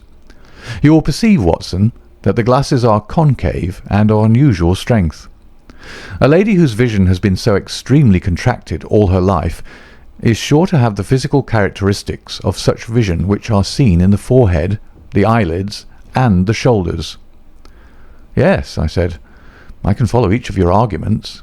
I confess, however, that I am unable to understand how you arrive at the double visit to the optician." Holmes took the glasses in his hand. "You will perceive," he said, "that the clips are lined with tiny bands of cork to soften the pressure upon the nose. One of these is discoloured and worn to some slight extent, but the other is new. Evidently one has fallen off and been replaced. I should judge that the older of them has not been there for more than a few months. They exactly correspond, so I gather that the lady went back to the same establishment for the second." "By George, it's marvellous!" cried Hopkins in an ecstasy of admiration. "To think that I had all that evidence in my hand and never knew it. I had intended, however, to go the round of the London opticians." "Of course you would. Meanwhile, have you anything more to tell us about the case?" "Nothing, Mr. Holmes. I think that you know as much as I do now, probably more. We have had inquiries made as to any stranger seen on the country roads or at the railway station. We have heard of none. What beats me is the utter want of all object in the crime. Not a ghost of a motive can anyone suggest." "Ah, there I am not in a position to help you. But I suppose you want us to come out tomorrow." "If it's not asking too much, Mr. Holmes. There's a train from Charing Cross to Chatham at 6 in the morning, and we should be at Yoxley Old Place between 8 and 9. "Then we shall take it. Your case has certainly some features of great interest, and I shall be delighted to look into it. Well, it's nearly 1, and we had best get a few hours' sleep. I dare say you can manage all right on the sofa in front of the fire. I'll light my spirit lamp and give you a cup of coffee before we start." The gale had blown itself out next day, but it was a bitter morning when we started upon our journey. We saw the cold winter sun rise over the dreary marshes of the Thames and the long sullen reaches of the river, which I shall ever associate with our pursuit of the Andaman Islander in the earlier days of our career. After a long and weary journey, we alighted at a small station some miles from Chatham. While a horse was being put into a trap at the local inn, we snatched a hurried breakfast, and so we were all ready for the business when we at last arrived at Yoxley Old Place. A constable met us at the garden gate. "Well, Wilson, any news?" "No, sir, nothing." "No reports of any stranger seen?" "No, sir. Down at the station they're certain that no stranger either came or went yesterday." "Have you had any inquiries made at inns and lodgings?" "Yes, sir.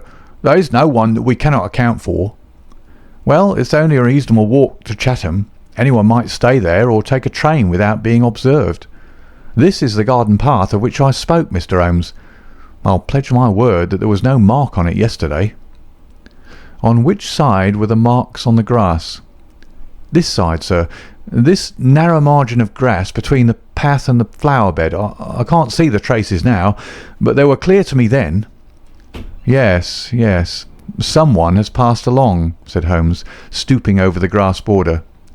"Our lady must have picked her steps carefully, must she not, since on the one side she would leave a track on the path, and on the other an even clearer one on the soft bed." "Yes, sir.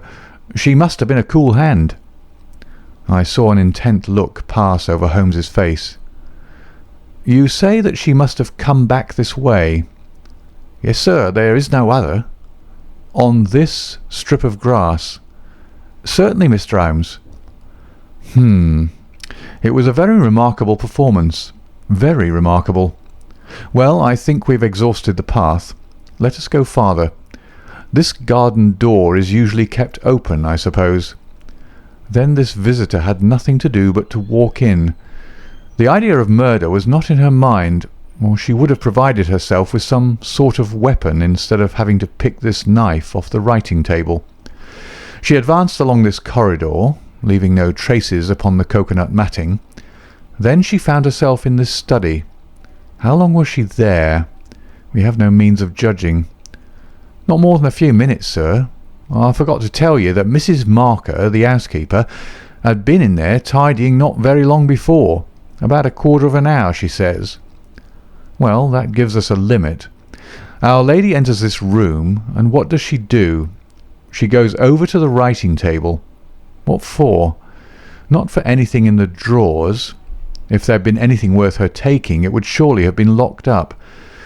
No, it was for something in that wooden bureau. Hello? What is that scratch upon the face of it? Just hold a match, Watson. Why did you not tell me of this, Hopkins?" The mark which he was examining began upon the brasswork on the right-hand side of the keyhole and extended for about 4 inches, where it had scratched the varnish from the surface. "I noticed it, Mr. Holmes, but you'll always find scratches around a keyhole." "This is recent, quite recent. See how the brass shines where it is cut. An old scratch would be the same colour as the surface. Look at it through my lens. There's the varnish, too, like earth on each side of a furrow. Is Mrs. Marker there?" A sad-faced elderly woman came into the room. "Did you dust this bureau yesterday morning?" "Yes, sir." "Did you notice this scratch?" "No, sir, I did not." "I'm sure you didn't, for a duster would have swept away those shreds of varnish. Who has the key of this bureau?" "The Professor keeps it on his watch chain." "Is it a simple key?" "No, sir, it's a Chubb key." "Very good, Mrs. Marker, you can go. Now we are making a little progress. Our lady enters the room, advances to the bureau, and either opens it or tries to do so. While she is thus engaged, young Willoughby Smith enters the room. In her hurry to withdraw the key, she makes this scratch upon the door. He seizes her, and she, snatching up the nearest object, which happens to be this knife, strikes at him in order to make him let go his hold. The blow is a fatal one. He falls, and she escapes, either with or without the object for which she has come. Is Susan the maid there? Could anyone have got away through that door after the time that you heard the cry, Susan?" "No, sir, it is impossible. Before I get down the stair I'd have seen anyone in the passage. Besides, the door never opened, or I would have heard it." "That settles this exit. Then no doubt the lady went out the way she came. I understand that this other passage leads only to the Professor's room. There is no exit that way." "No, sir." "We shall go down it and make the acquaintance of the Professor. Hello, Hopkins. This is very important indeed. The Professor's corridor is also lined with coconut matting." "Well, sir, what of that?" "Don't you see any bearing upon the case?" Well, I don't insist upon it. No doubt I am wrong, and yet it seems to me to be suggestive. Come with me and introduce me." We passed down the passage, which was of the same length as that which led to the garden. At the end was a short flight of steps ending in a door. Our guide knocked and then ushered us in to the Professor's bedroom. It was a very large chamber, lined with innumerable volumes, which had overflowed from the shelves and lay in piles in the corners, or were stacked all round at the base of the cases. The bed was in the centre of the room, and in it, propped up with pillows, was the owner of the house. I have seldom seen a more remarkable-looking person. It was a gaunt, aquiline face which was turned towards us, with piercing dark eyes which lurked in deep hollows under overhung and tufted brows. His hair and beard were white, save that the latter was curiously stained with yellow around his mouth. A cigarette glowed amid the tangle of white hair, and the air of the room was fetid with stale tobacco smoke. As he held out his hand to Holmes, I perceived that it was also stained with yellow nicotine. "A smoker, Mr. Holmes?" said he, speaking in well-chosen English with a curious little mincing accent. "Pray take a cigarette, and you, sir? I can recommend them, for I have them especially prepared by Ionides of Alexandria. He sends me 1,000 at a time, and I grieve to say that I have to arrange for a fresh supply every fortnight. Bad, sir, very bad. But an old man has few pleasures. Tobacco and my work. That is all that is left to me." Holmes had lit a cigarette, and was shooting little darting glances all over the room. "Tobacco and my work. But now only tobacco," the old man exclaimed. "Alas, what a fatal interruption! Who could have foreseen such a terrible catastrophe? So estimable a young man. I assure you that after a few months' training he was an admirable assistant. What do you think of the matter, Mr. Holmes?" "I have not yet made up my mind." "I shall indeed be indebted to you if you can throw a light where all is so dark to us. To a poor bookworm and invalid like myself, such a blow is paralysing. I seem to have lost the faculty of thought. But you are a man of action. You are a man of affairs. It is part of the everyday routine of your life. You can preserve your balance in every emergency. We are fortunate indeed in having you at our side." Holmes was pacing up and down one side of the room, whilst the old professor was talking.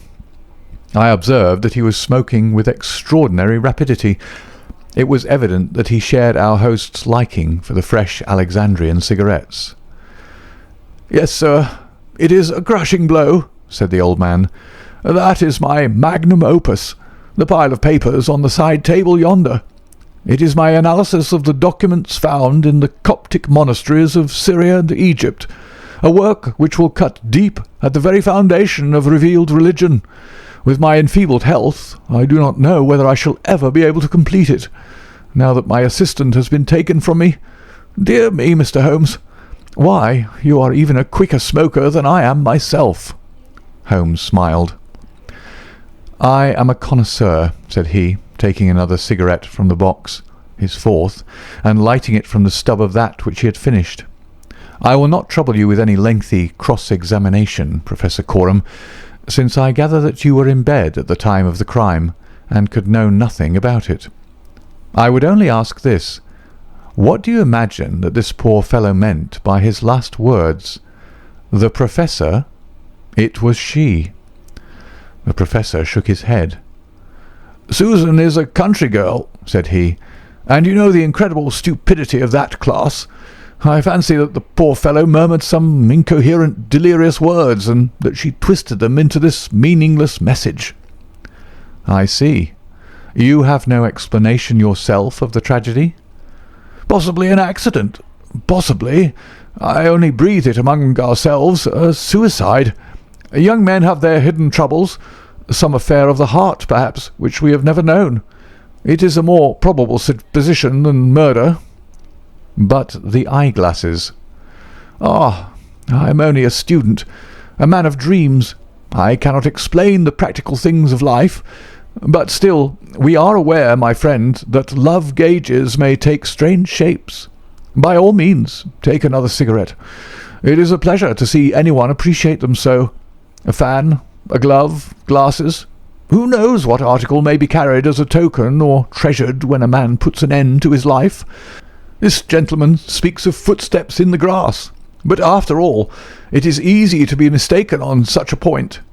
As to the knife, It might well be thrown far from the unfortunate man as he fell. It is possible that I speak as a child, but to me it seems that Willoughby Smith has met his fate by his own hand." Holmes seemed struck by the theory thus put forward, and he continued to walk up and down for some time, lost in thought and consuming cigarette after cigarette. "Tell me, Professor Coram," he said at last, "what is in that cupboard in the bureau?"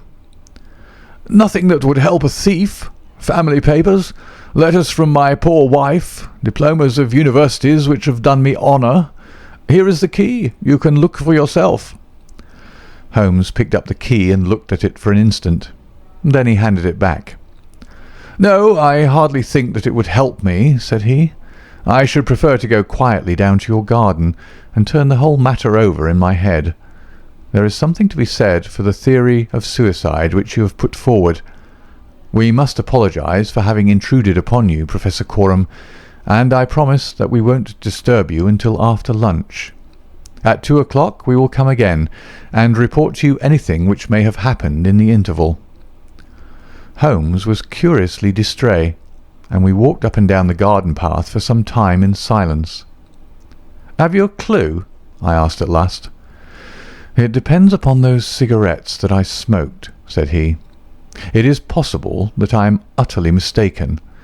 The cigarettes will show me." "My dear Holmes," I exclaimed, "how on earth—" "Well, well, you may see for yourself. If not, there's no harm done. Of course, we always have the optician clue to fall back upon, but I take a short cut when I can get it. Ah, here is the good Mrs. Marker. Let us enjoy 5 minutes of instructive conversation with her." I may have remarked before that Holmes had, when he liked, a peculiarly ingratiating way with women, and that he very readily established terms of confidence with them. In half the time which he had named, he had captured the housekeeper's goodwill, and was chatting with her as if he had known her for years. "Yes, Mr. Holmes, it is as you say, sir. He does smoke something terrible. All day and sometimes all night, sir. I've seen that room of a morning. Well, sir, you'd have thought it was a London fog. Poor young Mr. Smith. He was a smoker also, but not as bad as the Professor. His health, well, I don't know that it's better nor worse for the smoking." "Ah," said Holmes, "but it kills the appetite." "Well, I don't know about that, sir." "I suppose the Professor eats hardly anything." "Well, he is variable. I'll say that for him." "I'll wager he took no breakfast this morning, and won't face his lunch after all the cigarettes I saw him consume." "Well, you're out there, sir, as it happens, for he ate a remarkable big breakfast this morning. I don't know when I've known him to make a better one, and he's ordered a good dish of cutlets for the lunch. I'm surprised myself, for since I came into that room yesterday and saw young Mr. Smith lying there on the floor, I couldn't bear to look at food. Well, it takes all sorts to make a world, and the Professor hasn't let it take his appetite away." We loitered the morning away in the garden. Stanley Hopkins had gone down to the village to look into some rumours of a strange woman who had been seen by some children on the Chatham Road the previous morning. As to my friend, all his usual energy seemed to have deserted him. I had never known him handle a case in such a half-hearted fashion. Even the news brought back by Hopkins that he had found the children, and that they had undoubtedly seen a woman exactly corresponding with Holmes's description, and wearing either spectacles or eyeglasses, failed to rouse any sign of keen interest. He was more attentive when Susan, who waited upon us at lunch, volunteered the information that she believed Mr. Smith had been out for a walk yesterday morning, and that he had only returned half an hour before the tragedy occurred. I could not myself see the bearing of this incident, but I clearly perceived that Holmes was weaving it into the general scheme which he had formed in his brain. Suddenly he sprang from his chair and glanced at his watch. 2 o'clock, gentlemen," said he. "We must go up and have it out with our friend the Professor." The old man had just finished his lunch, and certainly his empty dish bore evidence to the good appetite with which his housekeeper had credited him. He was, indeed, a weird figure as he turned his white mane and his glowing eyes towards us. The eternal cigarette smouldered in his mouth, He had been dressed and was seated in an armchair by the fire. "Well, Mr. Holmes, have you solved this mystery yet?" He shoved a large tin of cigarettes which stood on a table beside him towards my companion. Holmes stretched out his hand at the same moment, and between them they tipped the box over the edge. For a minute or two we were all on our knees retrieving stray cigarettes from impossible places. When we rose again, I observed Holmes's eyes were shining and his cheeks tinged with colour. Only at a crisis have I seen those battle signals flying. "Yes," said he, "I have solved it." Stanley Hopkins and I stared in amazement. Something like a sneer quivered over the gaunt features of the old professor. "Indeed? In the garden?" "No, here." "Here? When?" "This instant." "You are surely joking, Mr. Sherlock Holmes. You compel me to tell you that this is too serious a matter to be treated in such a fashion." "I have forged and tested every link of my chain, Professor Coram, and I am sure that it is sound. What your motives are, or what exact part you play in this strange business, I am not yet able to say. In a few minutes I shall probably hear it from your own lips. Meanwhile I will reconstruct what is past for your benefit, so that you may know the information which I still require. A lady yesterday entered your study. She came with the intention of possessing herself of certain documents which were in your bureau. She had a key of her own. I have had an opportunity of examining yours, and I do not find that slight discoloration which the scratch made upon the varnish would have produced. You were not an accessory, therefore, and she came, so far as I can read the evidence, without your knowledge, to rob you." The Professor blew a cloud from his lips. "This is most interesting and instructive," said he. "Have you no more to add? Surely, having traced this lady so far, you can also say what has become of her." "I will endeavour to do so. In the first place, she was seized by your secretary and stabbed him in order to escape. This catastrophe I am inclined to regard as an unhappy accident, for I am convinced that the lady had no intention of inflicting so grievous an injury. An assassin does not come unarmed. Horrified by what she had done, she rushed wildly away from the scene of the tragedy.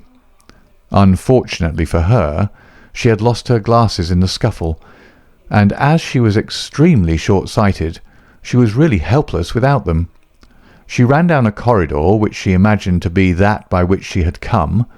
Both were lined with coconut matting, and it was only when it was too late that she understood that she had taken the wrong passage, and that her retreat was cut off behind her. What was she to do? She could not go back. She could not remain where she was. She must go on. She went on. She mounted a stair, pushed open a door, and found herself in your room." The old man sat with his mouth open, staring wildly at Holmes. Amazement and fear were stamped upon his expressive features. Now, with an effort, he shrugged his shoulders and burst into insincere laughter. "All very fine, Mr. Holmes," said he, "but there is one little flaw in your splendid theory. I was myself in my room, and I never left it during the day." "I am aware of that, Professor Coram." "And you mean to say that I could be upon that bed, and not be aware that a woman had entered my room?" "I never said so. You were aware of it. You spoke with her. You recognized her. You aided her to escape." Again the Professor burst into high-keyed laughter.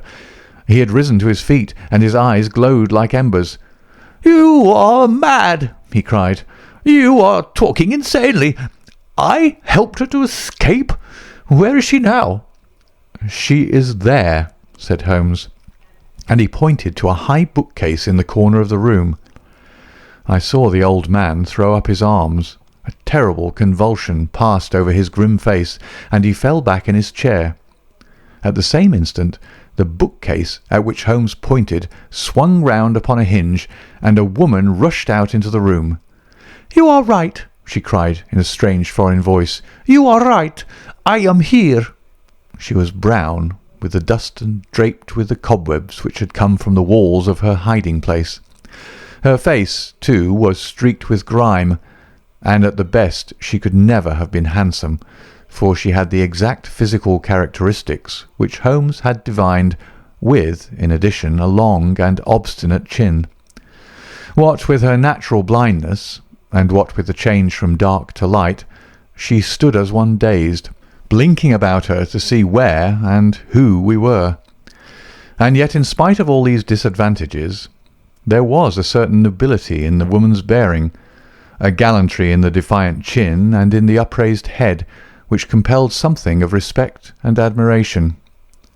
Stanley Hopkins had laid his hand upon her arm and claimed her as his prisoner, but she waved him aside gently, and yet with an overmastering dignity which compelled obedience. The old man lay back in his chair with a twitching face and stared at her with brooding eyes. "Yes, sir, I am your prisoner," she said. "From where I stood I could hear everything, and I know that you have learned the truth. I confess it all. It was I who killed the young man. But you are right. You say it was an accident. I did not even know that it was a knife which I held in my hand, for in my despair I snatched anything from the table and struck at him to make him let me go. It is the truth that I tell." "Madam," said Holmes, "I am sure that it is the truth. I fear that you are far from well." She had turned a dreadful colour, the more ghastly under the dark dust streaks upon her face. She seated herself on the side of the bed, then she resumed. "I have only a little time here," she said, "but I would have you know the whole truth. I am this man's wife. He is not an Englishman. He is a Russian. His name I will not tell." For the first time the old man stirred. "God bless you, Anna!" he cried. "God bless you!" She cast a look at the deepest disdain in his direction. "Why should you cling so hard to that wretched life of yours, Sergius?" said she. "It has done harm to many, and good to none, not even to yourself. However, it is not for me to cause the frail thread to be snapped before God's time. I have enough already upon my soul since I crossed the threshold of this cursed house. But I must speak, or I shall be too late. I have said, gentlemen, that I am this man's wife. He was 50, and I a foolish girl of 20 when we are married. It was in a city of Russia, a university. I will not name the place." "God bless you, Anna," murmured the old man again. "We were reformers, revolutionists, nihilists. You understand. He and I and many more. Then there came a time of trouble. A police officer was killed. Many were arrested. Evidence was wanted, and in order to save his own life and to earn a great reward, my husband betrayed his own wife and his companions. Yes, we were all arrested upon his confession. Some of us found our way to the gallows, and some to Siberia. I was among these last, but my term was not for life. My husband came to England with his ill-gotten gains, and has lived in quiet ever since, knowing well that if the Brotherhood knew where he was, not a week would pass before justice would be done." The old man reached out a trembling hand and helped himself to a cigarette. "I am in your hands, Anna," said he. "You were always good to me." "I have not yet told you the height of his villainy," said she. "Among our comrades of the order, there was one who was the friend of my heart. He was noble, unselfish, loving, all that my husband was not. He hated violence. We were all guilty, if that is guilt, but he was not. He wrote forever, dissuading us from such a course. These letters would have saved him. So would my diary, in which from today I had entered both my feelings towards him and the view which each of us had taken. My husband found and kept both diary and letters. He hid them, and he tried hard to swear away the young man's life. In this he failed. But Alexis was sent a convict to Siberia, where now, at this moment, he works in a salt mine.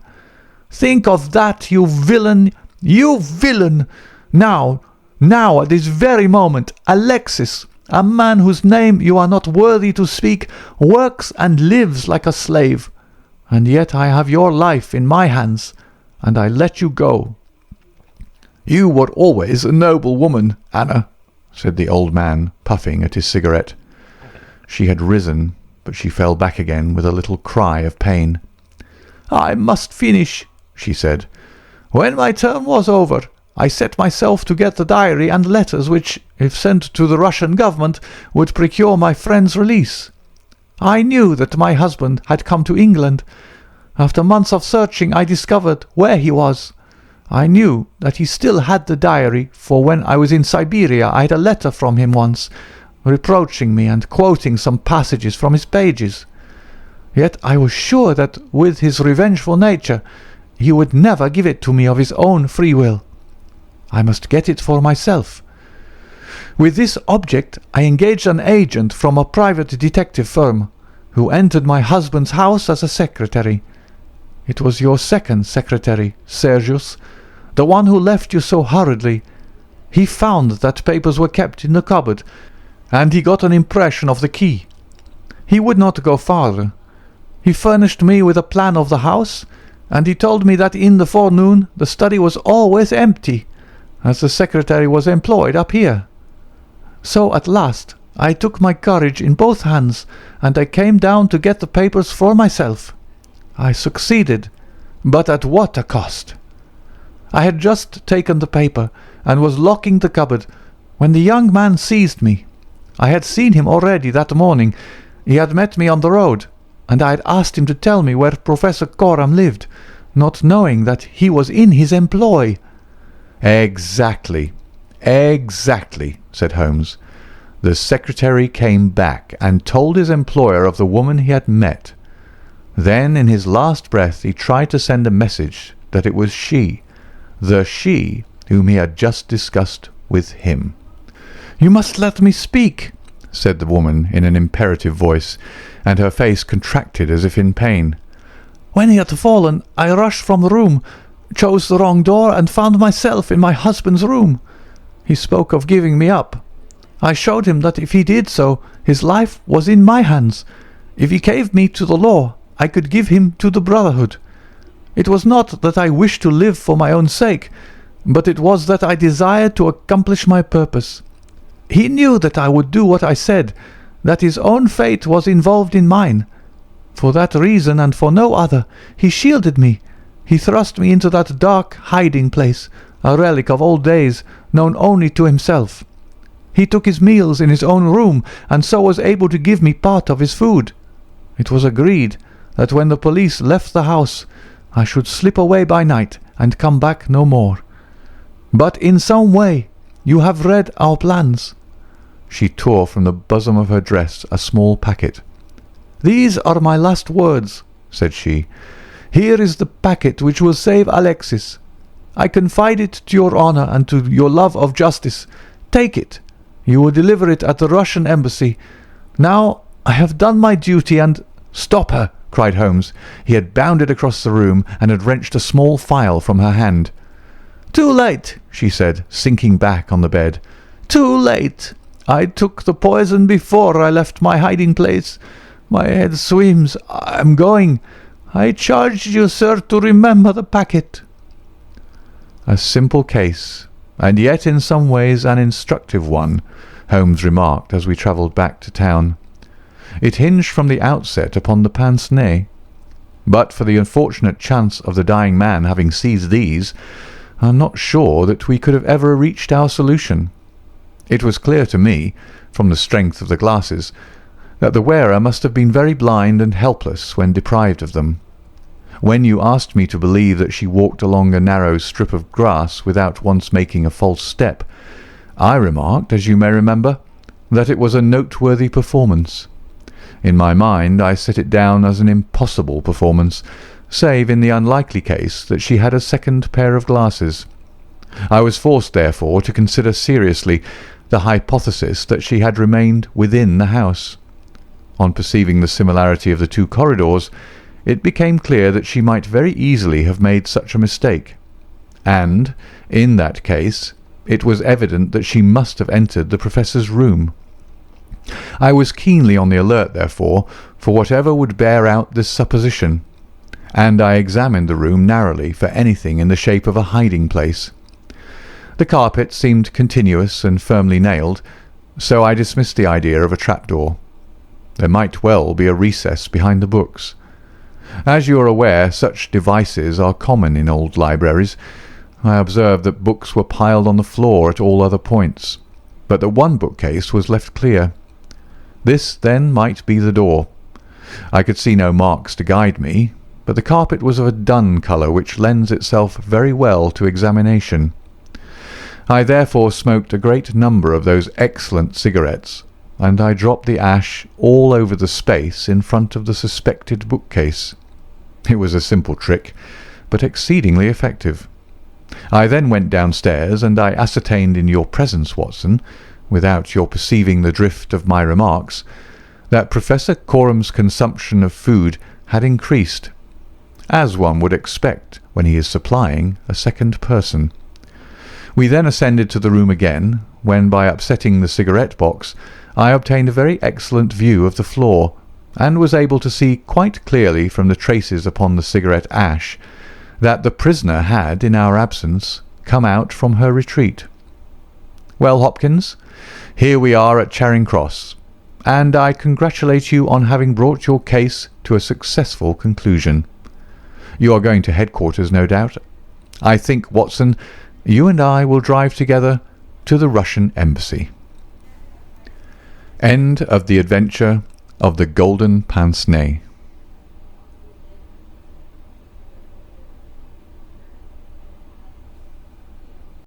Adventure 11.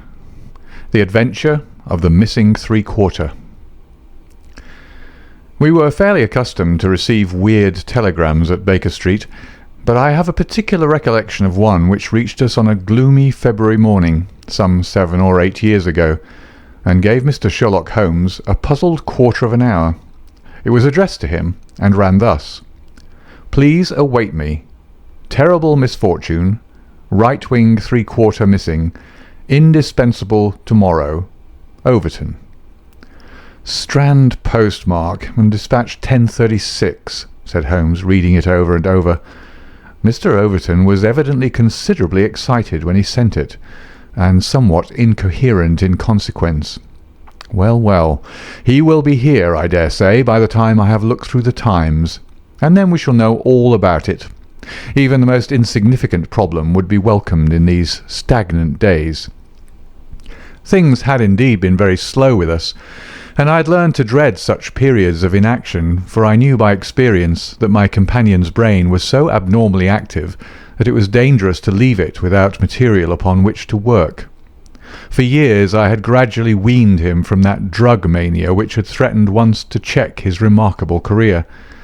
Now I knew that under ordinary conditions he no longer craved for this artificial stimulus, but I was well aware that the fiend was not dead but sleeping, and I have known that the sleep was a light one, and the waking near when in periods of idleness I have seen the drawn look upon Holmes's ascetic face, and the brooding of his deep-set and inscrutable eyes.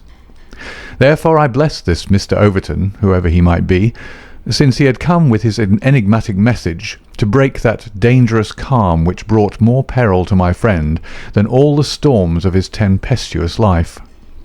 As we had expected, the telegram was soon followed by its sender, and the card of Mr. Cyril Overton, Trinity College, Cambridge, announced the arrival of an enormous young man, 16 stone of solid bone and muscle, who spanned the doorway with his broad shoulders, and looked from one of us to the other with a comely face which was haggard with anxiety.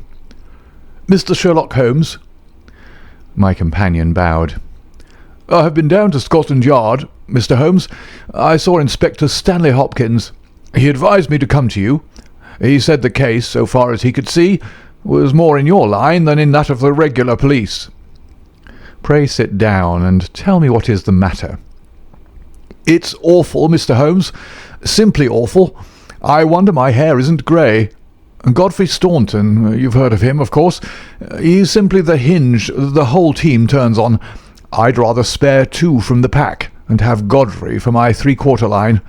Whether it's passing or tackling or dribbling, there's no one to touch him, and when he's got the head and can hold us all together, what am I to do? That's what I ask you, Mr. Holmes. There's Morehouse, first reserve, but he's trained as a half, and he always edges right in on the scrum, instead of keeping out on the touchline. He's a fine place kick, it's true, but then he has no judgment, and he can't sprint for nuts. Why, Morton or Johnson, the Oxford Flyers, could romp around him. Stevenson is fast enough, but he couldn't drop from the 25 line, and a three-quarter who can't either punt or drop isn't worth a place for pace alone. No, Mr. Holmes, we're done unless you can help me to find Godfrey Staunton." My friend had listened with amused surprise to this long speech, which was poured forth with extraordinary vigour and earnestness, every point being driven home by the slapping of a brawny hand upon the speaker's knee. When our visitor was silent, Holmes stretched out his hand and took down letter S of his commonplace book. For once he dug in vain into that mine of varied information. "There is Arthur H. Staunton, the rising young forger," said he, "and there was Henry Staunton, whom I helped to hang. But Godfrey Staunton is a new name to me." It was our visitor's turn to look surprised. "Why, Mr. Holmes, I thought you knew things," said he. "I suppose, then, if you've never heard of Godfrey Staunton, you don't know Cyril Overton either." Holmes shook his head good-humouredly. "Great Scott!" cried the athlete. "Why, I was first reserve for England against Wales, and I've skippered the varsity all this year. But that's nothing. I didn't think there was a soul in England who didn't know Godfrey Staunton, the crack three-quarter, Cambridge, Blackheath, and 5 internationals. Good Lord, Mr. Holmes, where have you lived?" Holmes laughed at the young giant's naive astonishment. "You live in a different world to me, Mr. Overton, a sweeter and healthier one. My ramifications stretch out into many sections of society, but never, I am happy to say, into amateur sport, which is the best and soundest thing in England. However, your unexpected visit this morning shows me that even in that world of fresh air and fair play, there may be work for me to do. So now, my good sir, I beg you to sit down and to tell me slowly and quietly exactly what it is that has occurred, and how you desire that I should help you." Young Overton's face assumed the bothered look of the man who is more accustomed to using his muscles than his wits, but by degrees, with many repetitions and obscurities, which I may omit from this narrative, he laid his strange story before us. "It's this way, Mr. Holmes. As I have said, I am the skipper of the rugger team of Cambridge varsity, and Godfrey Staunton is my best man. Tomorrow we play Oxford. Yesterday we all came up, and we settled at Bentley's private hotel. At 10 o'clock I went round and saw that all the fellows had gone to roost, for I believe in strict training, and plenty of sleep to keep a team fit.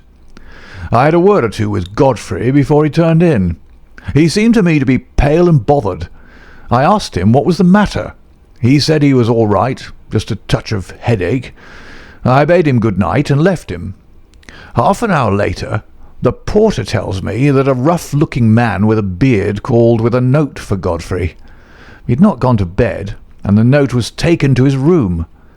Godfrey read it and fell back in a chair as if he'd been poleaxed.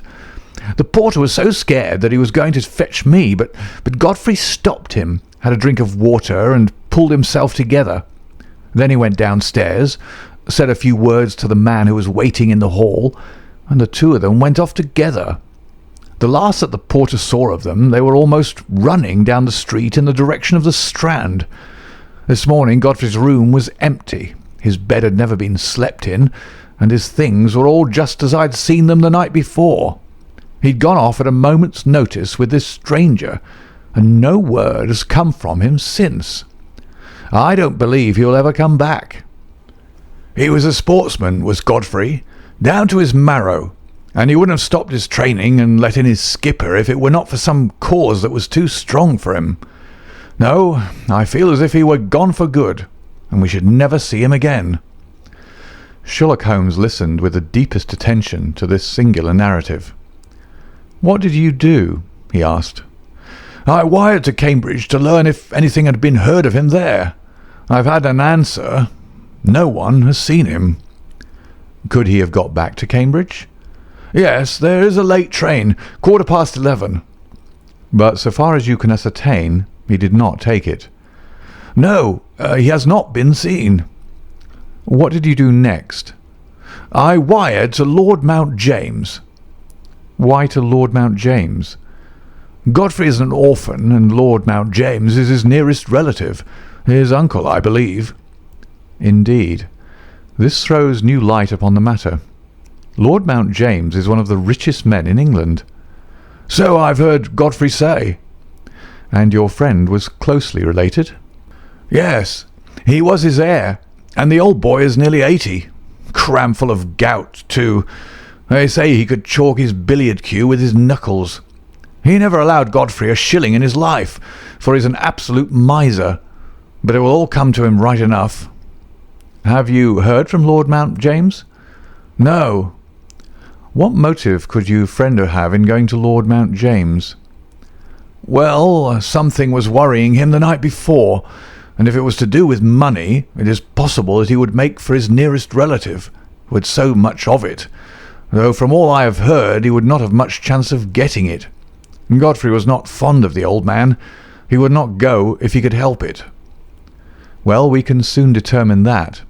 If your friend was going to his relative, Lord Mount James, you have then to explain the visit of this rough-looking fellow at so late an hour, and the agitation that was caused by his coming."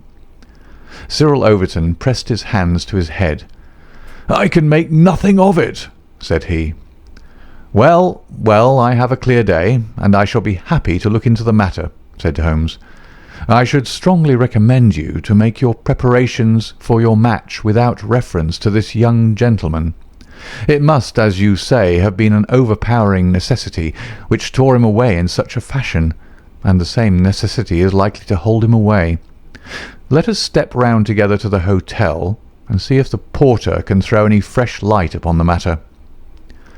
Sherlock Holmes was a past master in the art of putting a humble witness at his ease, and very soon, in the privacy of Godfrey Staunton's abandoned room, he had extracted all that the porter had to tell. The visitor of the night before was not a gentleman, neither was he a working man. He was simply what the porter described as a medium-looking chap, a man of 50, beard grizzled, pale face, quietly dressed. He seemed himself to be agitated. The porter had observed his hand trembling when he had held out the note. Godfrey Staunton had crammed the note into his pocket. Staunton had not shaken hands with the man in the hall. They had exchanged a few sentences, of which the porter had only distinguished the one word, time. Then they had hurried off in the manner described. It was just 10:30 by the hall clock. "Let me see," said Holmes, seating himself on Staunton's bed. "You are the day porter, are you not?" "Yes, sir. I go off duty at 11. "The night porter saw nothing, I suppose?" "No, sir. One theatre party came in late. No one else." "Were you on duty all day yesterday?" "Yes, sir."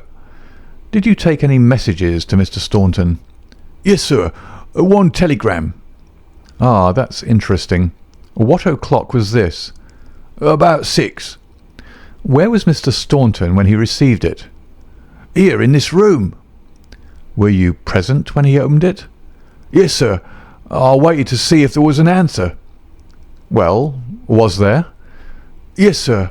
He wrote an answer." "Did you take it?"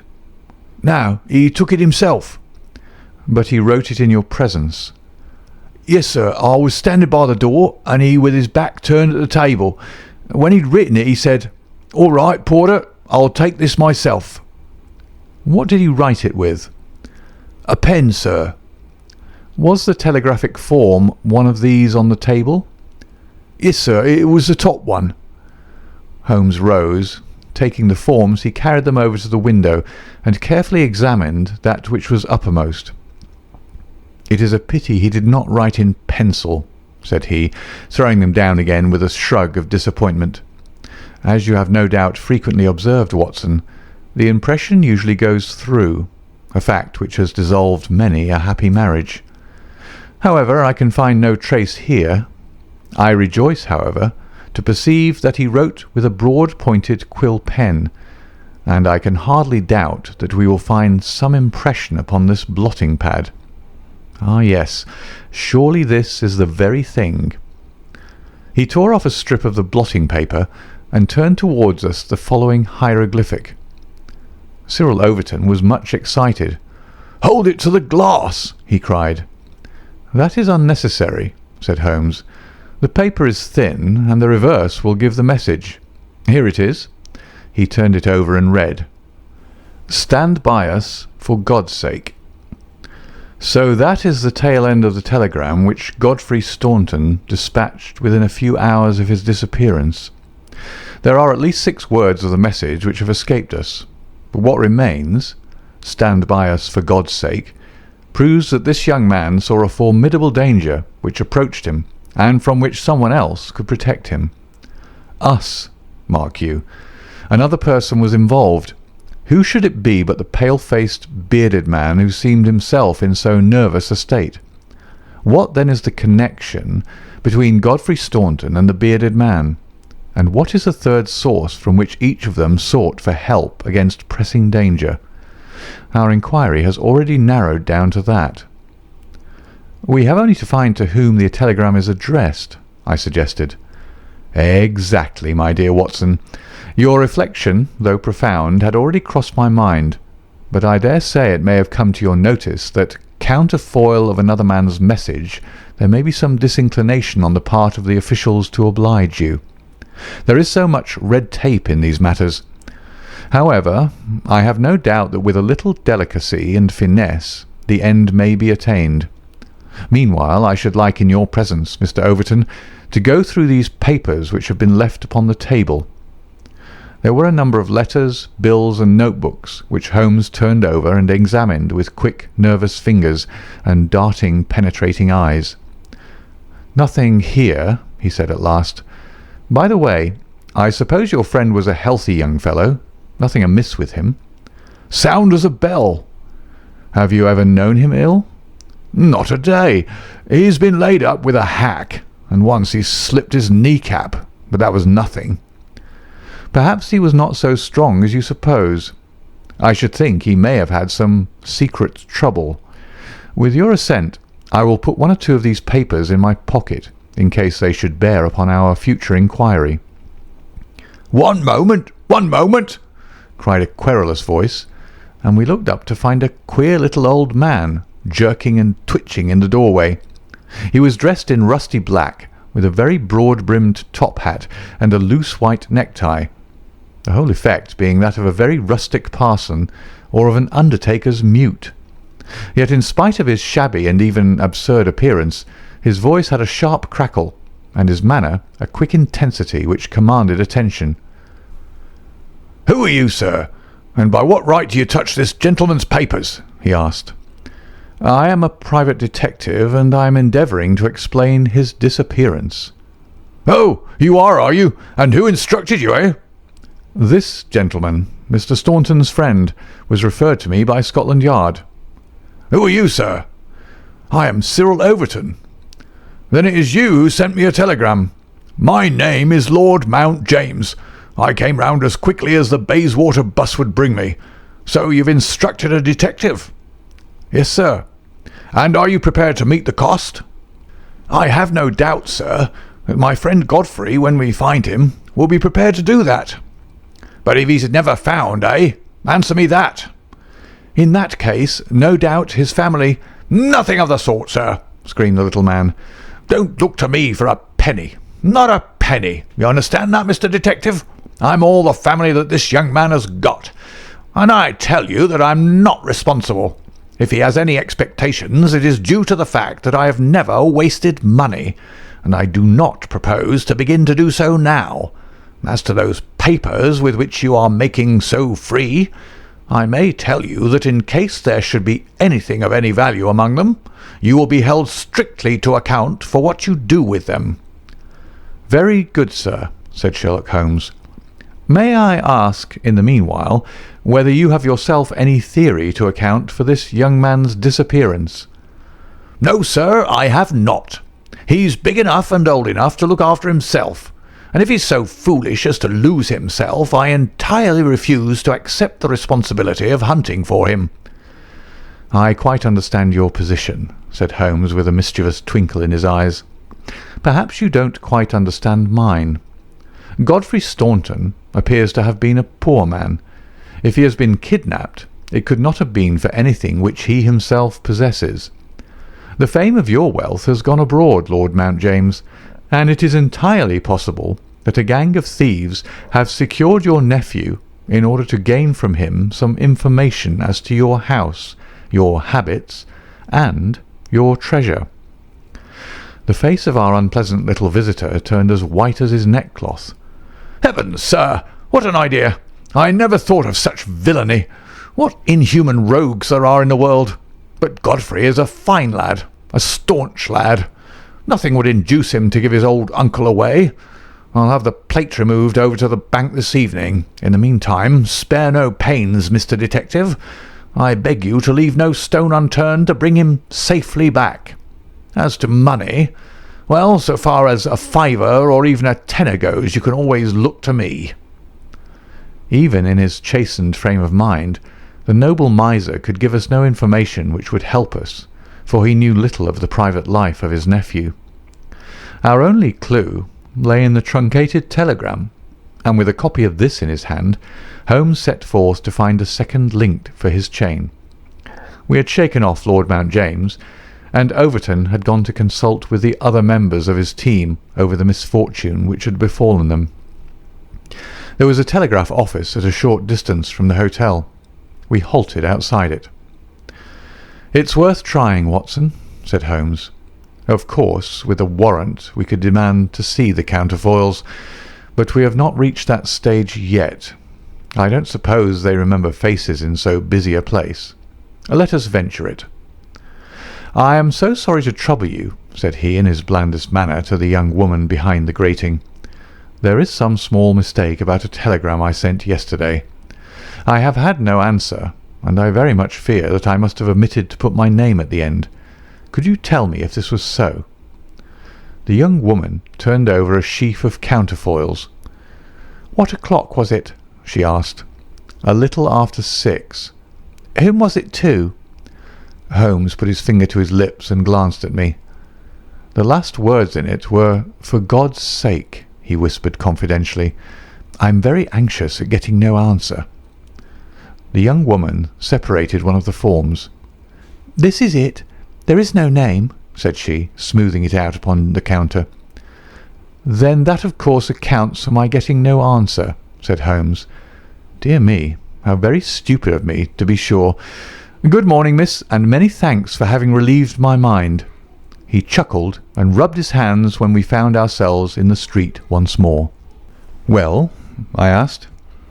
"We progress, my dear Watson, we progress. I had 7 different schemes for getting a glimpse of that telegram, but I could hardly hope to succeed the very first time." "And what have you gained?" "A starting point for our investigation." He hailed a cab. "King's Cross Station," said he. "We have a journey, then?" "Yes, I think we must run down to Cambridge together. All the indications seem to me to point in that direction." "Tell me," I asked as we rattled up Gray's Inn Road, "have you any suspicion yet as to be the cause of the disappearance? I don't think that among all our cases I've known one where the motives are more obscure. Surely you don't really imagine that he may be kidnapped in order to give information against his wealthy uncle?"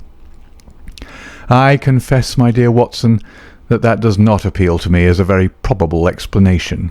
It struck me, however, as being the one which was most likely to interest that exceedingly unpleasant old person." "It certainly did that. But what are your alternatives?" "I could mention several. You must admit that it is curious and suggestive that this incident should occur on the eve of this important match, and should involve the only man whose presence seems essential to the success of the side.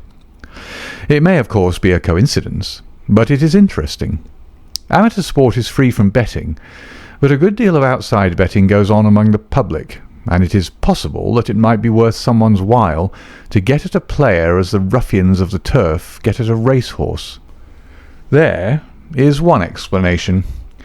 A second very obvious one is that this young man really is the heir of a great property, however modest his means may at present be, and it is not impossible that a plot to hold him for ransom might be concocted. These theories take no account of the telegram. Quite true, Watson. The telegram still remains the only solid thing with which we have to deal, and we must not permit our attention to wander away from it. It is to gain light upon the purpose of this telegram that we are now upon our way to Cambridge. The path of our investigation is at present obscure, but I shall be very much surprised if before evening we have not cleared it up, or made a considerable advance along it.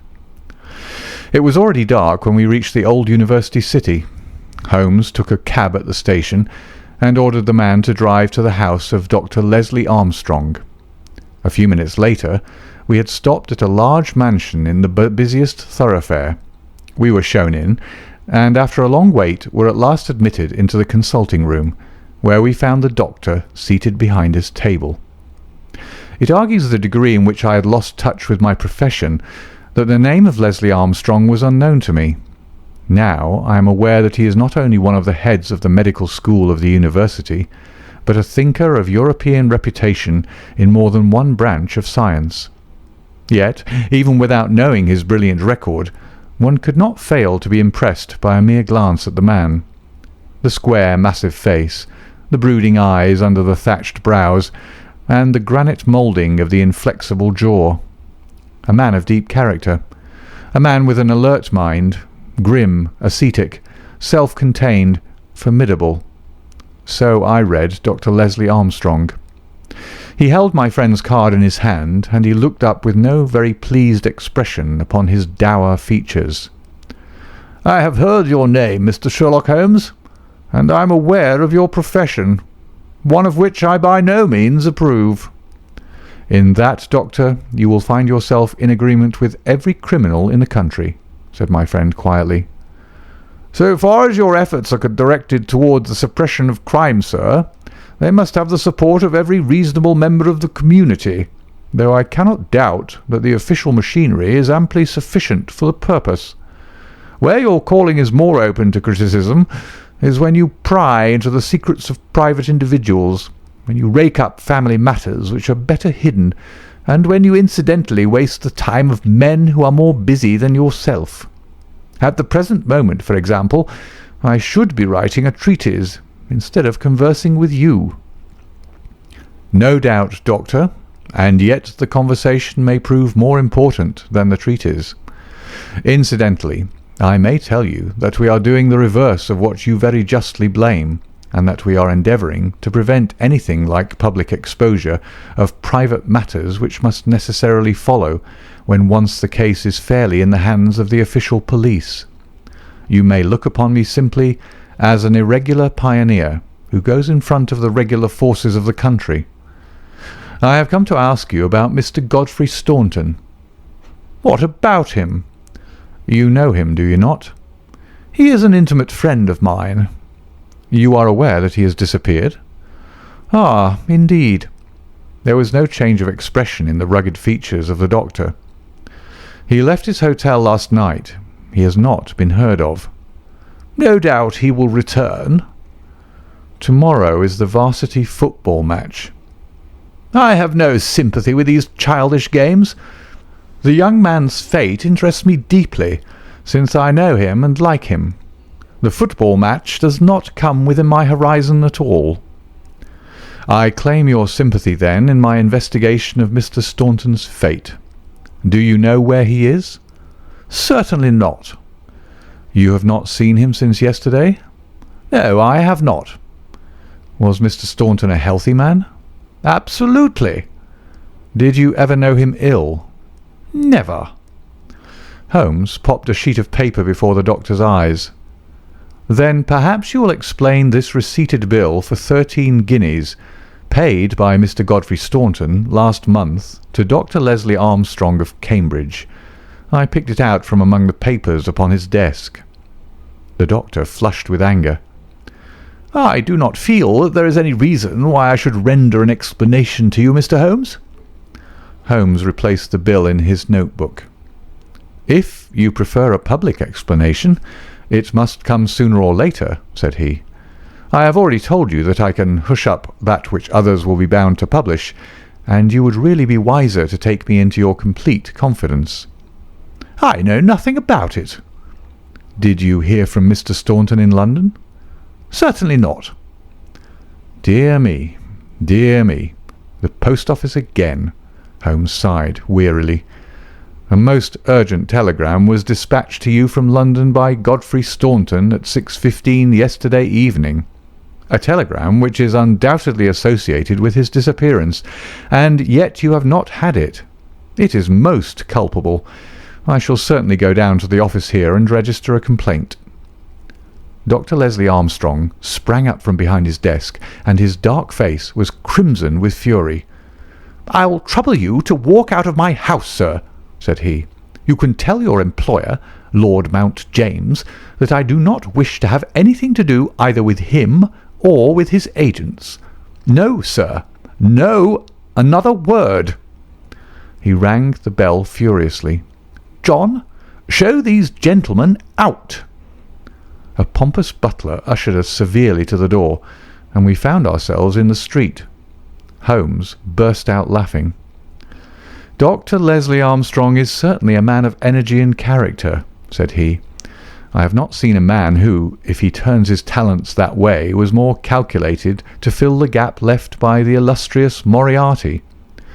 And now, my dear Watson, here we are, stranded and friendless in this inhospitable town, which we cannot leave without abandoning our case. This little inn, just opposite Armstrong's house, is singularly adapted to our needs. If you would engage a front room and purchase the necessaries for the night, I may have time to make a few inquiries." These few inquiries proved, however, to be a more lengthy proceeding than Holmes had imagined, for he did not return to the inn until nearly 9 o'clock. He was pale and dejected, stained with dust, and exhausted with hunger and fatigue. A cold supper was ready upon the table, and when his needs were satisfied and his pipe alight, he was ready to take that half-comic and wholly philosophic view which was natural to him when his affairs were going awry. The sound of carriage wheels caused him to rise and glance out of the window. A brougham and a pair of greys, under the glare of a gas lamp, stood before the doctor's door. "It's been out 3 hours," said Holmes. "Started at 6:30, and here it is back again. That gives a radius of 10 or 12 miles, and he does it once or sometimes twice a day. No unusual thing for a doctor in practice. But Armstrong is not really a doctor in practice. He is a lecturer and a consultant, but he does not care for general practice, which distracts him from his literary work. Why, then, does he make these long journeys which must be exceedingly irksome to him? And who is it that he visits? His coachman, my dear Watson, can you doubt that it was to him that I first applied? I do not know whether it came from his own innate depravity or from the promptings of his master, but he was rude enough to set a dog at me. Neither dog nor man liked the look of my stick, however, and the matter fell through. Relations were strained after that, and further inquiries out of the question. All that I have learned I got from a friendly native in the yard of our own inn. It was he who told me of the doctor's habits and of his daily journey. At that instant, to give point to his words, the carriage came round to the door. Could you not follow it? Excellent, Watson. You are scintillating this evening. The idea did cross my mind. There is, as you may have observed, a bicycle shop next to our inn. Into this I rushed, engaged a bicycle, and was able to get started before the carriage was quite out of sight. I rapidly overtook it, and then, keeping at a discreet distance of 100 yards or so, I followed its lights until we were clear of the town. We had got well out on the country road when a somewhat mortifying incident occurred. The carriage stopped, the doctor alighted, walked swiftly back to where I had also halted, and told me in an excellent sardonic fashion that he feared the road was narrow, and that he hoped his carriage did not impede the passage of my bicycle. Nothing could have been more admirable than his way of putting it. I at once rode past the carriage, and keeping to the main road, I went on for a few miles, and then halted in a convenient place to see if the carriage passed. There was no sign of it, however, and so it became evident that it had turned down one of several side roads which I had observed. I rode back, but again saw nothing of the carriage, and now, as you perceive, it has returned after me. Of course, I had at the outset no particular reason to connect these journeys with the disappearance of Godfrey Staunton, and was only inclined to investigate them on the general grounds that everything which concerns Dr. Armstrong is at present of interest to us. But now that I find he keeps so keen a lookout upon anyone who may follow him on these excursions, the affair appears more important, and I shall not be satisfied until I have made the matter clear.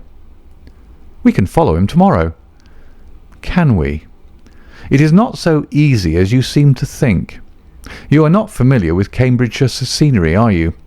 It does not lend itself to concealment. All this country that I passed over tonight is as flat and clean as the palm of your hand, and the man we are following is no fool, as he has very clearly showed tonight. I have wired to Overton to let us know any fresh London developments at this address, and in the meantime we can only concentrate our attention upon Dr. Armstrong, whose name the obliging young lady at the office allowed me to read upon the counterfoil of Staunton's urgent message. He knows where the young man is, to that I'll swear, and if he knows, then it must be our own fault if we cannot manage to know also. At present it must be admitted that the odd trick is in his possession, and as you are aware, Watson, it is not my habit to leave the game in that condition. And yet the next day brought us no nearer to the solution of the mystery. A note was handed in after breakfast, which Holmes passed across to me with a smile. "Sir," it ran, "I can assure you that you are wasting your time in dogging my movements. I have, as you discovered last night, a window at the back of my brougham, and if you desire a 20-mile ride which will lead you to the spot from which you started, you have only to follow me. Meanwhile, I can inform you that no spying upon me can in any way help Mr. Godfrey Staunton, and I am convinced that the best service you can do to that gentleman is to return at once to London and to report to your employer that you are unable to trace him. Your time in Cambridge will certainly be wasted. Yours faithfully, Leslie Armstrong." "An outspoken, honest antagonist is the doctor," said Holmes. "Well, well. He excites my curiosity, and I must really know before I leave him." "His carriage is at his door now," said I. "There he is stepping into it. I saw him glance up at our window as he did so. Suppose I try my luck upon the bicycle?" "No, no, my dear Watson. With all respect for your natural acumen, I do not think that you are quite a match for the worthy doctor. I think that possibly I can attain our end by some independent explorations of my own. I am afraid that I must leave you to your own devices, as the appearance of two inquiring strangers upon a sleepy countryside might excite more gossip than I care for. No doubt you will find some sights to amuse you in this venerable city, and I hope to bring back a more favourable report to you before evening." Once more, however, my friend was destined to be disappointed. He came back at night, weary and unsuccessful. "I have had a blank day, Watson. Having got the doctor's general direction, I spent the day in visiting all the villages upon that side of Cambridge, and comparing notes with publicans and other local news agencies. I have covered some ground. Chesterton, Histon, Waterbeach, and Oakington have each been explored, and have each proved disappointing. The daily appearance of a brougham and pair could hardly have been overlooked in such sleepy hollows. The doctor has scored once more. Is there a telegram for me? Yes, I opened it. Here it is. Ask for Pompey from Jeremy Dixon, Trinity College. I don't understand it. Oh, it is clear enough. It is from our friend Overton. and is in answer to a question from me. I'll just send round a note to Mr. Jeremy Dixon, and then I have no doubt that our luck will return. By the way, is there any news of the match? Yes, the local evening paper has an excellent account in its last edition. Oxford won by a goal and 2 tries. The last sentences of the description say, "The defeat of the Light Blues may be entirely attributed to the unfortunate absence of the crack international Godfrey Staunton, whose want was felt at every instant of the game. The lack of combination in the three-quarter line and their weakness both in attack and defence more than neutralised the efforts of a heavy and hard-working pack." "Then our friend Overton's forebodings have been justified," said Holmes. "Personally, I am in agreement with Dr. Armstrong, and football does not come within my horizon. Early to bed tonight, Watson, for I foresee that tomorrow may be an eventful day."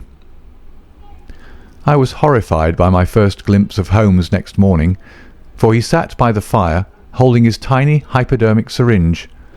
I associated that instrument with the single weakness of his nature, and I feared the worst when I saw it glittering in his hand. He laughed at my expression of dismay and laid it upon the table. "No, no, my dear fellow, there is no cause for alarm. It is not upon this occasion the instrument of evil, but it will rather prove to be the key which will unlock our mystery. On this syringe I base all my hopes. I have just returned from a small scouting expedition, and everything is favourable.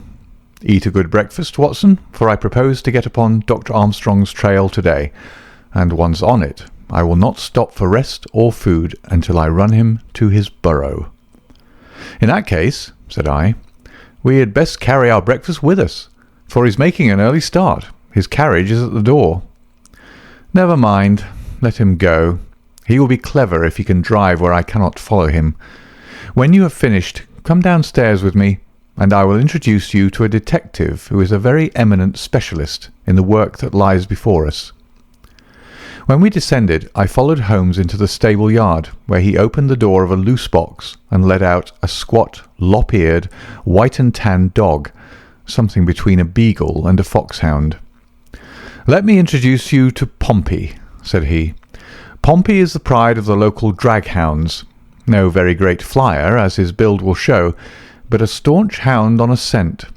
Well, Pompey, you may not be fast, but I expect you won't be too fast for a couple of middle-aged London gentlemen, so I will take the liberty of fastening this leather leash to your collar. Now, boy, come along and show what you can do." He led him across to the doctor's door. The dog sniffed round for an instant, and then, with a shrill whine of excitement, started off down the street, tugging at his leash in his efforts to go faster. In half an hour we were clear of the town and hastening down a country road. "What have you done, Holmes?" I asked. "A threadbare and venerable device, but useful upon occasion. I walked into the doctor's yard this morning and shot my syringe full of aniseed over the hind wheel. A draghound will follow aniseed from here to John O'Groats, and our friend Armstrong would have to drive through the Cam before he would shake Pompey off his trail. Oh, the cunning rascal! This is how he gave me the slip the other night." The dog had suddenly turned out of the main road into a grass-grown lane. Half a mile farther, this opened into another broad road, and the trail turned hard to the right in the direction of the town, which we had just quitted. The road took a sweep to the south of the town, and continued in the opposite direction to that in which we started. "This detour has been entirely for our benefit, then," said Holmes. "No wonder that my inquiries among those villagers led to nothing. The doctor has certainly played the game for all it is worth, and one would like to know the reason for such elaborate deception. This should be the village of Trumpington to the right of us, and by Jove, here is the brougham coming round the corner. Quick, Watson, quick, or we are done." He sprang through a gate into a field, dragging the reluctant Pompey after him. We'd hardly got under the shelter of the hedge when the carriage rattled past. I caught a glimpse of Dr. Armstrong within, his shoulders bowed, his head sunk on his hands, the very image of distress. I could tell by my companion's graver face that he also had seen. "I fear there is some dark ending to our quest," said he. "It cannot be long before we know it. Come, Pompey. Ah, it is the cottage in the field." There could be no doubt that we had reached the end of our journey. Pompey ran about and whined eagerly outside the gate, where the marks of the broughams' wheels were still to be seen. A footpath led across to the lonely cottage.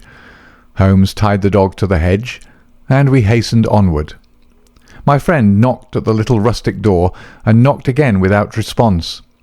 And yet the cottage was not deserted, for a low sound came to our ears, a kind of drone of misery and despair which was indescribably melancholy.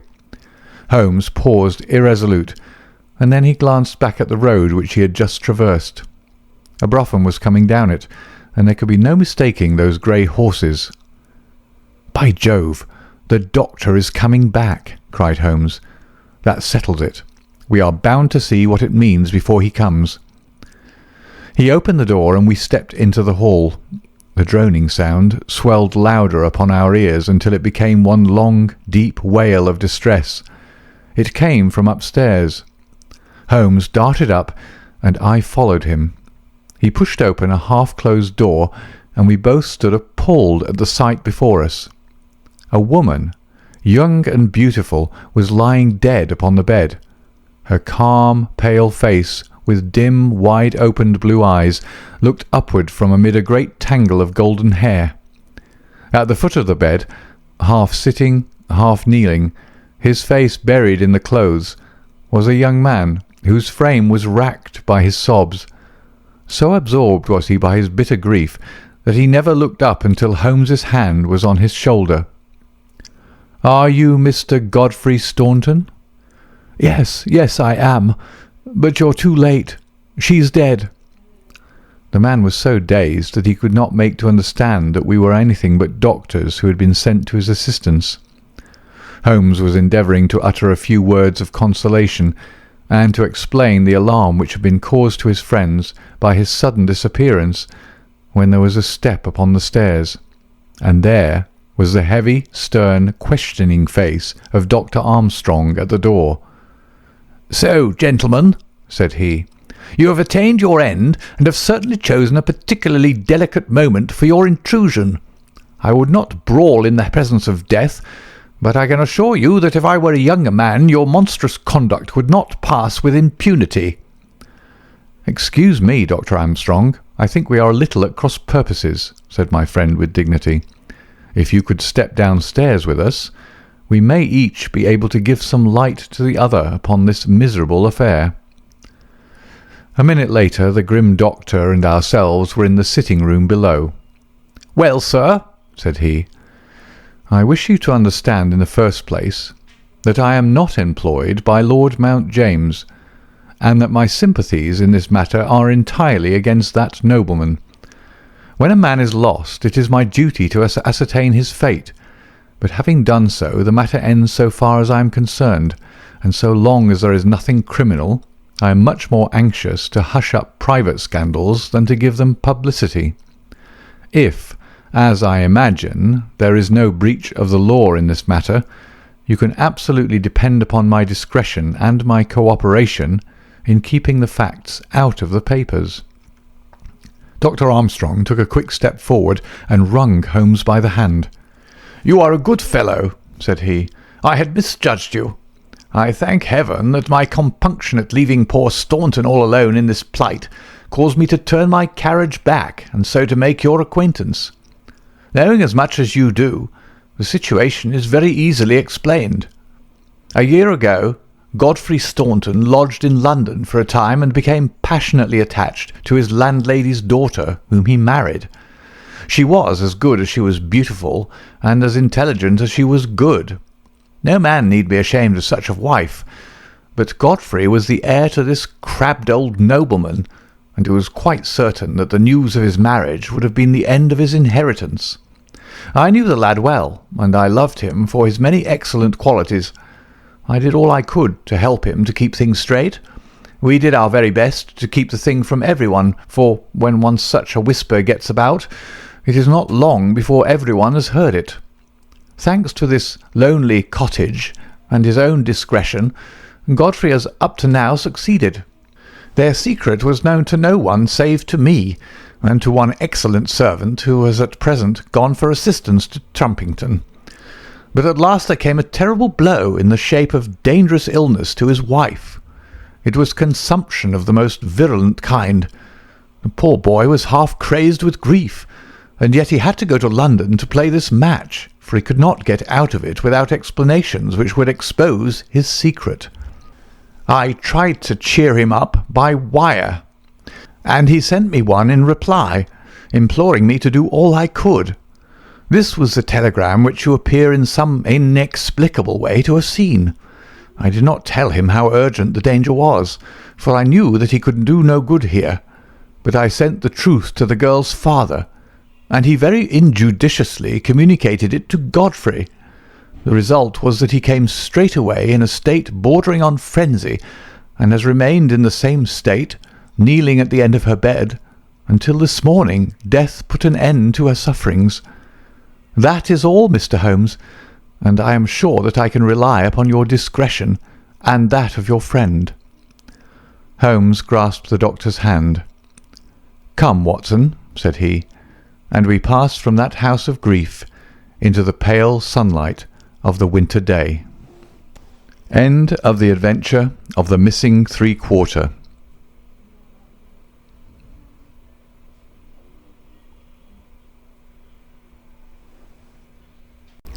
Adventure 12. The Adventure of the Abbey Grange.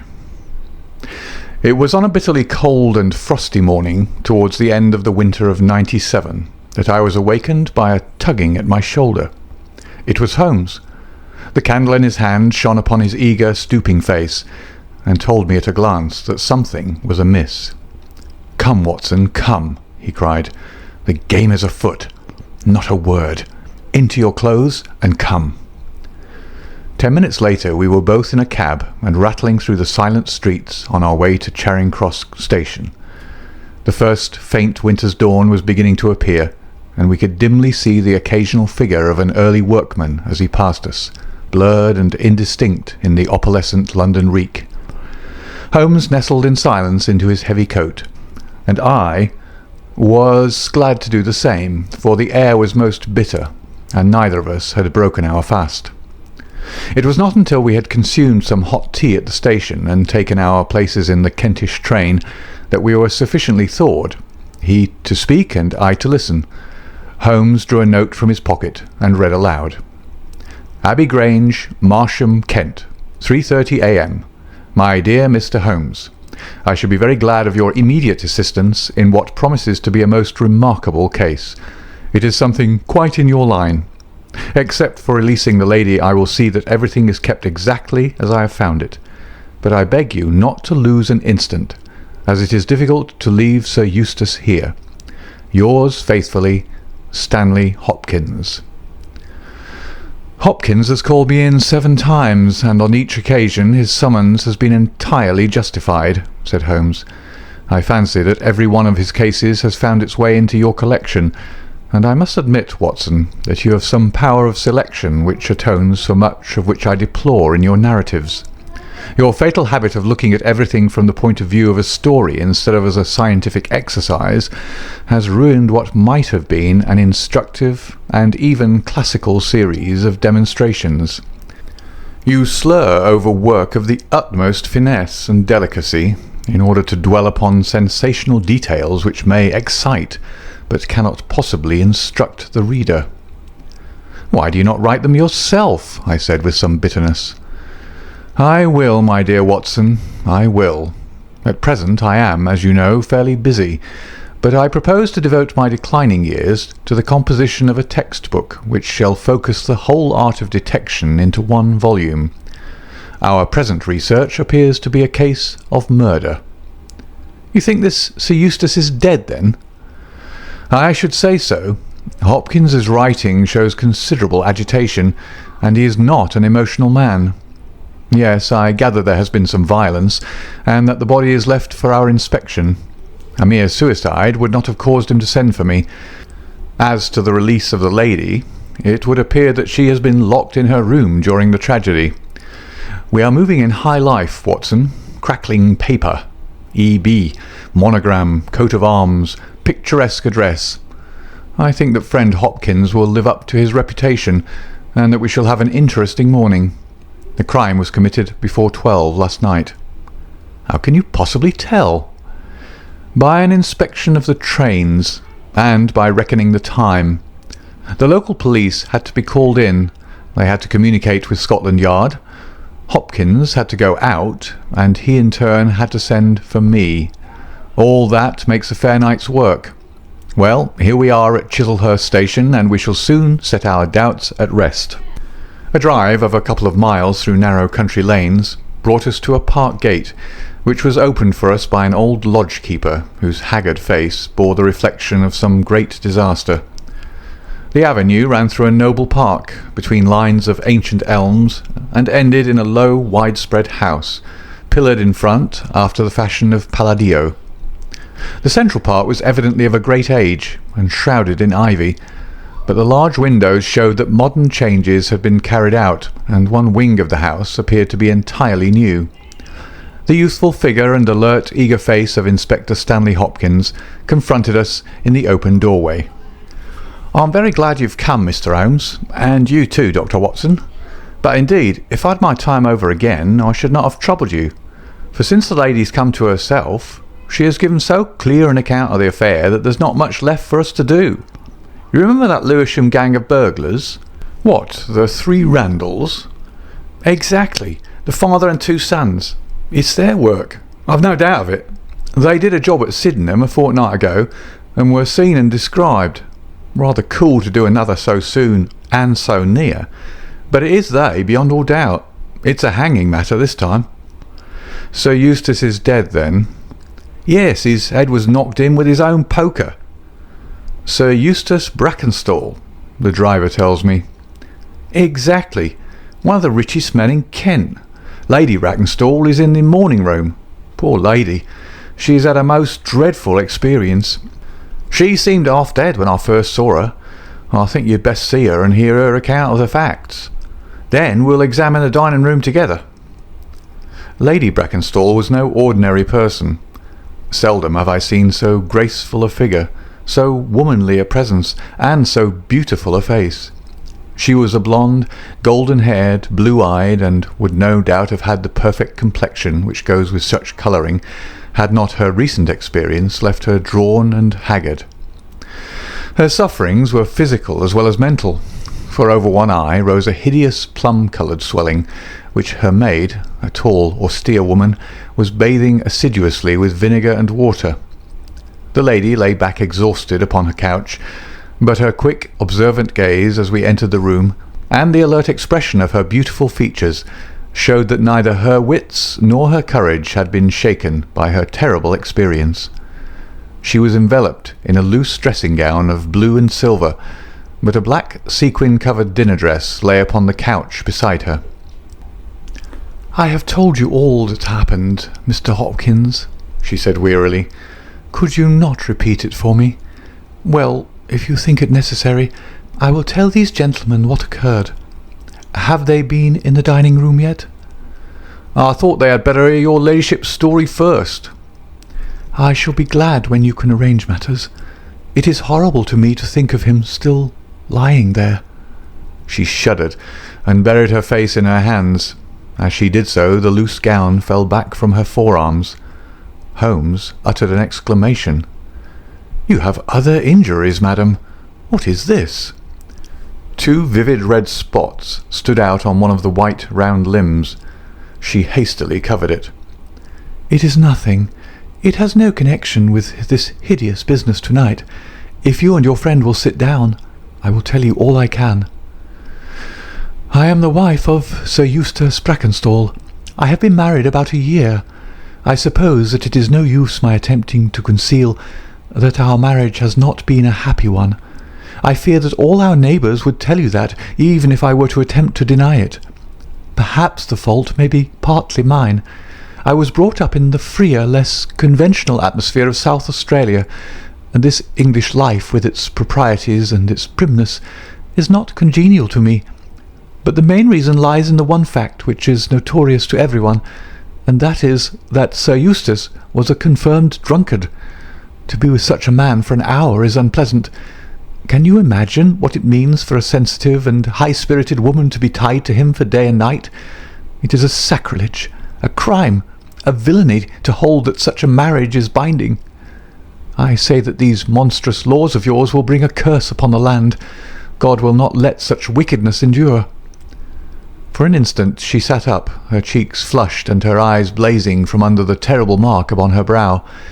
Then she strong, soothing hand of the austere maid drew her head down onto the cushion, and the wild anger died away into passionate sobbing. At last she continued, "I will tell you about last night. You are aware, perhaps, that in this house all the servants sleep in the modern wing. This central block is made up of the dwelling rooms, with the kitchen behind and our bedroom above. My maid, Teresa, sleeps above my room. There is no one else, and no sound could alarm those who are in the farther wing. This must have been well known to the robbers, or they would not have acted as they did. Sir Eustace retired about 10:30. The servants had already gone to their quarters. Only my maid was up, and she had remained in her room at the top of the house until I needed her services. I sat until after 11 in this room, absorbed in a book. Then I walked round to see that all was right before I went upstairs. It was my custom to do this myself, for, as I have explained, Sir Eustace was not always to be trusted. I went into the kitchen, the butler's pantry, the gun-room, the billiard-room, the drawing-room, and finally the dining-room. As I approached the window, which is covered with thick curtains, I suddenly felt the wind blow upon my face, and realized that it was open. I flung the curtain aside, and found myself face to face with a broad-shouldered elderly man, who had just stepped into the room. The window is a long French one, which really forms a door leading to the lawn. I held my bedroom candle lit in my hand, and by its light, behind the first man, I saw two others who were in the act of entering. I stepped back, but the fellow was on me in an instant. He caught me first by the wrist and then by the throat. I opened my mouth to scream, but he struck me a savage blow with his fist over the eye and felled me to the ground. I must have been unconscious for a few minutes, for when I came to myself, I found that they had torn down the bell rope and had secured me tightly to the oaken chair which stands at the head of the dining-room table. I was so firmly bound that I could not move, and a handkerchief round my mouth prevented me from uttering a sound. It was at this instant that my unfortunate husband entered the room. He had evidently heard some suspicious sounds, and he came prepared for such a scene as he found. He was dressed in nightshirt and trousers, with his favourite blackthorn cudgel in his hand. He rushed at the burglars, but another, it was an elderly man, stooped, picked the poker out of the grate, and struck him a horrible blow as he passed. He fell with a groan, and never moved again. I fainted once more, but again it could only have been for a very few minutes, during which I was insensible. When I opened my eyes, I found that they had collected the silver from the sideboard, and they had drawn a bottle of wine which stood there. Each of them had a glass in his hand. I have already told you, have I not, that one was elderly, with a beard, and the others young, hairless lads. They might have been a father with his two sons. They talked together in whispers. Then they came over and made sure that I was securely bound. Finally they withdrew, closing the window after them. It was quite a quarter of an hour before I got my mouth free. When I did so, my screams brought the maid to my assistance. The other servants were soon alarmed, and we sent for the local police, who instantly communicated with London. That is really all that I can tell you, gentlemen, and I trust that it will not be necessary for me to go over so painful a story again." "Any questions, Mr. Holmes?" asked Hopkins. "I will not impose any further tax upon Lady Brackenstall's patience and time," said Holmes. "Before I go into the dining-room, I should like to hear your experience." He looked at the maid. "I saw the man before ever they came into the house," said she, As I sat by my bedroom window, I saw 3 men in the moonlight down by the lodge gate yonder, but I thought nothing of it at the time. It was more than an hour after that I heard my mistress scream, and down I ran to find her, poor lamb, just as she says, and him on the floor with his blood and brains over the room. It was enough to drive a woman out of her wits, tied there, and her very dress spotted with him. She never wanted courage, did Miss Mary Fraser of Adelaide, and Lady Brackenstall of Abbeygrange hasn't learned new ways. You've questioned her long enough, you gentlemen, and now she's coming to her own room, just with her old Teresa, to get the rest that she badly needs." With a motherly tenderness, the gaunt woman put her arm round her mistress and led her from the room. "She's been with her all her life," said Hopkins. "Nursed her as a baby and came with her to England when they first left Australia 18 months ago. Teresa Wright is her name, and the kind of maid you don't pick up nowadays. This way, Mr. Holmes, if you please." The keen interest had passed out of Holmes's expressive face, and I knew that with the mystery all the charm of the case had departed. There still remained an arrest to be effected, but what were these commonplace rogues that he should soil his hands with them? An abstruse and learned specialist, who finds that he has been called in for a case of measles, would experience something of the annoyance which I read in my friend's eyes. Yet the scene in the dining room of the Abbey Grange was sufficiently strange to arrest his attention and to recall his waning interest. It was a very large and high chamber, with carved oak ceiling, oaken panelling, and a fine array of deer's heads and ancient weapons around the walls. At the further end from the door was the high French window of which we had heard. 3 smaller windows on the right-hand side filled the apartment with cold winter sunshine. On the left was a large, deep fireplace, with a massive overhanging oak mantelpiece. Beside the fireplace was a heavy oaken chair with arms and crossbars at the bottom. In and out through the open woodwork was woven a crimson cord, which was secured at each side to the crosspiece below. In releasing the lady, the cord had been slipped off her, but the knots with which it had been secured still remained. These details only struck our attention afterwards, for our thoughts were entirely absorbed by the terrible object which lay upon the tiger-skin hearthrug in front of the fire. It was the body of a tall, well-made man about 40 years of age. He lay upon his back, his face upturned, with his white teeth grinning through his short black beard. His 2 clenched hands were raised above his head, and a heavy blackthorn stick lay across them. His dark, handsome, aquiline features were convulsed into a spasm of vindictive hatred, which had set his dead face in a terribly fiendish expression. He had evidently been in his bed when the alarm had broken out, for he wore a foppish embroidered nightshirt, and his bare feet projected from his trousers. His head was horribly injured, and the whole room bore witness to the savage ferocity of the blow which had struck him down. Beside him lay the heavy poker, bent into a curve by the concussion. Holmes examined both it and the indescribable wreck which it had wrought. "He must be a powerful man, this elder Randall," he remarked. "Yes," said Hopkins. "I have some record of the fella, and he's a rough customer. You should have no difficulty in getting him." "Not the slightest. We've been on the lookout for him, and there was some idea that he got away to America. Now that we know that the gang are here, I don't see how they can escape. We have the news at every seaport already, and a reward will be offered before evening. What beats me is how they could have done so mad a thing, knowing that the lady could describe them, and that we could not fail to recognise the description." "Exactly. One would have expected that they would silence Lady Brackenstall as well." "They may not have realised," I suggested, "that she'd recovered from her faint." "That is likely enough. If she seemed to be senseless, they would not take her life. What about this poor fellow, Hopkins? I seem to have heard some queer stories about him." "He was a good-hearted man when he was sober, but a perfect fiend when he was drunk, or rather when he was half-drunk, for he seldom really went the whole way. The devil seemed to be in him at such times, and he was capable of anything. From what I hear, in spite of all his wealth and his title, he very nearly came our way once or twice.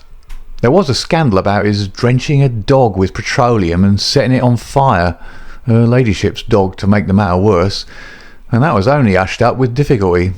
Then he threw a decanter at the maid, Teresa Wright. There was trouble about that. On the whole, and between ourselves, it would be a brighter house without him. What are you looking at now?" Holmes was down on his knees, examining with great attention the knots upon the red cord with which the lady had been secured. Then he carefully scrutinised the broken and frayed end where it had snapped off when the burglar had dragged it down. "When this was pulled down, the bell in the kitchen must have rung loudly," he remarked. "No one could hear it. The kitchen stands right at the back of the house." How did the burglar know no one would hear it? How dared he pull at a bell rope in that reckless fashion? "Exactly, Mr. Holmes, exactly. You put the very question which I've asked myself again and again. There can be no doubt that this fellow must have known the house and its habits. He must have perfectly understood that the servants would all be in bed at that comparatively early hour, and that no one could possibly hear a bell ring in the kitchen. Therefore, he must have been in close league with one of the servants. Surely that is evident. But there are 8 servants, and all of them good character." "Other things being equal," said Holmes, "one would expect the one at whose head the master threw a decanter, and yet that would involve treachery towards the mistress to whom the woman seems devoted. Well, well. The point is a minor one, and when you have Randall you will probably find no difficulty in securing his accomplice. The lady's story certainly seems to be corroborated, if it needed corroboration, by every detail which we see before us." He walked to the French window and threw it open. "There are no signs here, but the ground is iron hard, and one would not expect them. I see that these candles in the mantelpiece have been lighted. Yes, it was by their light and that of the lady's bedroom candle that the burglars saw their way about. And what did they take? Well, they didn't take much, only half a dozen articles of plate off the sideboard. Lady Brackenstall thinks that they were themselves so disturbed by the death of Sir Eustace they didn't ransack the house as they would otherwise have done. No doubt that is true, and yet they drank some wine, I understand. To steady their nerves." "Exactly. These 3 glasses upon the sideboard have been untouched, I suppose?" "Yes, and the bottle stands as they left it."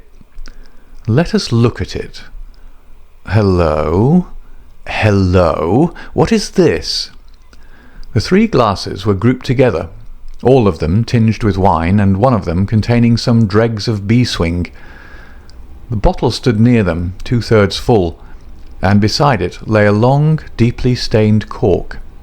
Its appearance and the dust upon the bottle showed that it was no common vintage which the murderers had enjoyed. A change had come over Holmes's manner. He had lost his listless expression, and again I saw an alert light of interest in his keen, deep-set eyes. He raised the cork and examined it minutely. "How did they draw it?" he asked.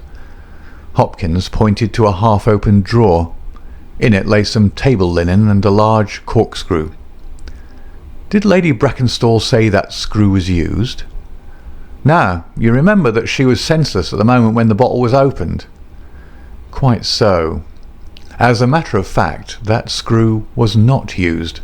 This bottle was opened by a pocket screw, probably contained in a knife and not more than 1.5 inches long. If you'll examine the top of the cork, you will observe that the screw was driven in 3 times before the cork was extracted. It has never been transfixed.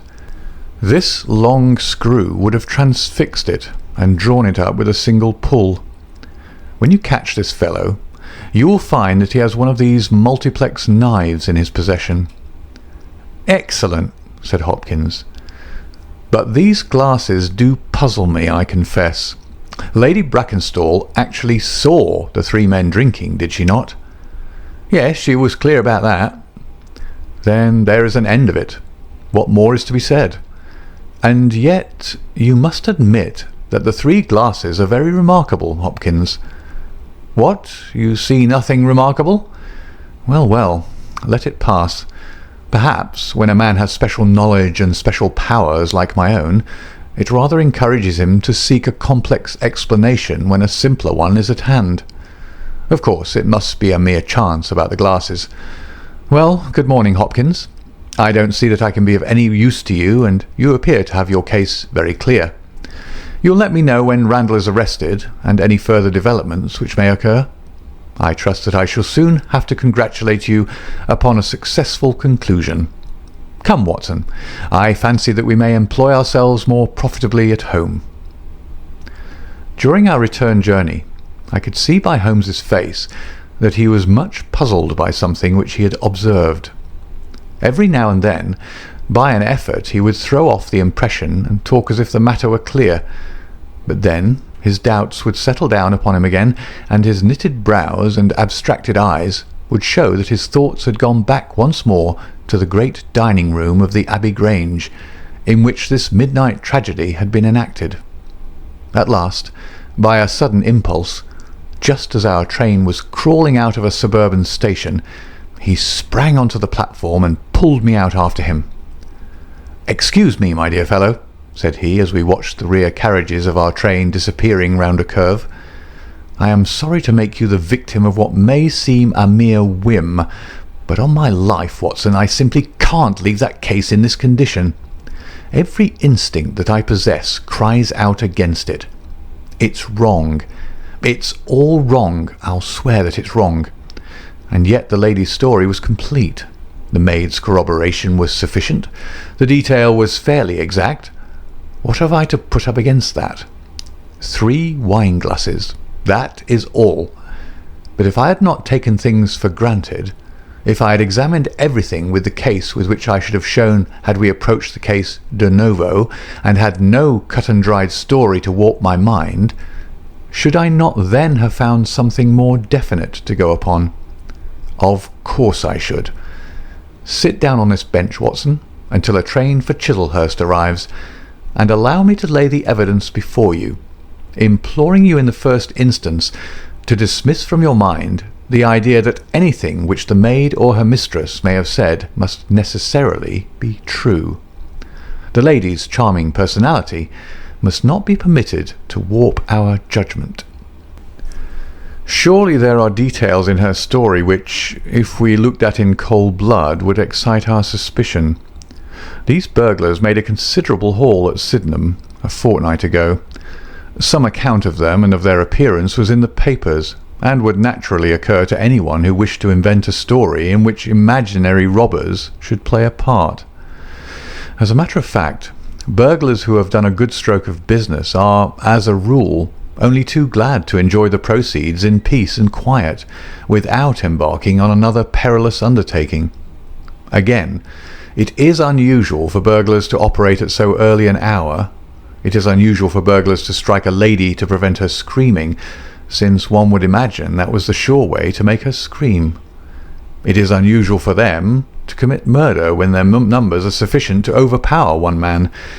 It is unusual for them to be content with a limited plunder when there was much more within their reach. And finally, I should say that it was very unusual for such men to leave a bottle half empty. How do all these unusuals strike you, Watson? Their cumulative effect is certainly considerable, and yet each of them is quite possible in itself. The most unusual thing of all, as it seems to me, is that the lady should be tied to the chair. Well, I am not so clear about that, Watson, for it is evident that they must either kill her or else secure her in such a way that she could not give immediate notice of their escape. But at any rate I have shown, have I not, that there is a certain element of improbability about the lady's story. And now, on the top of this comes the incident of the wine glasses. What about the wine glasses? Can you see them in your mind's eye? I see them clearly. We are told that 3 men drank from them. Does that strike you as likely? Why not? There was wine in each glass. Exactly. But there was beeswing only in 1 glass. You must have noticed that fact. What does that suggest to your mind? The last glass filled will be most likely to contain beeswing? Not at all. The bottle was full of it, and it is inconceivable that the first 2 glasses were clear and the third heavily charged with it. There are 2 possible explanations, and only 2. One is that after the second glass was filled, the bottle was violently agitated, and so the third glass received the beeswing. That does not appear probable. No, I am sure that I'm right. What then do you suppose? That only 2 glasses were used, and that the dregs of both were poured into a third glass, so as to give the false impression that 3 people had been here. In that way all the beeswing would be in the last glass, would it not? Yes, I am convinced that this is so. But if I have hit upon the true explanation of this one small phenomenon, then in an instant the case rises from the commonplace to the exceedingly remarkable, for it can only mean that Lady Brackenstall and her maid have deliberately lied to us, that not one word of their story is to be believed, that they have some very strong reason for covering the real criminal, and that we must construct our case for ourselves without any help from them. That is the mission which now lies before us. And here, Watson, is the Sydenham train.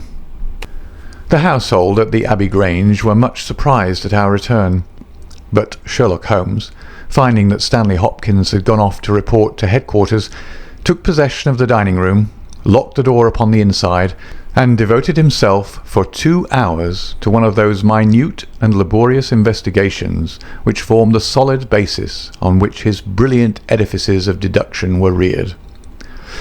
Seated in a corner like an interested student who observes the demonstration of his professor, I followed every step of that remarkable research. The window, the curtains, the carpet, the chair, the rope, each in turn was minutely examined and duly pondered.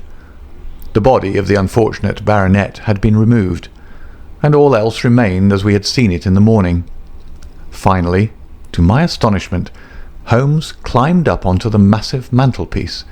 Far above his head hung the few inches of red cord which were still attached to the wire. For a long time he gazed upward at it, and then in an attempt to get nearer to it he rested his knee upon a wooden bracket on the wall. This brought his hand within a few inches of the broken end of the rope, but it was not this so much as the bracket itself which seemed to engage his attention. Finally he sprang down with an ejaculation of satisfaction. "It's all right, Watson," said he. "We have got our case, one of the most remarkable in our collection. But dear me, how slow-witted I have been, and how nearly I have committed the blunder of my lifetime. Now I think that with a few missing links, my chain is almost complete. You've got your men?" "Man, Watson, man. Only one, but a very formidable person, strong as a lion. Witness the blow that bent that poker. 6'3" in height, active as a squirrel, dexterous with his fingers, finally remarkably quick-witted, for this whole ingenious story is of his concoction. Yes, Watson, we have come upon the handiwork of a very remarkable individual, and yet in that bell-rope he has given us a clue which should not have left us a doubt." "Where was the clue?" "Well, if you were to pull down a bell-rope, Watson, where would you expect it to break? Surely at the spot where it is attached to the wire. Why should it break 3 inches from the top, as this one has done?" "Because it's frayed there?" "Exactly. This end, which we can examine, is frayed. He was cunning enough to do that with his knife. But the other end is not frayed. You could not observe that from here, but if you were on the mantelpiece you would see that it is cut clean off without any mark of fraying whatever. You can reconstruct what occurred. The man needed the rope. He would not tear it down for fear of giving the alarm by ringing the bell. What did he do? He sprang up on the mantelpiece, could not quite reach it, put his knee on the bracket, you will see the impression in the dust, and so got his knife to bear upon the cord. I could not reach the place by at least 3 inches, from which I infer that he's at least 3 inches a bigger man than I. Look at that mark upon the seat of the oaken chair. What is it? Blood. Undoubtedly it is blood. This alone puts the lady's story out of court. If she was seated on the chair when the crime was done, how come the mark? No. She was placed in the chair after the death of her husband. I'll wager that the black dress shows a corresponding mark to this. We have not yet met our Waterloo, Watson, but this is our Marengo, for it begins in defeat and ends in victory. I should like now to have a few words with the nurse Teresa. We must be wary for a while if we are to get the information which we want. She was an interesting person, this stern Australian nurse, taciturn, suspicious, ungracious. It took some time before Holmes's pleasant manner and frank acceptance of all that she said thawed her into a corresponding amiability. She did not attempt to conceal her hatred for her late employer. "Yes, sir, it is true that he threw the decanter at me. I heard him call my mistress a name, and I told him that he should not dare speak to her as if her brother had been there. Then it was that he threw it at me. He might have thrown a dozen if he but left my bonny bird alone. He was forever ill-treating her, and she too proud to complain. She will not even tell me all that he's done to her. She never told me of those marks on her arm that you saw this morning, but I know very well what they came from a stab with a hat-pin. The sly devil! God forgive me that I should speak of him so, now that he's dead. But a devil he was, if ever one walked the earth. He was all honey when we first met him, only 18 months ago. We both feel as if it were 18 years. She'd only just arrived in London. Yes, it was her first voyage. She'd never been from home before. He won her with his title and his money and his false London ways. If she made a mistake, she's paid for it, if ever a woman did. What month did we meet him? Well, I tell you, it was just after we arrived. We arrived in June and it was July. We were married in January last year. Yeah, she's down in the morning room again, and I have no doubt she'll see you. But you must not ask too much of her, for she's gone through all that flesh and blood will stand." Lady Brackenstall was reclining on the same couch, but looked brighter than before. The maid had entered with us, and began once more to foment the bruise upon her mistress's brow. "I hope," said the lady, "that you have not come to cross-examine me again." "No," Holmes answered in his gentlest voice. "I will not cause you any unnecessary trouble, Lady Brackenstall, and my whole desire is to make things easy for you, for I am convinced that you are a much-tried woman. If you will treat me as a friend and trust me, you may find that I will justify your trust." "What do you want me to do?" "To tell me the truth." "Mr. Holmes." No, Lady Brackenstall. It is no use. You may have heard of any little reputation which I possess. I will stake it all on the fact that your story is an absolute fabrication." Mistress and maid were both staring at Holmes with pale faces and frightened eyes. "You are an impudent fellow," cried Teresa. "Do you mean to say that my mistress has told a lie?" Holmes rose from his chair. "Have you nothing to tell me?" "I have told you everything." "Think once more, Lady Brackenstall. Would it not be better to be frank?" For an instant there was hesitation in her beautiful face. Then some new strong thought caused it to set like a mask. "I have told you all I know." Holmes took his hat and shrugged his shoulders. "I am very sorry," he said, and without another word we left the room and the house. There was a pond in the park, and to this my friend led the way. It was frozen over, but a single hole was left for the convenience of a solitary swan. Holmes gazed at it, and then passed on to the lodge gate. There he scribbled a short note for Stanley Hopkins, and left it with the lodge keeper. "It may be a hit or it may be a miss, but we are bound to do something for friend Hopkins, just to justify this second visit," said he. "I will not quite take him into my confidence yet. I think our next scene of operations must be the shipping office of the Adelaide-Southampton line, which stands at the end of Pall Mall, if I remember right. There is a second line of steamers which connect South Australia with England. but we will draw the larger cover first. Holmes's card sent in to the manager ensured instant attention, and he was not long in acquiring all the information he needed. In June of '95, only one of their line had reached a home port. It was the Rock of Gibraltar, their largest and best boat. A reference to the passenger list showed that Miss Fraser of Adelaide, with her maid, had made the voyage in her. The boat was now somewhere south of the Suez Canal on her way to Australia. Her officers were the same as in '95, with one exception. The first officer, Mr. Jack Crocker, had been made a captain and was to take charge of their new ship, the Bass Rock, sailing in 2 days' time from Southampton. He lived at Sydenham, but he was likely to be in that morning for instructions if we cared to wait for him. No, Mr. Holmes had no desire to see him, but would be glad to know more about his record and character. His record was magnificent. There was not an officer in the fleet to touch him. As to his character, he was reliable on duty, but a wild, desperate fellow off the deck of his ship, hot-headed, excitable, but loyal, honest, and kind-hearted. That was the pith of the information with which Holmes left the office of the Adelaide Southampton Company.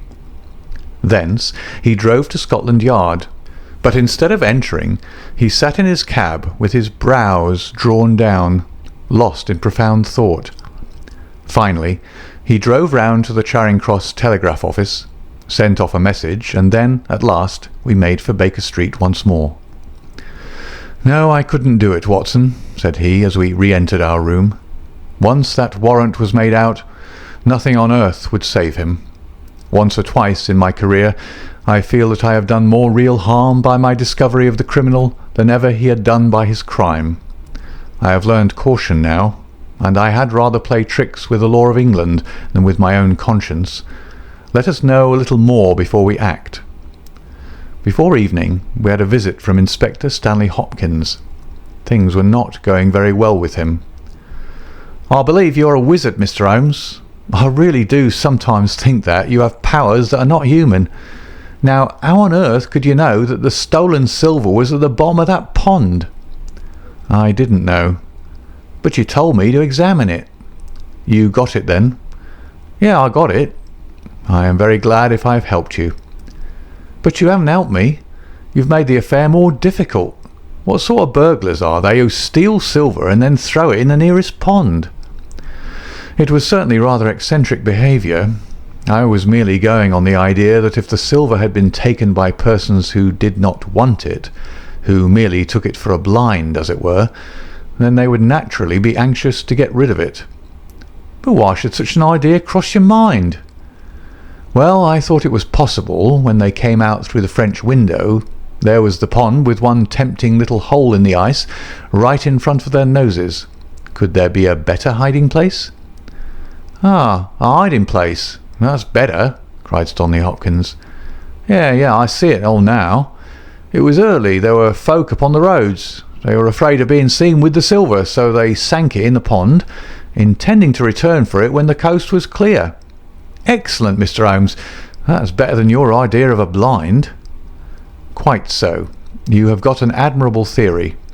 I have no doubt that my own ideas were quite wild, but you must admit that they have ended in discovering the silver." "Yes, sir, yes. It was all your doing. But I've had a bad setback." "A setback?" "Yes, Mr. Holmes. The Randall gang were arrested in New York this morning." "Dear me, Hopkins, that is certainly rather against your theory that they committed a murder in Kent last night." "It is fatal, Mr. Holmes. Absolutely fatal. Still, there are other gangs of three besides the Randalls, or it may be some new gang of which the police have never heard." "Quite so. It is perfectly possible. What, are you off?" "Yes, Mr. Holmes. There's no rest for me until I've got to the bottom of the business. I suppose you have no hint to give me?" "I have given you one." "Which?" "Well, I suggested a blind." "But why, Mr. Holmes, why?" That's the question, of course. But I commend the idea to your mind. You might possibly find that there was something in it. You won't stop for dinner? Well, goodbye, and let us know how you get on." Dinner was over, and the table cleared before Holmes alluded to the matter again. He had lit his pipe and held his slippered feet to the cheerful blaze of the fire. Suddenly he looked at his watch. "I expect developments, Watson." "When?" "Now. Within a few minutes. I dare say you thought I acted rather badly to Stanley Hopkins just now." "I trust your judgment." "A very sensible reply, Watson. You must look at it this way. What I know is unofficial. What he knows is official. I have the right to private judgment, but he has none. He must disclose all, or he is a traitor to his service. In a doubtful case, I would not put him in so painful a position, and so I reserve my information until my own mind is clear upon the matter." "But when will that be?" "The time has come. You will now be present at the last scene of a remarkable little drama."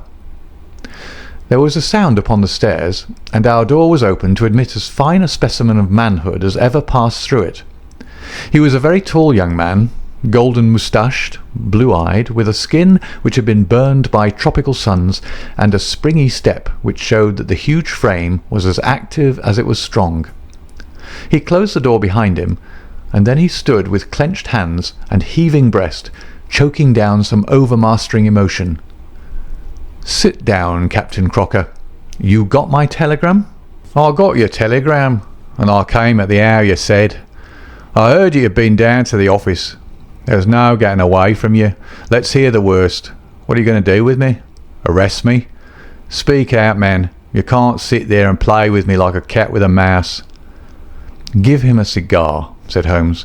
"Bite on that, Captain Crocker, and don't let your nerves run away with you. I should not sit here smoking with you if I thought that you were a common criminal. You may be sure of that. Be frank with me, and we may do some good. Play tricks with me, and I'll crush you. What do you wish me to do?" "To give me a true account of all that happened at the Abbey Grange last night. A true account, mind you, with nothing added and nothing taken off. I know so much already that if you go 1 inch off the straight, I'll blow this police whistle from my window, and the affair goes out of my hands forever." The sailor thought for a little. Then he struck his leg with his great sunburned hand. "I'll chance it," he cried. "I'll believe you, are a man of your word and a white man, and I'll tell you the whole story. But one thing I will say first. As far as I'm concerned, I regret nothing, and I fear nothing, and I'd do it all again and be proud of the job. Damn the beast, if he had as many lives as a cat, he'd owe them all to me. But it's the lady Mary Fraser, for never will I call her by that accursed name, when I think of getting her into trouble. I would give my life just to bring one smile to her dear face. It's that turns my soul into water, and yet, what less could I do? I'll tell you my story, gentlemen, and then I'll ask you as man to man, what less could I do? I must go back a bit. You seem to know everything, so I expect that you know that I met her when she was a passenger and I was first officer of the Rock of Gibraltar. From the first day I met her, she was the only woman to me. Every day of that voyage I loved her more, and many a time since have I keeled down in the darkness of the night watch and kissed the deck of that ship because I knew her dear feet had trod on it. She was never engaged to me. She treated me as fairly as ever a woman treated a man. I've no complaint to make. It was all love on my side and all good comradeship and the friendship on hers. When we parted, she was a free woman, but I could never again be a free man. Next time I came back from sea, I heard of her marriage. Well, why shouldn't she marry whom she liked? Title and money, who could carry them better than she? She was born for all that is beautiful and dainty. I didn't grieve over her marriage. I was not such a selfish hound as that. I just rejoiced that good luck had come her way and that she had not thrown herself away on a penniless sailor. That's how I loved Mary Fraser. Well, I never thought to see her again, but last voyage I was promoted, and the new boat was yet launched, so I had to wait for a couple of months with my people at Sydenham. One day out in a country lane I met Teresa Wright, her old maid. She told me all about her, all about him, about everything. I tell you, gentlemen, it nearly drove me mad. This drunken hound, that he should dare to raise his hand to her. whose boots he was not worthy to lick. I met Teresa again. Then I met Mary herself and met her again. Then she would meet me no more, but the other day I had a notice that I was to start on my voyage within a week, and I determined that I would see her once before I left. Teresa was always my friend, for she loved Mary and hated this villain almost as much as I did. From her I learned the ways of the house. Mary used to sit up reading in her own little room downstairs.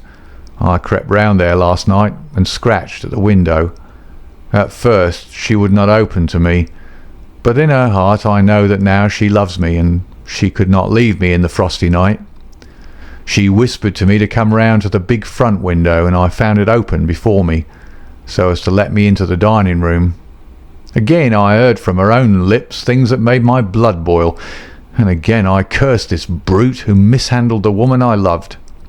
Well, gentlemen, I was standing with her just inside the window, in all innocence as God is my judge, when he rushed like a madman into the room, called her the vilest name that a man could use to a woman, and welted her across the face with the stick he had in his hand. I had sprung for the poker, and it was a fair fight between us. See here on my arm, where his first blow fell. Then it was my turn, and I went through him as if he'd been a rotten pumpkin. Do you think I was sorry? Not I. It was his life or mine, but far more than that, it was his life or hers, for how could I leave her in the power of this madman? That was how I killed him. Was I wrong? Well then, what would either of you gentlemen have done if you had been in my position? She had screamed when he struck her, and that brought old Teresa down from the room above. There was a bottle of wine on the sideboard, and I opened it and poured a little between Mary's lips, for she was half dead with shock. Then I took a drop myself. Teresa was as cool as ice, and it was her plot as much as mine. We must make it appear that burglars had done the thing. Teresa kept on repeating our story to her mistress, while I swarmed up and cut the rope of the bell. Then I lashed her in a chair and frayed out the end of the rope to make it look natural, else they would wonder how in the world a burglar could have got there to cut it. Then I gathered up a few plates and pots of silver to carry out the idea of the robbery, and there I left them, with orders to give the alarm when I had a quarter of an hour's start. I dropped the silver into the pond and made off for Sydenham, feeling that for once in my life I had done a real good night's work.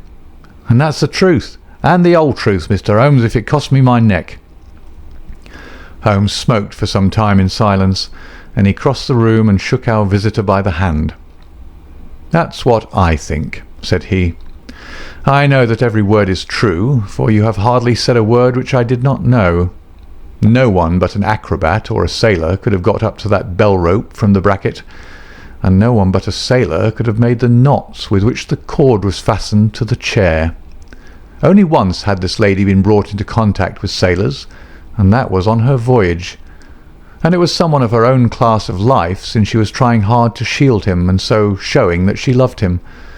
You see how easy it was for me to lay my hands upon you when once I had started upon the right trail. I thought the police never could have seen through our dodge. And the police haven't, nor will they, to the best of my belief. Now look here, Captain Crocker. This is a very serious matter, though I am willing to admit that you acted under the most extreme provocation to which any man could be subjected. I am not sure that in defence of your own life your action will not be pronounced legitimate. However, that is for a British jury to decide. Meanwhile, I have so much sympathy for you that, if you choose to disappear in the next 24 hours, I will promise you that no one will hinder you. And then it will all come out? Certainly it will come out. The sailor flushed with anger. What sort of proposal is that to make a man? I know enough of law to understand that Mary would be held as accomplice. Do you think I would leave her alone to face the music while I slunk away? No, sir. Let them do their worst upon me, but for heaven's sake, Mr. Holmes, find some way to keep my poor Mary out of the courts. Holmes for a second time held out his hand to the sailor.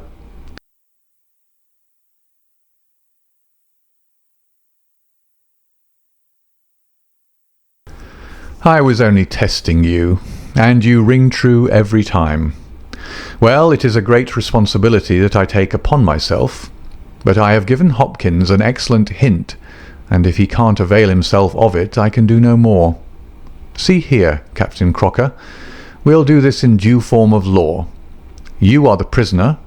Watson, you are a British jury, and I never met a man who was more eminently fitted to represent one. I am the judge. Now, gentlemen of the jury, you have heard the evidence. Do you find the prisoner guilty or not guilty?" "Not guilty, my lord," said I. "Vox populi, vox Dei. You are acquitted, Captain Crocker. So long as the law does not find some other victim, you are safe from me. Come back to this lady in a year, and may her future and yours justify us in the judgment which we have pronounced this night." End of the adventure of the Abbey Grange.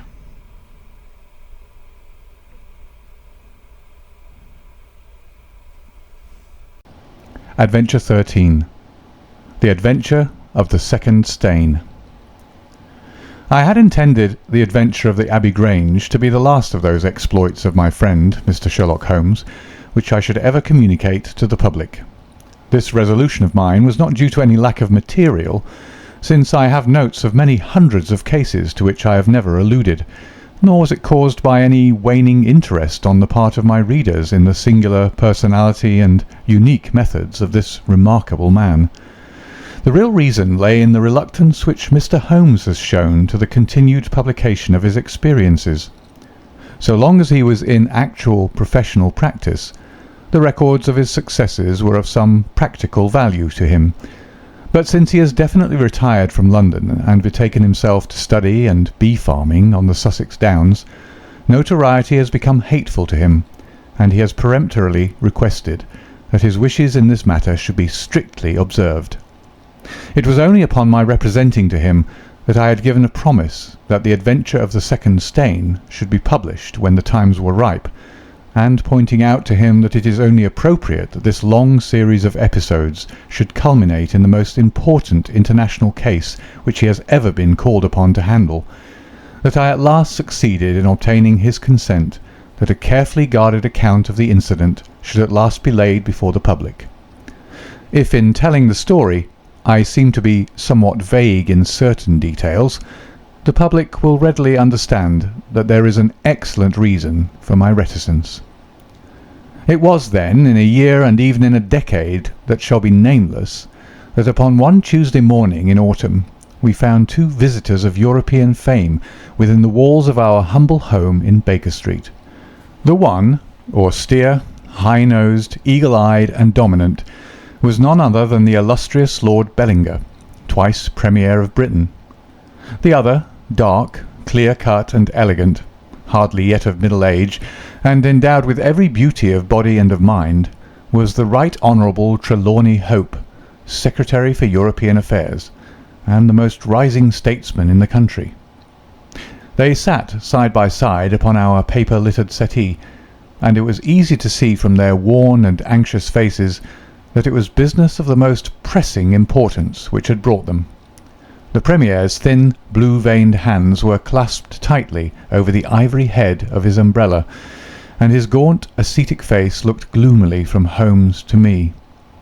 The European Secretary pulled nervously at his moustache, and fidgeted with the seals of his watch-chain. "When I discovered my loss, Mr. Holmes, which was at 8 o'clock this morning, I at once informed the Prime Minister. It was at his suggestion that we have both come to you." "Have you informed the police?" "No, sir," said the Prime Minister, with the quick, decisive manner for which he was famous. "We have not done so, nor is it possible that we should do so. To inform the police must, in the long run, mean to inform the public. This is what we particularly desire to avoid." "And why, sir?" "Because the document in question is of such immense importance that its publication might very easily, I might almost say probably, lead to European complications of the utmost moment. It is not too much to say that peace or war may hang upon the issue. Unless its recovery can be attended with the utmost secrecy, then it may as well not be recovered at all. for all that is aimed at by those who have taken it is that its contents should be generally known." "I understand now, Mr. Trelawney Hope. I should be much obliged if you would tell me exactly the circumstances under which this document disappeared." "That can be done in a very few words, Mr. Holmes. The letter, for it was a letter from a foreign potentate, was received 6 days ago. It was of such importance that I have never left it in my safe, but have taken it across each evening to my house in Whitehall Terrace, and kept it in my bedroom in a locked dispatch box. It was there last night. Of that I am certain. I actually opened the box while I was dressing for dinner, and saw the document inside. This morning it was gone. The dispatch box had stood beside the glass upon my dressing table all night. I'm a light sleeper, and so is my wife. We're both prepared to swear that no one could have entered the room during the night, and yet I repeat that the paper is gone." "What time did you dine?" 7:30. "How long was it before you went to bed?" "My wife had gone to the theatre. I waited up for her. It was 11:30 before we went to our room." "Then for 4 hours the dispatch box had lain unguarded?" "No one is ever permitted to enter that room save the housemaid in the morning and my valet or my wife's maid during the rest of the day. They are both trusty servants who have been with us for some time. Besides, neither of them could possibly have known that there was anything more valuable than the ordinary departmental papers in my dispatch box." "Who did know of the existence of that letter?" "No one in the house." "Surely your wife knew?" "No, sir. I had said nothing to my wife until I missed the paper this morning." The Premier nodded approvingly. "I have long known, sir, how high is your sense of public duty," said he. "I am convinced that in the case of a secret of this importance it would rise superior to the most intimate domestic ties." The European Secretary bowed. "You do me no more than justice, sir. Until this morning I have never breathed one word to my wife upon this matter." "Could she have guessed?" "No, Mr. Holmes, she could not have guessed, nor could anyone have guessed." "Have you lost any documents before?" "No, sir." "Who is there in England who did know of the existence of this letter?" "Each member of the Cabinet was informed of it yesterday, but the pledge of secrecy which attends every Cabinet meeting was increased by the solemn warning which was given by the Prime Minister. Good heavens! To think that within a few hours I should myself have lost it!"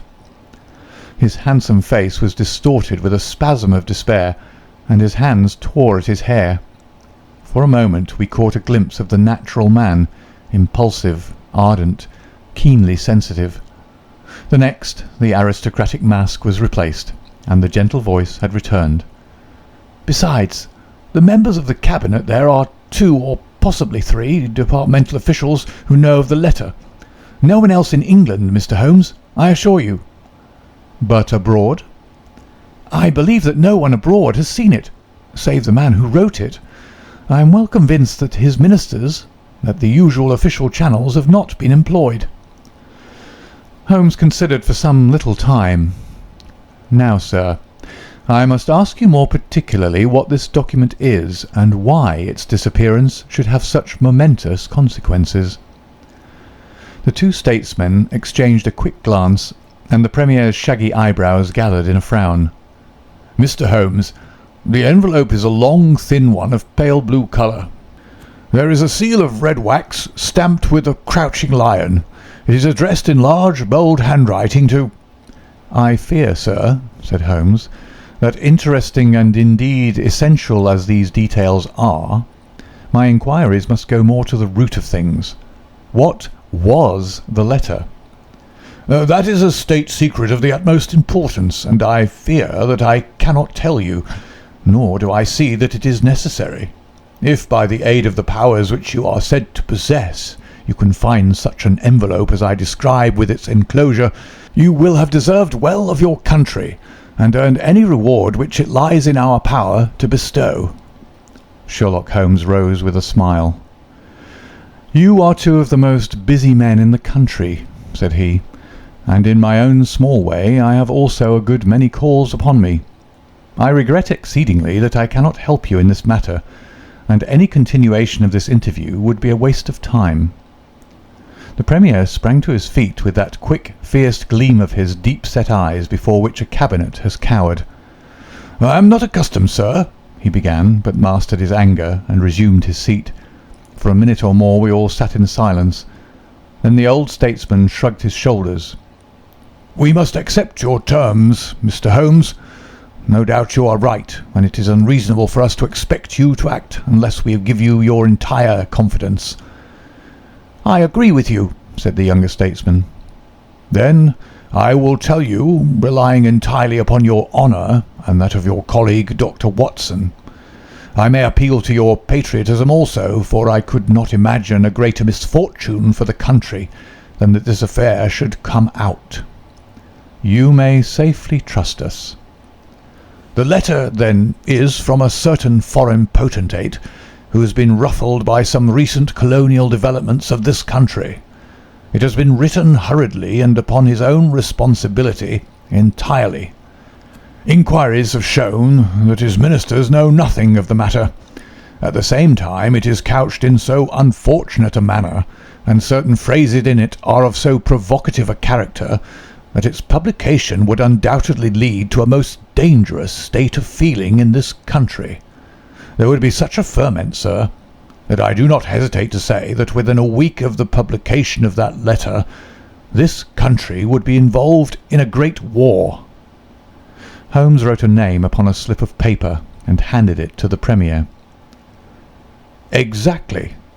It was he, and it is this letter which may well mean the expenditure of 1,000 millions and the lives of 100,000 men, which has become lost in this unaccountable fashion." "Have you informed the sender?" "Yes, sir. A cipher telegram has been dispatched." "Perhaps he desires the publication of the letter." "No, sir. We have strong reason to believe that he already understands that he has acted in an indiscreet and hot-headed manner. It would be a greater blow to him and to his country than to us if this letter were to come out." "If this is so, whose interest is it that the letter should come out? Why should anyone desire to steal it or to publish it?" "There, Mr. Holmes, you take me into regions of high international politics. But if you consider the European situation, you will have no difficulty in perceiving the motive. The whole of Europe is an armed camp. There is a double league which makes a fair balance of military power. Great Britain holds the scales. If Britain were driven into war with one confederacy, it would assure the supremacy of the other confederacy, whether they joined in the war or not. Do you follow?" "Very clearly. It is then the interest of the enemies of this potentate to secure and publish this letter, so as to make a breach between his country and ours." "Yes, sir." "And to whom would this document be sent if it fell into the hands of an enemy?" "To any of the great chancelleries of Europe. It is probably speeding on its way thither at the present instant as fast as steam can take it." Mr. Trelawney Hope dropped his head on his chest and groaned aloud. The Premier placed his hand kindly upon his shoulder. "It is your misfortune, my dear fellow. No one can blame you. There is no precaution which you have neglected. Now, Mr. Holmes, you are in full possession of the facts. What course do you recommend?" Holmes shook his head mournfully. "You think, sir, that unless this document is recovered, there will be war?" "I think it is very probable." "Then, sir, prepare for war." "That is a hard saying, Mr. Holmes." "Consider the fact, sir. It is inconceivable that it was taken after 11:30 at night, since I understand that Mr. Hope and his wife were both in the room from that hour until the loss was found out. It was taken, then, yesterday evening between 7:30 and 11:30, probably near the earlier hour, since whoever took it evidently knew that it was there, and would naturally secure it as early as possible. Now, sir, if a document of this importance were taken at that hour, where can it be now?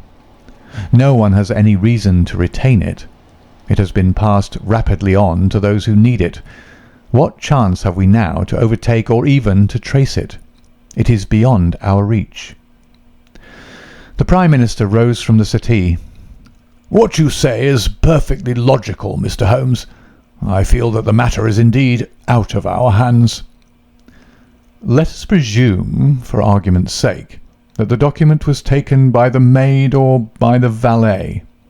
"They are both old and tried servants."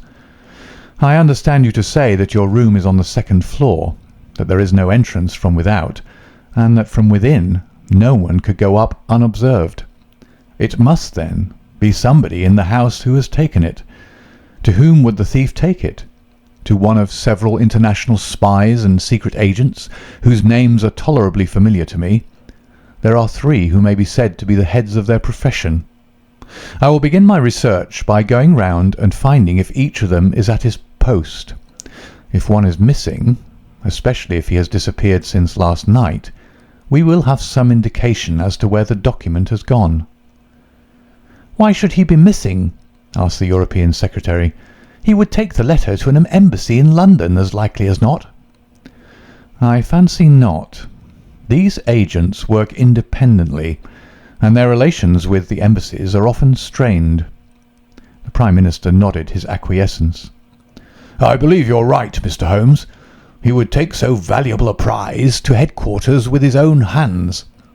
I think that your course of action is an excellent one.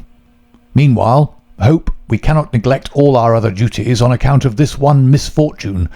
Should there be any fresh developments during the day, we shall communicate with you, and you will no doubt let us know the results of your own inquiries." The 2 statesmen bowed and walked gravely from the room.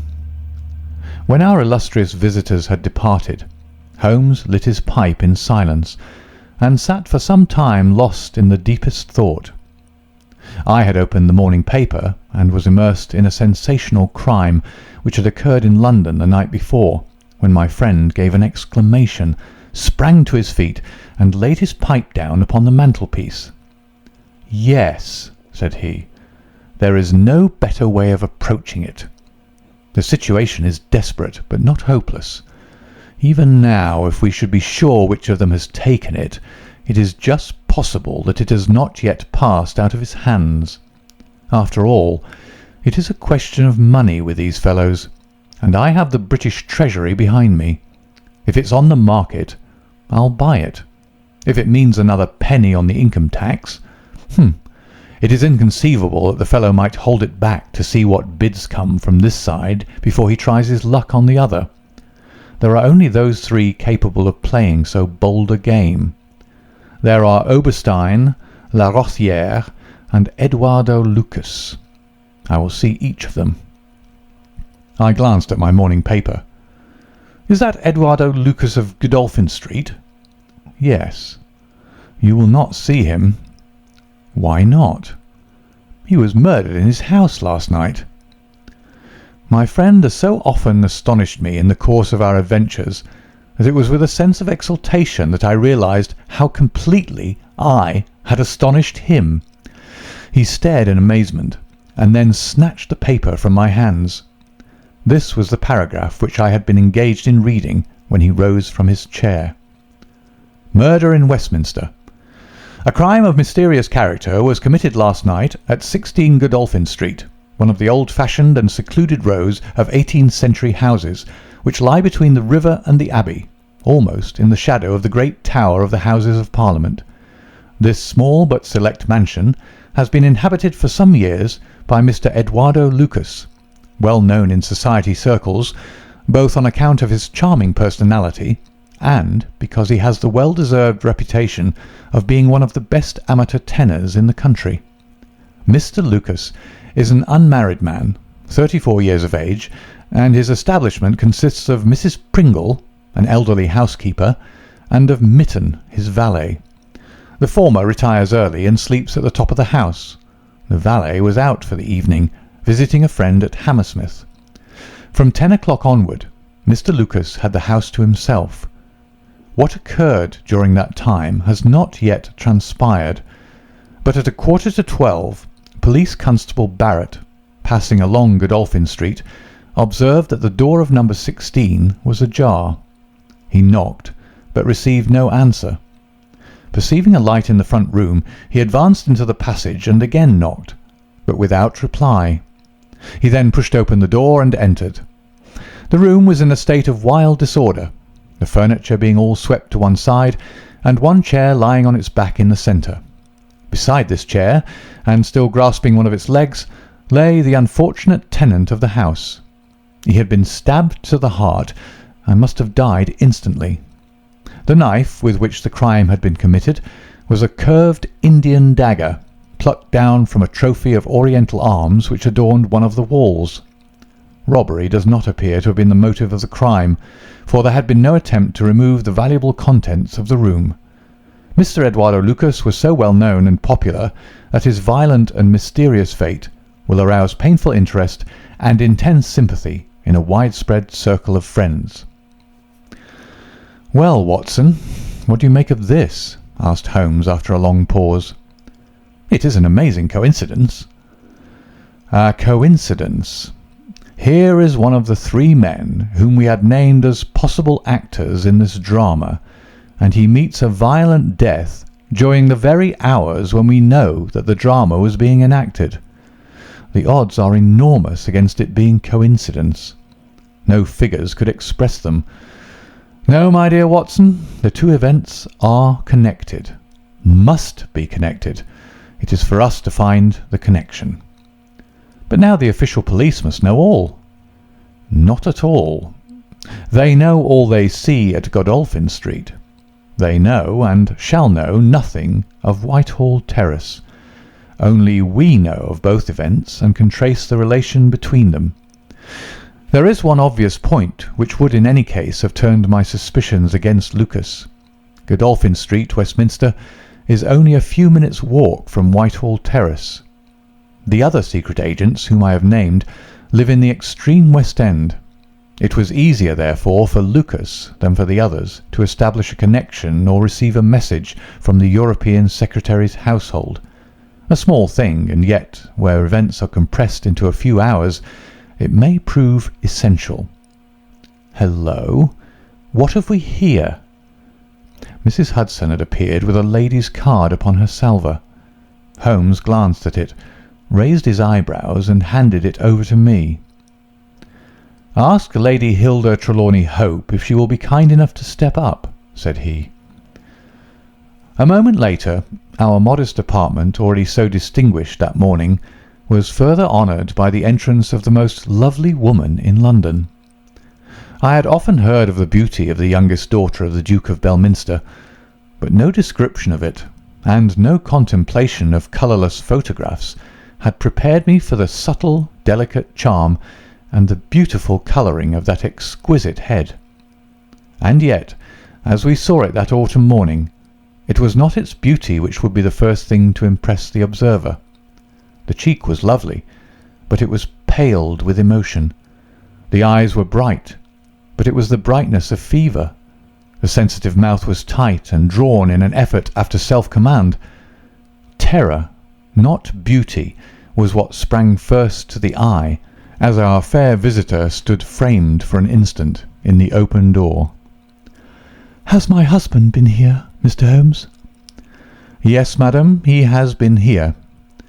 "Mr. Holmes, I implore you not to tell him that I came here." Holmes bowed coldly and motioned the lady to a chair. "Your ladyship places me in a very delicate position. I beg that you will sit down and tell me what you desire, but I fear that I cannot make any unconditional promise." She swept across the room and seated herself with her back to the window. It was a queenly presence, tall, graceful, and intensely womanly. "Mr. Holmes," she said, and her white-gloved hands clasped and unclasped as she spoke, "I will speak frankly to you, in the hopes that it may induce you to speak frankly in return. There is complete confidence between my husband and me on all matters, save one. That one is politics. On this his lips are sealed. He tells me nothing. Now, I am aware that there was a most deplorable occurrence in our house last night. I know that a paper has disappeared, but because the matter is political, my husband refuses to take me into his complete confidence. Now it is essential, I say, that I should thoroughly understand it. You are the only other person, save only these politicians, who knows the true facts. I beg you then, Mr. Holmes, to tell me exactly what has happened and what it will lead to. Tell me all, Mr. Holmes. Let no regard for your client's interests keep you silent, for I assure you that his interests, if he would only see it, would be best served by taking me into his complete confidence. What was this paper which was stolen?" "Madam, what you ask me is really impossible." She groaned and sank her face in her hands. "You must see that it is so, madam. If your husband thinks fit to keep you in the dark over this matter, is it for me, who has only learned the true facts under the pledge of professional secrecy, to tell what he has withheld? It is not fair to ask it. It is him you must ask." "I have asked him. I came to you as a last resource. But without your telling me anything definite, Mr. Holmes, you may do a great service if you would enlighten me on one point." "What is it, madam?" "Is my husband's political career likely to suffer through this incident?" "Well, madam, unless it is set right, it may certainly have a very unfortunate effect." "Oh!"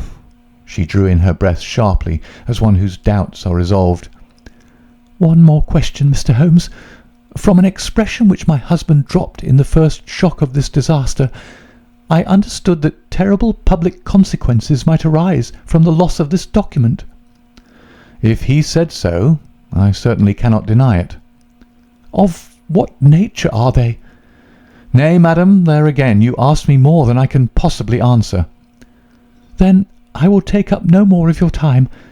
I cannot blame you, Mr. Holmes, for having refused to speak more freely, and you on your side will not, I am sure, think the worse of me, because I desire, even against his will, to share my husband's anxieties. Once more, I beg that you will say nothing of my visit." She looked back at us from the door, and I had a last impression of that beautiful haunted face, the startled eyes, and the drawn mouth. Then she was gone.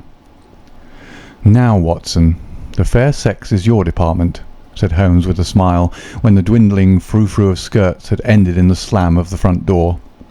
"What was the fair lady's game? What did she really want? Surely her own statement is clear and her anxiety very natural." Think of her appearance, Watson, her manner, her suppressed excitement, her restlessness, her tenacity in asking questions. Remember that she comes of a caste who do not lightly show emotion. She was certainly much moved. Remember also the curious earnestness with which she assured us that it was the best for her husband that she should know all. What did she mean by that? And you must have observed, Watson, how she manoeuvred to have the light at her back. She did not wish us to read her expression. Yes, she chose the one chair in the room. And yet the motives of women are so inscrutable. You remember the woman at Margate whom I suspected for the same reason? No powder on her nose. That proved to be the correct solution. How can you build on such a quicksand? Their most trivial action may mean volumes, or their most extraordinary conduct may depend upon a hairpin or a curling tongs. Good morning, Watson. You're off? Yes, I will while away the morning at Godolphin Street with our friends of the regular establishment. With Eduardo Lucas lies the solution of our problem, though I must admit that I have not an inkling as to what form it may take. It is a capital mistake to theorize in advance of the facts. Do you stay on guard, my good Watson, and receive any fresh visitors. I'll join you at lunch if I am able. All that day and the next, Holmes was in a mood which his friends would call taciturn, and others morose. He ran out and ran in, smoked incessantly, played snatches on his violin, sank into reveries, devoured sandwiches at irregular hours, and hardly answered the casual questions which I put to him. It was evident to me that things were not going well with him or his quest. He would say nothing of the case, and it was from the papers that I learned the particulars of the inquest, and the arrest with the subsequent release of John Mitten, the valet of the deceased. The coroner's jury brought in the obvious wilful murder, but the parties remained as unknown as ever. No motive was suggested. The room was full of articles of value, but none had been taken. The dead man's papers had not been tampered with. They were carefully examined, and showed that he was a keen student of international politics, an indefatigable gossip, a remarkable linguist, and an untiring letter writer. He had been on intimate terms with the leading politicians of several countries, but nothing sensational was discovered among the documents which filled his drawers.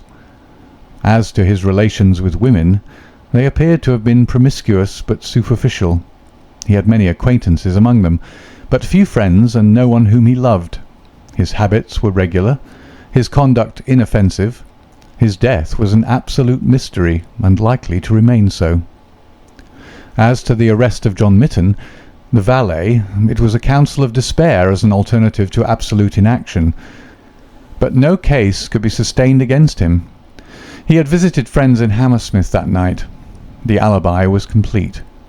It is true that he started home at an hour which would have brought him to Westminster before the time when the crime was discovered, but his own explanation that he had walked part of the way seemed probable enough in view of the fineness of the night. He had actually arrived at 12 o'clock, and appeared to be overwhelmed by the unexpected tragedy. He had always been on good terms with his master. Several of the dead man's possessions, notably a small case of razors, had been found in the valet's boxes, but he explained that they had been presents from the deceased, and the housekeeper was able to corroborate the story. Mitten had been in Lucas's employment for 3 years. It was noticeable that Lucas did not take Mitten on the continent with him. Sometimes he visited Paris for 3 months on end, but Mitten was left in charge of the Godolphin Street house. As to the housekeeper, she had heard nothing on the night of the crime. If her master had a visitor, he had himself admitted him. So for 3 mornings the mystery remained, so far as I could follow it in the papers. If Holmes knew more, he kept his own counsel. But as he told me that Inspector Lestrade had taken him into his confidence in the case, I knew that he was in close touch with every development. Upon the 4th day there appeared a long telegram from Paris, which seemed to solve the whole question.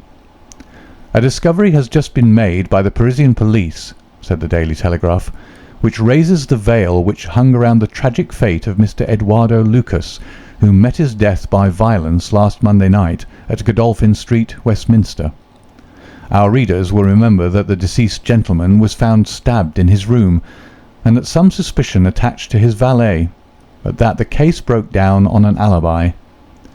Yesterday a lady who has been known as Madame Henri Forney, occupying a small villa in the Rue Austerlitz, was reported to the authorities by her servants as being insane. An examination showed she had indeed developed mania of a dangerous and permanent form. On inquiry, the police have discovered that Madame Henri Forney only returned from a journey to London on Tuesday last, and there is evidence to connect her with the crime at Westminster. A comparison of photographs has proved conclusively that Monsieur Henri Forney and Eduardo Lucas were really one and the same person, and that the deceased had for some reason lived a double life in London and Paris. Madame Forney, who is of Creole origin, is of an extremely excitable nature, and has suffered in the past from attacks of jealousy which have amounted to frenzy. It is conjectured that it was in one of these that she committed the terrible crimes which has caused such a sensation in London.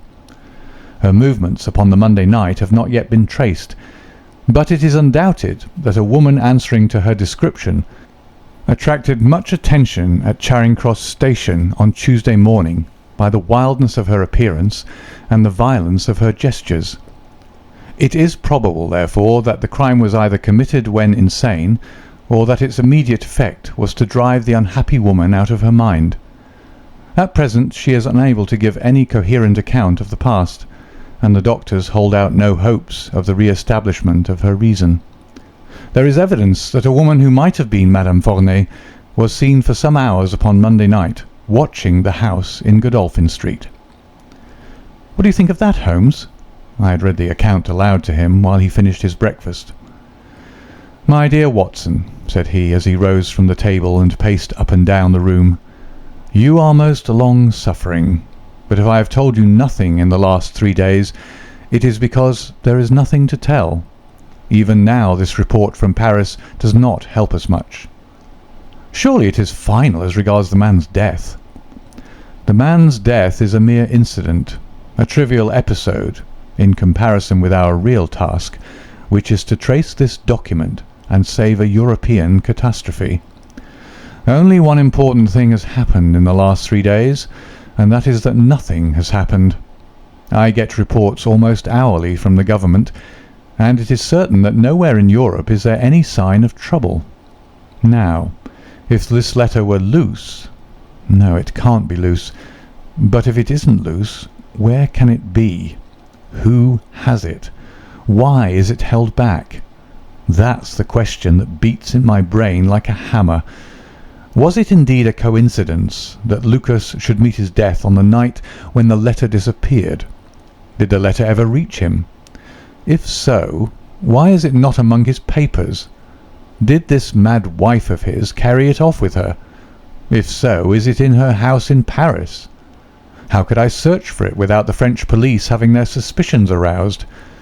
It is a case, my dear Watson, where the law is as dangerous to us as the criminals are. Every man's hand is against us, and yet the interests at stake are colossal. Should I bring it to a successful conclusion, it will certainly represent the crowning glory of my career. Ah, here is my latest from the front. He glanced hurriedly at the note which had been handed in. Hello! Lestrade seems to have observed something of interest. Put on your hat, Watson, and we will stroll down together to Westminster. It was my first visit to the scene of the crime, a high, dingy, narrow-chested house, prim, formal and solid, like the century which gave it birth. Lestrade's bulldog features gazed out at us from the front window, and he greeted us warmly when a big constable had opened the door and let us in. The room into which we were shown was that in which the crime had been committed, but no trace of it now remained, save an ugly, irregular stain upon the carpet. This carpet was a small square drugget in the centre of the room, surrounded by a broad expanse of beautiful old-fashioned wood flooring in square blocks, highly polished. Over the fireplace was a magnificent trophy of weapons, one of which had been used on that tragic night. In the window was a sumptuous writing desk, and every detail of the apartment, the pictures, the rugs, and the hangings, all pointed to a taste which was luxurious to the verge of effeminacy. "Seen the Paris news?" asked Lestrade. Holmes nodded. "Our French friends seem to have touched the spot this time. No doubt it's just as they say. She knocked at the door. Surprise visit, I guess, for he kept his life in watertight compartments. He let her in, couldn't keep her in the street. She told him how she had traced him, reproached him. One thing led to another, and then with that dagger so handy, the end soon came. It wasn't all done in an instant, though, for these chairs were all swept over yonder, and he had one in his hand as if he'd tried to hold her off with it. We've got it all clear as if we can see it." Holmes raised his eyebrows. "And yet you have sent for me." "Oh, yes, that's another matter. A mere trifle, but the sort of thing you take an interest in. Queer, you know, and what you might call freakish. There's nothing to do with the main fact. Can't have on the face of it." "What is it, then?" "Well, you know, after a crime of this sort, we're very careful to keep things in their position. Nothing's been moved. Officer in charge here day and night. This morning, as the man was buried and the investigation over, as far as this room is concerned, we thought we could tidy up a bit. This carpet, you see, it's not fastened down, only just laid there. We'd occasion to raise it. We found—" "Yes, you found—" Holmes's face grew tense with anxiety. "Well, I'm sure you'd never guess in 100 years what we did find. You see that stain on that carpet? Well, a great deal must have soaked through, must it not? Undoubtedly it must. Well, you'll be surprised to hear that there's no stain on the white woodwork to correspond. No stain? But there must... Yeah, so you'd say, but the fact remains that there isn't. He took the corner of the carpet in his hand, and turning it over, he showed that it was indeed as he said. But the underside is as stained as the upper. It must have left a mark. Lestrade chuckled with delight at having puzzled the famous expert. Now, I'll show you the explanation. There is a second stain, but it does not correspond with the other. See for yourself. As he spoke, he turned over another portion of the carpet, and there, sure enough, was a great crimson spill upon the square white facing of the old-fashioned floor. What do you make of that, Mr. Holmes? Why, it is simple enough. The two stains did correspond, but the carpet has been turned round. As it was square and unfastened, it was easily done. The official police don't need you, Mr. Holmes, to tell them that the carpet must have been turned round. That's clear enough, for the stains lie above each other, if you lay it over this way. But what I want to know is, who shifted the carpet, and why? I could see from Holmes's rigid face that he was vibrating with inward excitement. "Look here, Lestrade," said he. "Has that constable in the passage been in the charge of the place all the time?" "Yes, he has." "Well, take my advice. Examine him carefully. Don't do it before us. We'll wait here. You take him into the back room. You'll be more likely to get a confession out of him alone. Ask him how he dared to admit people and leave them alone in this room. Don't ask him if he's done it. Take it for granted. Tell him you know someone has been here. Press him. Tell him that a full confession is his only chance of forgiveness. Do exactly what I tell you." "By George, if he knows, I'll have it out of him," cried Lestrade. He darted into the hall, and a few moments later his bullying voice sounded from the back room. "Now, Watson, now!" cried Holmes with frenzied eagerness. All the demoniacal force of the man masked behind that listless manner burst out in a paroxysm of energy. He tore the drugget from the floor, and in an instant was down on his hands and knees, clawing at each of the squares of wood beneath it. One turned sideways as he dug his nails into the edge of it. It hinged back like the lid of a box. A small black cavity opened beneath it. Holmes plunged his eager hand into it and drew it out with a bitter snarl of anger and disappointment. It was empty. "Quick, Watson, quick! Get it back again!" The wooden lid was replaced, and the drugget had only just been drawn straight when Lestrade's voice was heard in the passage. He found Holmes leaning languidly against the mantelpiece, resigned and patient, endeavouring to conceal his irrepressible yawns. "Sorry to keep you waiting, Mr. Holmes. I can see that you're bored to death with the whole affair. Well, he has confessed, all right. Come in here, Macpherson. Let these gentlemen hear of your most inexcusable conduct." The big constable, very hot and penitent, sidled into the room. "I meant no harm, sir, I'm sure. The young woman came to the door last evening, mistook the house, she did, and then we got talking. It's lonesome when you're on duty here all day." "Well, what happened then?" "She wanted to see where the crime was done. I'd read about it in the papers, she said. She's a very respectable, well-spoken young woman, sir, and I saw no harm in letting her have a peep. When she saw that mark on the carpet, down she dropped on the floor and lay as if she were dead. I ran to the back and got some water, but I couldn't bring it to her. Then I went round the corner to the ivy plant for some brandy, and by the time I brought it back, the young woman had recovered and was off, ashamed of herself, I dare say, and dared not face me." "How about moving that drugget?" "Well, sir, it was a bit rumpled, certainly, when I came back. You see, she fell on it, and it lies on a polished floor with nothing to keep it in place. I straightened it out afterwards." "It's a lesson to you that you can't deceive me, Constable Macpherson," said Lestrade with dignity. "No doubt you thought that your breach of duty could never be discovered, and yet a mere glance at that drugget was enough to convince me that someone has been admitted to the room. It's lucky for you, my man, that nothing is missing, or you'd find yourself in Queer Street. I'm sorry to have called you down over such a petty business, Mr. Holmes, but I thought the point of the second stain not corresponding with the first would interest you." "Certainly it was most interesting. Has this woman only been here once, Constable?" "Yes, sir, only once." "Who was she?" "Don't know the name, sir. Was answering an advertisement about typewriting and came to the wrong number. Very pleasant, genteel young woman, sir." "Tall? Handsome?" "Yes, sir.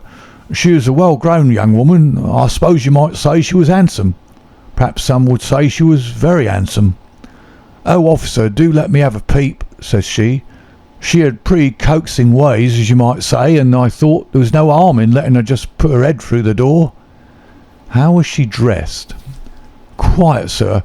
A long mantle down to her feet." "What time was it?" "It was just growing dusk at the time. They were lighting the lamps as I came back with the brandy."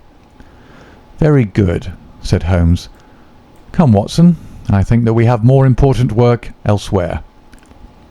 As we left the house, Lestrade remained in the front room while the repentant constable opened the door to let us out.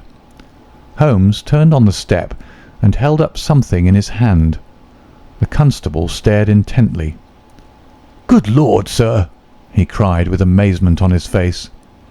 Holmes put his fingers on his lips, replaced his hand in his breast pocket, and burst out laughing as we turned down the street. "Excellent," said he. "Come, friend Watson, the curtain rings up for the last act.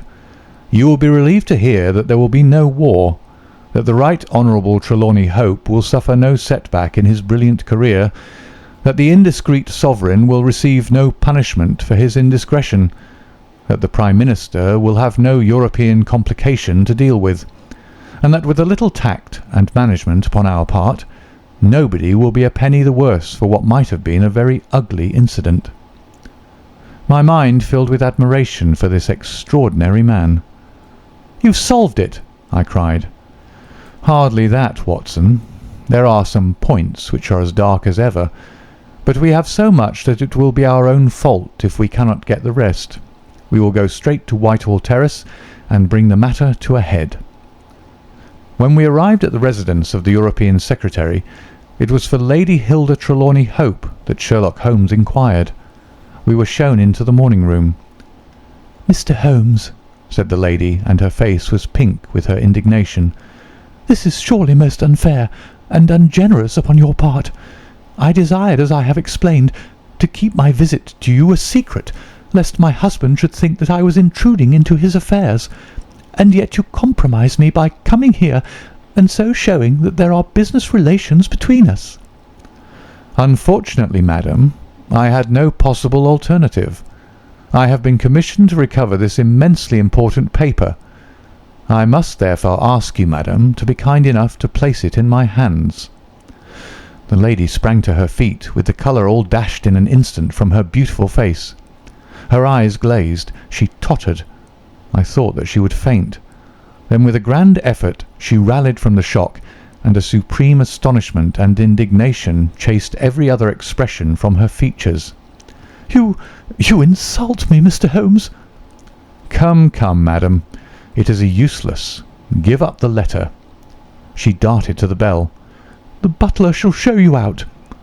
"Do not ring, Lady Hilda. If you do, then all my earnest efforts to avoid a scandal will be frustrated. Give up the letter, and all will be set right. If you will work with me, I can arrange everything. If you work against me, I must expose you." She stood grandly defiant, a queenly figure, her eyes fixed upon his as if she would read his very soul. Her hand was on the bell, but she had forborne to ring it. "You are trying to frighten me. It is not a very manly thing, Mr. Holmes, to come here and browbeat a woman. You say that you know something. What is it that you know?" "Pray sit down, madam. You will hurt yourself there if you fall. I will not speak until you sit down. Thank you." "I give you 5 minutes, Mr. Holmes." "One is enough, Lady Hilda. I know of your visit to Eduardo Lucas, of your giving him this document, of your ingenious return to the room last night, and of the manner in which you took the letter from the hiding place under the carpet." She stared at him with an ashen face and gulped twice before she could speak. "You are mad, Mr. Holmes! You are mad!" she cried at last. He drew a small piece of cardboard from his pocket. It was the face of a woman cut out of a portrait. "I have carried this because I thought it might be useful," said he. "The policeman has recognized it." She gave a gasp, and her head dropped back in the chair. "Come, Lady Hilda, you have the letter. The matter may still be adjusted. I have no desire to bring trouble to you. My duty ends when I have returned the lost letter to your husband. Take my advice and be frank with me.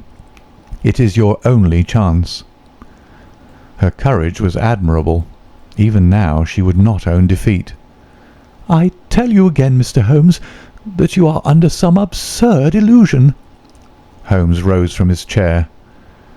"I am sorry for you, Lady Hilda. I have done my best for you. I can see that it is all in vain." He rang the bell. The butler entered. "Is Mr. Trelawney Hope at home?" "He will be home, sir, 1:15. Holmes glanced at his watch. "Still a quarter of an hour," said he. "Very good. I shall wait." The butler had hardly closed the door behind him when Lady Hilda was down on her knees at Holmes's feet, her hands outstretched, her beautiful face upturned and wet with her tears. "Oh, spare me, Mr. Holmes, spare me!" she pleaded in a frenzy of supplication. "For heaven's sake, don't tell him! I love him so! I would not bring one shadow on his life, and this I know would break his noble heart." Holmes raised the lady. "I am thankful, madam, that you have come to your senses even at this last moment. There is not an instant to lose. Where is the letter?" She darted across to a writing desk, unlocked it, and drew out a long blue envelope. "Here it is, Mr. Holmes. Would to heaven I had never seen it." "How can we return it?" Holmes muttered. "Quick, quick, we must think of some way. Where is the dispatch box?" "Still in his bedroom." "What a stroke of luck! Quick, madam, bring it here." A moment later she had appeared with a red flat box in her hand. "How did you open it before? You have a duplicate key?" "Yes, of course you have. Open it." From out of her bosom Lady Hilda had drawn a small key. The box flew open. It was stuffed with papers. Holmes thrust the blue envelope deep down into the heart of them, between the leaves of some other document. The box was shut, locked, and returned to the bedroom. "Now we are ready for him," said Holmes. "We have still 10 minutes. I am going far to screen you, Lady Hilda. In return you will spend the time in telling me frankly the real meaning of this extraordinary affair." "Mr. Holmes, I will tell you everything," cried the lady.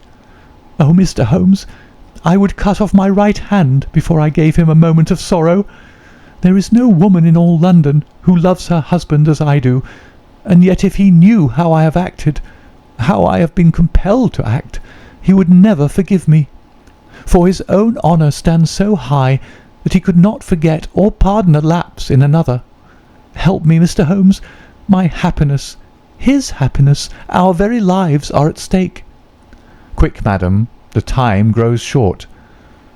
"It was a letter of mine, Mr. Holmes, an indiscreet letter written before my marriage, a foolish letter, a letter of an impulsive, loving girl. I meant no harm, and yet he would have thought it criminal.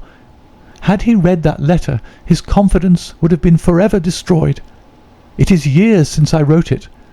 I had thought that the whole matter was forgotten. Then at last I heard from this man Lucas that it had passed into his hands, and that he would lay it before my husband. I implored his mercy. He said that he would return my letter if I would bring him a certain document which he described in my husband's dispatch box. He had some spy in the office who had told him of its existence. He assured me that no harm would come to my husband. Put yourself in my position, Mr. Holmes. What was I to do?" "Take your husband into your confidence." "I could not, Mr. Holmes. I could not. On the one side seemed certain ruin. On the other, terrible as it seemed to take my husband's paper, still in a matter of politics I could not understand the consequences, while in a matter of love and trust they were only too clear to me. I did it, Mr. Holmes. I took an impression of his key. This man, Lucas, furnished a duplicate. I opened his dispatch box, took the paper, and conveyed it to Godolphin Street. What happened there, madam? I tapped at the door as agreed. Lucas opened it.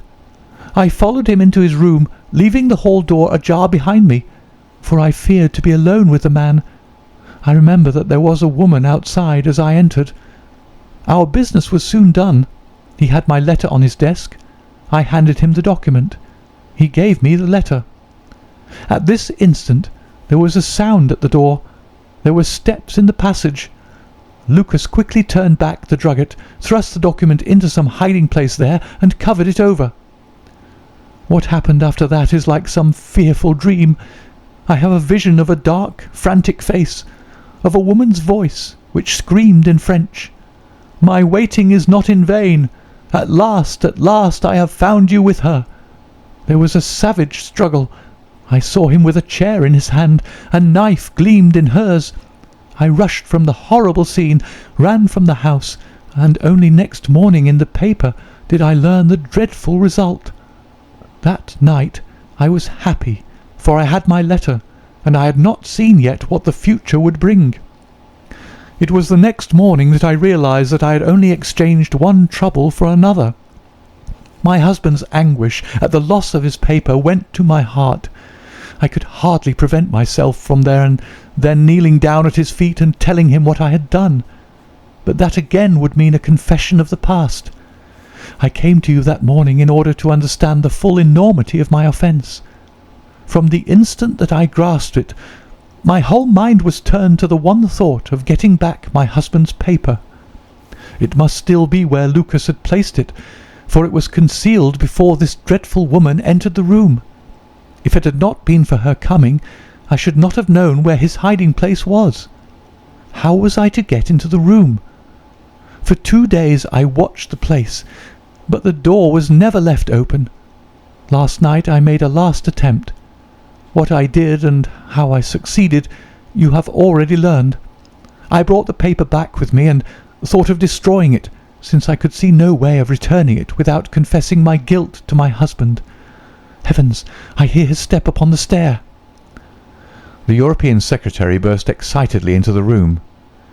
"Any news, Mr. Holmes? Any news?" he cried. "I have some hopes." "Oh, thank heaven!" His face became radiant. "The Prime Minister is lunching with me. May he share your hopes? He has nerves of steel, and yet I know that he has hardly slept since this terrible event. Jacobs, will you ask the Prime Minister to come up? As to you, dear, I fear that this is a matter of politics. We will join you in a few minutes in the dining-room." The Prime Minister's manner was subdued, but I could see by the gleam of his eyes and the twitchings of his bony hands that he shared the excitement of his young colleague. "I understand that you have something to report, Mr. Holmes." "Purely negative as yet," my friend answered. "I have inquired at every point where it might be, and I am sure that there is no danger to be apprehended." "But that is not enough, Mr. Holmes. We cannot live forever on such a volcano. We must have something definite." "I am in hopes of getting it. That is why I am here. The more I think of the matter, the more convinced I am that the letter has never left this house." "Mr. Holmes!" "If it had, it would have certainly been public by now." "But why should anyone take it in order to keep it in this house?" "I am not convinced that anyone did take it." "Then how could it leave the dispatch box?" "I am not convinced that it ever did leave the dispatch box." "Mr. Holmes, this joking is very ill-timed. You have my assurance that it left the box." "Have you examined the box since Tuesday morning?" "No, it was not necessary." "You may conceivably have overlooked it." "Impossible, I say." "But I am not convinced of it. I have known such things to happen. I presume there are other papers there. Well, it may have got mixed up with them. It was on the top." "Someone may have shaken the box and displaced it." "No, no, I had everything out." "Surely it is easily decided, Hope," said the Premier. "Let us have the dispatch box brought in." The secretary rang the bell. "Jacobs, bring down my dispatch box. This is a farcical waste of time, but still, if nothing else will satisfy you, it shall be done. Thank you, Jacobs. Put it here. I have always had the key on my watch chain. Here are the papers, you see. A letter from Lord Merrow, report from Sir Charles Hardy, memorandum from Belgrade, note on the Russo-German grain taxes, letter from Madrid, note from Lord Flowers. Good heavens! What is this? Lord Bellinger! Lord Bellinger!" The Premier snatched the blue envelope from his hand. "Yes, it is it. And the letter is intact, Hope. I congratulate you." "Thank you, thank you. What a weight from my heart. But this is inconceivable. Impossible. Mr. Holmes, you're a wizard, a sorcerer. How did you know it was there?" "Because I knew it was nowhere else." "I cannot believe my eyes." He ran wildly to the door. "Where is my wife? I must tell her all is well. Hilda! Hilda!" We heard his voice on the stairs. The Premier looked at Holmes with twinkling eyes. "Come, sir," said he. "There is more than this than meets the eye. How came the letter back in the box?" Holmes turned away smiling from the keen scrutiny of those wonderful eyes. "We also have our diplomatic secrets," said he, and picking up his hat, he turned to the door. End of the adventure of the second stain.